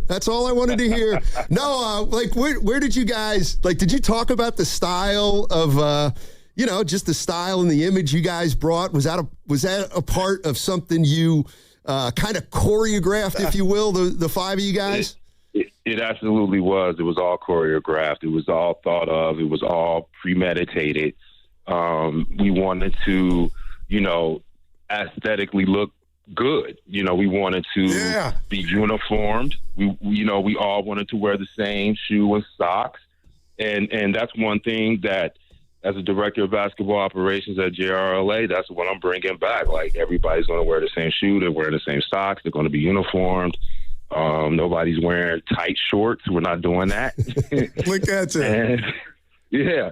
So, but yes, it was calculated, and it was really just a thing of just being in tune with the time and the culture. Hip hop, baggy shorts, baggy pants, baggy shirts. Everything was 3X and 4X. I can't believe I wore 4X shirts. And, 3X jeans like crazy.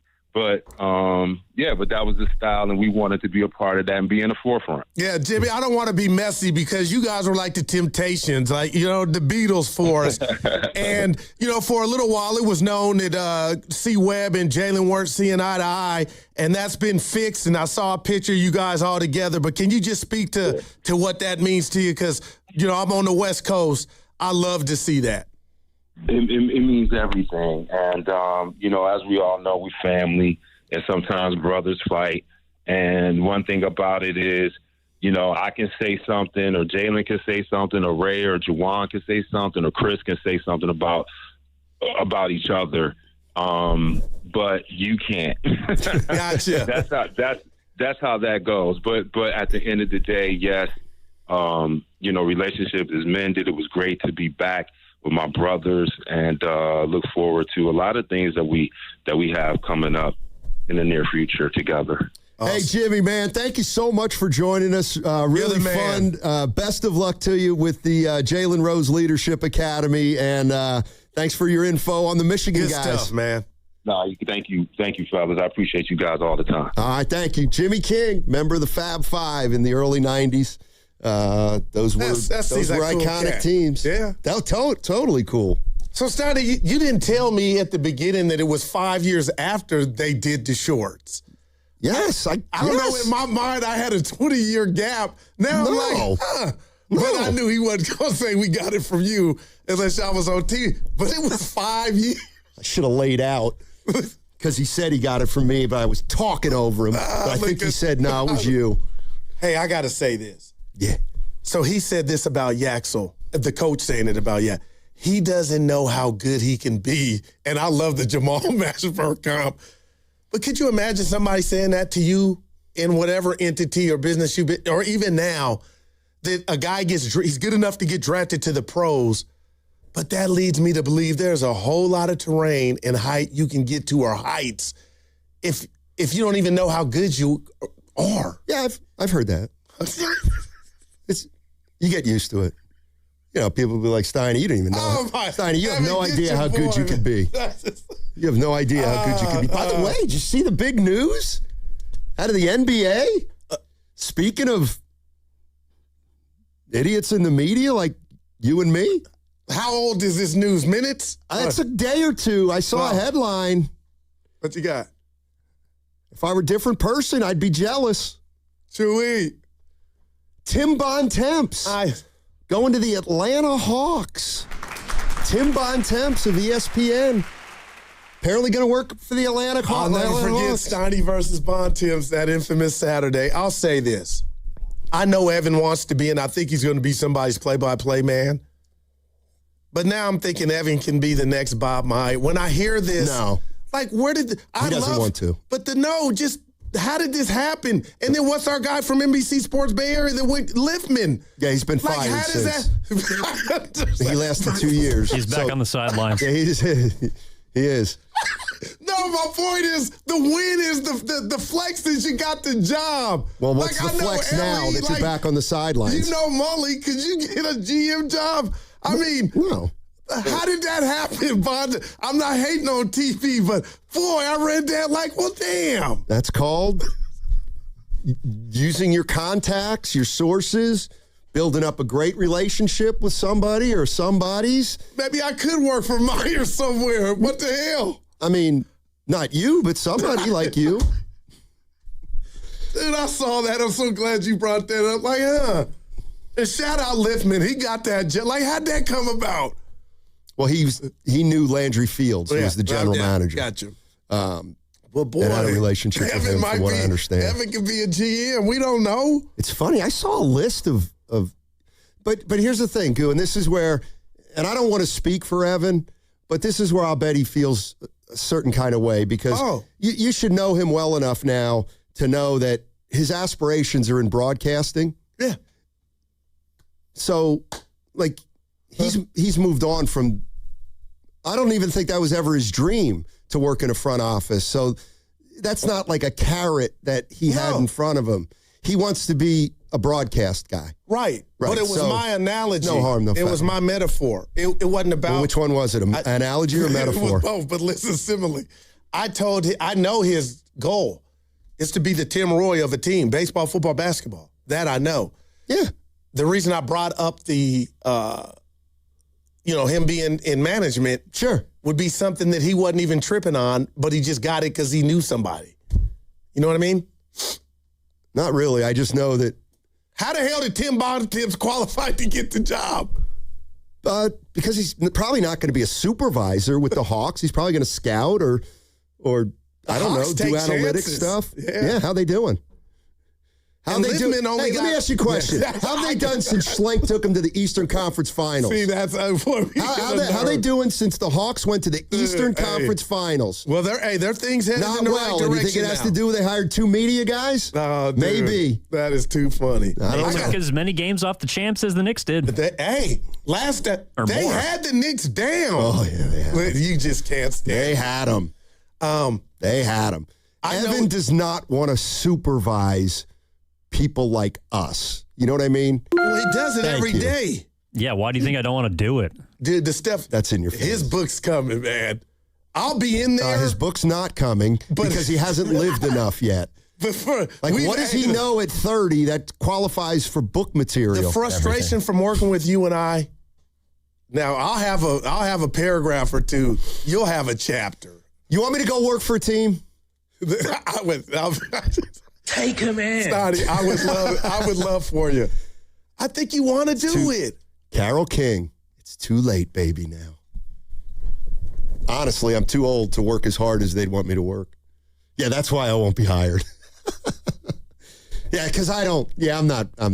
What? I think you work hard, man. I think you sell yourself short. Man. Yeah, probably. Seriously, though, do you think that Tim Bontemps, he worked for the worldwide leader. Yep. ESPN. You think he's going to work harder for the Hawks than he did for them? No, well, exactly. No, a different kind of work, but Bontemps works infinitely harder than me. I'm talking about me right now. I got 5 days a week. Well, what I got about a Grant routine. Liffman before he got the job? I think he was just doing sidelines. So he wasn't working. But no, Evan's right. Like Bontemps and those guys, they bust for ESPN. No doubt about it. We bust here. No, we don't. Not like that. We don't fly all over the country. I'm about to retire, man. I can't do it. Hey. Are you there? You ready for that? I'm broke. How am I going to? Well, I got to say this. I'm busting wood. I got to say this. Stoney, I think I would hope some people like to be around me, and I like to be around great people. Jimmy King seemed like that. Oh, I agree. No, seriously, I would. I agree. Hey, meet us at the old ship if you could. He seemed like a real one. You know what? We should keep He liked it, Aaron Gordon. Yeah, he did. But he did. Now, he wasn't very familiar with the pro game. It didn't last long. We should make our list of guests that we would have to the old ship. Jimmy King's on there. BG, Gelseiler for sure. Yeah, I take Gelsey. But I don't know how to take Daryl. Your take wasn't a hot take. He'd be fun at the bar. Your take's not a hot take. I didn't want it to be. All right. Let me see.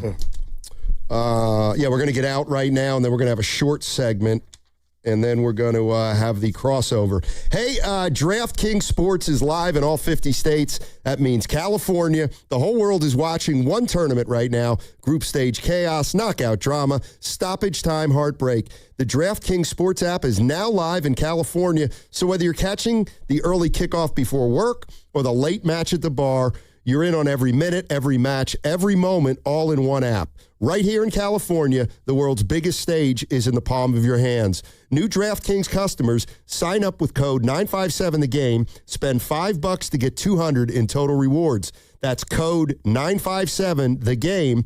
In partnership with DraftKings, the crown is yours.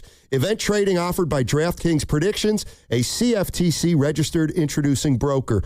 Trading involves risk of loss. Market availability varies. Eligibility restrictions apply. $50 every 7 days via click to claim issued in a non-withdrawable predictions dollars that expire in a year. Ends June 28th. Terms dkngb.co/predictions promo. Honey, did you invite the minions over? Well, you know how we talked about getting Wi-Fi from Xfinity? Yeah. I ordered it this morning, was online in minutes, then they showed up. So they just came over to use the Wi-Fi?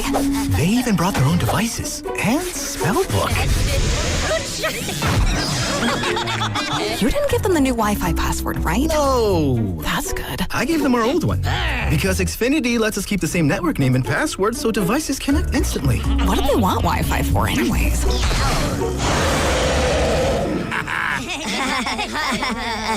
Better not to know. Plausible deniability. Get streaming or scheming instantly with same-day Wi-Fi from Xfinity. Plus, lock in one price for the most reliable fiber-powered Wi-Fi for 5 years. Guaranteed. And see Minions and Monsters only in theaters. Xfinity. Imagine that. Restrictions apply. Not available in all areas. Use of fiber coaxial cable. Learn more at xfinity.com/same-day Wi-Fi. Struggling with social isolation? There's help, and it starts with shoes. Try Walk and Talk, the non-prescription treatment for people who want to move their bodies and mouths at the same time. Simply invite a friend on a walk. Just one dose boosts serotonin and reminds you that light gossip is better outside. Side effects may include new inside jokes and slight perspiration. Do not attempt if you're allergic to processing emotions in public. Individual results may vary. Don't wait. Ask your doctor if Walk and Talk is right for you. Brought to you by El Camino Health. Togethering heals. Hey, Bay Area sports fans, get ready for game day with Laughing Monk Brewing. Whether you're watching with friends or heading out after the final whistle, Laughing Monk has the perfect beer for the moment. With locations in Sunnyvale, Scotts Valley, and Bayview in San Francisco, there's always a monk nearby. And now, check out their newest San Francisco location in Nopa. From crisp lagers to bold IPAs, every beer is righteously brewed in San Francisco. Grab a pint, grab your crew, and make game day better at Laughing Monk Brewing. Righteously brewed in San Francisco. Reach your saving goals with Mirastar Momentum Savings. Progress should come with perks. Every $25 you save earns an entry to win cash prizes. We're drawing winners for $1,000 monthly, $5,000 quarterly, and an annual grand prize of $10,000. Saving has never been this rewarding. Apply today at mirastarfcu.org. Insured by NCUA. No purchase necessary. Terms and conditions apply. See website for full details. Injured at work? Don't wait. Every day you delay can mean lost wages, delayed medical care, and more stress for your family. At Boxer & Gerson, we fight for people just like you. Construction workers, delivery drivers, factory workers, restaurant staff, hardworking folks who get hurt just trying to earn a living. We won't back down. We get results. You work hard, you deserve real help. Call Boxer & Gerson now at 510-835-8870 or visit boxerlaw.com. The consultation is free, but waiting could cost you. Boxer & Gerson, justice for workers.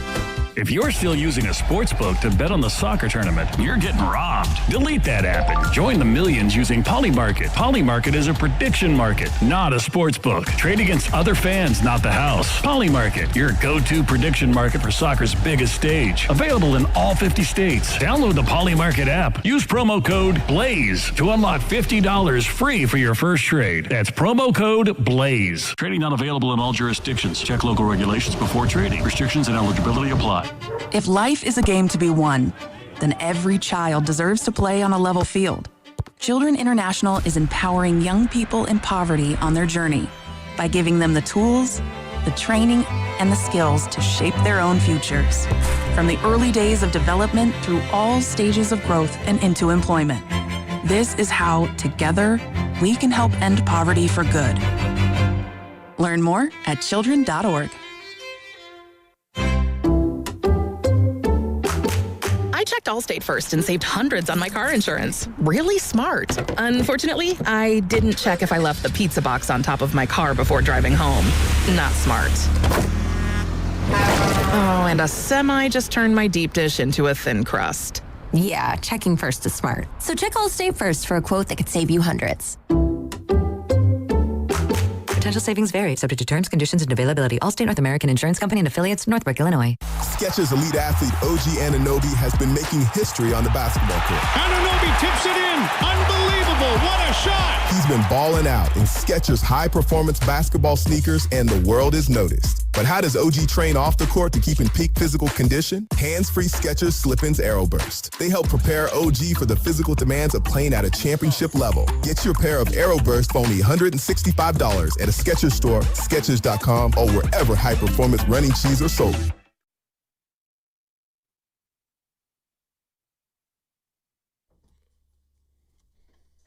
We're dysfunctional. Steiny's got the most juice in the Warriors organization. Yay! Now, back to Steiny and Guru on 95.7 The Game. We mentioned it early today, but big night for Evan again. Dude, Evan, tell him where you going, baby. I'm living vicariously through you, man. No, I'll be at Chase Center.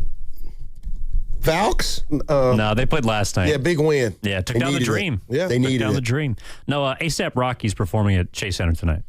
This dude is Help the me. new, Who's the guy Evan or from- ASAP Rocky? Evan from Soul Train. Don Cornelius. Like, this dude stays until the lights, camera, He's married to acting. Rihanna. That's how you might know him. Riri. That's right. Yeah. And he He's a played big in boy. Denzel's latest movie. What was it? It wasn't that good, but yeah. I think he was on the soundtrack, so I don't know. You might play some from that tonight. Evan sticking and moving. So I'm going to be dead serious here.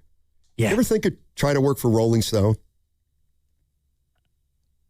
I've thought about writing, but never in the musical genre. Oh, that would be a great job. Oh, it'd be an awesome job. But I think that, probably like most, it's got to be pretty competitive, right? Yeah, I would think so. Because, yeah. And would he look at the concerts or venues, the things you had to do differently because you know you have to do them, as opposed to how spontaneous? Could you, after tonight's show, could you write 800 words on the concert? Yeah, easily. Oh, you Yeah. Evan?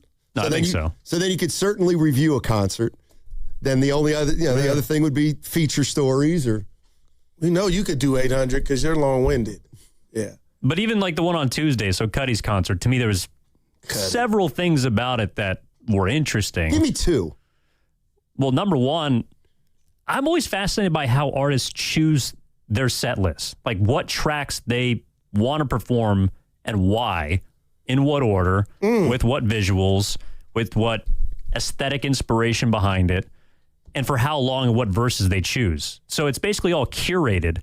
And for Cuddy's tour, which was, I think it was called the Mr. Rager tour or something, it was supposed to be a complete encapsulation of his catalog from his early mixtapes, which blew up on MySpace, up until his most recent album, which is more of a pop album. And he mixed in some of his rock stuff. He's very eclectic. It's more well-rounded as opposed to someone like A$AP Rocky. But to me, that's what I would probably write about if I had to describe, if you gave me 800 words to talk about Kid Cudi's concert. Wow. Hey, was he tipsy? Cudi? Yeah. No, can you tell when you go to concerts where it's like, you can Steiny's tell. loose? Yeah, but he smoked on stage. But Okay. that's not. Yeah. Cigarettes? I think it was a blunt. Oh. I forget the words. I don't smoke anymore, but back when I did, like if I, well, not it. I don't know. I think if they were your words, I think you'd be fine. Like, oh boy, gin and I think it's juice. Hey, I wanted real quick, and I want to ask you and Evan this. I gotta say happy birthday to my Uncle Billy, William Bill Lofton, way of Mississippi, lives in Fremont. My dad's best friend, 89 years old. My late mom's brother. And he was good in basketball, baseball, football. And real quick, Sonny, they got a great bit, him and my dad. They'll make a bet on the game. Yeah. And whoever loses act like they won. So they'll call the house, when you bringing that over, if it's a six-pack. It is like you lost. But they get amnesia and act like they picked the team. They go against the opposite of what they picked. I guess you had to be there. Yeah. But it works well. Reminds me of that one scene with, I can't even remember. Hey, when you bringing that over, man, you had the wrong team. You ever see that clip of Joe Pesci in one of those movies collecting from one of the bookies? And the bookie goes, oh, no, I thought you were laying. No, I wasn't laying. No, I think you were laying. I wasn't, like... And then he gives him the money and he hits him over the head with it and is like... He did a Devers. Oh. He did a Devers. Or Draymond. Oh, that's pretty good. See, now this is what bothers me. I did a show with you and Bonte. Bonte left us. So you're going to be with him Monday, Tuesday, Evan, the rest of the week. But now there's a thread going. I don't know who created it. Guru, we're going to have high-level hoop talks next week. Like, Bonte, you didn't have to send that. I thought Bonte was coming in. I would give you a 9 on that. Your humor getting a little better. He's going to get it because I've been getting text from him today, boy. He's been hitting me. He's been playing with us. Hitting me. He said high-level hoops. I fell out. Okay, so I just got into a little... Oh, the boss is on vacation. Never mind. What does that mean? So I said, I don't change anything I do when he's out. I'll talk to the text. Oh, yeah. I said, was he smoking cigarettes on stage? And Valkyries in the chat says, artists don't smoke on stage. And I said, Dave Chappelle on the phone. Oh my God, he's an artist, right? Yes.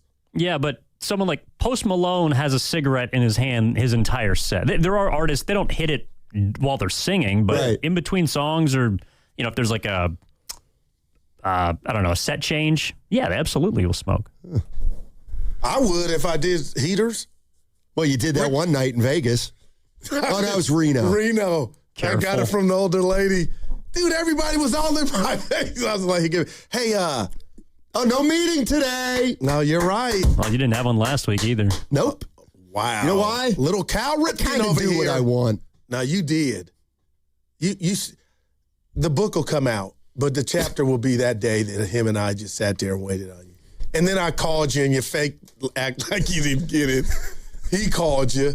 Like, what were you doing? Oh, did he? Yeah, what were you doing to say, you know what, I'll get to him later? I was a block away from the station, too far to turn around. Wow. I did not get... Nice. Goo. Willard and Dibbs said I did not get those calls. Did you just wink at me? Yes. Look at you. And Willard and Dibbs told you the man was in there waiting on us in the bullpen. I thought they were kidding. That's what made me feel bad. I hugged him. I was like, look, man. No, this can go two ways. I thought they were kidding. Wow. Dead serious. Let's see what... Oh, here's something that can fill some time. See, I don't like when we got that's all stuff. we're doing. That's we filled time for 4 hours. Bonte said we're mailing it in. Evan would never say that. Well, I kind of do. Never tell your date you're nervous. You know what I mean? Just go do it. The moment Jimmy King told him that he invented the baggy shorts, it was over. No doubt about it. By the way, cut that. That hurt. I know it did. But Jimmy was great. He was awesome. Yeah. But why'd you get rid of him quick? We went till 25. No, Evan told us 25. Evan, just tell this guy, can you give this guy one freaking clue? I'm going to let you. No, I do put the clock on you guys, but that was... Oh, we were okay. It was about 15, yeah. All right. He was good. He was great. He was great. He was great. Okay, Jazz fan. You want to do this? Hey, Steiny, you didn't answer my question. Buy Sam, Richie Ashburn, or Bill Campbell. Who do you got? I'm taking Harry Callis. Look at you. That's who I'm taking, Jazz fan.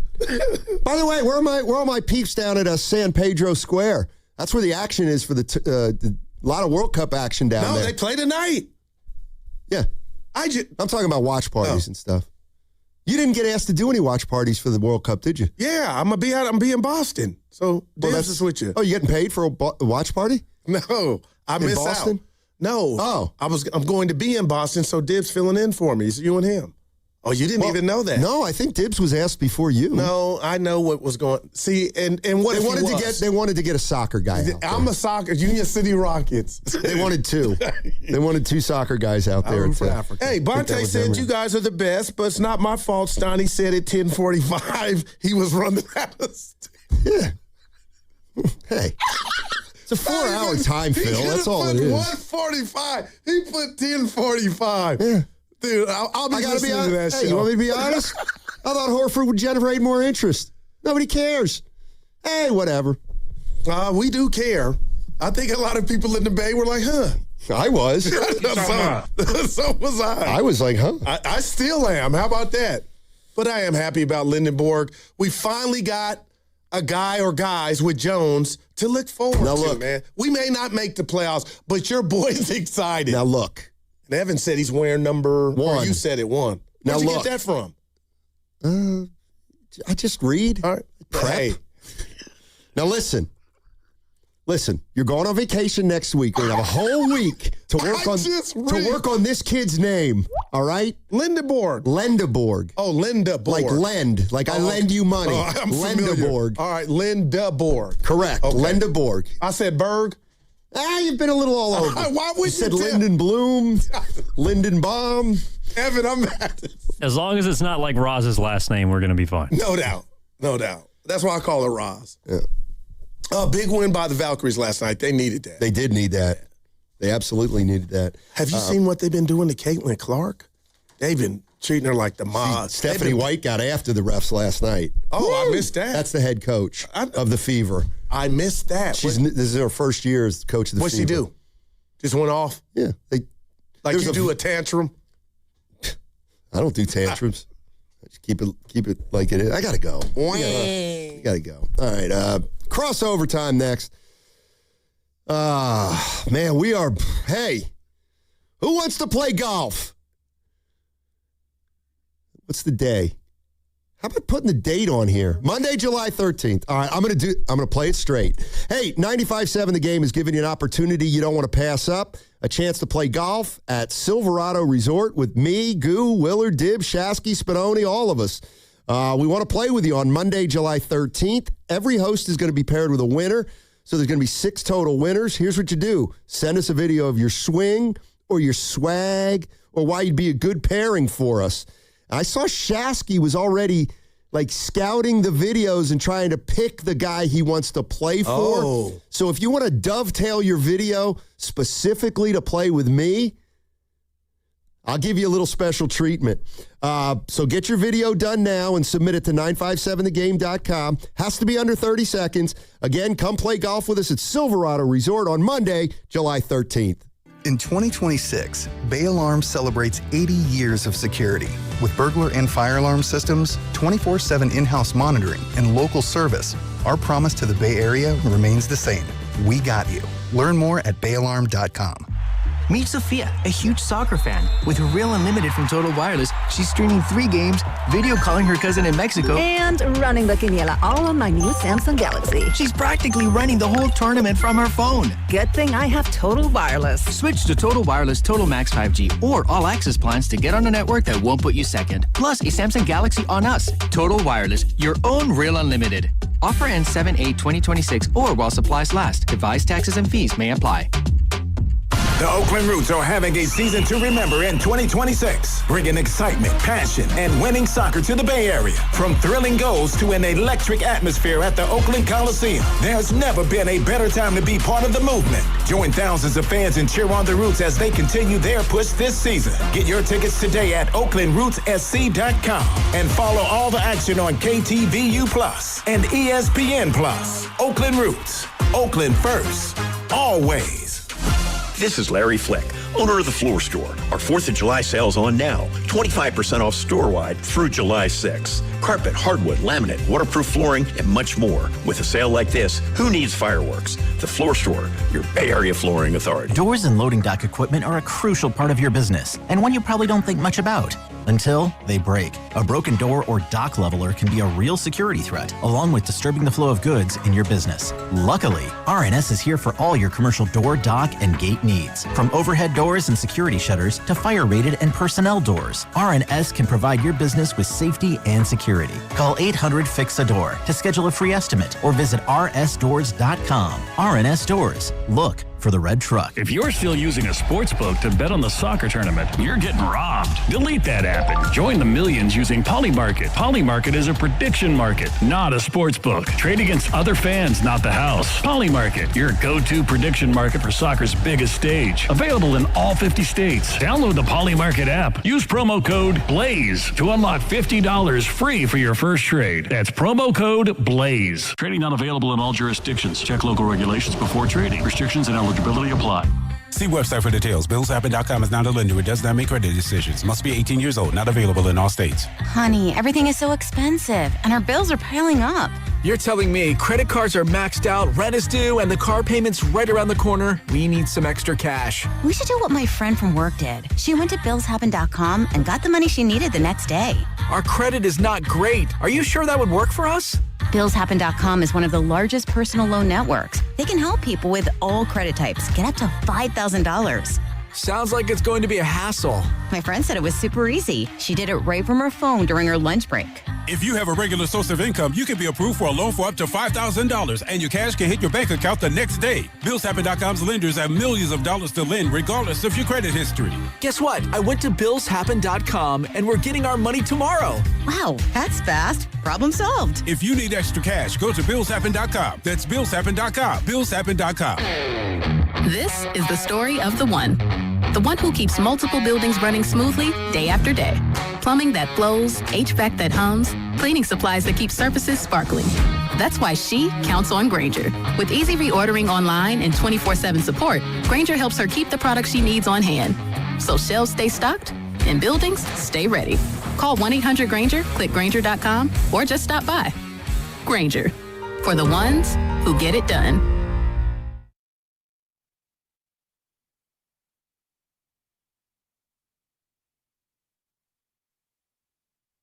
Don't stop now. Just keep it going, baby. Go Warriors! Now, back to Steiny and Guru on 95.7 The Game. All righty, it's time for the crossover brought to you by Bay Alarm. Rest easy. We've got you covered. BayAlarm.com. Let's welcome in Mark Willard and Mark Grandy today. Yeah. Grandy in for Dan Dibley. What is up, gentlemen? If you don't like Grandy, you don't like yourself. Thank God, no deals. Yeah, you're gonna. Do you have any enemies, Grandy? Have you ever got into anything with anybody? That's a good question. Why is Steiny shaking his head? I'm going to tell you, and it's going to be a compliment for Grandy. Okay. Grandy's got this nice boy attitude. Quality. And it's but hello, there we go. I'm just going to say, don't think for a minute he doesn't have an edge. Don't think for a minute he doesn't have an edge. I know That's all I'm saying. But I know him well enough to say that, like, he's got it. He'll advertise what his edge is, and so you know how to either avoid it or purposefully hit it. There you go. Take his turkey sandwich from him. It's a compliment, That's Grandy. for sure in his bag right now. It's in the fridge. I need to go grab it. Exactly. Yeah, I love it, man. Exactly. And my apple. Al Horford. Yep. Were you as shocked as I was surprised. Yeah. I didn't see it coming. I didn't either. The second year, right? Yes. There were two surprises to me. I woke up found out that he opted out of his player option, Okay, and I went, that was a surprise. He's not coming. Is he That's what I retiring? thought. And then I read further, and now he has a new 2-year deal. Mm-hmm. Both of those were surprises. Man, oh man. Yeah, I didn't see that one coming. But I guess maybe we should have realized the timing of it. Like, that's what's about to go down is all of the option guys. All right, Draymond, I'm He's like next up. 99.9. There will be multiple years. And June 29th is the deadline. You ain't there. I'm not You there. like Steiny. I think this is about Steph, not Draymond. That's my take. I think if you want to make this about another Warrior, I think it's about Steph. because Steph is going to sign a 1-year extension. Like that's not surprising, right? Gotcha. Okay, so if Steph's going to sign a 1-year extension, that means Steph's going to play at least 2 more years. Yeah. And on some level, cheap veterans will be around for that period. And this is one of them. And it would only bother me if the number would have to be bigger to bother me. All right. $7 million. For Horford. Yeah. No, I got you. You can, Yeah. I'll tell you what. I do believe, and I know he's got his podcast, but if a reporter could get to Draymond now, man, I'll bet you could get a story. There's no doubt. You could get us. There's the jukebox plays music. That might be always true. Is there ever a time where that's not the case? Because if you could get to him before his next podcast, that is great, man. I wonder. So you really would play hardball, and again, it's not that. It's the years, Grandy Willard, that he's going to watch Horford. Okay, you gave him 2, and the ball stops on me. I wouldn't. Watch out. I think it's partly about Draymond. I think it's also partly about what's available to the Warriors, because it seems to me like the only way the Warriors were willing to give Draymond the extra year and lower his number this year was if that allows them to bring somebody in that they think it's worthwhile. And that to me is probably LeBron and maybe nobody else. So if they get word that LeBron is not going to sign with the Lakers and he would take their $15 million non-taxpayer mid-level exception, that probably signals to them, okay, Draymond, we'll make this $18 million for this year. We'll use that savings to give us our full $15 million mid-level, give that to LeBron. But if they think LeBron's not coming, then who else out there is worth giving the money to that you'd be saving on Draymond and giving him the extra year? Yeah, cosign. Wow. This to me is like you guys got some grown kids. Yeah. Let's say you got summer coming up and you took one of them to Tahoe for the weekend. Just one of them. Just one of them. Okay. And then the other one's like, you took that person to Tahoe. You need to take me to Europe. Whoa. Draymond's in a completely different sphere than Al Horford. No doubt about it. You give Al Horford 2 years and $7 million a year, that's still half over 2 years of what Draymond's just going to make this year. Yeah. So, like, I hear where you're coming from, and I get it. There's just a lot of Warrior wounding out there. I know you feel like the Warriors have never, ever sort of, like, stood up to Draymond, but I don't know that this is that. Like, but if it's... I don't know if this is that. I'm going boys and men, so hard to say goodbye. If there is no re-up or multiple years, then this would really, truly, to me, signal this is your last one in town, man. And I don't and he would not, from what I think I know of him, that would bother him for all the reasons that I think. I don't know. I can't say you're wrong. How would you feel if you were him and y'all gonna do me like, what if I had to tear something, or y'all gonna really do this? Right, so I got an organization that's giving me $250 million over 13 years. And I'm going to get pissed about the, you know what I mean? Yeah, but when you say it that way, it sounds like it, but you know Dre, man. And I do. So I said I can't say that you're wrong, but wow, that'd be some next level stuff if you got to the end of all this and you were mad because you wouldn't tack on one extra year that actually only represents a little bit more money than what's already been signed.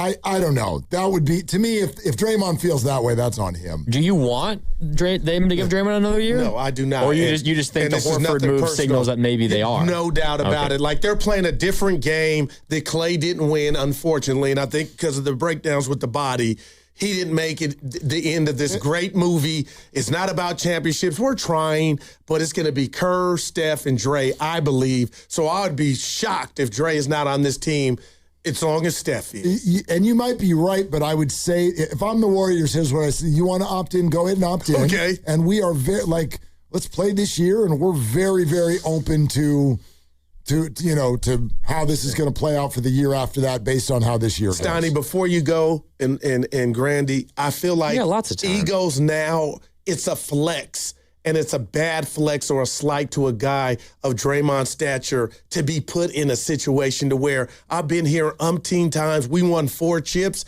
You want me to play and go? I just feel like the fact that we'll give you another year, that means something. Yeah, you know what else means something? Tell you what, we'll give you 4 years with a player option that happened. in the 4th year. Okay, this is your player option. This is what you went to battle for 4 years ago. A player option. Make your decision. The one thing that I'm thinking about with Draymond and let me think. It was Draymond. Oh, I'm thinking about Mike Dunleavy's answer to Tim Kawakami when Kawakami was specific about, there's some stuff out there that Draymond could rip up his contract, get 2 more years at a lower number, and maybe you could. Now I remember what Dunleavy said. He goes, that's something we could do that, but if we do that, we'll then limit ourselves in other areas, and we've got to make sure that we don't do that and limit. And now I am starting to think that maybe this re-up was about one person, LeBron James. Like, okay, we'll do that, Dre, if we can get LeBron in here. Well, we can't get LeBron in here. So guess what? We don't have a $15 million player out there that we covet as much as you being off the team at the end of the year. And the other thing is, and who knows if they actually take advantage of it, because I think some of the contractual stuff that they've done have frustrated Warrior fans, and I'm up there with them. But what happens if you don't give Draymond the extra year is he becomes a $27 million expiring contract this year. Do they have the guts to trade him? We'll find out potentially, but that's valuable. Like, you would rather have, it almost doesn't matter who the player is, unless it's the elite of the elite. You would rather have a player on a 1-year, $27 million deal than a player on a 2-year, $35 million deal or whatever it is. I mean, and don't forget, I get the whole picture, but if you're Draymond, declining and signing for at least less annually. Yeah. I know it's more overall money. Total, yeah. But that's a little bit of a favor or a work with you. Yeah, and which I think he wants to stay. Well, I think there's got to be a reason for that. Not just like because you feel like being here for 2 years. Wow. To me, that was Draymond's understanding also. Like, I'll lower my money this year, do you a solid, do me a solid by getting a better teammate in here. But if there is no such teammate, why? Why would he change this year's number from 27 to 19? Well, I think the Warriors are fine with that, too. Right. If there's no such player available. Correct. So they say, all right, we're going to save a lot more money next year in our ability to bring somebody else in next year. And we can trade you. Yep. Exactly. Like if Draymond says, okay, let's add on another year, but let's make it $35 million total. Or $32 million total. Right. Like, I mean... Or the Warriors get to a point where he's a free agent next year and they sign him to a super low number next year because maybe he doesn't have a huge market and he wants to retire a Warrior with Steph. Yep. I mean, that is the other thing, too. I mean, if he's making 28 and they think that's a lot for him, well, they might not be interested in 38 over 2. You're right. And they say to Draymond, look, let's be honest. You play 1 more year and then you can slide into the Haslam role if you want for a year or 2. Yep. If they want and if he wants. Or if he thinks he's got something left in the tank, then go take a year or 2 contract somewhere where you think you can win. What's really the risk for Draymond? So he opts in and you get $27 million. And get hurt. Okay, but so what are you risking? In other words, we're talking about turning it into 2 years and 38. Right. And you did 1 year and 27. I got you. You're risking $11 million total dollars. What are the chances that the following year you're not going to at least be a 5, 6, 7, 8, 9, $10 million player? Do you even want to play? All of those things. Like, what's he really risking to just opt in? Yeah, I think there was a lot of crazy reactions that I saw to the Horford news, and I think it's exactly the way Guru's mind works, which was, that means they're bringing Draymond back. Thanks. I think that's how a lot of people. I'm not saying that's a bad thing. I think that's how a lot of people reacted. Yeah. And there's a lot of distrust. You're in lockstep with, I think, a lot of how the fan base thinks, but I don't think it really has anything to do with the Horford deal itself. Wow. It has to do with what we all think it means is coming next. I don't want to throw the Giants in here, but that word you hit me a couple days ago with it. The trust. not on the Niners, but with these two teams, I think that's very valid. Well, man. I think very, very different kinds of distrust. Right now, the Giants are dealing with the whether or not we're literally trusting the words that are coming out of their mouth. The Warriors, I think it's more an action thing where, I saw it on draft night and all the sarcasm that came the next day. Who cares who they pick? It's not like Steve's going to play him. Right. There's a distrust that the Warriors are going to not just capitulate to Draymond no matter what. And I get it. That's wounding. I personally believe the organization right now, when they say, and they have outwardly said this, we realize that we need to now do this differently. And I believe them. But we got to get younger. I get it. I get it if there are fans who don't. It's been a lot of years of the same thing. You're listening to 95.7 The Game, KGMZ FM and HD1 San Francisco, an Odyssey sports station, always live on the free Odyssey app, and now broadcasting from the Laughing Monk Studios. I think Mark's right on it. And which one? Both of you, but Willard, he was definitely talking to me. Yeah, definitely. Willard on the distrust, because we took a lot of calls today saying this means Draymond's a million different things. This means Draymond's coming back, and that crossed my mind too. I mean, oh boy, does this mean it's going to be 2 years? Does this mean they're going to try to go get Porzingis for 2, maybe? With a player team option? Are they going to give Draymond one more? I still go back to Slater, who, and I know, I haven't been in many locker rooms. And I haven't done his. I don't know where you No, but we got a little fight. It wasn't even a fight, Will, but there's something. I want to hear about it. No, there's something that he knows that he's not sourcing about the plan is to have Draymond opt in. For sure. He's just kind of put that there without any sources. He's like, he's saying that's what it looks like right now. Good luck with that. And Draymond being, I got to give him the benefit of the doubt, but man, I would be worried of if you guys say the stuff matters, the locker room and all that. Draymond's a prideful person, and I get the Warriors' reason, but man, I would be like, my employee is not going to be happy if you guys do him that way. But has Draymond, I get Draymond has sparred with Steve Kerr on the bench. He has punched a teammate. He says what he says in podcasts. There's all that. Has he ever gone that route where it's like he's drawn a line in the sand about contracts and done so in an egomaniacal way? You know what? I feel like he's a little more self-aware on that front than maybe we give him credit for. You know what? And I'm thinking, and I could be wrong about and again, Guru, where'd you pull that from? To him telling the story to Durant about what happened with Myers and Kerr and how they tried to, discipline him. Stuff like that was not contract related. So I'll give you that. But for him to tell us on his podcast, and I don't think he was doing it to go against Mike Dunleavy, but I did think when Mike said we didn't try to move Draymond probably saying to his closest people, like, what the hell? Because he told us his conversation we all heard with Steve Kerr and Kerr telling you and Tibbs about, hey, how you guys dealing? How's the wife dealing with the trade rumors? And then Mike's like, nothing ever happened here, but Dre, he's living his life. Steiny like, man, we had to prepare. That's just semantics. I mean, Dunleavy can say, yeah, we weren't shopping him. We weren't trying to get rid of him. But that doesn't mean that his name didn't come up at a potential Giannis offer. I mean, the Slater thing. He's technically telling the truth. Yeah, but the Slater thing that you're referencing, Steiny, also in there about Draymond. Slater keeps writing, the organization was very proud of the way Draymond handled trade rumors. It's like, wait a minute, you said that there weren't any.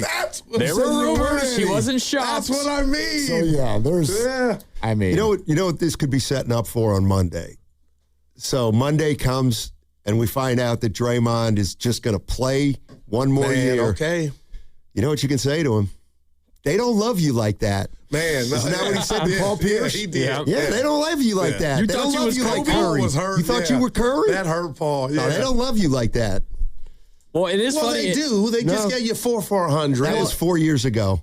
It is funny that it is a player option, but the Warriors hold all the cards. Yeah, I agree with that. Because they know Draymond, if it's $27 million or nothing, We'll take the $27 million because he's not getting anywhere near That's that great. anywhere else. And, of course, he wants to be a Warrior. So if the Warriors just hold strong to we're not giving you an extra year no matter what the number is, Draymond, sorry, it's $27 million, and you're going to be on an expiring deal. There's nothing Draymond can do about it. If the Warriors hold strong. Right. I know a lot of people still have at least one eyebrow raised about Mike Dunleavy, and he's never had a lottery pick before, so let's see what he does there. And I'm not even saying that financial flexibility is the most wonderful thing in the world, but if you do look around the league at what happens when teams kind of get to a certain spot, either like it's gone well or what they were trying to do didn't work. Yeah. And look at all of these teams going, dude, we got it. Like, Minnesota moved back to get rid of Julius Randle. Just They went wow. backwards in the draft. It was, can we call someone and what can we do for you to take the good player off our hands? A good player. I think of Randall on a good day as a good player. And there's a lot of time between now and 2 seasons from now, but the Warriors have not committed to anything that will be hung around their neck in a couple years. They haven't done that at all. And that to me is underrated. That's an underrated thing that's going on right now. Well, you said clean the books. That's why the Horford second year had me like, but it was minimal, but still. Well, no, I thought clear the books could mean for next year, but it looks like it'll be for the year after that. It's still only $7 million for Horford. No, but that's so little. they're going to give Curry an extension probably. Sure. And even if he takes a discount, which you've been talking about for months now, it's still going to be a big number. Exactly. So I think maybe what they're doing is saying, we'll give Steph another year. We'll get Porzingis back, for 2 more years and just kind of set that deadline at the end of the 2028 season. What the hell happens with Butler? Don't forget your pods extension. True. What happens with Butler on an expiring now, too? I think that's just a big, huge wait and see. This is generally when Jimmy Butler gets anxious. What'd you fight about today?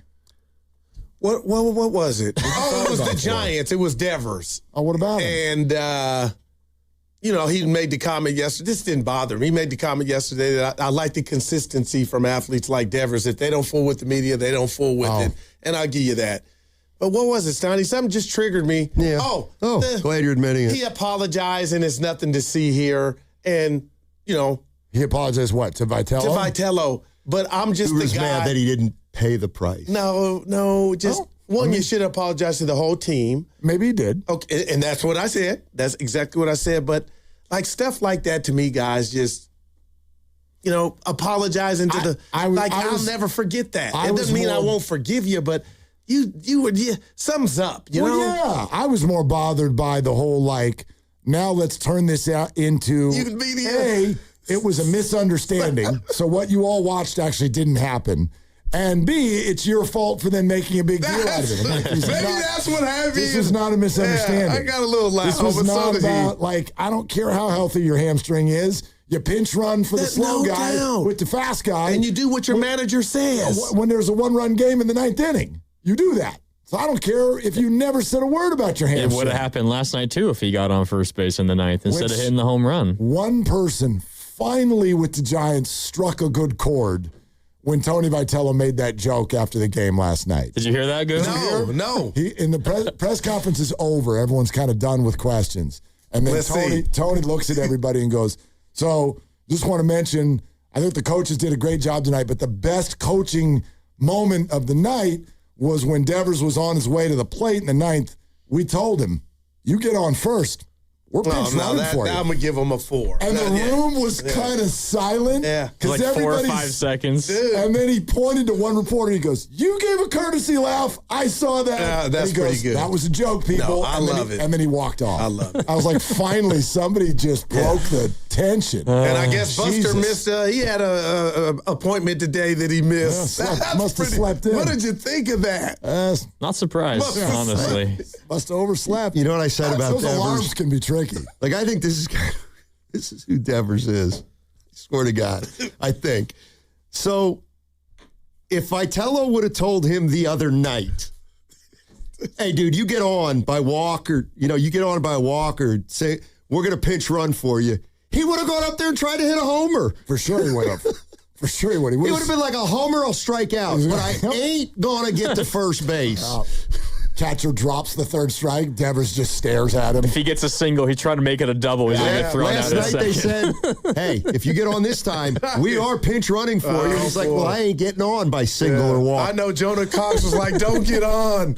Yeah. Steiny, you had, I literally laughed out loud today with something you said, and I don't want to assume all of our listeners heard all of the show, but I have to just make mention, first of all, you're so awesome for going all the way. I saw your oldest son, Abe. See my wife and my son and everything, but the story. And Doug. The story of the Throne Club, the alignment drill that Doug does. It's something I'll never forget in my life. Flying iron through the air that could have killed someone. It went up a hill. Yeah, can you share this story again? Before you share the story, though, the line, like I'm driving around, and obviously I have a personal attachment to this, but I'm listening and I'm chuckling. And Steiny, when you said, who's got a tougher job? Posey, Dunleavy, or Doug? That's pretty good. Oh, my God. No, he's so great. But he started it real quick with, tell me about you in golf.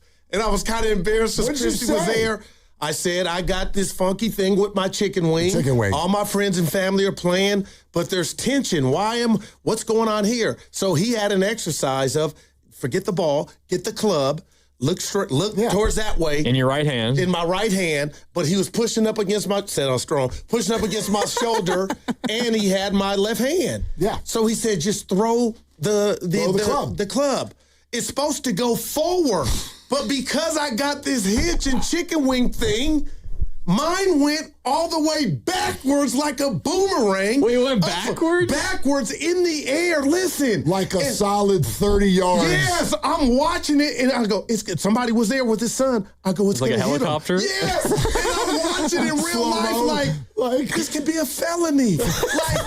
Hey, and it fell right before him, and they gave a look, and of course I'm doing my presidential sorry, and they're looking like, what the hell? How did the club get up there? It wasn't his night. Yeah, it wasn't. Golfers are used to looking for flying golf balls, not flying golf clubs. I got to get this fixed, but Doug said he can fix me. He can fix everything. All right, there it is. He's a great coach. Yeah. He's a great coach. But that's amazing. Randy, it went the wrong way up in the air. He does have a tough job. All I got to say is if I'm a listener and I'm trying to get in on the Silverado experience that you guys are doing coming up in a couple of weeks. He said he might have me. I'm going back. I want to be paired. Ready. I want to be paired with Goo. Yeah. Just for entertainment value. Yeah. Shasky said he felt bad. I didn't hear it, but he felt bad for me. Why? Like, damn. Well, because they put Christie's swing up next to Guru's. Well, they didn't do that. You did. Well, I mean, I didn't see that. Is that out there? No, I just made it. I made it out. Yeah. I just made it out. Hi. All right, guys, we'll be listening. Keep working, Goo. You'll get it. There we go. Have a great one. We'll That's talk week tomorrow. one. All right, there you go. 95.7. Keep fighting. Are they the smartest show in the Bay Area? You guys are an intellectual feast for the smart sports fan in the Bay Area. Wow. You're pretty much the smartest guys on the radio. I agree. Good Lord, how big is your ego? Are they the funniest show in the Bay Area? Give it a laugh. Come on. You're a funny guy. Come on. Give me a laugh. You are funny dudes. Hit that S again. Are they the coolest show in the Bay Area? And no white boys. They cool. That's what people are saying. You guys are phenomenal. This is one of the most perfect ways that I could end my day, getting a chance to talk to Mr. Mark and Dan, you know? We'll let you be the judge. Oh. All I know is it's a couple of Bay Area boys talking sports. I know nothing. Thanks. It's Willard and Dibs on 95.7 The Game. All right, let's go. Yep, indeed it is. Thank God, no dibs. Which is just a motto. Thank God, no dibs. That's right. Yep, Mark Grandy is in, and Dibs is out, and you are here, and I'm with you on the Al Horford situation. We could start there. 888-957-9570 is the number. Brandon Aiyuk has posted on Instagram again. So again. So we'll get to that. We'll get to that at some point as well. But this one not only surprised me. This is one of the rare situations where this one got by the goalie. I mean, I was so late to the party. I thought you'd seen it, so I didn't even bother texting it to the group. We're chatting about what we're going to talk about today, and this is only like 3 hours ago. And I'm like, hold on a second. Wait a minute. Al Horford got a 2-year deal? When did that happen? And you're like, at about 6 in the morning. Yeah. I'm like, but it's summer, so I sleep in a little bit now. I think I made it all the way to 7:30 today. There you go. And for one of the few times, I didn't wake up and go right to my phone. Oh. Yeah, the daughter's car needed a tow, and also I went straight to AAA is what I did. Oh, that's a fun way to start your morning. Well, I knew it was coming. We knew last night. But anyway, that's neither here nor there. I missed it. And so I'm kind of like digging backwards, and I'm going, wait a minute. 2-year deal for Al Horford? Yeah. What's it mean? And here's my really well thought out, super hot take answer on what it means. You going to say nothing? No, I'm not. Oh, okay. That would be too few words for me. True. I'm going to say it means a 2-year deal for Al Horford. Just excellent analysis. That's why we pay you the big bucks, Thank Willard. you. Yeah. Thank you. Mm-hmm. I guess that also means nothing. Al Horford signing a 2-year deal means he's signing a 2-year deal. No, but can we leave it at that? Because I do think that's what it is.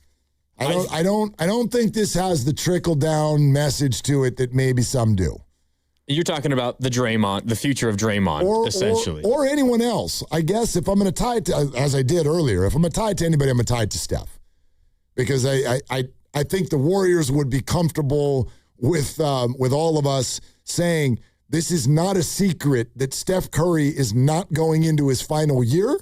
He is going to sign an extension at some time before opening night. And he can't until you get into like August or even beyond that. So and he's going to do it, and that's going to be for the 27-28 season. And for those of you kind of doing the whole like everything for Steph and maximize Steph and all of those things, I don't really know what the way to do that is. I don't know what that means to everybody, but what I think it means to the Warriors is we're not going to just go crazy young yet. Some young, but not crazy young yet. Therefore, as long as Steph is here, there's room for people like Al Horford, especially if on the cheap. I also don't know, not even a decision not to do that yet because Steph's still here or whatever. I don't know the path with which they do it. Like, how do they do that? How do they go fully young? Like, you make a draft pick, you make 2 draft picks. Right. You know, you have the 11th overall pick, you have the 54th overall pick. Like, okay, those are 2 ways to add young players. As far as the draft goes, they aren't that young, but younger players for you by a very wide margin. But beyond that, like, what is there for you to do? Yeah, like no, you sign Al Horford or you don't sign anybody. You could sign him because he's your free agent. Right. Like you're over the salary cap. You can't just go out and sign anybody you want willy-nilly. You can't just go out and sign a 26-year-old that's a free agent that's highly coveted. Like you can't. So I don't know how you even get young. Well, you're not over the cap for 27, 28. I get what you're saying for 26, 27. But you're not for 27, 28. Yeah, but Al's is $7 million. It is preventative of nothing. Yes. Absolutely 100% preventative of nothing.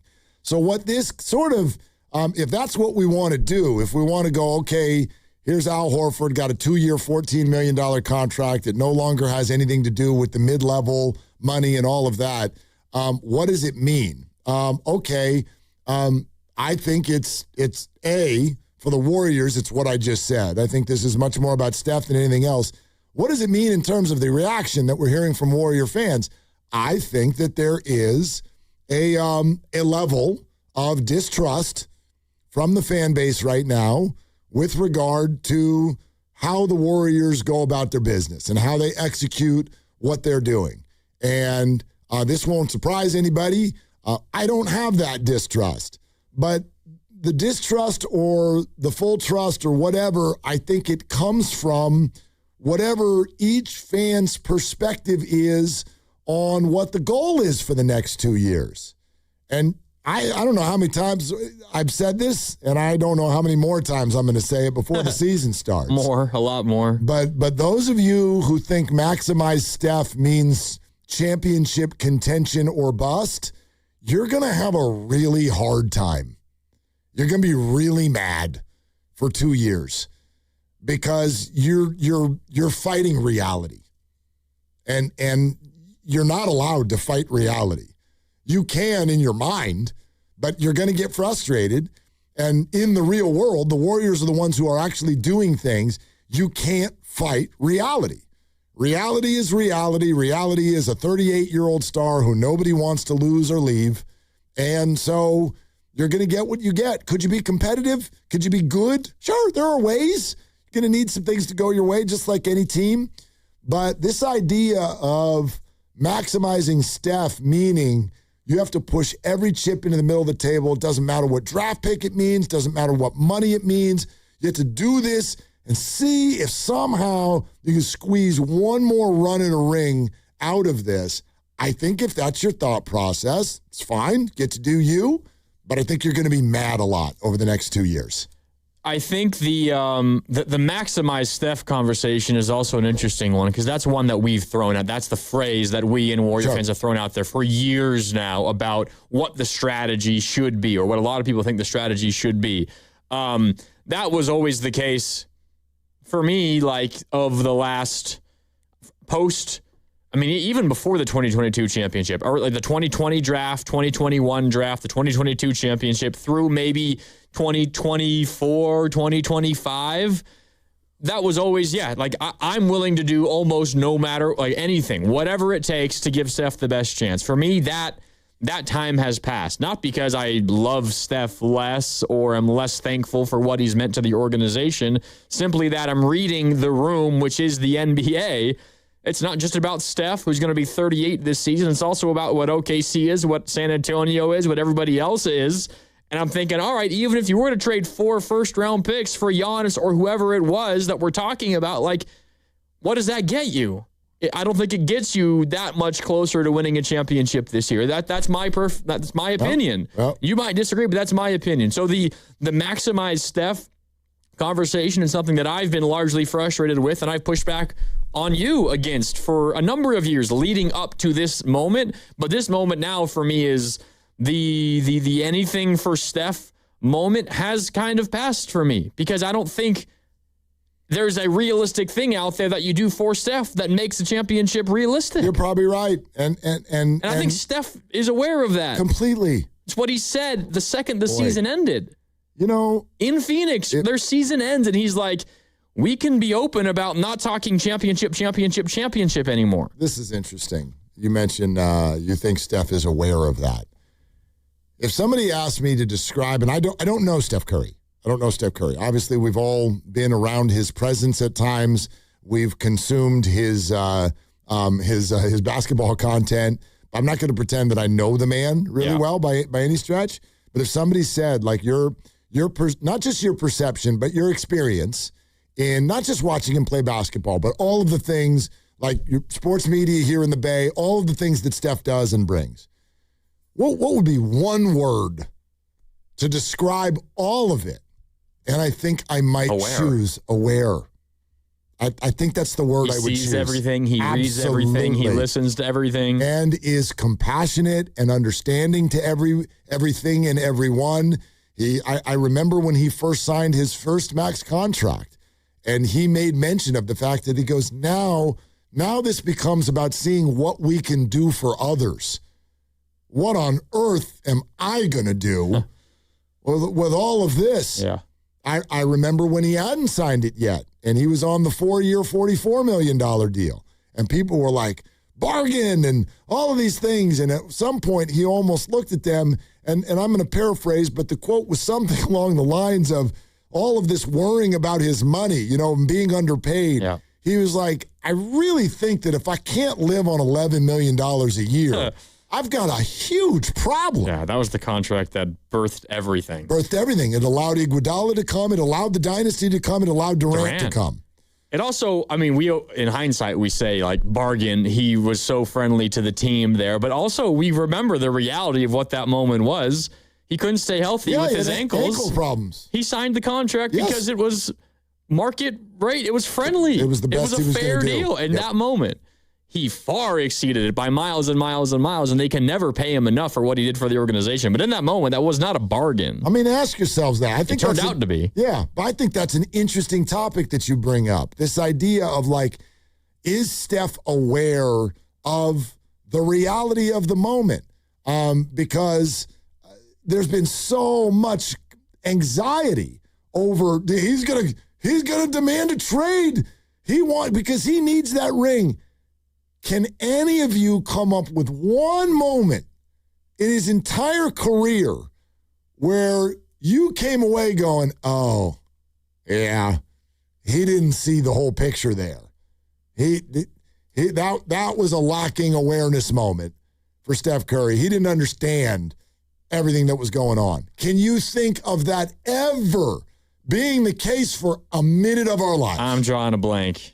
The only thing I can think of where he hinted at maybe not finishing his career as a Warrior was before the Olympics the other summer. Yes. They were warming up. They were practicing before the Olympics began. I think he sat down with Vincent Goodwill of Yahoo, I believe it was. You're absolutely right. And he essentially said, like, I want to retire a Warrior, but I also want to be at a place where they're doing, what it's necessary to try to win. And if that changes, that motivation changes, then maybe I rethink it.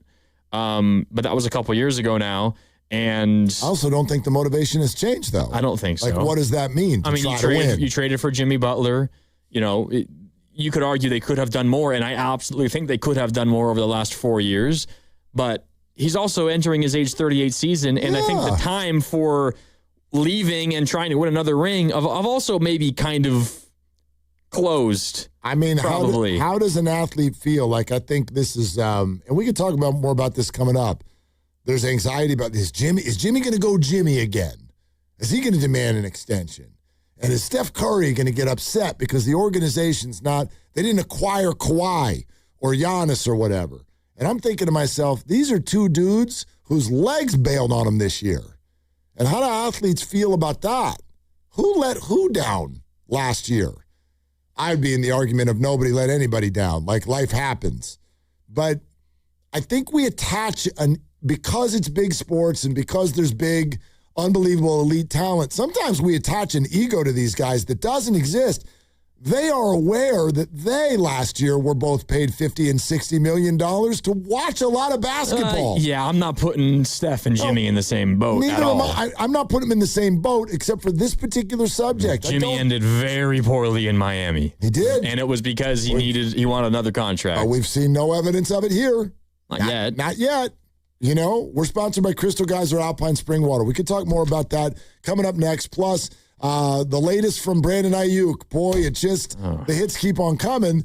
So we've got that for you. We're wide open for you to weigh in. 888-957-9570. Grandy's in for Dibs. Willard and Dibs. Little ass boy. What makes Crystal Geyser Alpine Spring Water different? We always bottle our Alpine Spring Water less than 1.5 miles from the spring source. And all our bottles are made with 50% recycled plastic from our own recycling plants. Crystal Geyser, bottled at the spring source. Bay Area, listen up, because Ceremony Ford has one of the biggest Ford offers of the year. From now through July 6th, Ford is running its American Value for American Values employee pricing event. And yes, that means employee pricing for all at Ceremony Ford. So here's the deal. You pay what Ford employees pay on most new 2025 and 2026 Ford vehicles in stock. That's below MSRP employee pricing, available to the entire public, not just employees, not just insiders. Everybody gets a seat at the table. We're talking Maverick, Bronco, F-150, Mustang Mach-E, Bronco Sport, Explorer, Super Duty, and Ranger. Truck, SUV, hybrid, electric, work rig, family hauler, weekend warrior. Ceremony Ford has the inventory, and Ford has the offer. American Value for American Values. Get to Ceremony Ford right off of 280 in Colma and Daly City, or shop 24/7 at ceremonyford.com. Ceremony Ford, your Bay Area Ford dealer. Hi, I'm David. I'm Chris. And I'm John. We are the three brothers who own Jack's Restaurant and Bar. And we are here to... Not again. That's my line. That was my line. Boy, stop it. Mom?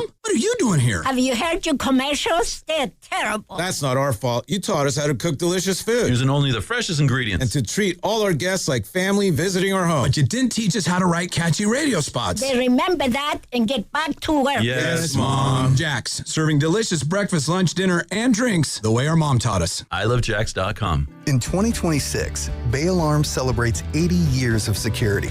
With burglar and fire alarm systems, 24/7 in-house monitoring, and local service, our promise to the Bay Area remains the same. We got you. Learn more at bayalarm.com. Hey, baseball fans, want to turn your good deed into game day? This June, donate blood with Stanford Blood Center and score 2 free tickets to see the San Francisco Giants in action. No batting average required, just a little time and a big heart. In about an hour, you can help save lives, and we'll send you to the ballpark to celebrate. So grab a friend, roll up your sleeve, and make it a double play. Help patients in need and catch a Giants game at Oracle Park.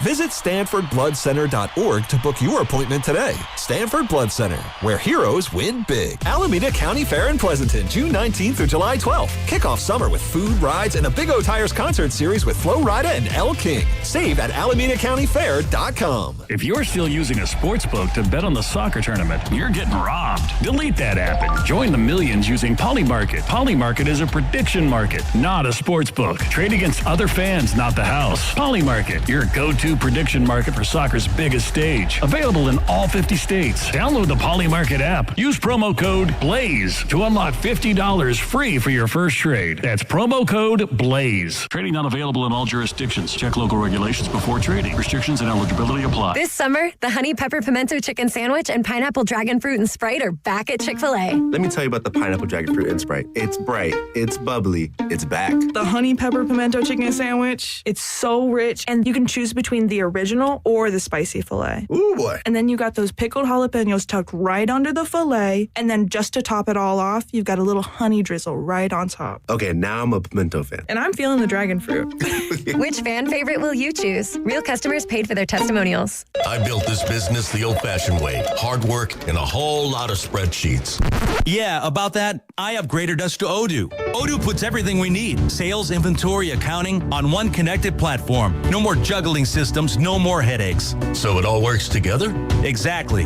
Odoo is the all-in-one business software that makes running and passing on a business easier than ever. Take your business into the next generation. Try Odoo free at odoo.com. That's ODOO.com. $5,000. That's the average amount of money people in the U.S. are now spending on gas in a year. $5,000. That's crazy. If you drive, you have to download Upside, the free app that gives you cash back for buying gas. That's right. You can earn cash back with Upside just for buying the gas you're already buying. You can literally start earning cash back today. I use Upside, and just last year, I made nearly $300. You're putting gas in your car anyway. Why not get cash back? If you like extra cash, download Upside. I'm saving the cash I earn from using Upside to help pay for a vacation later this year. Download the free Upside app now to earn cash back when you fill your tank. Use promo code FRESH to get an extra 35 cents per gallon on your first tank. You can cash out anytime, right to your bank or a gift card for Amazon and other brands. Just download the free Upside app and use promo code FRESH for a 35 cents per gallon bonus on your first tank. That's code FRESH for a 35 cents per gallon bonus.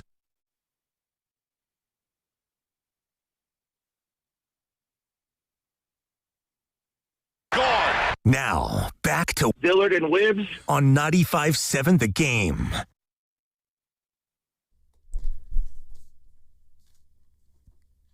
Well, at least one of our listeners somehow believes that the conversation we just had is pushing the narrative of the idea of winning a ring with Steph Curry on the roster, which... What do you mean?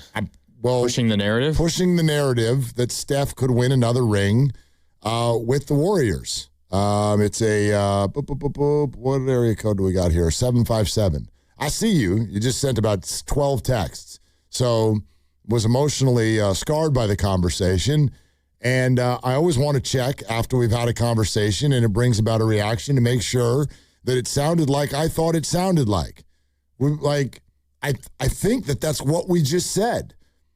I think that what I'm trying to get across is that the Steph Currys of the world, the Draymond Greens of the world, even the Jimmy Butlers of the world. Now, we don't know him as well, and he's been here for so much shorter of a period of time. but I don't think all three of them have the machismo, anger, demand, finances, must win, must surround me thing at their age that we think they do.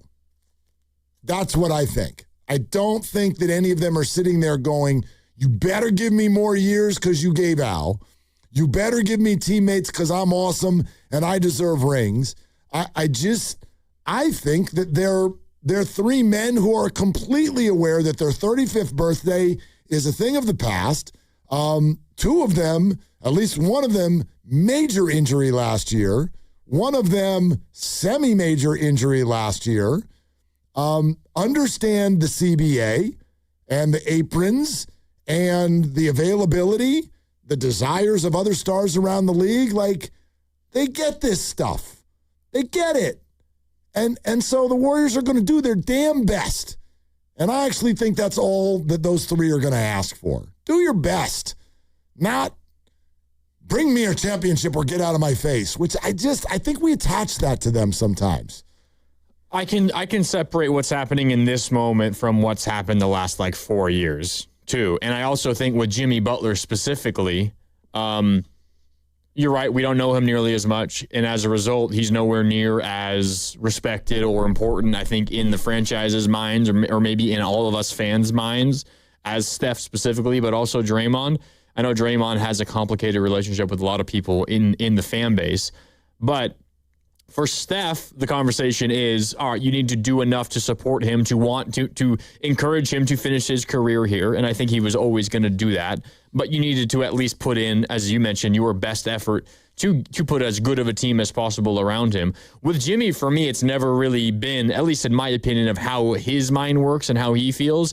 It's never been about, I need to go to a place where I think I can win, or my organization needs to support me with players. It's always been my organization needs to support me with a max contract. And I'm uncomfortable going into seasons on the final year of deals. That's kind of how it's been with Jimmy. Yes. In my opinion. Yes, and I think that's fair. And you get to a point probably where you're old enough where maybe that changes, but I don't know if we have any evidence that suggests that Jimmy's is at that point. Is there evidence? No, but that's only because, I don't think anybody's even had an opportunity to ask the question, nor has he even had the opportunity to speak on this.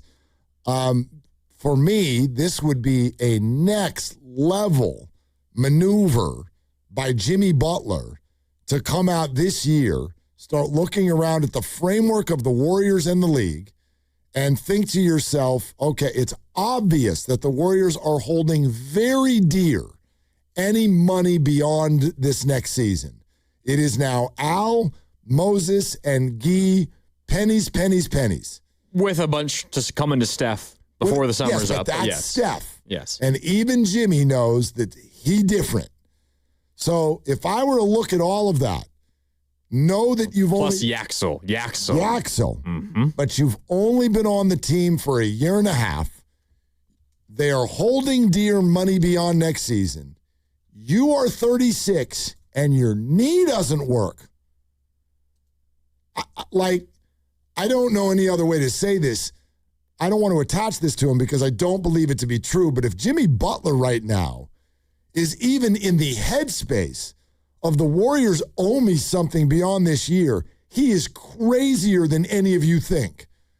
That would be nuts. Well, no one said he was sane in the first place.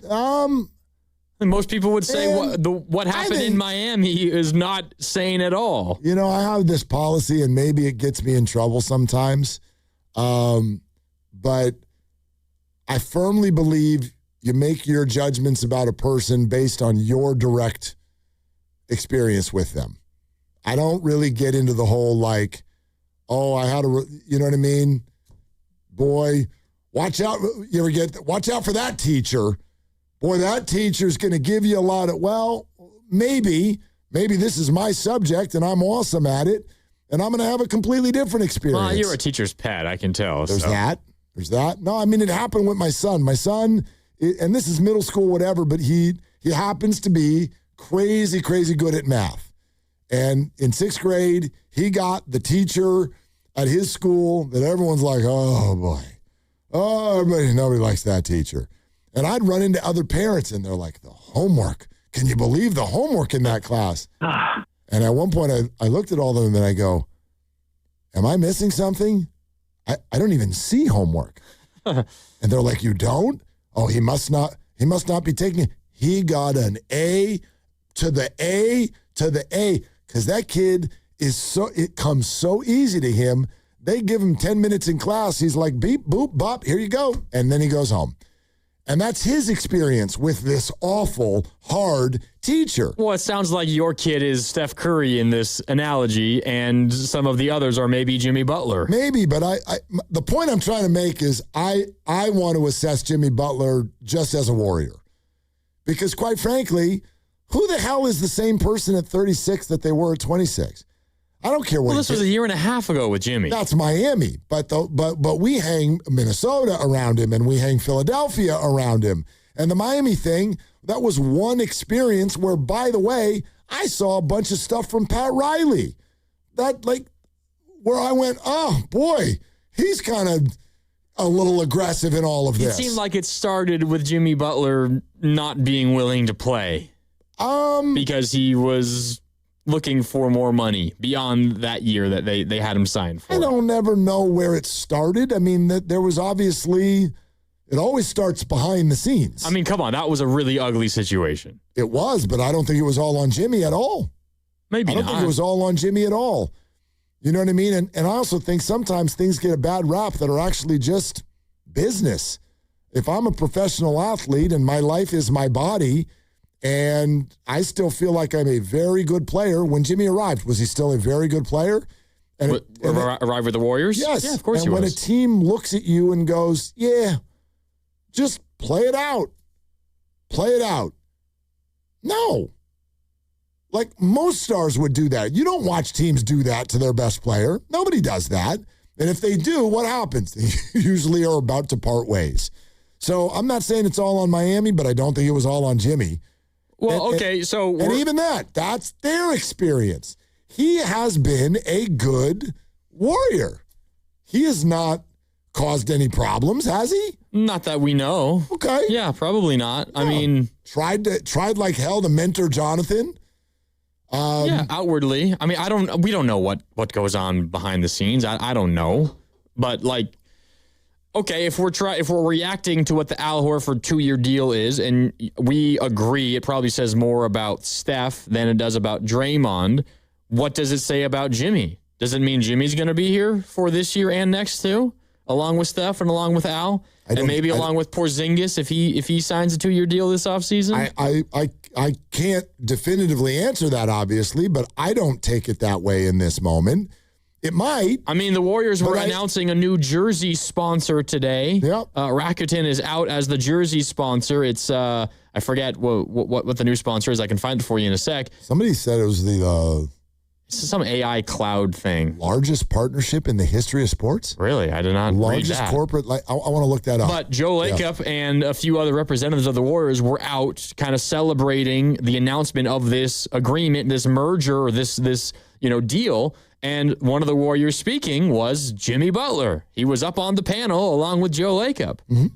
I mean, I don't know if that means that they want this to last beyond just this 1 year. They might, but I would be surprised, and we can change the conversation then. Then you start talking about, well, your book's being open for next year. Not quite as open with Steph and with Jimmy and with potentially Porzingis, and you're getting the Pajemski extension. But doesn't that wait until Jimmy actually comes back and is healthy and plays?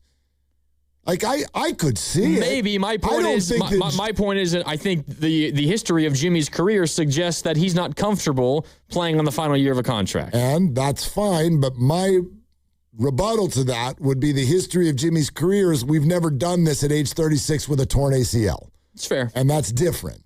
And if he doesn't see that and he's not aware of that, then that's on Jimmy. And then in this conversation, I'd be wrong. And that's on the table. But all I can go with is what I've seen. I've never seen Draymond Green get unfair with the Warriors over a contract. You can hate the contract they gave him, But this whole idea that, Al got $7 million for a year beyond this year, well, this trickle down is now all the other Warrior veterans are going to be mad. I just don't buy that. I don't think they look at Al Horford's $7 million and everybody immediately calls their agent and says, tell the Warriors to sign me for $27-28 right now at my full value. I don't even know if any of those three players know what the hell their value is right now. Jimmy can't play. Draymond is, for the moment, we would all agree, overpaid. He's not a $27 million player anymore. Mm-hmm. And Steph Curry is Steph Curry, which is its own category, but is also coming off of a significant injury and referred to everything going forward as a new normal. Put a price tag on all three of those. I have no idea how. I don't know how they would do it. What would the agent even say to Mike Dunleavy if he called? Hey, this is Jimmy's agent. We want $55 million for the following year? How could you even say that with a straight face right now? Because you're one of the best professional basketball players in the world. You have that belief of yourself. And as we talked about earlier, maybe you're not fully sane. Okay. You kind of have to not be fully sane. And that's fair. So then my response is, if I'm the Warriors, is we thank you for your time. Which is what the Miami Heat did, and then Jimmy refused to play. Is the only point I'm trying to make. And if Jimmy refuses to play this year, who cares? He's barely going to play anyway. So what leverage? Like, Jimmy, there was leverage there. There's no leverage for anybody right now. None. Steph, because he's Steph and nobody's even questioning that. But Draymond and Jimmy would call based on Al Horford and his $7 million and express what leverage? Jimmy is coming back and playing at some point this year. Yeah. And I'm just telling you, I think it's foolish to assume that if he's not getting anything on top of this season, I don't think you can just assume it's going to be all hunky-dory and smooth sailing. I don't assume that, but I feel like that's so long from now. That's so many hurdles from now. So, like... Maybe, but there was one. You know what I mean? There was one sentence that stood out to me in the piece that Anthony Slater wrote when he reported the Al Horford extension. Okay. 2-year deal for Al Horford. He declined his $6 million player option, intends to sign a 2-year, $14 million contract to return to the Warriors. Horford was quoted when talking about what last season was, his first year with the Warriors. Slater writes, quote, "The Warriors season was derailed in January when Jimmy Butler tore his ACL in the middle of a 12-4 stretch. The next line is a quote from Al Horford. Quote, I want to see it through." That to me reads, 2-year deal. He wants to see it through. Mm-hmm. This is a 2-year thing that we're signing up for. No, there's no doubt. With Steph and with Jimmy. With Steph. Is what it sounds like to me. With Steph and we'll see. Like, I want to see it through. Yeah. Yeah. I mean, look, if you're... I want to see what last year was through when Jimmy is healthy.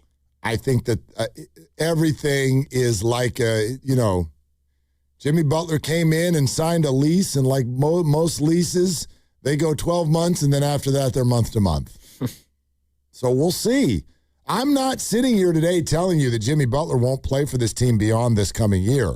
What I'm telling you is I would be very surprised if anybody signed up for that at very, very large dollars before I saw him come back and contribute. I could be wrong. Well, the Warriors shouldn't do it, and they wouldn't do it. But that doesn't mean that Jimmy can't cause a stink about it, is the only point I'm trying to make. Yeah, but I see, and so, okay, I'll buy that. And my response to that would be, I don't think that will go well for Jimmy. If we got to February and he's like, I'm not playing till you sign me for next year, I think the Warriors, and more so their fan base, would be like, see ya, dude.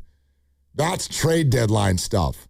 That's hey league, we got $55 million expiring dollars. Yeah. We talked about Draymond's contract being valuable, right. so would Jimmy's. Who wants to get rid of some money?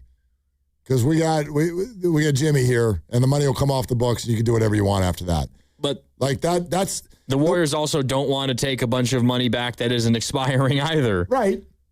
It would be hard to trade. It would be hard to trade that contract. But you considering what you wouldn't want back. But you could take back something that only had one more year on it, because in theory the idea is to still try to be very good while Steph is playing.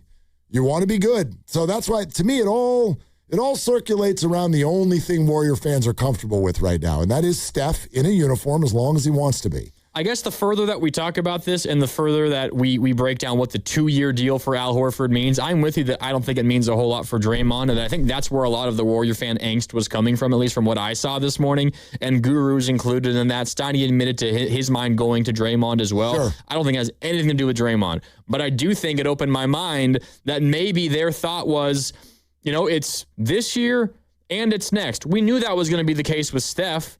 Now we know it's the case with Al Horford. I would imagine there's been reporting that there's momentum for a Porzingis extension. I would imagine that's not a 1-year deal. I would imagine that's going to be a 2-year deal. I don't know. Is my guess. I don't know. We'll find out eventually. That would depend, I think, on the number, and I don't think the number is going to be backbreaking at all. No, it's not going to be astronomically high. Yeah. But it feels like there is some puzzle pieces pointing toward this last season for the Warriors kind of a little bit extending for not just 1 more year, but 2 more years, which I think is a little bit of a surprise considering what it was the report that Anthony Slater had around, was it the trade deadline this past year, where they said the Warriors are going for 1 more run with Steph, and it was the logic was just 1 more season of it. And it feels like, I don't know, maybe there's thoughts that it's going to be 2 more years of it, which is a little concerning considering how bad this went last year with all the injuries, and you're only going to be older. Totally fair, but how would you want it to look? I mean, you don't want Steph to be gone. No. Right, okay, so Steph's here. But I don't think I'm comfortable with Jimmy Butler beyond this coming season. And they may not be either. And maybe not even Porzingis beyond this season. I think that's fair. But everything, as all things do, come down to money. So that's why I'm sort of in this moment feeling like we're talking about apples and oranges. Al Horford's $7 million request is not equal to Jimmy Butler's potential $50 or $55 million request. If Jimmy's going to demand another year or not play, that year is for how much? How much? Because if you want to continue to be paid like Jimmy Butler, quite frankly, that's ludicrous. It's ludicrous when you haven't. There'd be no team in the NBA that would do that. Yeah, you've got it right. So there's no leverage. So it's not like Miami where it's like we can put him out there and somebody will acquire him and extend him. Nobody would do that. You're going to have to show. He's 2 years older and coming off of an ACL. Coming off an ACL. Yes. So you're going to have to show that you can play. And my bet would be that he knows that. My bet would be that he knows that. And the Warriors can easily, if he doesn't know that and heads start to butt, they can back the hell out of this whole thing easy. Flip it in reverse, hit the gas, beep, beep, beep, back that thing up, gone. Now, they may want Jimmy Butler on the team. But again, all of these other contracts that we're talking about, what's the number? What's the number? Maybe Jimmy comes back and looks like Jimmy. And then 1 more year after this one doesn't bother people. That's on the table too. Maybe. Look, even Steph, we're all looking for, we know a 1-year extension's coming, but for how much? Well, if you ask Steiny, he's going to take a discount. Maybe. Maybe he won't. Maybe it doesn't even matter. They've got so much room on the books for that year. And it's going to start to close up. When you do get the Steph extension, you eventually get a Podziemski extension, which is going to happen. I know a lot of fans probably aren't going to be terribly excited for that. It might not happen necessarily this summer, but it's going to happen. And that money will be on the books for the following season. Right, and, of course, well beyond that. I think that, too, though, needs to be a reasonable number. Oh, yeah. He's not going to ask for the max. I don't know what the hell he's going to ask for. He's not going to get the max. He could ask for the max, I guess. Fan base here thinks that he is the most maniacal, crazy person on earth. So maybe he will. We've been talking a lot about the 2027-28 season being the year where they're going to have all this salary cap space, and that's when they can make move on the free agency market, and who knows, maybe that's the way it's going to play out. It feels like with Al Horford and just the feeling I get about Jimmy Butler and how he's still a front-facing member of the organization, the new jersey sponsor, IREN, I-R-E-N, is the name of the company. They're I'll read this mumbo-jumbo to you. I don't know what it means. You won't know what it means. A vertically integrated AI cloud provider delivering GPU clusters for AI training and inference. Okay. That's what Iran is. But exactly. With Jimmy being a front-facing member of this organization still, it feels to me like the year where they're going to have all that open cap space maybe is not a year from now, it's 2 years from now. And I'm reading the tea leaves, and I'm reading between the lines. There's no doubt, but it feels like maybe we were a year early on when the books have been clearly fully emptied and ready for kind of the reset. Well, look, it's going to be about Steph until it's not. And Steph might even still be on the roster that year, too. Yeah, it's not avoidable. That's not avoidable. This is about Steph until it's not. And if that bothers people, then like I said earlier, you get to be bothered. You get to want this to go a certain way. But if in your mind, to me, there's two ways to ensure that you will be frustrated for the next 2 years. What is that? Number one, maximize Steph, win a ring. Okay? You're going to be mad for 2 years. Number two, the exact opposite. Man, they have got to take the keys from Steph and turn into babies. You're going to be mad also. Sorry, that's just how I see it. Well, you can't have Steph on the roster, but not have Jimmy and not have Draymond and not have potentially Al or Porzingis or whatever it is. There's going to have to be some other good players who make that money. Like, they're going to give the money to somebody. So how do you make sense, and we can hit this on the other side, but how do you make sense of Steve Kerr telling us, what was that, a little more than a month ago now, we need to get younger, we need guys that can play more back-to-backs? Yep. Yaxel Lundenborg. That's it? Who's the other guy? LaJ something or other. From Florida State. Yeah, there's two of them. That's it? Well, we get free agency. Free agency's coming. Yay! Yeah, and they're likely going to have a $6 million taxpayer mid-level is likely what they're going to have. No, I think they'll have more than that. But whatever it is, yeah, you're going to get some younger people to come in here. They're not going to be that fancy. Say hi to reality.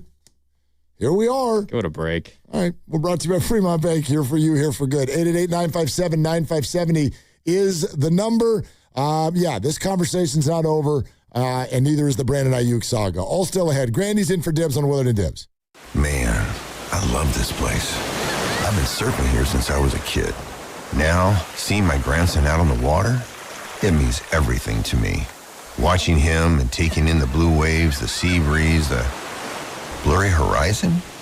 If you have geographic atrophy, or GA, subtle changes in vision could mean it's progressing toward irreversible vision loss. Izervay is proven to slow GA progression and could help preserve your vision for longer, so you may keep seeing the world around you. Izervay, or avacincaptad pegol, is an eye injection. Don't take it if you have an infection or active swelling in or around your eye. Izervay can cause eye infection, retinal detachment, or increased risk of wet AMD. Izervay may cause blood in the white of the eye, blurred vision, or a temporary increase in eye pressure. Do not drive or use machinery until vision has recovered after an eye injection or exam. Ask your retina specialist how you can slow your GA with Izervay. To learn more, call 1-855-IZERVAY or go to izervay.com. Paid for by Astellas Pharma. We all know what the two best words in sports are. Game 7. But the number 7 has even more meaning in vodka. Because when a vodka is 7 times distilled, it creates a smooth, premium taste that is unbeatable. And there's no better vodka than New Vodka. Spelled N-U-E, New Vodka is 7 times distilled, not 7 times the price. It's an award-winning, American-made vodka that is smooth enough to sip and bold enough to mix. So at a time when everything costs more, New Vodka is the best deal in town. Pick up a bottle of New Vodka at your local liquor store today and cheers to something new. Visit newvodka.com to find out more. That's NUEvodka.com. If you're still using a sports book to bet on the soccer tournament, you're getting robbed. Delete that app and join the millions using Polymarket. Polymarket is a prediction market, not a sports book. Trade against other fans, not the house. Polymarket, your go-to prediction market for soccer's biggest stage. Available in all 50 states. Download the Polymarket app. Use promo code BLAZE to unlock $50 free for your first trade. That's promo code BLAZE. Trading not available in all jurisdictions. Check local regulations before trading. Restrictions and eligibility apply. And the match is about to begin. Most of the team is out with COVID-19, so there'll be some substitutes tonight. What's this? We have an unexpected guest on the field. It's a dog. Well, they could do with extra players. She's going for the ball. Are front paws hands or feet?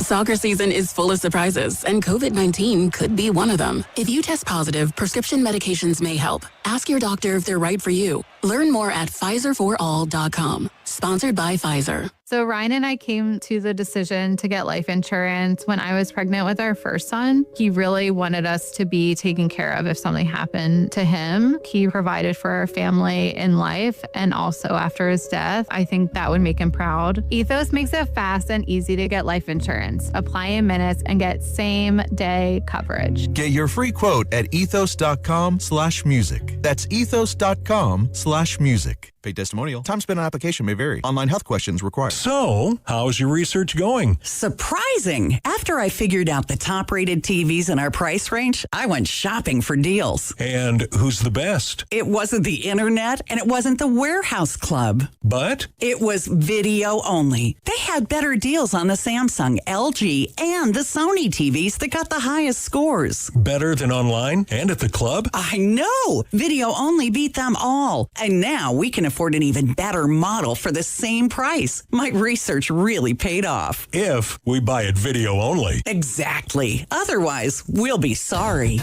At Video Only, you won't find huge stores with refrigerators or microwaves, but you will find the best deals on top-rated TVs, soundbars, and monitors. Shop around. Just make sure you visit Video Only, because if you don't, you'll be sorry. In Mountain View, San Mateo, Union City, Dublin, and San Rafael. Video Only. Is reviewing life insurance on your to-do list? Now's the perfect time to add it. A friend recently told me that securing life insurance sooner rather than later can help you lock in lower rates for years to come. So I bumped this up on my list and got it done. I called SelectQuote and couldn't believe how easy and affordable life insurance is. I'm 40 and got a $500,000 policy for $16 a month. My husband's also 40 and his $500,000 policy was only $18 a month. Plus, with SelectQuote's same-day coverage, there was no medical exam required and we were covered by the time we hung up. Knowing I have this checked off my list feels amazing,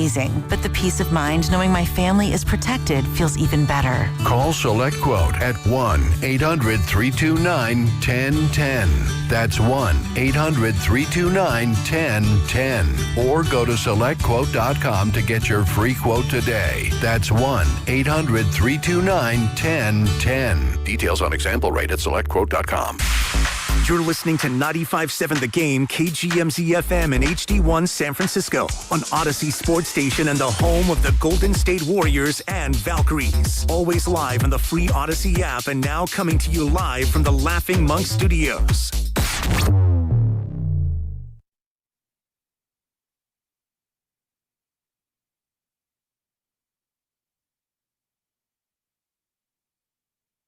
Now, back to Willard and Dibbs. Sorry about my dog. Hey, cut it out. I don't know if we've met your dog yet, Steve. Sounds like she's a stretch forward. Got some size to her in that bark.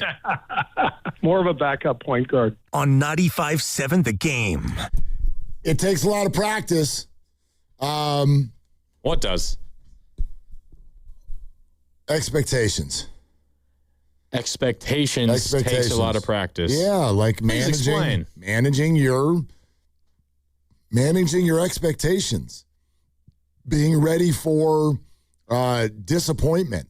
That's why when this might be a bad example, but this is the first one that I thought of. Do you have any old family videos? Yeah. Yeah. Do you have anybody that families either usually take those or they don't? My dad is just a maniacal videographer.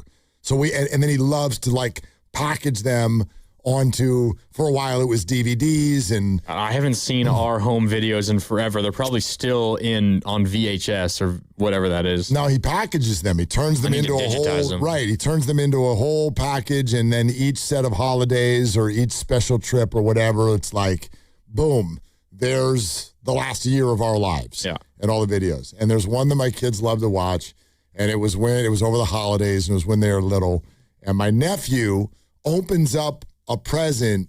I can't remember if it was Hanukkah or Christmas. We celebrate both. But he opens it up, and you hear him say to my mom, "I already have this." And she goes, "Oh, You do? Yeah, I already have this. And of course, the mom always, my sister, they scramble to teach decorum. Uh-huh. And then the grandma, my mom, goes, well, you can just, we can give it to your mom and take it back and trade it for something else. Try to spin it positive. Uh-huh. And you see him on video just go, ah! And he throws and he's just so pissed. So pissed. And that's kind of how I view the Warrior fan base right now. How quickly can you grow up to be able to handle that kind of a situation without sort of having a tantrum? That's what I mean. I think that this whole next couple years of Warrior basketball is all going to be about what are your expectations before you open that gift. And if it is a lot of Al Horford and Draymond Green and Jimmy Butler and Guy Santos, pods, there's pods again, be a little Yaxel mixed in, there's your new toy. But if it is a lot of the same, and if it is not a great basketball team, are you lining up with pitchforks, or did you expect that? And therefore, you will not be that pissed off. I mean, here we are. I'm never going to be. Welcome onto the bus, Gus. We are. I'm never going to be okay or content or happy with a bad basketball team. And I know you're not asking me to be happy about it. Right. But go into it with the right set of expectations. I mean, I feel you. The days of, and the Warriors have said it themselves. Steve Kerr said, this is the first time we're going into a season, in an offseason, ahead of a season where we're not saying we can win a championship. The mindset has clearly shifted as the last few years of evidence recommend they do. I don't know if the fan base has moved their goalposts as much as maybe the team has, but you're right. There does need to be a shift in expectations, at least just a little bit. It doesn't mean I can't be frustrated by it. No, I'm not telling you how to feel. Be frustrated. But I don't need to throw a fit like a kid on Christmas getting a gift I didn't want. I bet there will be nights where I bet there'll be a few. I mean, there's nothing worse than the expectation of getting that one gift you so desperately wanted and thinking it's this one. You open it up and it wasn't. Mm-hmm. And you're like, And I know it makes me. This has happened to me before. It happens. Clothes that don't fit. Or you don't like. I remember I wanted a Nintendo DS so badly one year, and I didn't get it. Those poor generations that deal with this. And then I feel like such a spoiled brat where I open a gift, and it's a gift given to me, and I'm like, what? You got me that? Get away from me. Yeah. I hate it, by the way. One thing I press on everybody, and it is pressed on me, we're not turning into the gift card family.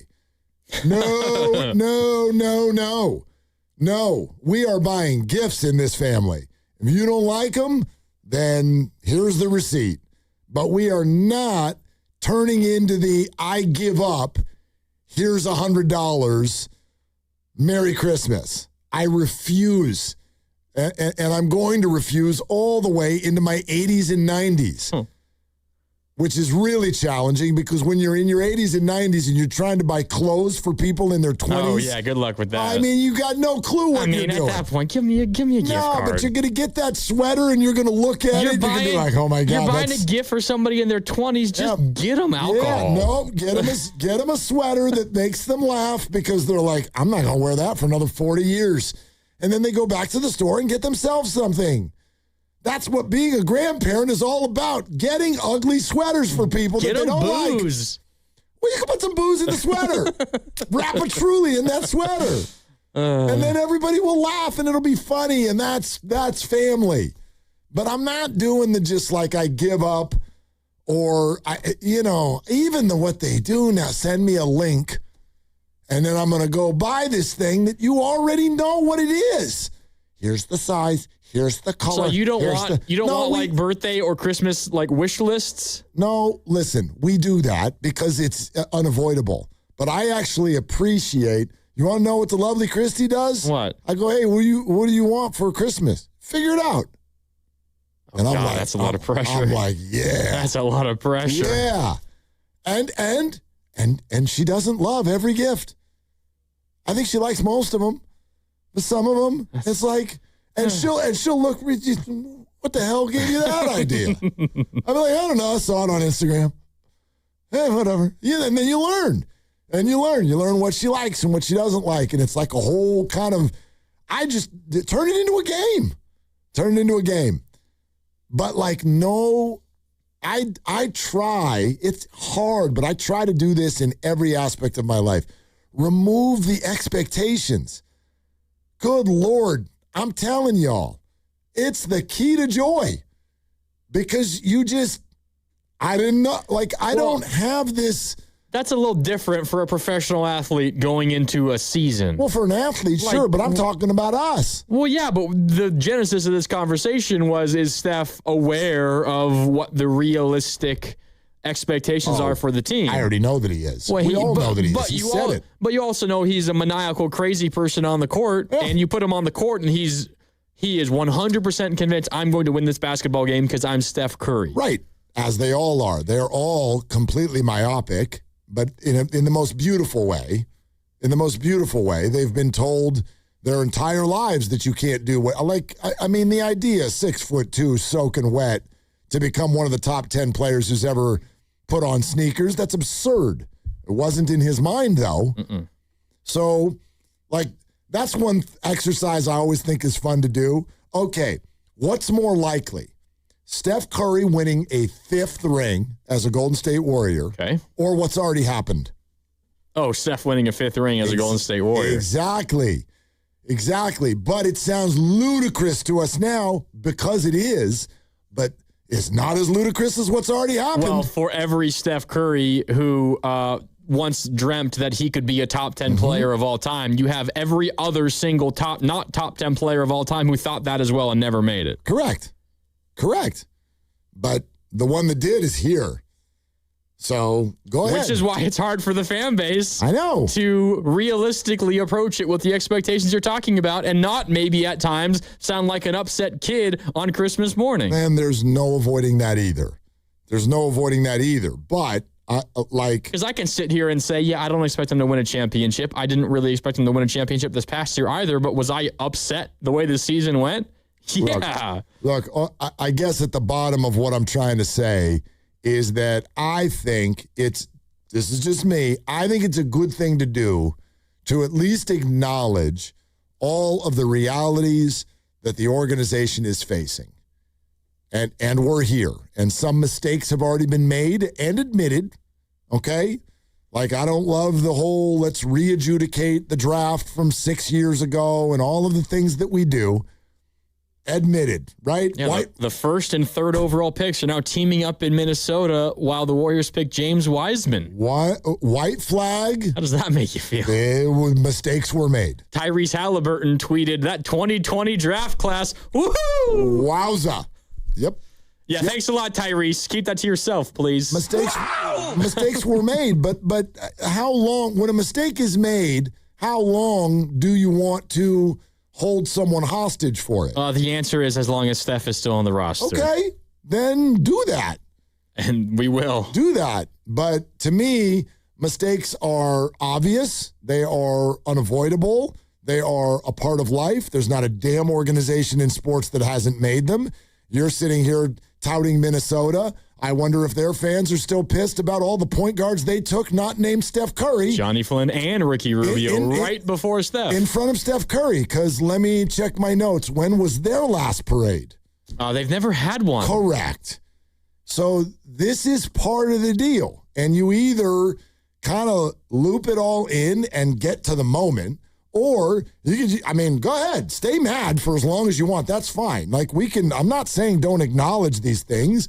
Mistakes were made, but the organization in the here and now, every time someone kind of does the whole, it's one of the two things, right? All in for Steph, or we should have gotten younger. Whatever your opinion is, if you don't like what this Warrior offseason looks and feels like, I'd love to hear about the move that you think they should make. Well, okay. Because I'm of the opinion there really ain't a whole lot they can do. As far as this offseason goes, leading into this coming season, Warrior fans probably will hate me for saying it, and I've gotten a bunch of pushback on social media for it. I thought it was largely going to be a run it back offseason, which makes people upset and unhappy because this last season was not good, but I don't know what other choices they have. My point is, it doesn't have to be that for 2 more years. And I'm kind of getting the sense it feels like it might be that for 2 more years. And I get that, but to me, $7 million for Al Horford doesn't quite say that yet. I'm reacting to what I think might happen in the future. And that's fair. That's fair. Look, we're sponsored by Safeway, 888-957-9570. You're welcome into the conversation. Not done with it, and the Aiyuk stuff is next as well. Grandy's in for Dibs, Willard and Dibs. Head to Safeway this week for Mix and Match Signature Select Drumsticks or Thighs Value Packs. Buy one, get one free of equal or lesser value when you buy 2. Clip coupons from the weekly mailer or download them from the Safeway app. See you in the aisles. You've worked too hard to wonder if your wealth manager is actually working for you. The decisions you're facing, what comes next, who you trust, have consequences that last. Getting it right matters. Baylord has been in the Bay since 1969. No parent company, answering only to their clients. The kind of people who understand what you've built and what's actually at stake. The right wealth manager changes everything. Find out if Baylord is yours. Baylord.com. That's BAILARD.com. The Oakland Roots are having a season to remember in 2026, bringing excitement, passion, and winning soccer to the Bay Area. From thrilling goals to an electric atmosphere at the Oakland Coliseum, there's never been a better time to be part of the movement. Join thousands of fans and cheer on the Roots as they continue their push this season. Get your tickets today at OaklandRootsSC.com and follow all the action on KTVU Plus and ESPN Plus. Oakland Roots, Oakland first, always. Hi, I'm Richard Estrada with Atco Pest Control. What's bugging you at home? You can grab a spray or set a trap, but real pest control starts with identifying the source of the problem and keeping them out of your home. Atco has been servicing Bay Area homes since 1985.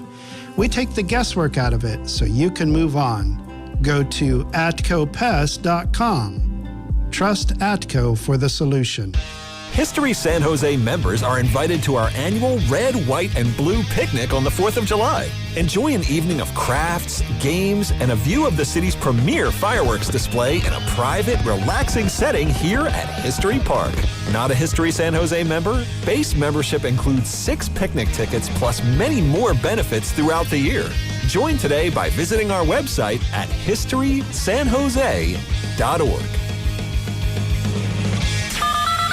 All guests on 95.7 The Game appear on the River Islands guest line. Dub Nation, this is Jimmy Butler, and you never know when I'll be on the River Islands guest line. Dub Nation, this is Stephen Curry, and you never know when I'll be on the River Islands guest line. So make sure to keep it locked on 95.7 The Game. River Islands in Lathrop is the best-selling master plan community in all of Northern California. With its lakes, parks, trails, and collection of new home neighborhoods, the good life can be your life. Isn't it time for you to discover the islands? Tune in to Willard and Dibs every Thursday at 4:40 as we raise a glass to toast the sparkling performance of the week. Presented by J Vineyards, the official sparkling wine of the Golden State Valkyries. Raise a glass to excellence on the court and in every bottle. They call this one Bill. Whoa, aliens? Am I in a spaceship? Affirmative, Bill. What's with the laser saw? Relax. We are cutting our bill in half. What? An Xfinity mobile transmission says you can cut your bill in half. Oh, your mobile bill, not me, Bill. Xfinity Mobile also says we can try it free for a year. Free. Yes, with no commitment. Can we put the saw away? I am reluctant. But we will find another being to bisect. That's not sci-fi, it's Xfinity Mobile. Xfinity Internet members cut your mobile bill in half. Plus, try Xfinity Mobile free for a year. No commitment. Learn more at xfinitymobile.com. Xfinity. Imagine that. Restrictions apply. Xfinity Internet required. Savings compares one line of Xfinity Mobile Select to comparable plans from T-Mobile, Verizon, and AT&T as of 3/24/26. Taxes, fees, extra. $30 monthly discount limited to new mobile customers only. After 12 months, regular rates apply. Jake from State Farm. I'm winning. I finally cleaned my house, so I'm breaking out my new tropical room spray.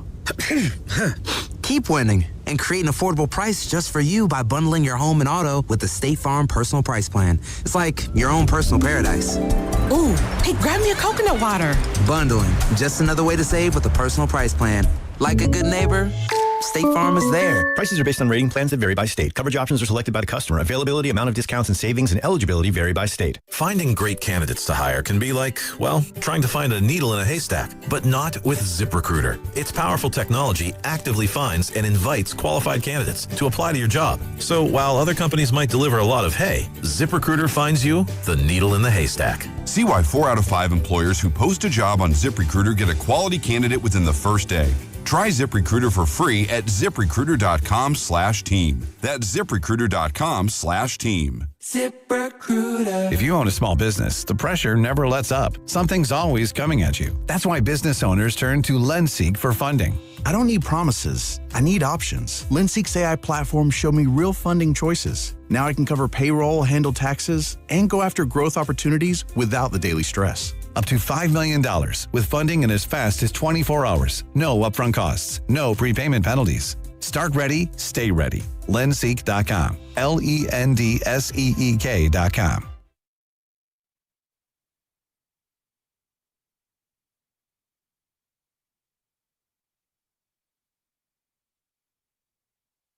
Hey, it's Joe Shasky from the Morning Roast, and you're listening to Willard and Dibs. If you're doing what I'm doing, then you're listening on the radio. If not, you could check them out and see what kind of hat Willard's wearing now on YouTube.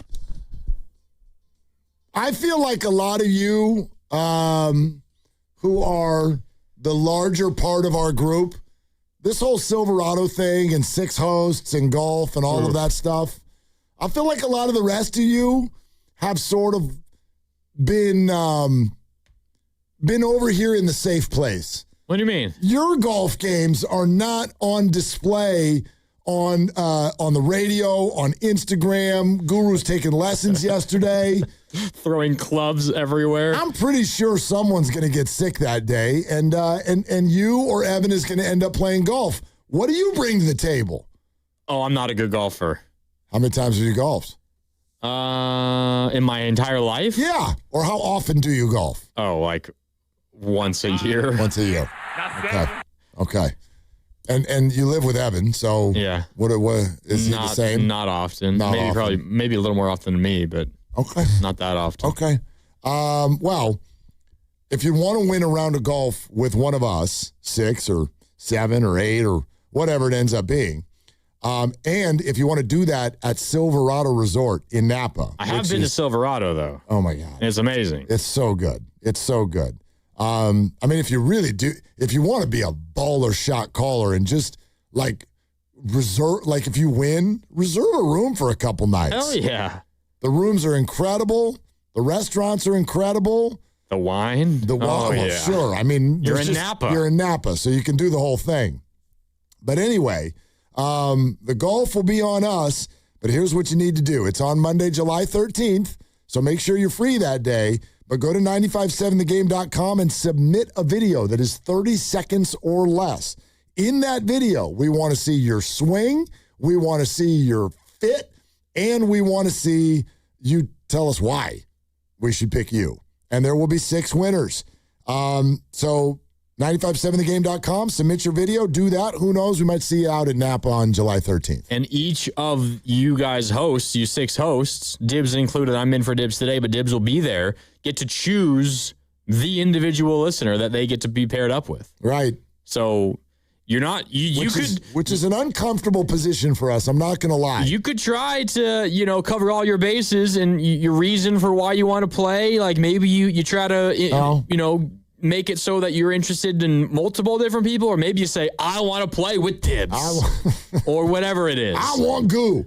I would want to be paired with Goo. That would be amazing. Like you can do all of that. I'm just being real. It's a little bit of an uncomfortable situation because I love each and every one of you listeners, and you're going to submit stuff, and some of you aren't going to win, and then you're going to know that we hate you. That's not true. Or that we hated your video. Or there was just a different video that you liked more. I know, I'm kidding. But I know me, and I'm going to want to say yes to everybody. 957thegame.com. You'll see the big banner. You click on it, and that's where you put your information in and submit the video. Best of luck. Kind of like the Warrior season. Best of luck. Good luck. I mean, it is kind of run it back.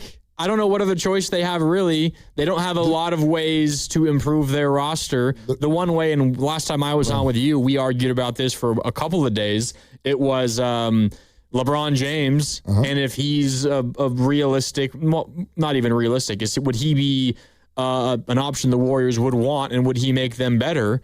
Other than that, like, what else do they even have? I feel like we probably didn't talk enough this week about the Austin Reeves contract with the Lakers, and it's a big one. It's going to average a little bit over $46 million a year. I think 46 and a quarter, right? Yeah. Yep. But at the same time, it's not quite as big or as long as it could have been. I do think it leaves room for LeBron to sign back with the Lakers. Depends on what he's willing to take, but he'll get more there than he would get here. And For sure. I have no reason to think that LeBron James is not going to be a Laker. Me neither. So let's take that off the board. All right. Giannis is a domino that's already fallen. Kawhi hasn't fallen yet, but he's not coming to the Warriors. That's been my read on the situation the entire time, and I don't think that's changed. There was something I saw today about how he'd be interested in maybe going back to Toronto, which is weird and strange. But Kawhi is weird and strange. Exactly. I don't know how that's all going to play out. I don't think it will be with the Warriors, but we don't know that officially. But if you take all those big names off the table, then it's, okay, you sign Al Horford back because he's your free agent. You sign Kristaps Porzingis back because you can, and you have his bird rights, and that won't count. You know, you can sign him despite being over the cap. You use whatever mid-level you have. I would venture to guess if you're not changing Draymond's number and you're bringing Al and Kristaps back, it will be the taxpayer mid-level, which is $6 million and not $15 million. And those are your only ways of really adding to your roster. It is bringing the guys back that you can. Probably means no DeAnthony Melton because he's going to get more money elsewhere, I would imagine. Mm-hmm. It means the $6 million mid-level that you can use on somebody. It means maybe GP2 comes back for the vet min, and you get Al and Kristaps back. And then you bring in the rookies, and that's about it. I think there's going to be some new faces. I really do. Beyond the rookies. But yeah, I do. I don't think it's going to be the exact same roster, but I'm going to read this text because I do want to address this. I see you 360. Thank you for texting. Stop gaslighting us. My new favorite word. Everybody uses it. Nobody knows what it means.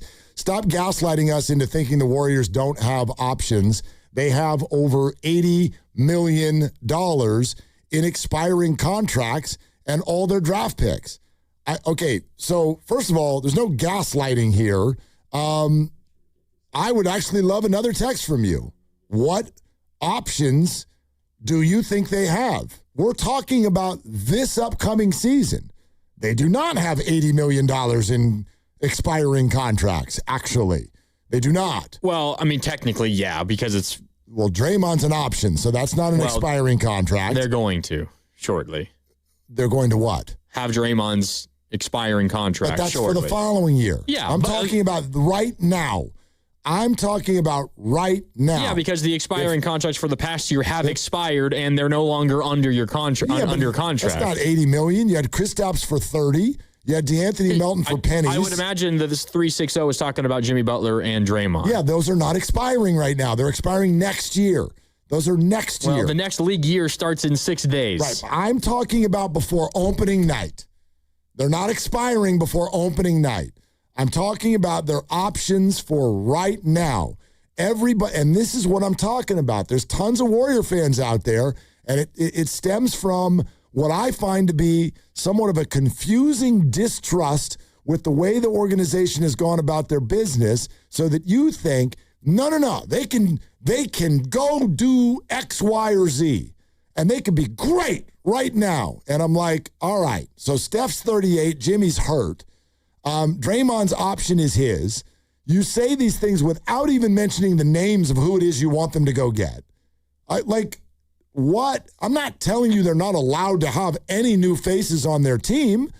I'm telling you that if you think there are other human beings on planet Earth right now who are free agents and available to come to the Golden State Warriors by October to make this team really good, I'm all ears. I don't see it. And I do this for a living. I read this stuff. I look at this stuff. I know who's available. I have at least a loose understanding of the aprons and the CBAs and all of the things that we're talking about here. And if you think that the Warriors have an option to be great this year and they just don't want to do it because they're mean, I don't understand. What is this? What are these series of options that so many of you seem to think exist? Well, the Warriors can be awesome in October. Well, being awesome in October and trying to improve the team now, I think, are two different. Like, being awesome, it's a tough thing to get done, considering what they are, in my opinion. But you can trade I know you don't want to call it an expiring deal, but technically it is an expiring deal when we get into the next league year, which we are a week away from. You get a team that has money beyond this next season. They would take, theoretically, a 1-year contract of the same value and get off of that money after just one season as opposed to being tied up with it for 2-3 years from now. To get? It's a question of who it is. Okay. Exactly. So that's all I'm asking. Like the same texter, thank you for your follow-up text. Trey Murphy, Jaylen Brown. Great. Tell me, who are you giving up for Jaylen Brown? Are the Celtics in agreement, or do you think that the Warriors, because you're a Warrior fan, are allowed to play this like a video game and just go pluck other good players from other rosters without offering anything in return? Well, the Trey Murphy one is interesting because he's Absolutely. a young, good player. I would love Trey Murphy. But the Pelicans have been very, very, very demanding of what the trade would be. It would be 3 first-round picks. And I don't know what you guys think Trey Murphy is worth. I'm not giving up 3 first-round picks for Trey Murphy. When my players are all 36, 37, and 38 years old, no thank you. I didn't want to give up 4 first-round picks for Giannis. I'm not giving up 3 first-round picks for Trey Murphy. Jaylen Brown, the trade or the draft has passed. My bet is that Celtics don't trade him now, because why would the Celtics trade Jaylen Brown if they can't? If the main thing they're getting back in return, of course, there will be the salary offset, but they're going to be looking for draft capital. Why would they trade Jaylen Brown a year in which they're trying to win a championship for future capital when they could have gotten a pick in this year's first round? Exactly. When it's a really good draft and that could have helped their team this year. My bet is they keep Jaylen Brown. So the point is they do have flexibility to move off of some of their money, but the question is there anybody out there on the market that makes them that much better when they're not going to be giving up 3 first-round picks for a player? Because as Mike Dunleavy has said, the new CBA is going to make everybody hold on to their first-round picks more than they have in the past, and the Warriors hardly give up any first-round picks ever in the first place. The only time they've given up a first-round pick lately was for Jimmy Butler, and that was 1 first-round pick. Yep. And it was here that they felt they were going to be pretty decent, and it was a pick that conveyed into the 20s. They don't want to give up first-round picks, and this new CBA rules... The new lottery rules, makes it even less likely that they're going to give up any first-round picks. Correct. So, and I know, like, I spend a lot of time on the NBA trade machine as well. And I see all of your texts. This is so fun. They're all pouring in, and I feel like, unfortunately, I can give you one blanket answer to cover every single trade that all of you have just sent in. A, the other team wouldn't do it. Every single thing, I see you. So if you're listening right now and you're texting a trade idea, that's my answer number 1. The other team wouldn't do it. I don't know what it is that you think the Warriors have that is so enticing to these other teams to give up young players for Draymond Green. I don't know why why? Just because he expires at the end of the year, which, by the way, in this moment on June 25th is not even true yet. Like, we don't even know exactly what Draymond's contractual status is yet. We will find out by the 29th. We'll find out by Monday. But A, the other team would say no. Okay? B, these names that you just sent me do not make the Warriors a contender. I don't know why you think that they do. Can we read the text from the 707 really quick? Yeah, dude, do it. Send Draymond to the Pistons for LeVert and Reed. That's Karis LeVert and Paul Reed. Then send Jimmy to Portland for Jeremy Grant and Scoot Henderson. All contracts but Grant expire next year. So why the hell would Portland and Detroit do that? For what? To get an expiring deal? Giving up expiring deals? Why would they do that? And did those 4 names tell you that Steph is now winning his 5th ring? Put those 4 names on the Warriors. That's a ring team? No. It's not even close. No. It's not even close. I like Paul Reed. I didn't say I didn't like the players. Scoot Henderson's an interesting young player, but Again, the Blazers are also a dumpster fire and a mess. Jeremy Grant is a nice player. These are nice players. I don't know why the other team would do that.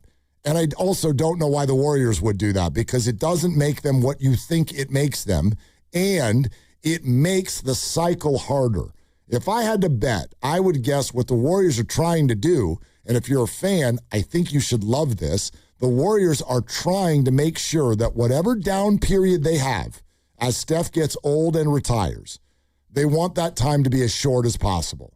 And a lot of the deals that a lot of you want so that you can scratch your itch right now are going to run the risk, the very high risk, of making their down period longer.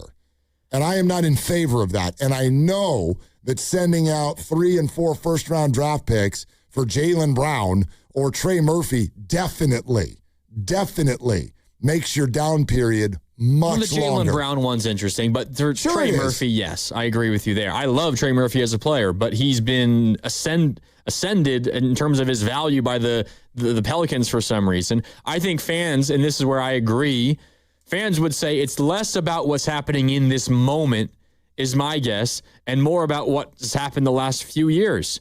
You're talking about the downtime, right? And I know there's a whole lot farther that they can fall than what they've been recently, but fans will say, well, we're kind of in a downtime already. Yeah. We made the playoffs, one of the last 4 years? But I just think you're being, again, my opinion, I think. And if you were 3-4 years ago trading first-round picks, maybe you make the playoffs all 4 of the last 4 years. Maybe, but you're also, now you're going back to a period where they just had won a title. And making trades at that time. Doesn't it make more sense? You just won a championship. Shouldn't you fortify your roster after you win a championship so you can keep winning championships? Try to do it again. You're the best team in the NBA. Well, that's how you do it. You trade away your future assets to try to win again, right? Yeah, absolutely. But what on what grounds did they not feel like they had what they needed at that time? On what grounds? Steph was in his prime. Jordan Poole was a young player up and coming. Andrew Wiggins had just showed out like he had never before. Draymond was still at the height of his powers. Kevon Looney was a fan favorite doing work down low. On what grounds are the Warriors looking at that roster being like, boy, we better. Well, they were the first to admit that 2020 surprised the hell out of them. Right. They weren't expecting to win a championship. So you expect a similar roster the following year to win a championship? I mean, yes, your perspective changes out when you're at a parade. I mean, and what room was there? I mean, Otto Porter left, Nemanja Bjelica left. But you're bringing in these massive players to replace who? These people, the first 6 or 7 jobs on the roster were taken. So there is no major move to make at that time to fortify a roster. You have to make the moves on the margins at that time. Just because you're good doesn't mean you can't try to be better, is my point. Of course you can try to be better. But I'm with you in this moment. I'm not trading 4 first-round picks for the skeleton of Giannis or whatever it is. But I had a different opinion 3 years ago. The mistake they made back then was drafting projects. As opposed to that's where you fortify the roster. Or drafting at all. And you could have traded those picks for a boatload in return. Right. Or at least a portion of those picks. Is that even financially allowed? Again, we're not doing this on a video game.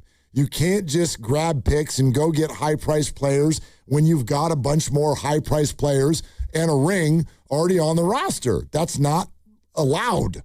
So, again, I get what you're saying, and I agree on some of the points you're making, but to go back 4 years and say the Warriors screwed it up while we're all getting soaked by Gary Payton and a soaker gun at a parade is a little unfair, in my opinion.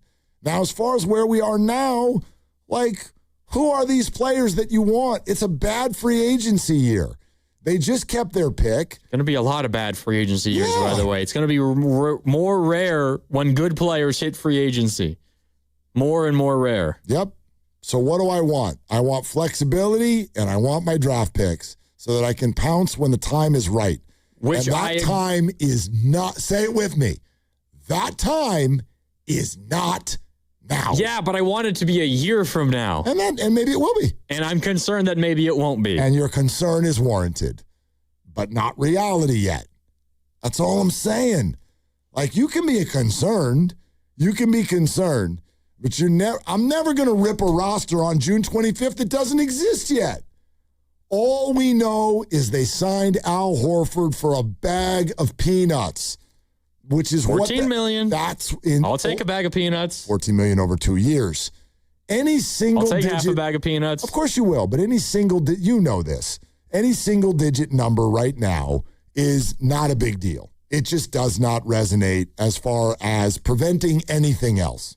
$7 million a year, whatever. Well, I came in today to this show wondering why everybody was freaking out about Draymond as a result of the Al Horford contract. Yeah. And I was in agreement with you and with Steiny, I think, that I don't think it says a whole lot about Draymond. But the further that we've talked about this, the more that I think about it, I'm beginning to freak out about what it means for Jimmy. And I just don't want... What do you think it means for Jimmy? I think it means that they're going to give Jimmy another contract. Huh. See, and that doesn't another year. Well, that doesn't bother me. And it depends what the money is, the number is. I know. And when. If they gave it to him now, I'm gonna stand right next to you, and we can march over to Chase Center. Well, the number matters too. And we can now rip them with a bullhorn if they do that. Yeah, we can do that right now. If they were to sign him to 50-something million for another year before he even comes back and plays, it's not going to be $50 million. Or 40. I will be shoulder to shoulder with you. I think... But that's not real yet. I think I, like you, and maybe we are of the minority in the fan base, have come to terms with the championship aspirations of this group being done. And maybe there's people out there that don't want to hear that, but that's how I feel. I think that's how you feel.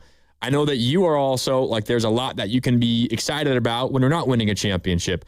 I'm maybe not in full agreement with you there, considering what we're used to, but I'm in agreement with you that it seems very unlikely competing for a championship in the next few years is possible. So in my mind, I want to get to the next stage as quick as possible, knowing full well, as you laid out earlier, you can't do that fully when Steph is on the roster because Steph is Steph. You're never trading Steph. He's here for as long as he wants, and he's making, at least $50 million every year he's here, and that's even a discount if he's making $50 million, by the way. Or not. I mean, we don't know what the extension is for yet. Still a discount. Right? Maybe he's going to sign for 32. Maybe. Who the hell knows? It's going to be a big chunk of money. It should be. I can say that very confidently. So that's one thing, and that's out in one side of this. But in my mind, I want to get to the point where it is the final year or two of Steph, and then what I think is the beginning of the next iteration, the next era of Warriors basketball, being the main group behind him. And I anticipated it being one more year of Draymond along with Steph and Al and Porzingis maybe and whoever else it might be, and Jimmy. But maybe it's going to be 2 more years. And I just don't want to delay the next step beginning another 2 years. And I guess my question to you would be, even if your fears come true, is that actually delaying? I don't know. Like Steph, as long as Steph is here, they're going to try to be a good basketball team. But to a degree, the world will still revolve around him. Oh, yeah. And therefore, if what you're wanting is a whole new crew of basketball players or a bevy of young players or whatever, you're probably not going to get it. Like, there's a bunch of there's 2 more drafts between now and then. There's 2 more drafts between now and retirement night, at least, maybe 3. So, I mean, let's see where they're at that time. Your concern is warranted. It's just not realized yet. That's all I'm saying. You can be concerned. You can be concerned. I don't. That would shock me, and I'll run right over to your side of the room if the Warriors suddenly announce an extension at a high number for Jimmy Butler before he gets healthy. That's not a good move, my opinion. Well, I'm not even saying Butler. That's going to happen. I just think we're getting 2 more years of Jimmy, potentially.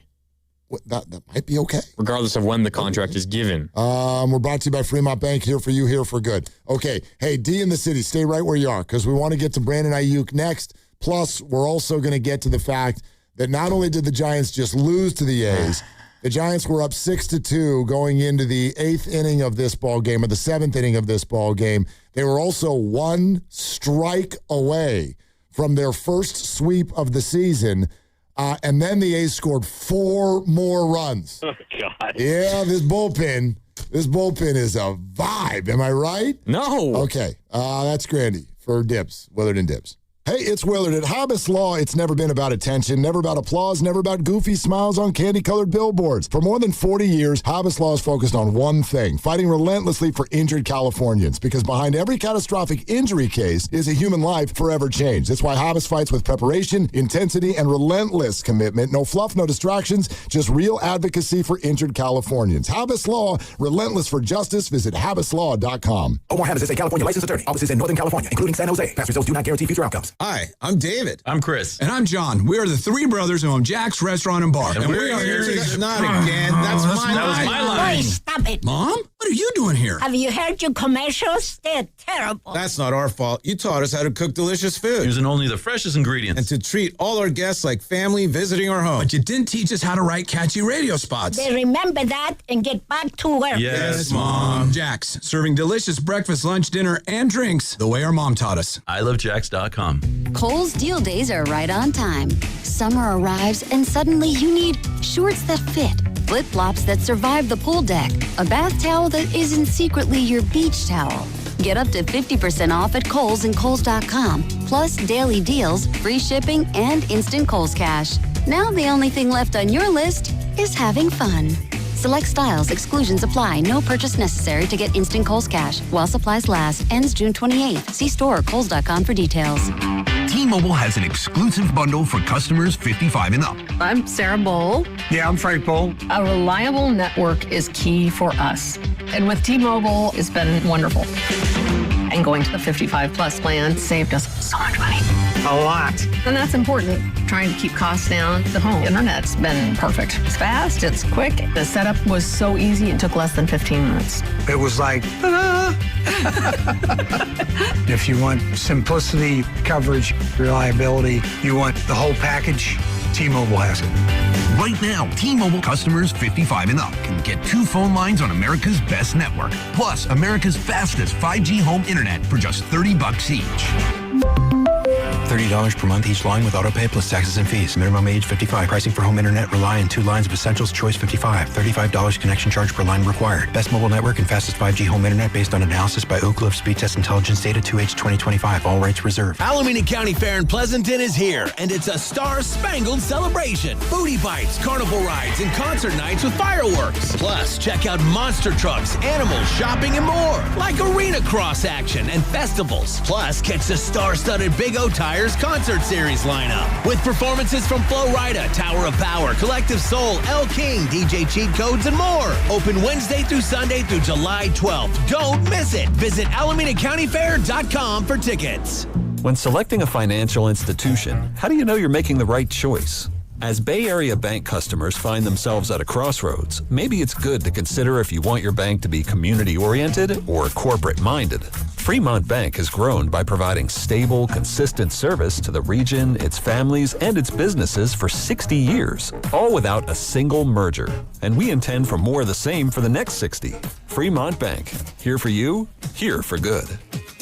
Odyssey San Francisco is proud to present our second quarterly game changer of 2026, Joe Hawks. He's a true team player who always goes above and beyond. Joe brings kindness and solutions to every challenge, making every day better. Thanks for being a true game changer, Joe. If you're still using a sports book to bet on the soccer tournament, you're getting robbed. Delete that app and join the millions using Polymarket. Polymarket is a prediction market, not a sports book. Trade against other fans, not the house. Polymarket, your go-to prediction market for soccer's biggest stage. Available in all 50 states. Download the Polymarket app. Use promo code BLAZE to unlock $50 free for your first trade. That's promo code BLAZE. Trading not available in all jurisdictions. Check local regulations before trading. Restrictions and eligibility apply. The Second World War was the largest event in human history. A 20-part series with Tom Hanks. No part of the globe was untouched.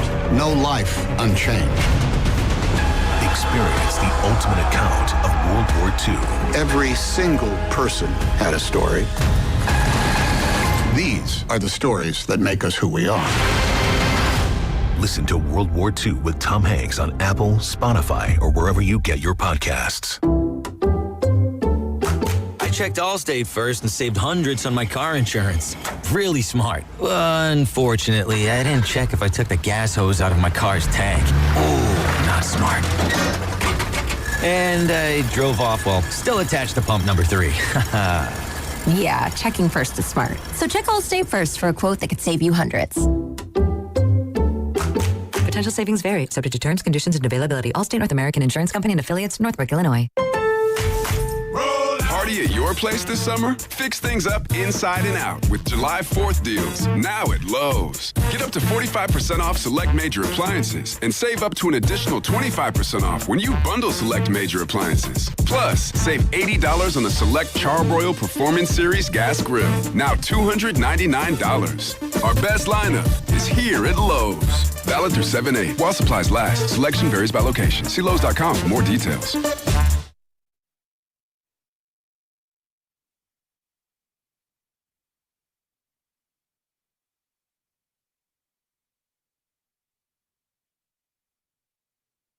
To Willard and Dibs. It's a great question. That's a great question. That's a great question. That's a great question. And that's a great question. On 95.7 The Game. Okay, Giants just lost to the A's 9-6. They were up 6-2 in the 7th inning. More on that. Stand by. You and I were sitting in here when it was 6-2 Giants, and we said, it ain't over. Yeah, well, I think we actually said more than it ain't over. I actually want to talk about that dynamic. 6-2 in the 7th inning, and both of us were like, that ain't holding. It's like, hold on for dear life. You've got a 4-run lead in the 7th inning, and as a fan, you're thinking, I don't know. They lost by 3. I think it's like that line from Clooney and Brad Pitt in Ocean's 11. You think we need one more? I'll get one more. That's how I feel about Giant insurance runs. And the answer is always yes. You think we need one more? I do. They needed 4 more. I think you need more. Oh, they needed to be up 10-2. I do, but I give Caleb Killian just one, like, he blew it. I give him a little bit on the whole, like, 9-6 thing. It was 7-6, and the last 2 runs came in on a complete pop-up that just found a spot out in left center field. That's not on the pitcher, but he had already blown it. And, yeah, he was a strike away. 1 strike away from their first sweep of the year. Bullpen gives up 7 runs in the final 3 innings. They take a couple steps forward, and then they just leap backwards. I was about to make a Landon Roop joke, and then I changed my mind. He was fine today. No, he was great. You gotta be careful. Yeah, he was great. 2 runs in 6 innings. No, he was awesome. 6 strikeouts. I was just going to make a comment about what he was probably doing after he left the game. There. Now I don't even have to say it. Y'all know what it was. Okay. Let's go to D in the city. Thank you. Hi, D. What's going on? D? All right. Well, that was fun. Back, D. Well, he waited for a whole hour to say something about Brandon Aiyuk, and I wanted to play the Brandon Aiyuk. So here, let's play the Brandon Aiyuk. Really? No, yeah, I did. And then, look, we're going to get to the Giants. There's multiple of them, I think. Let's see. Well, no. There's the one yesterday where he tells everybody, tells the 49ers, cut me and I'll sign with the Commanders tomorrow. I think we all got that one. And then today, he's in a closet and he's throwing money all over the ground. That was one of them. There was no audio to that one. Right. He was just taking money out of a bag and dropping it in a closet, and then he walked out of the closet. That's great. Yeah. So there's a lot of money in the closet. Look at all this money you paid me, Niners. Right. Aren't you mad? And then Brandon came out of the closet. And then what? He did. He walked out of the closet. He came out of the closet, and then the video ended. Listen. Hashtag, he's got a lot of pride. And then what? What? What did he post after that one? Okay, then then he did a promo for Commanders football. What's up, everybody? It's your boy BT. I'm back in action and back on tour this fall. Go to www.commanders.com, get your tickets, and watch us rock out. Okay, so he did apparently got inside a tin can and did a promo for Washington Commanders football. So, all right. He's not even on. I've never heard of this before. He's not even on the team, and he's recording a promo saying, "Go buy your Commanders season tickets now." I listen. I have no idea what kind of conversations have happened between him and the Washington Commanders, but I want to say this before it happens because I don't even know if it's going to happen. I don't know if he's going to be on the Commanders this year. I don't know if the Niners are ever going to cut him. They don't have to. But anyway, here's what I want to say. I think that all of these social media posts, to me, are making it actually impossible for the Commanders to sign him if they've got any self-respect at all. How on earth, if you're the Commanders? Not even self-respect, just any common sense of what this player is going to be. Sure, there's that, but that's always, I think that the cautionary tale part has been omnipresent all year. But now, the open begging / threatening without any leverage to do so, if I'm the Commanders, I'm like, it would be so embarrassing for us. Forget you. Brandon clearly doesn't get embarrassed, or else this would have stopped a while ago. But if I'm the Commanders, this is so embarrassing for us to now sign you after all of these performances that I would say if I was thinking about it, not anymore, and I want the Commanders to know that. This would be asking your own stalker out on a date, okay? Somebody is parked outside your house for 5 days with a camera waiting for you to take your trash out so that they can take a picture of you. You find out about it, and you go across the street and ask them out? To me, that's exactly what this is. This is stalker-level oddity. I've never seen it before, openly begging to be on a team. And if I'm the Commanders, you've made yourself unsignable. Well, there clearly was at least a point in the relative, recent past where there was probably a two-way street of interest, probably. Otherwise, this is coming out of nowhere. For sure. At the very least, the interest was presented to Debo through his friend Jaden Daniels. It was at least that. Maybe it was more than that. Sure. Probably more than that. Probably. Otherwise, I don't know why he would be doing all this crazy stuff. Who knows? He doesn't seem to be a very sane individual, so I wouldn't put it past him, I suppose. But I can't imagine. I put myself in Adam Peters' shoes, the general manager for the Commanders, who, of course, worked with the 49ers and their front office for quite a while. The way that I don't know him personally, but the way that you learned through what he did with the Niners and what the Niners did while he was here and what he's done with the Commanders, how you could think Adam Peters would be like, yeah, sign me up for that. Even you get past the stalkerish part of it, like the self-respect part, like it's not even about that for me. I don't care if I'm paying this guy the minimum. I have absolutely zero belief that he has his head screwed on right where he's going to be able to do anything for us, or he'll do anything that makes the headache that comes with him worth it. Like, I don't know how anybody can look at him and say, yep, I'm in. I'm with you. I mean, the Niners play the Commanders this year. Can you imagine? Oh, my God. It's on Monday Night Football. You're telling me that the NFL wants it. Yeah, but do the Commanders? Do you trust that Brandon Aiyuk wouldn't lose his mind? I want nothing to do with it. The game is at what is being called this week San Francisco Bay Area Stadium. It's at Levi Stadium. You think Brandon Aiyuk right now seems like a guy who could keep his emotions in check playing against the 49ers at Levi Stadium? There's no way I could trust you to even put your uniform on without absolutely losing it and turning this into a complete sideshow. I don't know how Aiyuk thinks this is helping him. I will say it is hurting the 49ers in the sense that they can kiss goodbye any chance of getting anything for Aiyuk. The idea of trading Aiyuk, if they didn't already say goodbye to it, they're completely saying goodbye to it now. And maybe you just tapped into why he's doing it. Maybe. But so he's hurting the Niners in that sense, that there's no way that they're going to be able to trade him because there's nobody out there that I don't think wants him in the first place, and two, would give up anything for him at this point. But what maybe he doesn't realize he's doing is he's also killing his market for any other team in the NFL. Totally. Actually, I think all of them. That's what I said. Any other team in the NFL. Oh, I thought you meant any other besides the Commanders. Niners. That's already gone, of course. But any team in the NFL. Yeah, he's cooking his career, which is what he's been doing for a year. Being a little cat. But as we know, with all of these things, you up the ante. You start with little things behind the scenes. I'm gonna wear the wrong pants. I remember that. I'm gonna put out a TikTok with Jaden Daniels.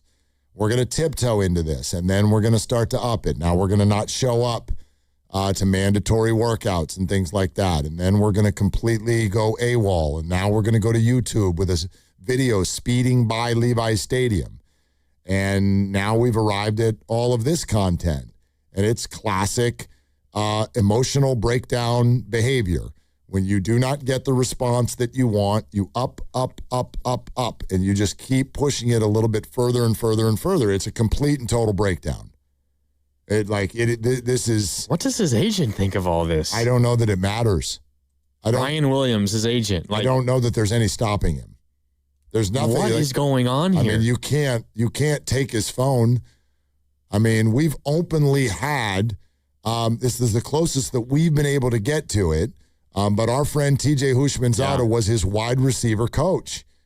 They worked together extensively in the years where Brandon came out of ASU, and they were friends and talked quite often. And I don't mean to say that past tense as if they're not friends. I bet that TJ still believes that he is, but TJ openly stated to us, Brandon is not. He had no clue what's going on. He's not getting in touch with me anymore, and he's stubborn, and he's blown a ton of money. And said, I have no clue what he's thinking. Correct. Or why he's doing what he's doing. So I can't. And he had been in all Aiyuk's years with the Niners, when you guys have talked to TJ on this show, TJ's been so incredibly complimentary of Aiyuk as a player and as a person. Absolutely. It takes a lot for Hoosh to say anything not complimentary, is my point. And he has been saying things not complimentary. Yep. Not outwardly saying he's a crazy person, but just clearly changing his opinion on who Aiyuk is. The only thing I can think of when you ask what's the agent think is I've got to think the only reason that Ryan Williams wouldn't have, and I won't say fired because Ryan works for Brandon, but the only reason that Ryan just cut ties. hasn't quit as Brandon's agent is because he probably considers, good agents are also friends. And so he probably considers him a friend. There might be some concern that if he publicly does that and leaves Aiyuk at this time, it is cementing with brick that Brandon Aiyuk essentially will never play again. It will be even a worse look if everyone around him suddenly just departs. That ends everything. And they're probably hoping for some sort of resolution or turnaround. But with every Instagram post, it seems less likely and, quite frankly, unworkable. He's not under contract with the Commanders, and he's sitting there posting on social media, www.commanders.com. Go buy your tickets now. Right. I'm trying to think of a more crazy story than this. I mean, and if the Commanders were to publicly do anything, it's tampering. They're not even allowed to. Technically, they're not even allowed to talk to Brandon. Can Aiyuk be is he reverse tampering? What is he doing? Well, he's just acting out is what he's doing. I mean, he's just spiraling. That's what Brandon's. He's spiraling. He's spiraling out of control. He's like Top Gun when you go through the jet wash. But he's technically under contract. Spinning and heading out to the ocean. He's technically under contract with the Niners. Yes, and he's promoting a different team. Right, but also not because the contract has nothing left on it, nor do the 49ers ever have to pay another dollar.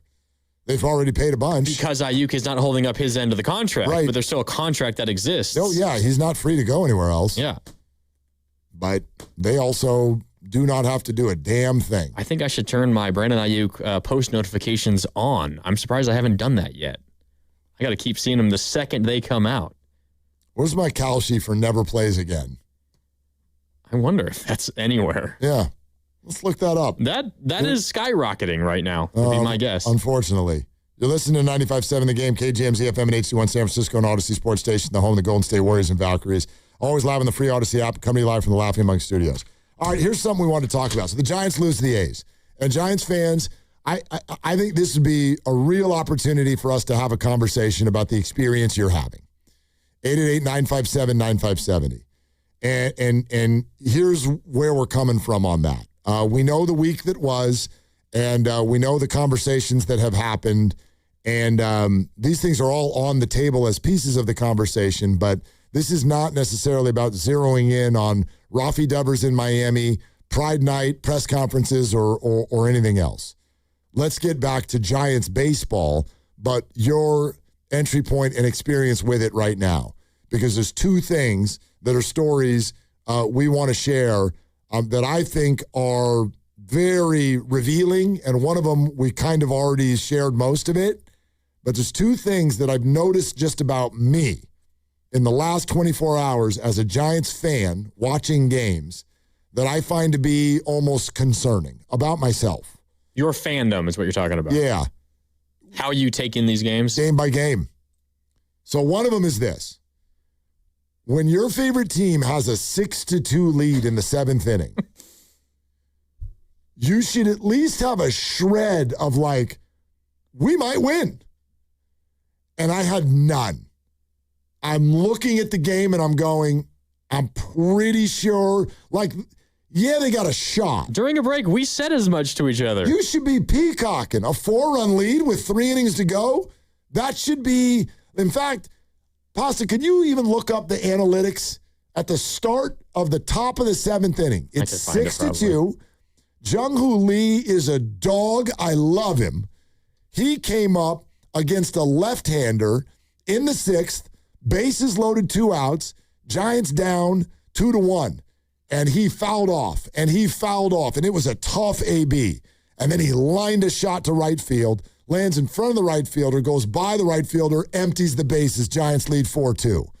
Barracoto is the next batter, gone. Giants up 6-2. 94% win probability. All right, it felt like about 44. Yeah, this is just according to math and analytics. 94% chance to win. Us Giants fans who have watched this bullpen for the whole season, yeah, it's a coin flip.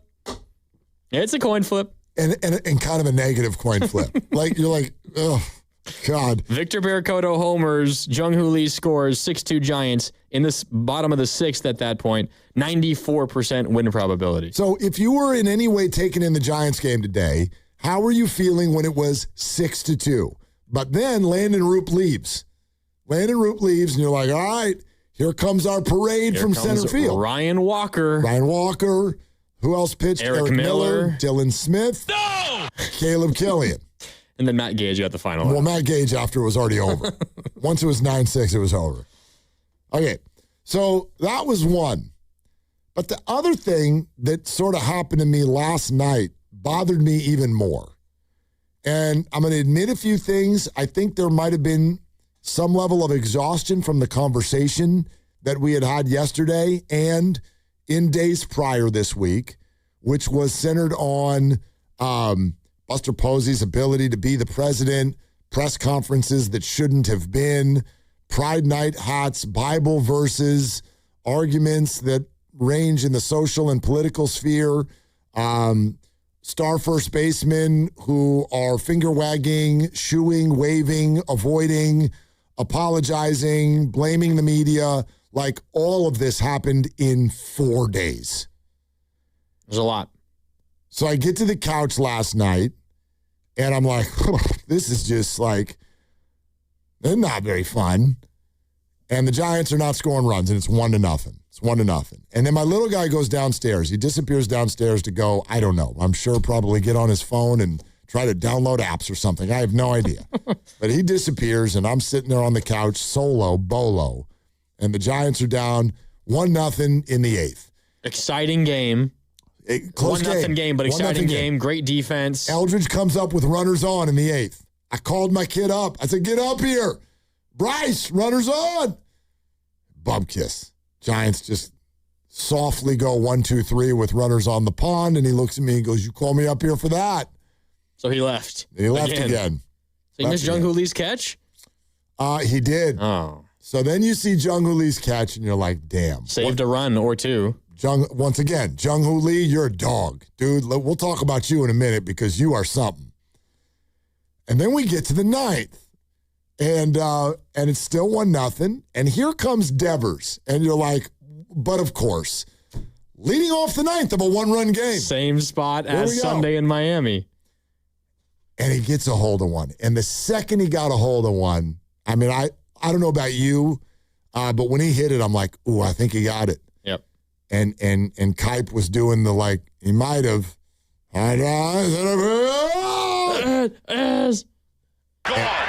Tie game. And my reaction on the couch was stoic. I was just like, oh, who cares? No, it wasn't. Not that strong. It wasn't who cares, but it was weird. It just wasn't me. It was. You're the Giants fan. When you hit a game-tying homer in the 9th, you run a lap around the house. Dude, it's maybe 2 laps. It's clapping that bothers neighbors. I have a very loud clap. I do. I have a loud clap. Like here, I'm going to move away from the microphone because I don't want to bother anybody. But like, it's banging on tables. It's like the house. Yeah. Steve Kerr. He can be that guy. It's like, let's freaking go. Like, it's mini Shasky. I don't grab a phone and put it an inch from my face and start screaming to wake children. He's asleep upstairs right now. But it's a mini version of that. Yep. But I just looked at it and it was more like, he did it. I was like, I bet that felt really good for him. It's been a tough week. That was my vibe. Then, and I did call down to the little guy. Yeah. And he goes, I'm watching online. I know. Okay. 2 batters later or whatever it is, here comes Victor Barracoto. Yep. And that one was a no bleeping doubter. Second he hit it, gone. And he pimped that too. And again, I was just kind of like, wow, they won. And I was like, that was the most not me walk-off Giants win as a fan I think I've ever experienced in my life. And I was like, what happened? And I don't know if it was something about exhaustion from the topics this week combined with maybe Miami was my last straw of just kind of give up on the season. I don't know. I don't know what it was. Even to just now. I really wanted the Giants to hold on to that, but I never really thought they would. And when they don't, you're kind of like almost laughing. It's like, well, but of course. Of course they just blew that. I think it's a defense mechanism. You find it funny as opposed to anything else. But when you can't get the joy out of a win like last night anymore, I mean, I'm not questioning your fandom. You're the biggest Giants fan here. But, like, that's a big deal. It was weird.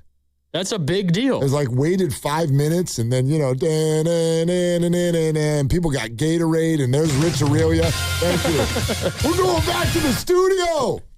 And Kylan's like, wow, like, oh my God, like, they have 2 homers in the 9th. And then the thing went, 5 minutes later, I went, what happened to me? Why am I just sitting here? Like, heart rate not elevated at all? No. Just yeah. Whatever. Yeah, it was like, it was very much the way Steiny reacts to Goo's excitement. Okay. Steiny reacts to Goo's excitement with more vitriol. Well, he gets mad. Yeah. I didn't get mad, but I was just like, You're kind of indifferent to it. Yeah. Daryl Guru the Johnson. Exactly. Anyway, I got thoughts. Let's talk about it. I'd love to know where you're on that. And sure, 888-957-9570. Your experience through this, Giants fans.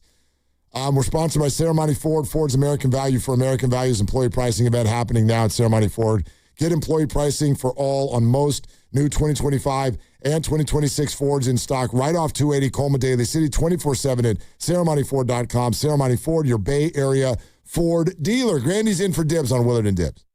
The Oakland Roots are having a season to remember in 2026, bringing excitement, passion, and winning soccer to the Bay Area. From thrilling goals to an electric atmosphere at the Oakland Coliseum, there's never been a better time to be part of the movement. Join thousands of fans and cheer on the Roots as they continue their push this season. Get your tickets today at OaklandRootsSC.com and follow all the action on KTVU Plus and ESPN Plus. Oakland Roots, Oakland first, always. This is Larry Flick, owner of the Floor Store. July 4th is one holiday that lights up our country, and our 4th of July sale is here to light up your home. So from now to July 6th, everything in our stores will be 25% off. That's carpet, hardwood, laminate, waterproof flooring, and much more. If we sell it, it's 25% off. Add 2 years free financing, and you won't need fireworks. Visit floorstores.com to find the nearest of our 11 Bay Area showrooms. From Santa Rosa to San Jose, the Floor Store, your Bay Area flooring authority.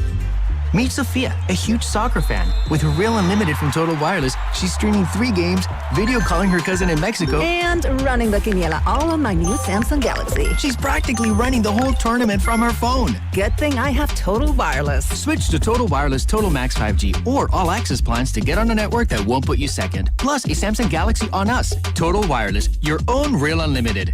Offer ends 7/8/2026 or while supplies last. Device taxes and fees may apply. We all know what the 2 best words in sports are. Game 7. But the number 7 has even more meaning in vodka. Because when a vodka is 7 times distilled, it creates a smooth, premium taste that is unbeatable. And there's no better vodka than New Vodka. Spelled N-U-E, New Vodka is 7 times distilled, not 7 times the price. It's an award-winning, American-made vodka that is smooth enough to sip and bold enough to mix. So at a time when everything costs more, New Vodka is the best deal in town. Pick up a bottle of New Vodka at your local liquor store today and cheers to something new. Visit newvodka.com to find out more. That's N-U-E Vodka. Hey, it's your boy Guru. When it comes to pest control, don't guess. Go online and get the facts with ATCO Pest Control. ATCO is a family-owned local company that's been protecting the Bay Area homes for over 40 years. And quality service does not have to come at a crazy price tag. If you're dealing with ants, spiders, rodents, or anything crawling where it should not be, visit ATCOPest.com. That's ATCO Pest.com to learn more and schedule service today. ATCO's got you covered. This is Vanessa Deniston, senior attorney at the Dolan Law Firm. The Dolan Law Firm handles a diverse line of cases from personal injury to employment law. We're proud to say the Dolan Law Firm is just as diverse in our attorneys and staff. The Dolan Law Firm consistently achieves outstanding results with over $1 billion in verdicts and settlements. The Dolan Law Firm, the best, most diverse personal injury and employment law firm we hope you'll never need. Contact us at dolanlawfirm.com. In 2026, Bay Alarm celebrates 80 years of security. For the Bay Area, that means local service including burglar and fire alarm systems, 24/7 in-house monitoring, and custom security designed to work with business operations. Bay Alarm has real people rooted in your community looking out for your business. After 8 decades and 3 generations of family ownership, our promise is still the same. We got you. Learn more at bayalarm.com. I'm Piera Palazzolo, VP of Digital Marketing for the American Management Association, a company focused on the management training skills needed to enhance the careers of business professionals. We did our research when it came to the best companies for website development and chose AmericanEagle.com. And we couldn't be happier. AmericanEagle.com worked closely with us to understand the front and back end requirements needed to launch an e-commerce website that could handle the complexities of running thousands of seminars nationwide. Our robust new website and improved SEO saw immediate increases in site traffic and web revenue. If you're in need of managerial effectiveness and success, visit our website at amanet.org. If you're in need of a website that provides an unparalleled consumer experience, I highly recommend AmericanEagle.com. Transform your business today. Dial 877-WEB-NOW-1 for a free digital consultation with AmericanEagle.com. San Francisco will be breezy and overcast tonight with a low of 55. Weather brought to you by Duke's Mayo. Welcome to Duke's Mayo Country, where the mayo is so smooth and creamy, it makes every bite better. Duke's Mayo. Look for the yellow lid. On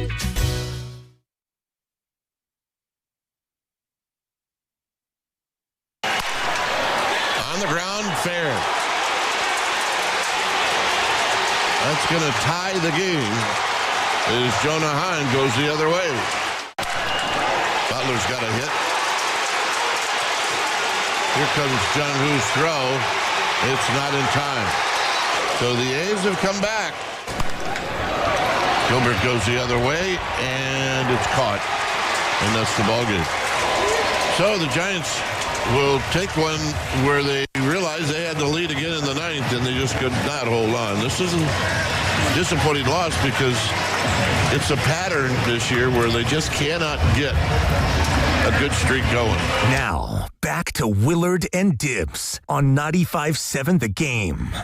And Grandy's in for Dibs. I want to let you react to the conversation we were just having, but I think I saw this is their, I might have this off by a game or two, but 21st blown lead loss this year. And the irony, I don't even know if that's the right word here, the frustration of what happened with Buster Posey in the dugout the other day about always like baseball questions. Yeah. The baseball questions that I really want asked never got asked because we're so down the road of the way the Giants are handling things and their leadership questions and everything. Elliot Ramos is on a rehab assignment in Sacramento right now, and assuming that Luis Ariz is back soon, there are those same positional questions that existed earlier this year that are about to reboot. No, I would love to hear that asked. And then the bigger one for the whole year, I think there's a way to phrase the bullpen question to Buster Posey. Remember, like, he got mad about, you wanted me to sign Edwin Diaz, and how would that have worked out? I'd love to just ask it in, hey, would you review the way that you built the bullpen this offseason, and how do you feel about it?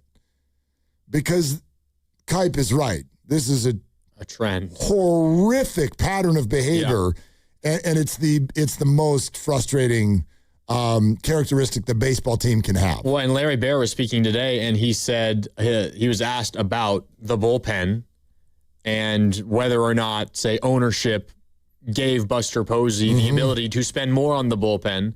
And what Larry Baer said was essentially the only thing between us and signing more help in the bullpen was Buster deciding whether it was worth it or not. Not monetary constraints from the front office. So he put it on Buster. Yeah, essentially. Yeah. Who knows if he's telling the truth 100%? I guess we don't know for sure. I mean, look. That was the answer from Larry Baer today about it. And I don't have your specific statistic, but I did see this from Josh Dubois of the Associated Press. The Giants now have 5 losses in games in which they led in the 9th inning or later. So in the final inning of a game, leading, they've lost 5 of those games. First time they've had 5 losses in the first 80 games of a season, in the 9th inning, that is, since 1987. And how many games have they won where they were trailing in the 9th inning? There Just was the one, right? Last night. Oh, I guess it's 2 now. You're right. Because What it was the other one? The Eldridge the walk-off Eldridge, grand slam. Yeah, of course. That was the first one. And in fact, those are the only 2 wins I think they have where they were trailing after the 6th. You might be right. Something like that. I think so. 6th or 7th. Something like that. Yeah. So, no, there's nothing worse than a baseball team that can't close out its leads. I mean, that's a ticket to 90 losses at minimum, because leads are hard to come by, and that to me is the difference between good teams and bad teams in baseball is the bullpen. Everybody gets little leads. If you can hold on to them, you're good. If you can't, you stink, especially when you're the Giants. And most of your baseball games at Oracle Park are going to come down to those 2-1, 3-2 kind of situations. And the Giants have been so great at that through the years. So great at finding a way to win the 2-1 ball game. Yep. Like they did last night. They've been so great at that, and they've been so bad at it this year that I think it rips their legs out from right underneath them. Oh, it does. And it's not just a loss. It feels like a loss where you just take away all of the positive things you did on the baseball field the last 2 days. And it felt like an opportunity to distance themselves as an organization from what the last week has been, the last 5 days have been, which is, arguably the most difficult 5 days this organization has been through in a really long time. Like, considering everything that was happening, and a lot of it was, of course, off the field stuff. But you ask anybody in the organization, I know you have relationships, there was a ton of terrible publicity. A lot of people in terrible spots having to answer uncomfortable questions and answering the questions really poorly for the most part. And you follow it up with blowing this lead. And damage done, by the way. We haven't talked about this yet, and I don't know how this makes everybody feel, but facts are facts. When Landon Roop got introduced today, he got booed. There were at least a smattering of boos. He got booed. Boos. Do you know what you have to do to get booed at Oracle Park? You have to be Brandon Pajemski. Yeah. As a Giant. As a Giant. Sorry, I could have missed that. That was a good answer. I actually knew one person I spoke to today, because there were a bunch, and I want to leave everybody's names out of it, but one person I spoke to today who was at the game. Today's game. Yes, and I got word of this, and so I'm going to cast a wide net. I'm going to hit all the people who are there. Did you hear boos? What did you hear with the opening lineup? And one person's answer was, there were boos, but it wasn't as loud as Pods. Oh, so I didn't have an original joke. Well, his wasn't meant as a joke. It was actually just meant as a statement of fact. Yours was much more of a joke. Okay, that makes me feel better. I like yours better. Nice, makes me feel better. But anyway, yeah. It's hard. This is the fan base that does not boo. They do not boo. No. We do not boo. We do not boo the home team. But I think what you were talking about just before we went to break, about how you reacted to last night's win, come from behind win, and how you felt when they were up 6-2 late in this game. I think it's all of that stuff morphed into one. It's the in the gut of a Giants fan right now is, how can this team let me down? How can they let me down? Or even if they don't let me down, that feeling of euphoria doesn't exist much anymore because I'm so upset by everything else that's happening. And you can be upset by the off-the-field stuff, the Pride Night stuff. You could not be worried about it at all. It's not even about that. It's part of it, but it's about the on-field stuff too. Yeah. And it's about Rafi Devers, your highest-paid guy, openly disrespecting your manager and then blaming the media for it after the fact. It's all of this all in one. And even if they're winning baseball games, like last night, a thrilling game that normally would light up the group chats, you as Giants fans, maybe some of you out there, you still felt the same way, but you didn't. I didn't. I wasn't watching it live, but I caught it after the fact, and I had kind of a similar reaction to you. It is all combined into one. And it's all the euphoria you feel as a Giants fan, it's harder to access it. Well, it also felt, and this is stupid, I'm going to admit it, it's stupid because none of us have an effect on the game. We're fans. But the way we do what we do, there's this activity level to being a fan that is your normal part of the process. God. And I sat in the same spot on the couch every game of the 2010 playoffs. Yeah. I thought I was the reason. Same socks or whatever it is that your thing is. But what last night felt like for me was just kind of, I think I've lost the fight.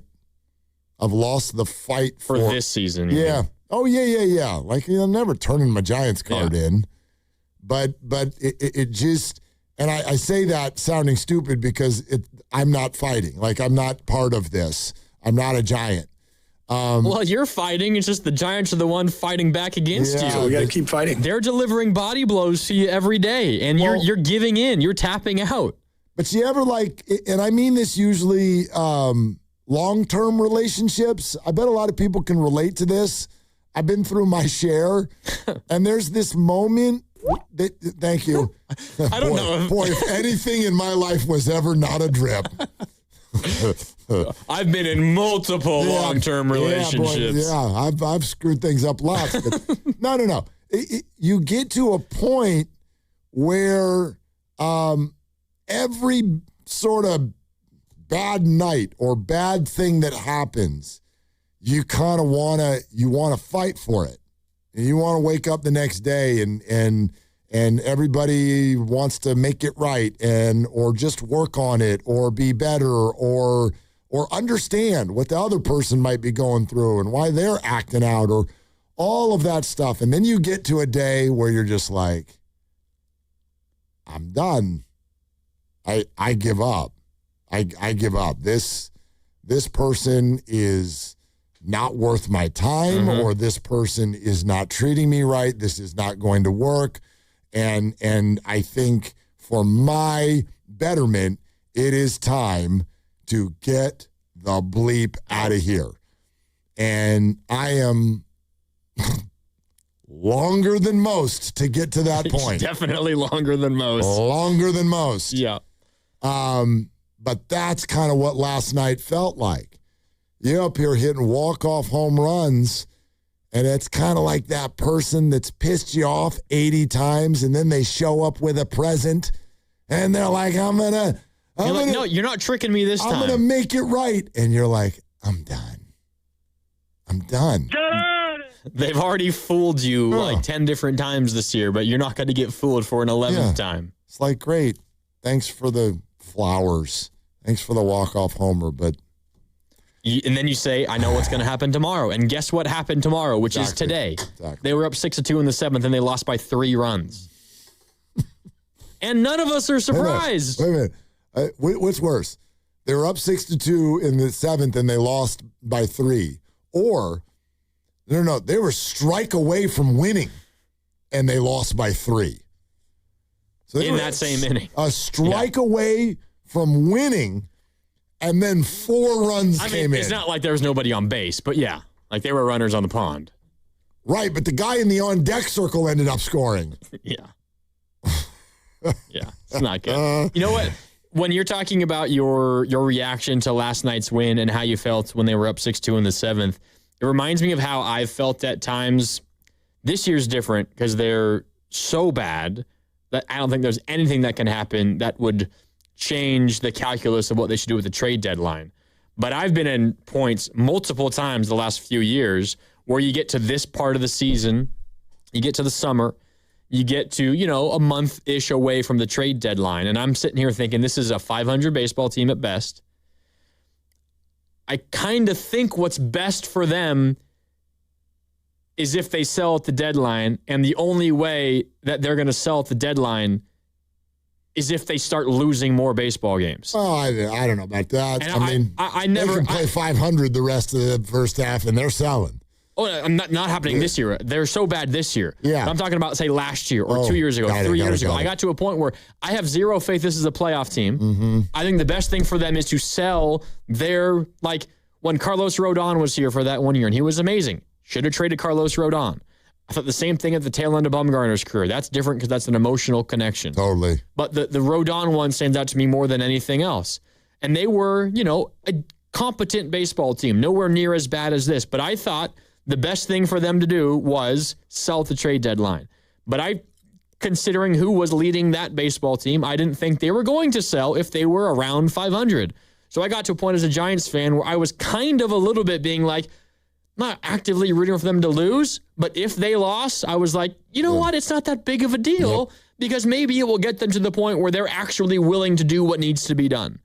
So the feeling that you had maybe last night when they won, like, whatever, it's kind of how I've been conflicted a little bit at times because there have been moments where I say, maybe I get some short-term joy if they win this baseball game, but is it really worth it? Because it's going to mean they're going to hold on to Carlos Rodon and let him leave for nothing in the winter. Yeah, and I get that. And that's that whole thing that a lot of us go through about rooting for your own team to lose, whether it means a draft pick or whether it means some more young players. I don't really have it in me, which is why last night struck me so much. Last night, for me, wasn't about or even today.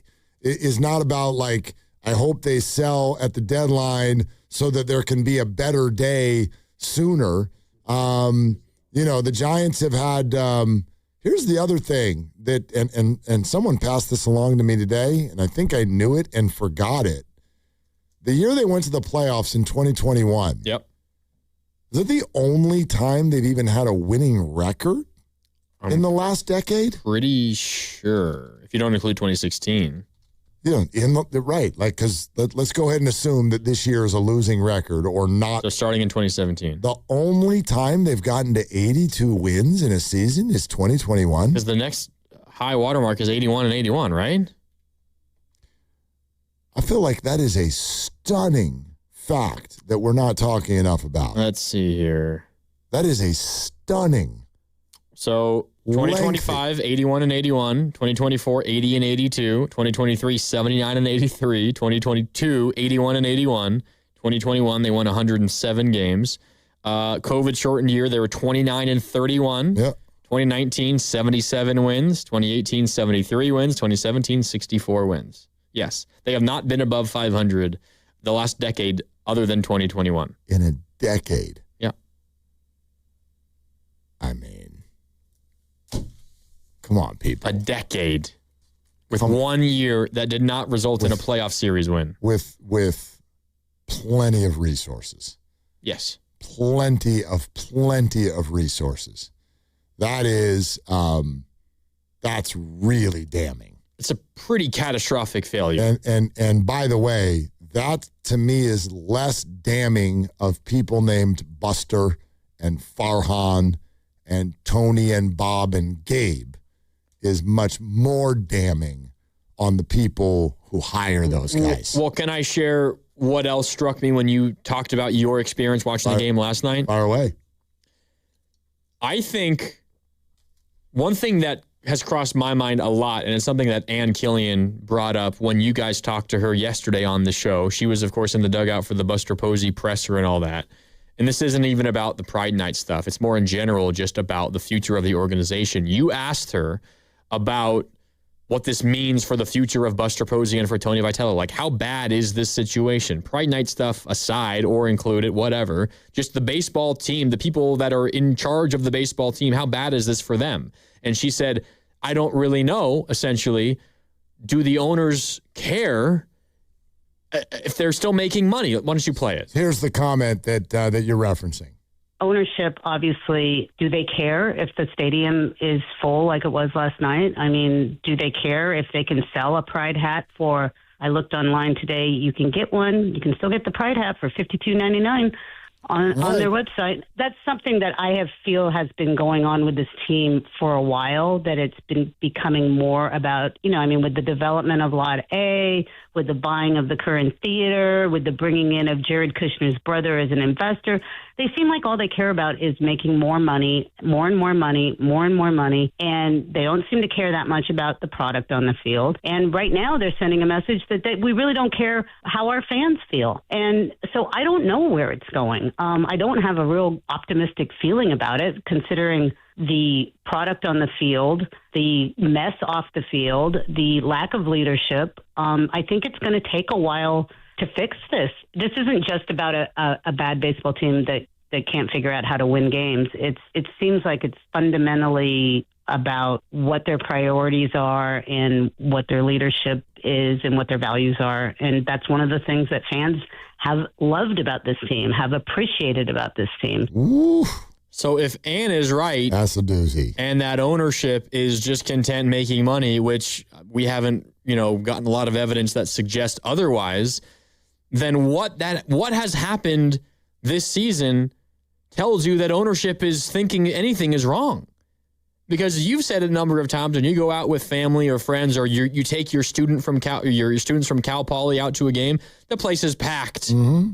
And, today's a midweek day game. Like, that's a little challenging for the normal fan to get out to, but weekends are packed. They are full. Every single weekend at home, it is packed and full. So what has happened that ownership views as a negative that prompts a change from them? I would argue nothing to this point.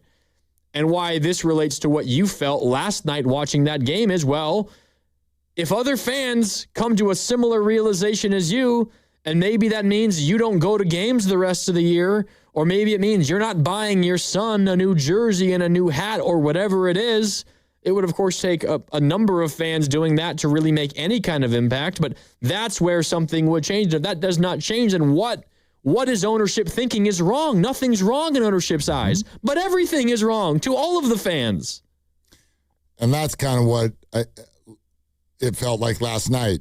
I don't want to make this all sound dramatic and everything, because it's protesting the Giants. No, but I feel beat up this year. I feel tired. And we're not even at the halfway point yet. Are we at the halfway point yet? Not yet. Okay. What have they played, 79 games? No, they've played 80 games? They've played 80. Tomorrow's the halfway point. They've played 80. They've won 33 of them. So tomorrow's the halfway point, and I feel beat up. It's a long season. And I don't need, this isn't social issues off. That's certainly part of it. But I mean, if you think about what the baseball team has offered from what felt like an underwhelming offseason, and then losing a lot of baseball games, followed by the make it make sense Bryce Eldridge process, followed by, and please weigh in and help me if I'm forgetting anything, Rafi Devers over at first base, Pride Night, and 21 blown leads, and a bullpen that's been bad from the beginning and has only gotten worse, and just the whole feeling about the whole process this year has felt tiring. And they forced the fans to jump through a lot of hoops to get to a point where they feel like they can enjoy Giants baseball. Not entertained by being tired. The first story from spring training was Tony Vitello being upset about something that was reported months prior. Right. He didn't like the way it was reported. It was like the first story from spring training. It's just kind of exhausting. It is. The only entertainment that I want to feel exhausted after is like if I take the kids to Disneyland. That's tiring. That's very tiring. It's tiring, but I sign up for that. Like, being a fan of a sports team should not feel exhausting. Like a chore. We'll get back to that. 888-957-957 is the number. But it is time to toast the sparkling performance of the week, presented by Jay Vineyards. Valkyries forward Gabby Williams makes an appearance in this conversation quite often. Almost every week. She continues to shine in her first season. Another nice performance last night. Valks win 77-66 over the Atlanta Dream. She led all players with 23 points. It was efficient. She was 9 of 16 from the field, 5 rebounds, 5 assists. She does it all, and it is her career high 5th 20-point game this season. The Valks held Atlanta to just 27 first-half points. There's that Valkyries defense again, the fewest scored by the Dream this season, and a season-low 66 points on the night as a whole. The Valkyries also had 20 assists on their 27 made baskets. So let's raise a toast to Gabby Williams and the Valkyries. Jay Vineyards is proud to be the official sparkling wine of the Golden State Valkyries, so Valks fans, join us at the game, at home, or at our winery in Healdsburg for an exceptional wine tasting experience. Jay Vineyards, raise a glass to excellence on the court and in every bottle.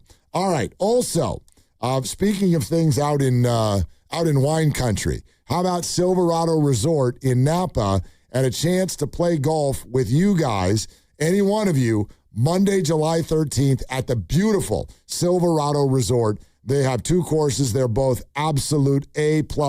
So here's what you need to do. First, be available on Monday, July 13th. But until then, every single winner, there'll be 6 of you, will be paired with one of us, 6 hosts. Go to 957thegame.com and submit a video that is 30 seconds or less.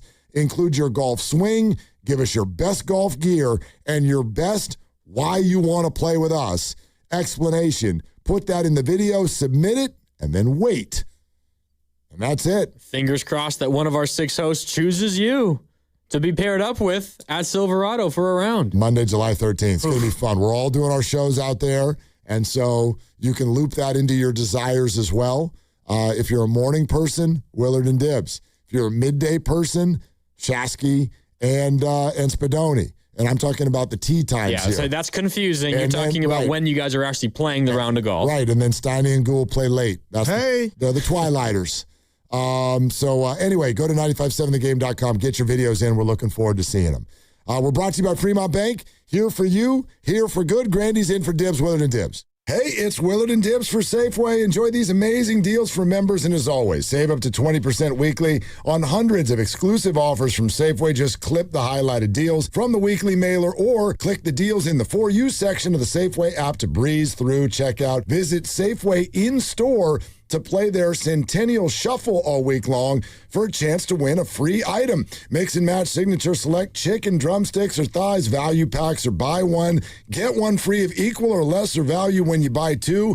And I need some side dishes for this protein. You can mix and match juicy 1-pound strawberries with 6-ounce blueberries, raspberries, or blackberries are just $2.99 each when you buy 3. Plus, clip or click Lucerne shredded, sliced, or chunk cheese, 6 to 8 ounce selected varieties for just $1.99 each. Limit 4 items. Safeway makes it very easy for you to save money on the items you already buy. Go to Safeway.com for more details, and we will see you in the aisles. Toyota's 4th of July sales event is on. This is the season for more. This 4th of July, get 3.99% APR plus $500 finance cash on 2026 Tacoma SR5. Or get 2.99% APR plus $1,000 finance cash on Tundra. Make the most of summer in a new Toyota truck. Don't miss the 4th of July sales event. Toyota, let's go places.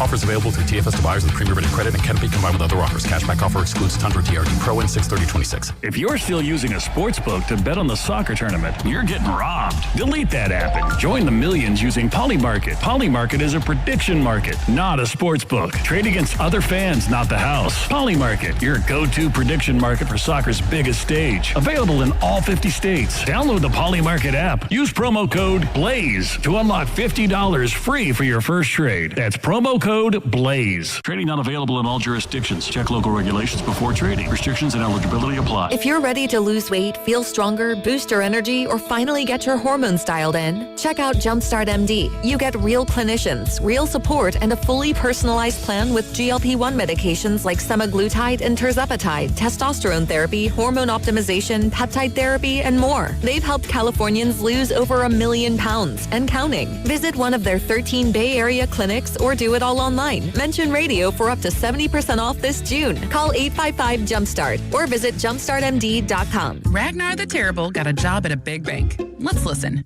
So what's it like being a 5th century warlord? Same as big bank. We conquer and extort gold from conquest. Huh. We just lower our customers' deposit rates and raise their fees. And if they argue, put on their floorboards and crush while dining. So smart.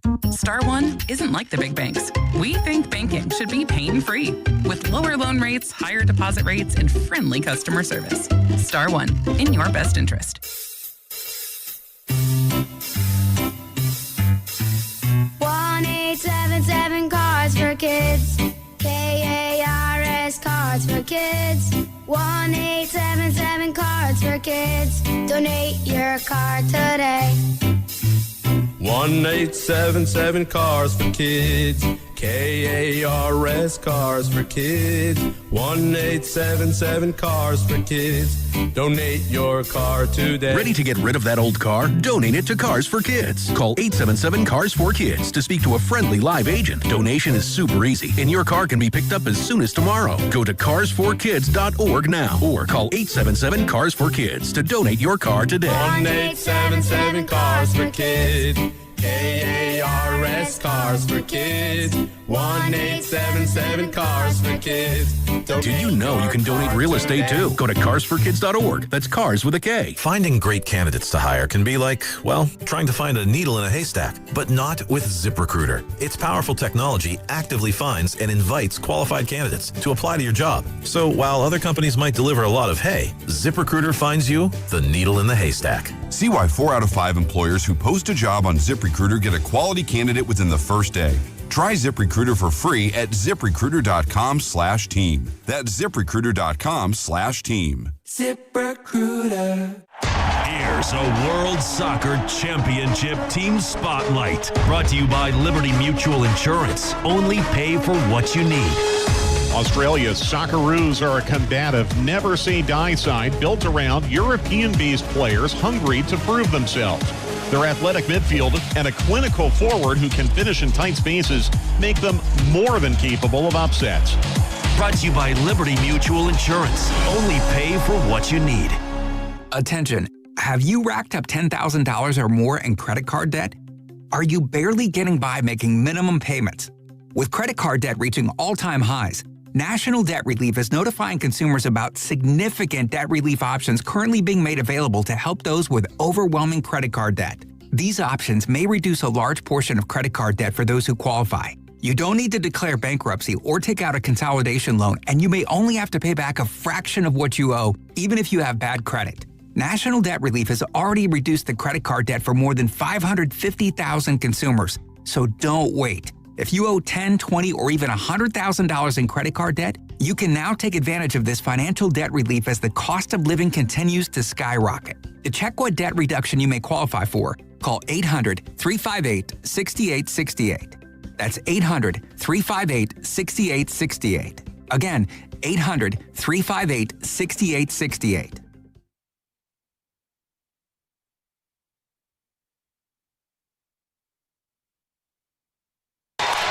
Jung-Ho, liner to right, and it's down for a hit, and it gets by Butler.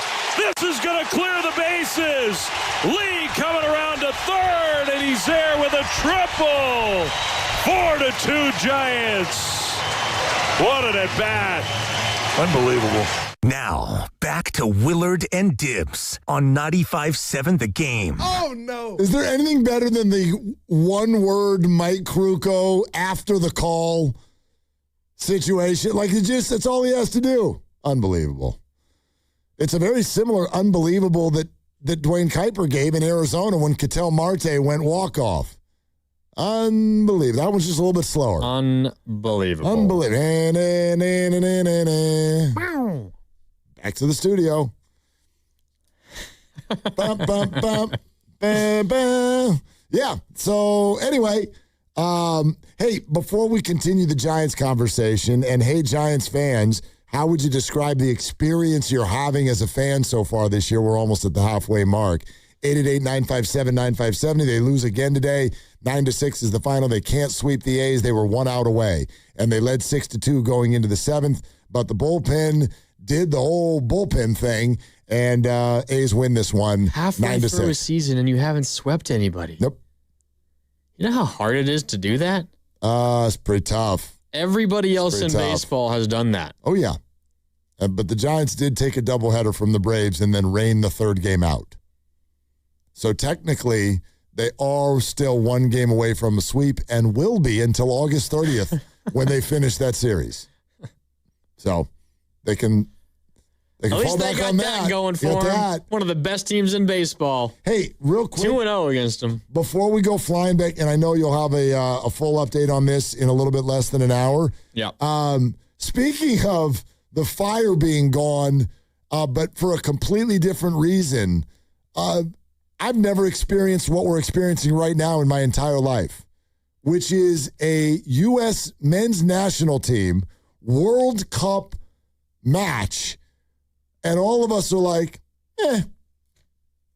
because, we already won. Champions, We already won the group. So, D. You know what I mean?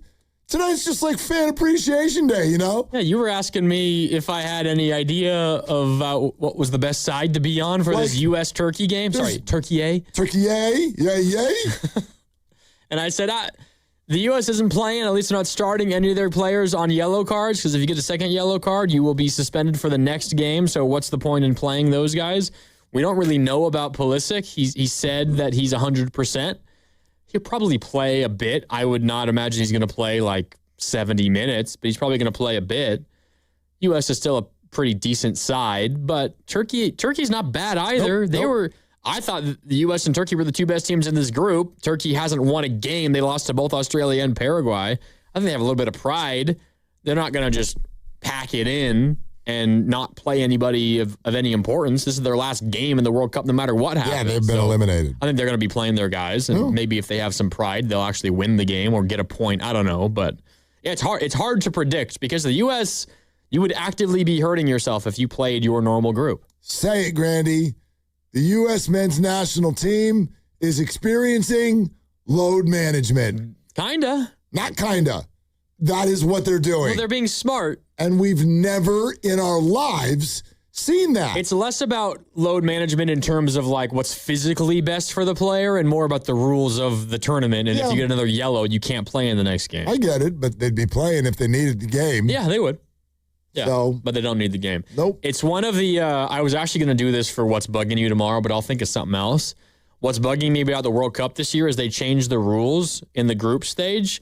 The first tiebreaker used to always be goal differential. Right.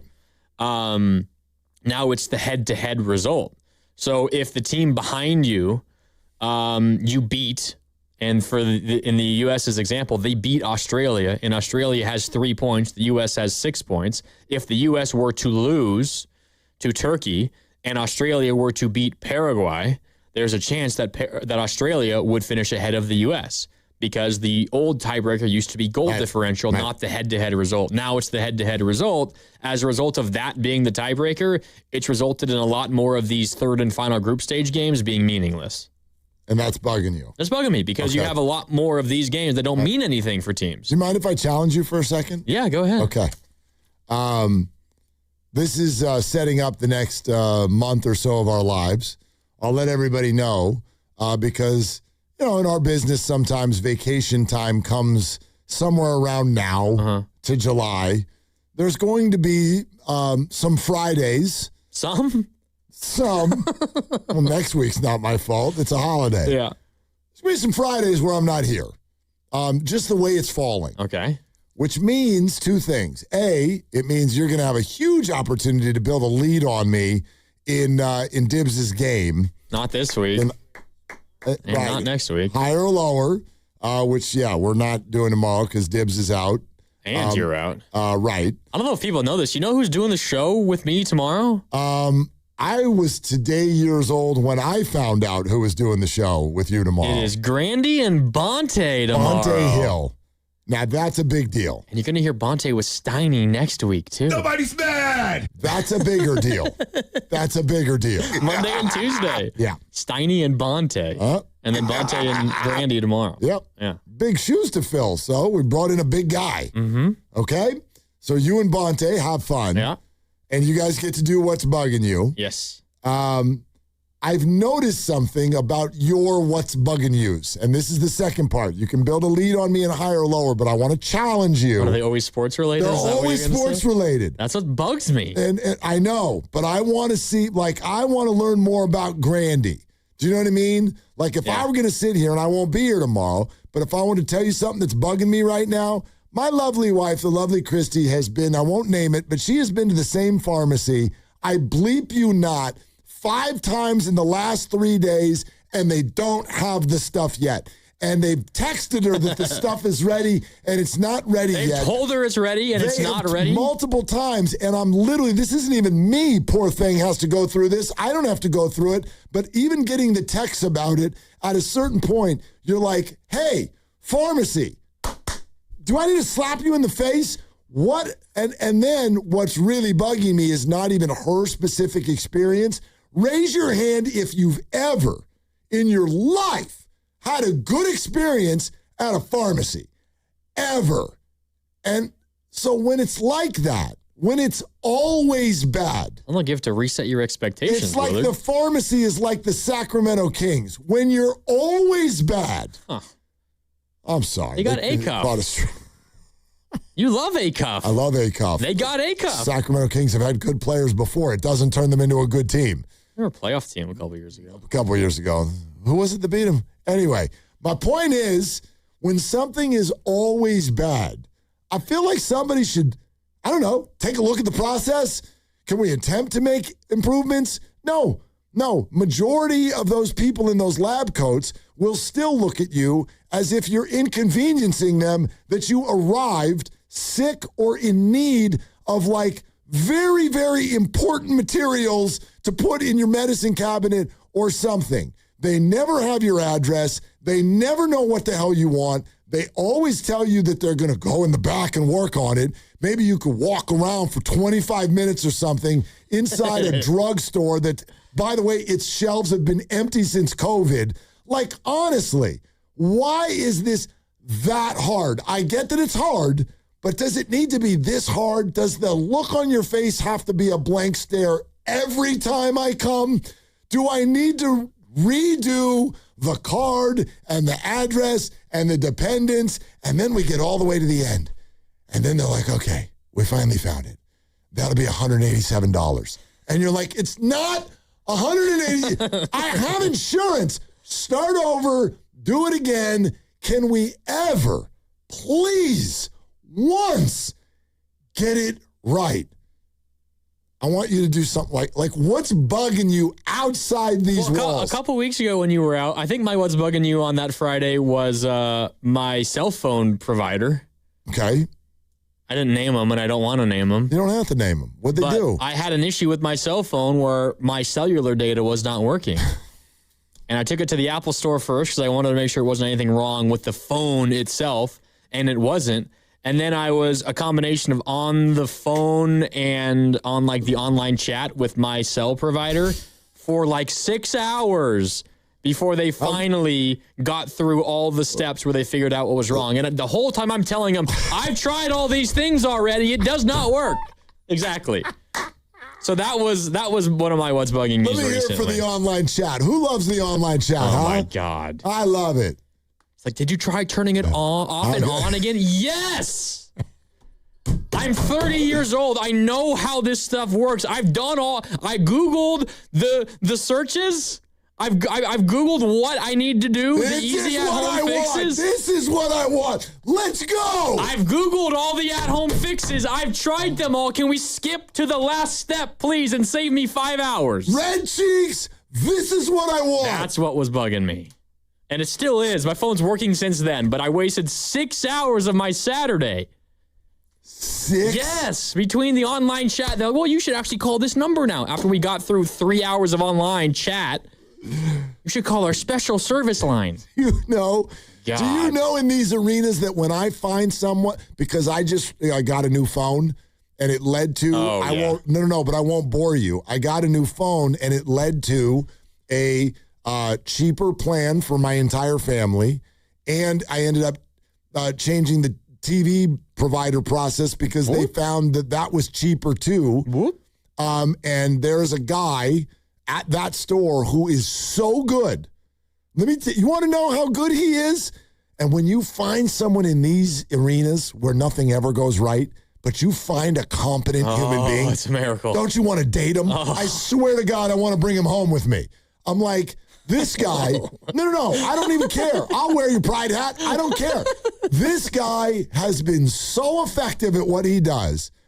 Got the whole TV thing all done. And he's like, it'll show up at your door. The instructions will be there. You just pair the remotes and voila. I've seen you with technology. Did you figure it out yourself? I figured it out, except for one of one of the remotes wouldn't pair. This dude gives me his phone number. His personal phone number? And I don't know if it's personal or work or whatever, but he answers it, and I can text him, and I'm like, my dude, one of the remotes worked, the other one's not working. This guy, with a simple text message, goes, yeah, those things can be finicky. So here's what I want you to do. When you go home tonight, go around to the back of the TV, and I know the remote's supposed to just work regular, but like at the same time, I want you to press fast forward and rewind and like hold them down for like 3 seconds. To the back of the TV? Which is where the box is like hooked up. And he's like, they're going to start flashing.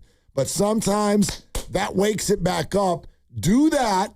Try that. If it works, great. If not, I'm going to get you a ticket and they'll resend a new box out to you and all this stuff. And it worked. And this is one of those things where you read it, you're like, no, I've been dealing with this for 2 days. I'm not going to stand in one area of my room, press 2 random buttons on the remote, and then magically this thing's just going to work. Well, not random. It's probably like how you reset it or something. Freaking worked perfect. He knows what he's talking about. And my dude, I'm like, you are gold. You're gold. If you work in one of those arenas, right? Phones or the gas company. It's kind of just customer service in general. But like if you find a human and they're like, here's my phone number, and if anything's a problem, you text me, and then I'll just fix it with a text back to you. I'm like, you're underpaid. I don't care what they pay you. You're underpaid. You're Steph Curry to me. I want to give that guy $60 million a year because that, again, 6 hours on a Saturday. It saves your whole week when somebody can fix crap like that. God. Took so long. What ended up needing to happen was they needed to just give me a new eSIM card. So I had to go into my phone, delete the old eSIM card, and then my carrier had to issue me a new eSIM card, and I had to put it into my phone. I don't even know what an eSIM card is. Well, you know, SIM cards that used to be physical, now they're just, electronic on your phone. There's no physical SIM card. I do not know how stuff works. I don't want to know how stuff works. Unfortunately, I had to figure out how things work. I want human beings who can tell me how to make stuff work. That's all I want. Poor guy doesn't even know anything that happens for the rest of my life phone related. He's getting a text. He can never get another job. I don't care. He'll have moved on in his life. He'll be running some company, and I'll be like, no. Can you help me fix my phone? I mean, seriously. All right. You're listening to 95.7 The Game, KGMZ FM and HD1 San Francisco and Odyssey Sports Station. Home of the Golden State Warriors and Valkyries, always live on the free Odyssey app. Coming live from the Laughing Monk Studios. Anyway, so U.S. men's national team tonight. And I was thinking... You're looking for an edge. I was thinking pizza, and now I'm just like, I don't know. This might only be a mac and cheese night because... Well, a week from yesterday. I know. That's a pizza day. Well, are we going? I think.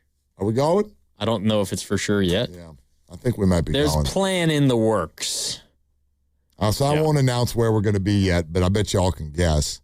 You probably figure it out. The game is going to be at San Francisco Stadium. 5 o'clock on Wednesday, July 1st. But it's not going to be in San Francisco. Yeah. It's going to be in Santa Clara. And... we're going to try to be real, real close to that stadium. Hopefully, fingers crossed. And if we are indeed there, y'all should come watch that game with us. Absolutely. You talking about your experience with that customer service representative that helped out with your phone and your TV, it kind of reminded me a little bit of the Giants. And I'm not trying to force this because it's what we've been talking about already, but I think it works because the Giants have been a train wreck for this whole season. Like, I don't think I'm putting it lightly. Like, they've been a train wreck. Yeah. And you remember towards the beginning of the season, like early to mid-May, when Eldridge got called up, and the team was off to a bad start, but it wasn't terrible, and the season was not over, and we were excited that Eldridge was up, and then we found out that Eldridge was going to be used as a pinch hitter mostly. And we all lost our minds because I think that was the right thing to do. Mm-hmm. Since then, after a couple of weeks of just this fiasco and this madness, he's been in the lineup every single day, essentially. But for the most part, he's been playing DH. But the Giants, he's been playing first base a little bit more recently. Last 2 games. For the majority, he's been DHing. The Giants set the bar so low, and there were so many other problems that I was willing to just look past and say, you know what? I don't care that he's not playing first base, even though I know I want that, and I think it's the best thing for him. I'm just happy you finally wised up and are playing him every day. It's kind of like your experience or anyone's experience with customer service. I get what you're saying. When they just do the rock bottom bare minimum and they actually help you with your problem, you're like, oh my God, it's a miracle. Totally. So when the Giants just play Bryce Eldridge and they DH him, I'm like, you know what? This is amazing. I will take it because I don't expect you to do anything right at this point. All right. I mean, it's their expectation. They've made it impossible for fans to expect anything above just the rock bottom basics. Your analogy plays all across the board because, I mean, you can even do the simplest of things, which is a mini winning streak.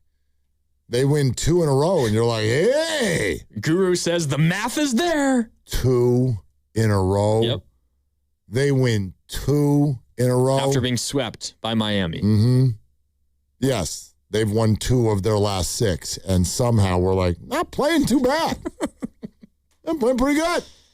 I mean, it's across the board. I'm willing to look past so many other things that, frankly, I think they're doing wrong just because they're doing this other thing less wrong than they were in the past. Yeah.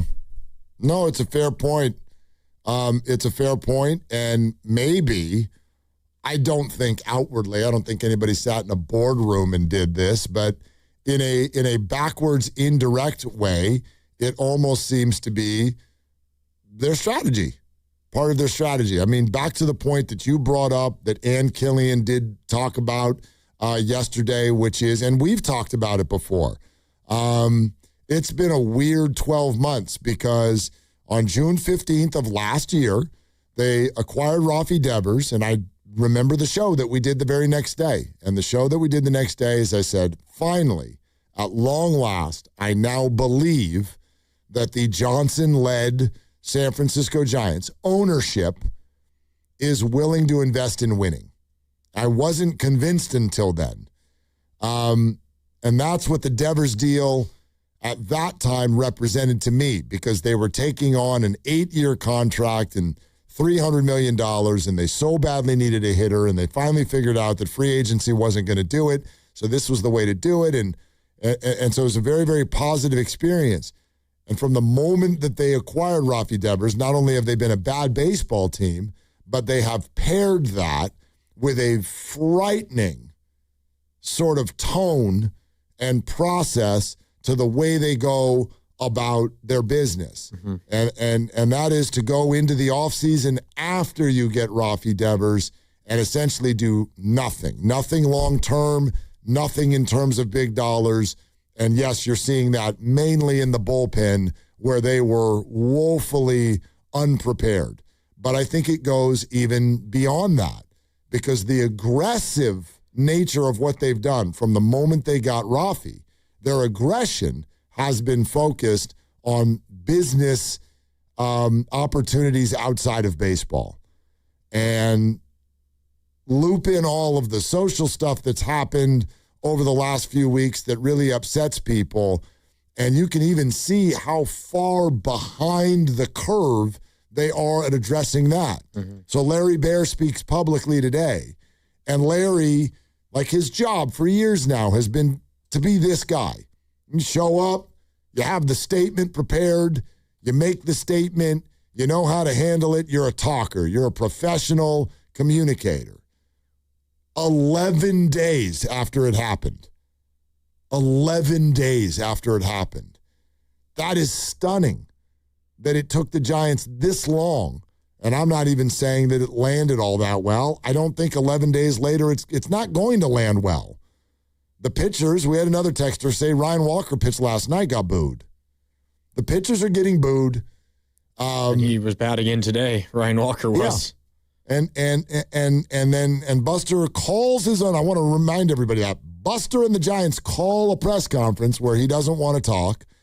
And then, and I think we can let everybody, a lot of you're smart, you know this. The appearance that Larry made today was supposed to be Buster. And the Giants subbed Buster out and put Larry in. And then Larry did the prepared statement, and there are reports that those who were hosting that particular show were not allowed to ask any follow-ups at all about anything Pride Night related outside of that prepared statement. And so it's just like you're constantly playing catch-up. This isn't even about Pride Night. It's about Giants ownership and what matters to them. And right now, the message that I think a lot of people are getting is it goes even beyond. I know some fans feel like, well, I know who doesn't matter, and it's us. But extend that even further. I don't know how much winning baseball games. I know it matters to Buster. I really do. There's no way. I mean, his face says it all. Yeah. Buster's wearing this. Tony is wearing this. Yes, the players. Baseball matters. I don't know if the ballpark remains full and Mission Rock remains profitable, and those two things seem like a 2-foot putt. I don't know how frustrated ownership actually is by what's going on. And that's the scary part as a fan. the really terrifying part as a fan, because as you mentioned earlier, the last decade of Giants baseball, one winning record. And it does not feel like ownership is frustrated in the slightest about that, because they're raking in all the money they could possibly dream of. Have you noticed that, and Pasta, maybe you can remind, has Greg Johnson spoken to anyone this year? Preseason, in spring training. Since the year started. With Andrew Baggerly. I remember reading that piece in The Athletic. Yeah. I don't think I've seen anything since the season started, since the regular season started. That's wild. I don't remember exactly when the Baggerly piece dropped on The Athletic with Greg Johnson. I think that was probably towards the end of spring training, just before the season began, but no, I haven't heard anything since then. Andrew Baggerly did a Q&A with Greg Johnson, and he released part 1 on March 30th and part 2 on April 21st. So I assume the interview took place in full sometime in spring training. But he released the second half of it 3 weeks into the year. I didn't even realize it was that far apart from each other. Yeah. But yeah, that was a pre-regular season interview. So he has not made himself available to anyone since opening day. I don't think so, unless I missed it. And with everything that we just threw out, I mean, forget any other opinion. Just simply 33 and 47. 33 and 47. And seemingly often people in leadership positions in front of reporters speaking, but not prepared to do so. And looking uncomfortable and not wanting to dive into things and fighting back and blaming media and all that. And not once has the ownership group for the Giants said one word. That's kind of brutal. I mean, can you imagine Joe Lacob doing that? Can you imagine, how about the Mets? The Mets suck. They keep spending money. They're terrible. And they suck. And their owner... Steve Cohen talk? He talks all the time. Every day. I mean, the guy tweets every night. As a fan, that's the stuff that scares me. Because as we all know, we can look around the map of America and you can point to the teams where you're like, well, that team is up a creek because of ownership. They may luck into a good season here or there, but they're screwed because owners. Arizona Cardinals, Sacramento Kings. I can keep going. There are certain franchises in sports where you look at it and you're like, the Commanders were that way until a recent sale. Another good example. And there's nothing you can do. There's nothing you can do. You can't trade the owner. I'm not saying the Giants are one of those teams, but to your point about you're concerned about Jimmy Butler and his future potential contracts with the Warriors. It hasn't happened yet, but you're concerned because there's some signs you don't like. It's kind of how I feel about Giants ownership. And I think mine's further along than yours. That has more evidence. Yeah. Yes, I'm with you there. Yeah.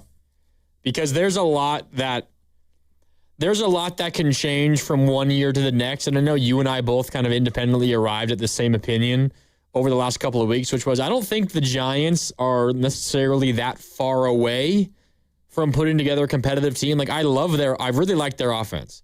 I know they've had last night they didn't score until the 9th inning, but I like their offense. Yeah, I do. I think it's a pretty damn good offense. From May 1, they've been a top level offense. We'll see what next year's is, if that has a rise, doesn't have a rise, that's going to make an impact. Obviously, we'll see there, but I don't think the offense is that bad.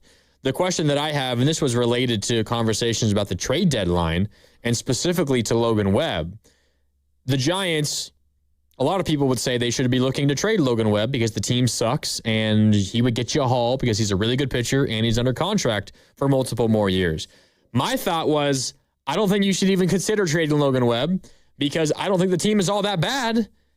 And if the team isn't all that bad, I think they could maybe be decent next year. I need Logan Webb to be on that roster. But the only way that they turn that offense plus Logan Webb into a competitive baseball team is if there is a willingness from ownership to spend a good chunk of money when they've already spent a good chunk, but make it a gigantic chunk to add to the pitching staff and to the bullpen. And I don't have necessarily a ton of confidence that they're going to jump from the 10th highest payroll or whatever it is to the 4th highest payroll. But I think you're not that far away. You spend a good amount, but spend a ton, and you can be a really good baseball team. There are good pieces here, really good pieces here. Some that we didn't realize they were this good. Casey Schmidt, Jung-Hoo Lee. But it's going to take an extra investment from ownership, and I'm not sure if there is any reason why ownership feels like that's necessary. Well, there's two things that pop with what you just said. First of all, we were all sitting around before the show even started talking about what I find to be a weird dynamic, which is this is a really bad team. They've taken us on kind of an unpleasant journey the last few months. However, person to person around the roster, especially on the offensive side, Logan Webb is definitely a part of this. But there are a ton of individuals where I'm like, I like that dude. Yeah. I like a lot of these players. Some of them, you're thinking to yourself, jury's still out. Rafi Devers has had a weird week. And I didn't like a lot of the things he did, but that doesn't mean I'm out on Rafi Devers. Adames and Chapman, I get it, the length, the price, all of that. But it's not like they're 100% unproductive players. And I think that they're the two team leaders outside of Logan. On offense, they're the two team leaders. And then go to some of these other pieces. I don't need to say a word about Bryce Eldridge. That's exciting. Casey Schmidt, this thing's wild and looks sustainable. And then let's get to right field. Oh, my goodness. Jung-Hoo Lee has turned into a freaking vibe. He's been so good. On every level. The defense last night, the big hits, the clutch nature, the constant, I think, I don't know if he is in this moment, but a couple nights ago, he was leading the league in hitting. And this has been a lengthy experience now to the point where you're like, oof, I think actually maybe they were right. It took a minute, but I think they hit on Jung-Hoo Lee, and he's signed for 3 more years after this one. Yes, an opt-out after next year, we'll see. But he's making a pretty big salary, and I don't know in the new collective bargaining agreement if it's going to make sense for him to opt out and go elsewhere. We'll see. Maybe the Giants sign him to a longer extension before you get to that opt-out. But they've really got some. So they're like individual by individual, I'm kind of like, I'm into this. However, the ownership part of it, even when you're bad, let's use the Warriors war room the other night as an example. The internet starts to lose it because Joe Lacob's hands are up in the air and there seems to be an animated conversation. And I've already been on record wishing that Joe Lacob were a little less a part of the draft process. But I'm going to lose that because he's the owner and he is. So he is. But one thing you could never, because I think that is literally less than no big deal, that happens all the time in war rooms. But there's an animated conversation in the war room between a GM and an owner. Probably happens more often than not. I would be more frustrated if it didn't happen than if it does happen. I never have to wonder if Joe Lacob cares about basketball. About winning. That's it. Yeah. If there's one thread about ownership in sports, some care if they win, Joe Lacob. Some don't, John Fisher. I mean, just treat your team like you're a fan of the team, not like it's a business. That's all you want. And Greg Johnson and everybody with the Giants now for a handful of years has really not struck the chord of we wear this when it's not going well. They don't. Politics aside, there's the comment about breaking even, and then a year like this, and you're just dust, you're invisible. I want to see how mad you are. And the fact that we don't makes me think that you aren't. And that's a really crappy feeling as a fan. That gives me no hope that anything's going to change for the better in the future. And that's where it's the most terrifying. Because we've talked a lot about the contracts, Devers, Adames, Chapman, and that has kind of died down a little bit of late, probably because there's other crazier things that have been happening that there's no time to talk about that stuff. I felt for a while that it always felt like an uphill battle to get this ownership group to be willing to spend more than they've already spent. And there's been a fair investment into the club. Like, The willingness to acquire Devers, to spend on Adames and Chapman. I know it's only, 12th, 10th highest payroll? Which it should never be. It should be higher than that. It should never be. It's not as if they have a bottom half of the league payroll. I'm split on the comment that you just made, but you're not wrong. There's been some investment. Some. Across all of Major League Baseball, better than most, but across the teams that are in the echelon of the Giants, it is on the lower end. There's no doubt about it. I've always felt, though, since, as a result of that, when those big money contracts that they have on the books have flatly failed so far, and maybe Chapman less so, obviously, we don't need to talk about all three like they're exactly the same. I've felt that ownership group watching those contracts not pan out the way they wanted them to would further decentivize them from handing out more money. And the response would not be, well, let's pay more so that we can be better. It would be, well, we're paying this much money and we're one of the worst teams in baseball, yet we're still kind of profitable.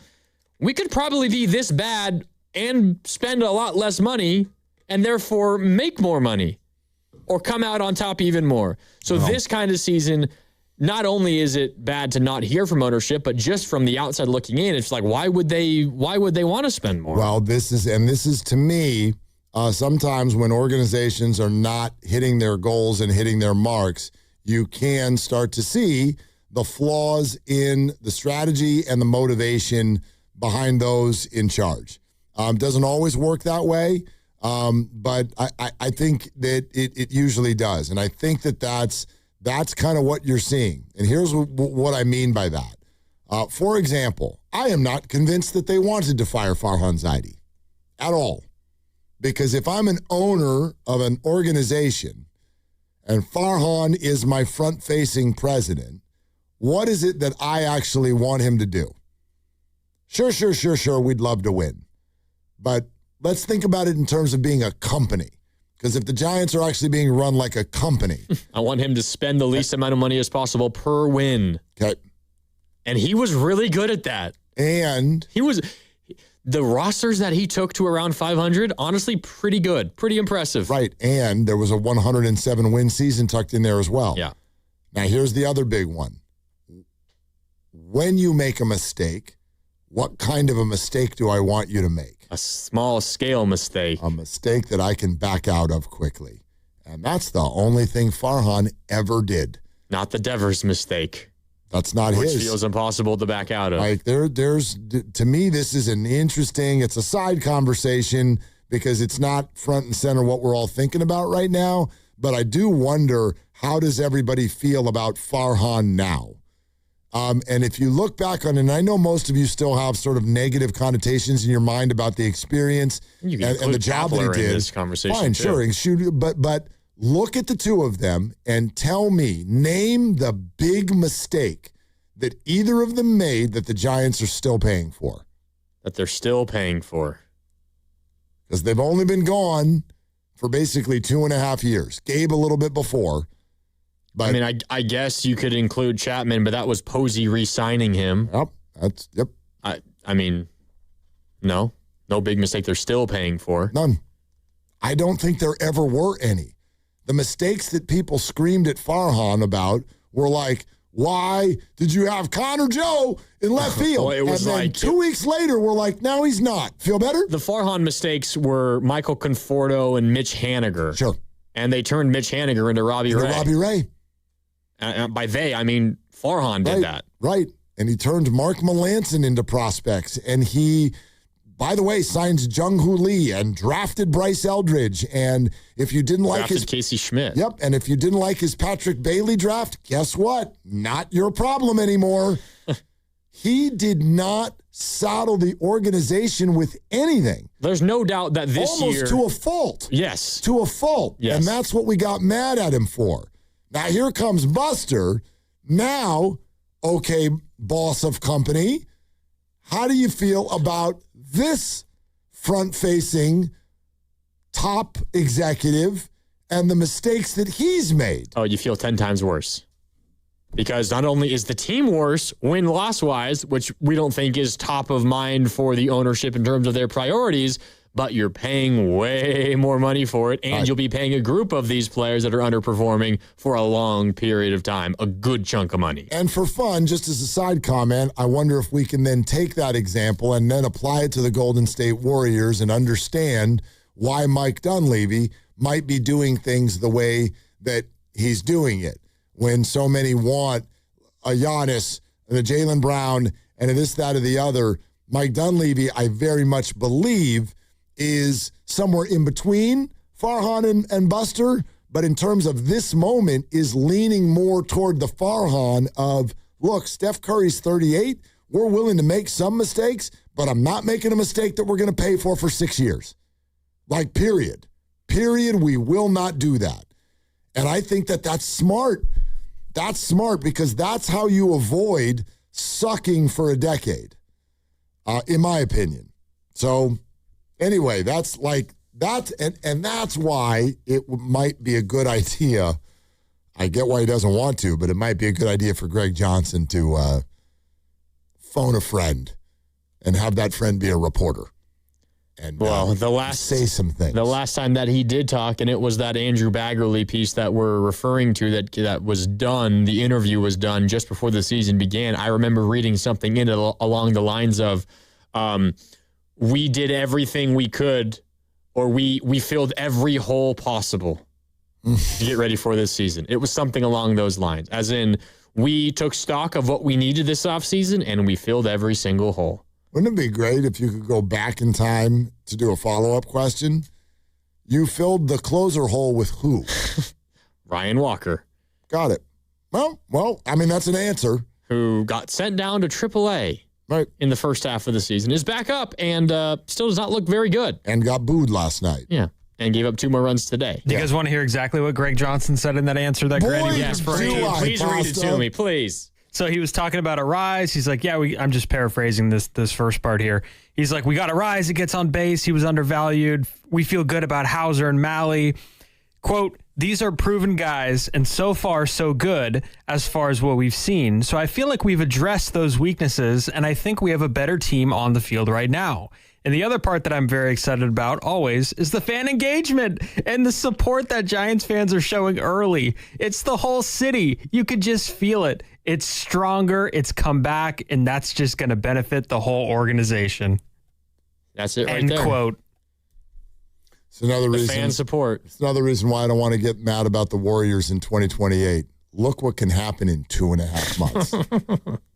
Look what can happen in 2.5 months. It's hard to not be cynical when he talks about the fan support like that, because there was excitement for the Giants team coming into the season. There always is, but particularly this year with Devers and this offense.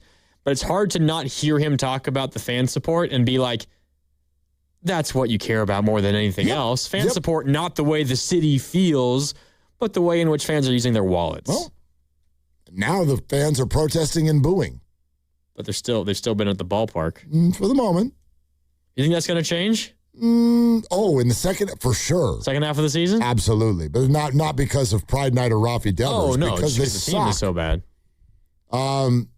What was the number today? That did not look like a great crowd today. I can find it for you. you. I reject the idea that, because it was Wednesday. MLB says 33,000. Really? 33,089 people. That's a nice crowd. It did not look like 33,000 to me. It didn't look like 33,000 to me. It's the official number. And look, first of all, the sun is out. The kids are out. The A's are the opponent. I am not buying that today. But it's Thursday. People are working. Nobody's working. Nobody's doing anything in this life ever. I went over to remember the last Wednesday game? The last day game midweek. Oh, yeah. Who was it? It was the 11-10 walk-off. Oh, that's right. It was the Nationals. It was 75 degrees and the place was jammed. Jammed. The future. Like every bar was pulsating at 11:45 in the morning. So I like the fact that today was Thursday. No. And the A's are in town, which brings in a complete. Oh yeah, a complete second fan base. There was a good chunk of A's fans. Always is, as you expect. Always is. You could hear it on the broadcast. Every time the A's scored a run, there was a pretty loud cheer. For sure.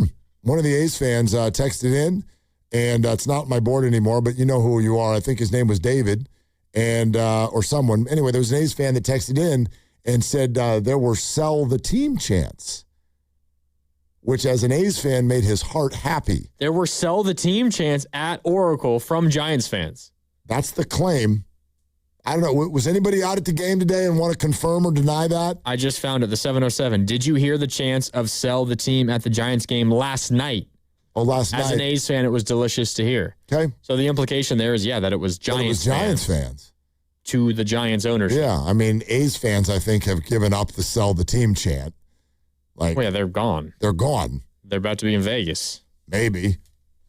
I don't know anything about probably. anything with that organization, but let's go to Rich in Fremont. Hi, Rich. Thanks for calling. What's up? Hey, Mark. You were going on about how some of the pitfalls you experienced going to the pharmacy. Yes. You're not going to like what I'm going to tell you. Oh, but damn I got to it. tell you. Are you a pharmacist, Rich?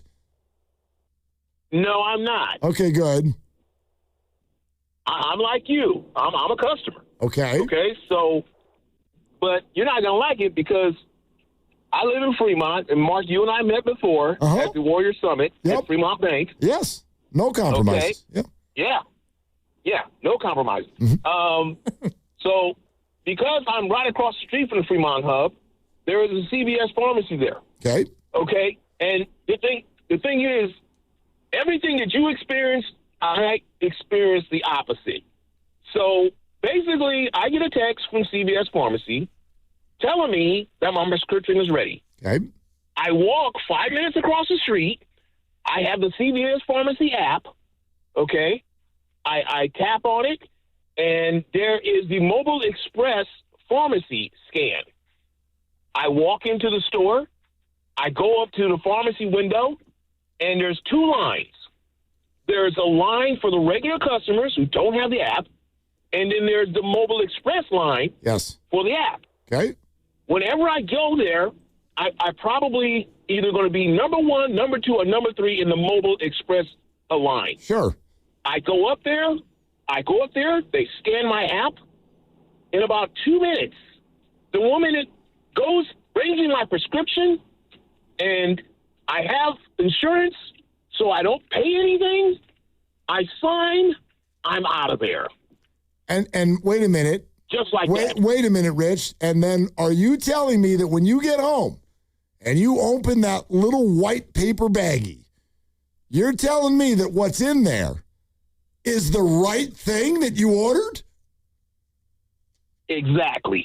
It's a brown paper bag, but they are very good at CVS. Okay, Rich, here's what I'm going to tell you. By no stretch do I not like what you said, but what I want to tell you is that you are a privileged human being, and you have found the best pharmacy on planet Earth.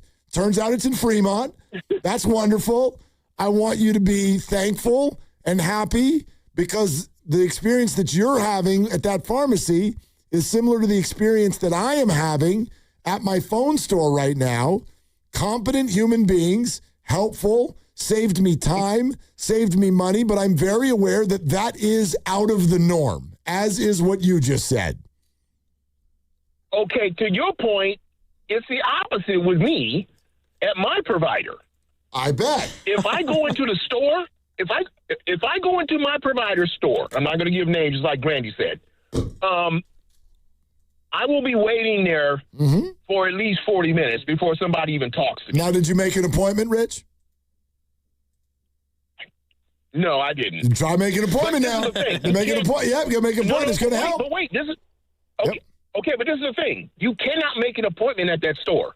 Well, then, okay, that's a problem. Totally walk in. Yeah. Okay. Now, do you go right when it opens? I mean, literally standing outside the door when it opens? No, I do not, because I do have to work, so I just go there after work. See, that's another trick, but that's where I'm privileged, because at 10 in the morning, I ain't got bleep to do, Rich. You know what I mean? Like Steiny and Guru are yelling at 10 in the morning. I ain't got to worry about nothing. So I'll be there waiting when that door opens. Right. So, Rich, tell you what, your pharmacy experience and my phone experience should have a baby, and we can fix the world. Day. Sounds good to me. I'm all for it. All right. Hey, Mark, Grandy, thanks for your time, guys. See you, Rich. He just said my whole name, Mark Grandy. He did. Yeah. No, he didn't mean it that way. Just totally ignored me. Like I don't even exist. Pasa's fascination with Dennis is one of my favorite parts of this radio station. Yeah, that's Dennis. I love that guy. Well, I've learned to. I didn't that day, but I've learned to. It's one of those not love at first sight things. But then we grew together after that. So, hey, Gene wants to talk, but Gene, you got to hang out. Hang out, and we will get to your call for sure. But right now, especially because I believe that we will win, it is time to go live to Mark Grandy. That's his full name. And he's got this World Soccer Championship update. Thank you, Willard. This World Soccer Championship update is brought to you by Jack's Bar and J-Town Pizza, your destination for international soccer action in San Jose's Japantown. A busy day today as a couple of groups wrap up their group stage play. First up, it was Curacao versus the Ivory Coast, or Côte d'Ivoire, from Philadelphia. It was a 2-0 win for the Ivory Coast. These games kicked off at the same time, so nobody in the group has an advantage over the other. As that game was going on, Ecuador versus Germany from New York, New Jersey. That was a 2-1 win for Ecuador, and that wrapped up action in Group E. As a result of all these results, Germany wins the group. They're on to the knockout stage. Côte d'Ivoire, the Ivory Coast, finishes second, and they're on to the knockouts for the first time in their history. Congratulations to the Ivory Coast. Ecuador, with their win versus Germany, also got through to the knockouts. They're one of the 8 3 seeds that made it through, so they are in. Curacao finishes 4th, and their World Cup is over. Going on right now, it's Japan versus Sweden. That is 1-1 in the 78th minute. Both teams will advance with a win or a draw. Japan's in a good spot even if they were to lose. Sweden got a decent shot even if they lose, but both teams can guarantee they advance if they draw, or whichever side wins also guarantees they move on as well onto the round of 32. And then also in action right now in Group F is Tunisia versus Netherlands. The Netherlands are through, and they're up 3-1 in the 80th minute. They're going to win this game. They will win the group. Tunisia has already been eliminated, so no surprise there. So it looks like from Group E, Germany, Côte d'Ivoire, and Ecuador will all advance. In Group F, it will definitely be the Netherlands and likely both Japan and Sweden, not 100% there. And then we have Group D action tonight. Paraguay versus Australia in Santa Clara. The U.S. versus Turkey in Inglewood. U.S. is through. We know that. Turkey has been eliminated already. Paraguay and Australia, they're both fighting for their lives. Win or a draw. Australia is through. Paraguay need a win to guarantee a knockout spot, but they might qualify regardless as well. But we will find out the way it all plays out today. And that is your World Soccer Championship update, brought to you by Jack's Bar and J-Town Pizza, your destination for international soccer action in San Jose's Japantown. That was a lot of soccer right there. It's a lot with all the different scenarios. Yeah, well, you got 12 teams, and I think what I just heard is 9 of them have a really good chance of getting in. Well, it's very different this year. 32 teams that make it, and there's only 48 competing. I like this. It's kind of like, it's not World Cup. It's like AYSO. Everybody wins. We got some oranges tonight. It kind of is like that. Everybody's in the knockout stage. Kind of like that. It's kind of like that for this World Cup. All right, we're sponsored by Ceremony Ford. Ford's American Value for American Values employee pricing event is happening now at Ceremony Ford. Get employee pricing for all on most new 2025 and 2026 Fords in stock right off 280 in Colma, Daly City, 24/7 at ceremonyford.com. Ceremony Ford, your Bay Area Ford dealer. Gene, hang right there. Anybody else want to weigh in? 888-957-9570. Grandy in for Dibs. Willard and Dibs. Yeah, Dan Dibley here for Fremont Bank, which, as you know by now, it's my bank, and it has been for more than 6 years. And I love this bank because it's a family-owned bank with the family-owned feel. They started back in 1964, and when they did that, it was just one branch, but now they have 21 branches. So if you go around in your Bay Area, you're going to find a Fremont Bank branch, and you're going to see it, and you're going to think, you know what? I want that full-service banking with no compromises, and you should. It's not a big box bank. It's a good local bank. And when you deposit your money with Fremont Bank, they reinvest it locally into businesses, philanthropy, home ownership, all the good stuff that makes our Bay Area the best area in all of the country. And that's why you should be a Fremont Bank customer. The money stays here. It's local. It's not a big box bank. It's a good, solid local bank. And we talk about Fremont Bank, and you know that they're here for you and here for good. It's 5:30. Everyone's hungry. Nobody wants to cook. So make tonight fried chicken night with Safeway's fried chicken. Usually found hot and ready in the deli section. It's crispy, home-style fried chicken, hand-breaded with a seasoned blend of herbs and spices for that golden, craveable crunch the whole family loves. Whether you're driving home from work, picking up the kids, or running one last errand, Safeway has dinner ready when you are. Stop by Safeway tonight and bring home fried chicken from the deli. Safeway, fresh food, easy dinner, right on your way home. This is Larry Flick, owner of The Floor Store. Our 4th of July sale's on now. 25% off store-wide through July 6th. Carpet, hardwood, laminate, waterproof flooring, and much more. With a sale like this, who needs fireworks? The Floor Store, your Bay Area flooring authority. Hey, Bay Area sports fans, get ready for game day with Laughing Monk Brewing. Whether you're watching with friends or heading out after the final whistle, Laughing Monk has the perfect beer for the moment. With locations in Sunnyvale, Scotts Valley, and Bayview in San Francisco, there's always a Monk nearby. And now, check out their newest San Francisco location in Nopa. From crisp lagers to bold IPAs, every beer is righteously brewed in San Francisco. Grab a pint, grab your crew, and make game day better at Laughing Monk Brewing. Righteously brewed in San Francisco. If you're still using a sports book to bet on the soccer tournament, you're getting robbed. Delete that app and join the millions using Polymarket. Polymarket is a prediction market, not a sports book. Trade against other fans, not the house. Polymarket, your go-to prediction market for soccer's biggest stage. Available in all 50 states. Download the Polymarket app. Use promo code BLAZE to unlock $50 free for your first trade. That's promo code BLAZE. Trading not available in all jurisdictions. Check local regulations before trading. Restrictions and eligibility apply.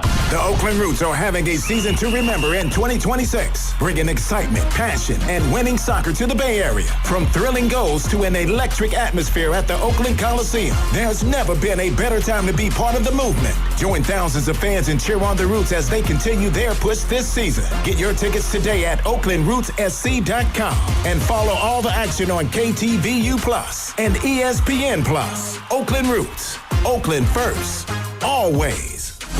Hey, baseball fans, want to turn your good deed into game day? This June, donate blood with Stanford Blood Center and score 2 free tickets to see the San Francisco Giants in action. No batting average required, just a little time and a big heart. In about an hour, you can help save lives, and we'll send you to the ballpark to celebrate. So grab a friend, roll up your sleeve, and make it a double play. Help patients in need and catch a Giants game at Oracle Park. Visit StanfordBloodCenter.org to book your appointment today. Stanford Blood Center, where heroes win big. And the match is about to begin. Most of the team is out with COVID-19, so there'll be some substitutes tonight. What's this? We have an unexpected guest on the field. It's a dog. Well, they could do with extra players. She's going for the ball. Are front paws hands or feet? Soccer season is full of surprises, and COVID-19 could be one of them. If you test positive, prescription medications may help. Ask your doctor if they're right for you. Learn more at PfizerForAll.com. Sponsored by Pfizer. My name is Whitney Allen, and I'm a widow. My husband, Ryan, died. We never thought we'd ever have to use life insurance, but the unexpected happened. With Ethos, signing up was fast and 100% online. You can get a quote in seconds, apply in minutes, and get same-day coverage. No medical exams, and you can get up to $3 million worth of coverage. I am grateful we were prepared. Get your free quote at ethos.com/radio. That's ethos.com/radio. Paid spokesperson. Time spent on application may vary. Online health questions required. Skechers elite athlete OG Anunoby has been making history on the basketball court. Anunoby tips it in. Unbelievable. What a shot. He's been balling out in Skechers high-performance basketball sneakers, and the world is noticed. But how does OG train off the court to keep in peak physical condition? Hands-free Skechers Slip-ins Aeroburst. They help prepare OG for the physical demands of playing at a championship level. Get your pair of Aeroburst for only $165 at a Skechers store, Skechers.com, or wherever high-performance running shoes are sold.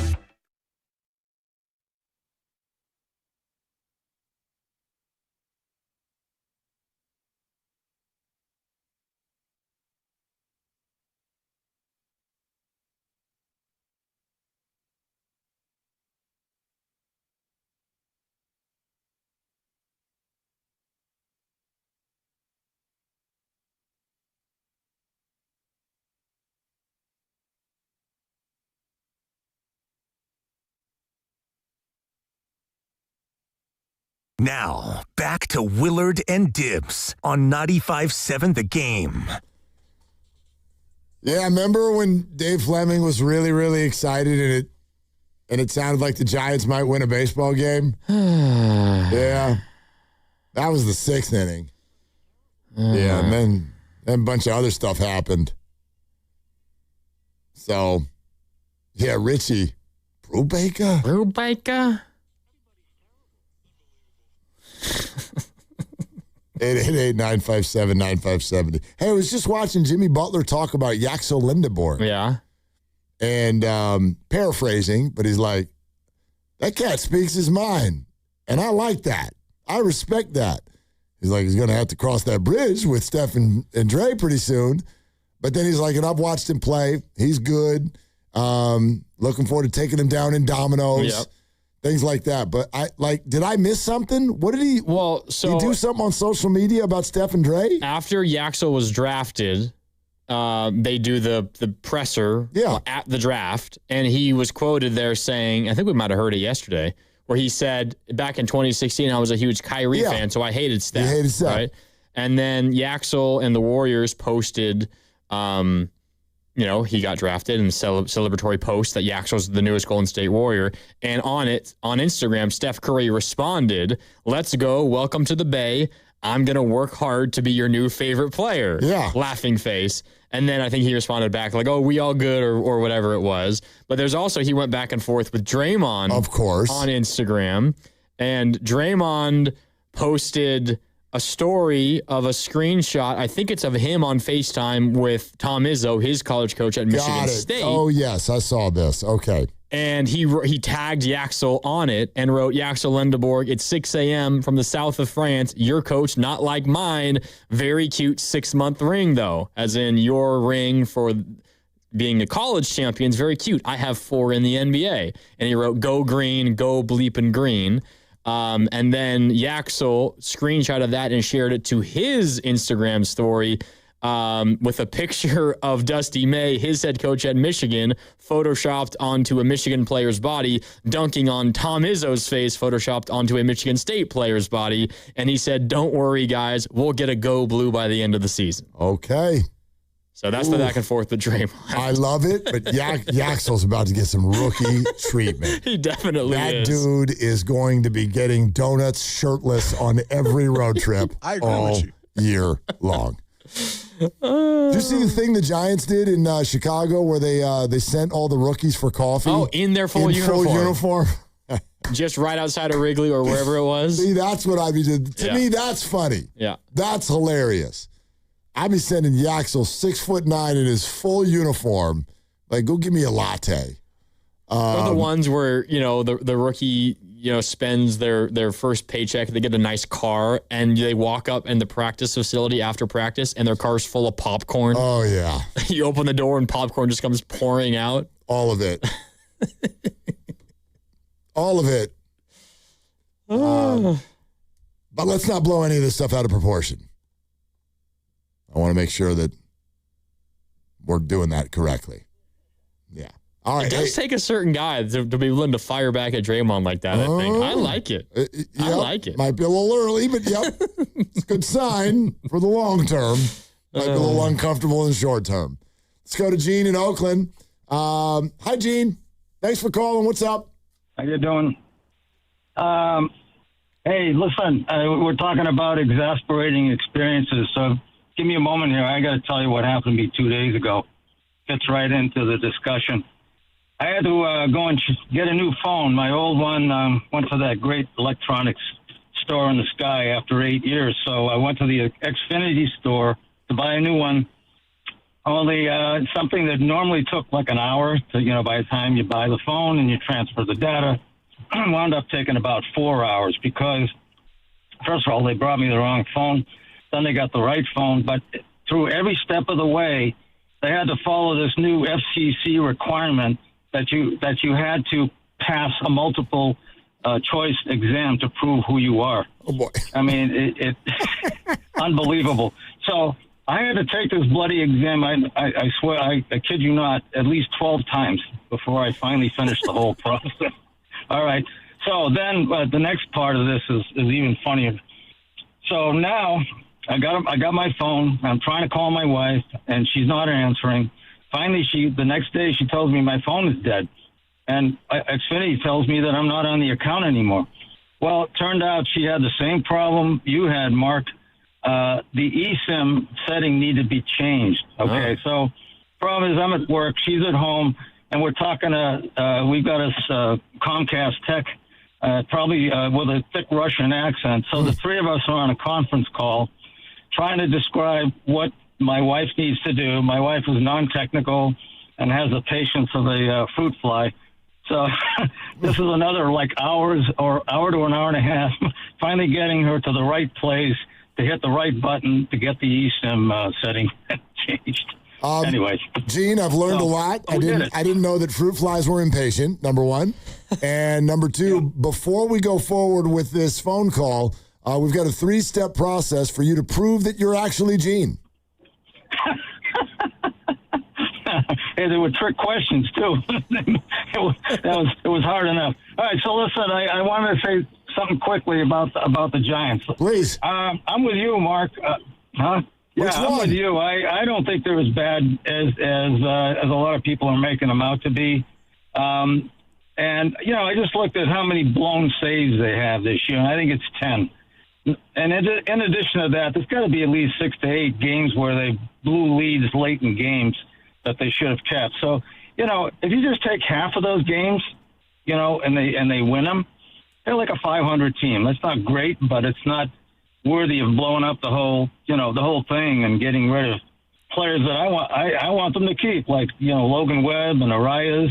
They got a really good core of players. And I agree with you too, Mark, that I really think they need to spend the extra money, fill in these spots that they need to fill. And, I think they have a pretty decent team next year. Gene, thanks. I think you're talking to two guys who probably at least agree with you a little bit on the idea of what I'm looking at right now doesn't feel like it has to take a really long time to fix. From a talent perspective. Correct. But, boy, my first question is, what does this team look like at the end of July? I don't know who's still going to be on it. I know Bryce Eldridge will be here. Yeah. I know Jung Hoo Lee will be here. You would think the guys that wouldn't be on it would be guys that might not be Giants next year anyway on the basis of their contract status. Maybe. You would think. I mean, they say they're listening to offers on the big boys. Yeah. I mean, of the big boys, you mean Devers, Adames, Chapman. It feels like Chapman is... I would say either none of them get traded or just Chapman get traded. Yeah, you're probably right. Of the big boys. You're probably right. Yeah. You're probably right. Hey, one more time, I want to let everybody know that on Monday, July 13th, we're all playing golf at Silverado. Want to play with us? Because you can. You can win a round of golf at beautiful Silverado Resort. There will be 6 winners, and each will be paired with a specific host of the 6 hosts here at 95.7 The Game. So if you're available on Monday the 13th, then go to 957thegame.com.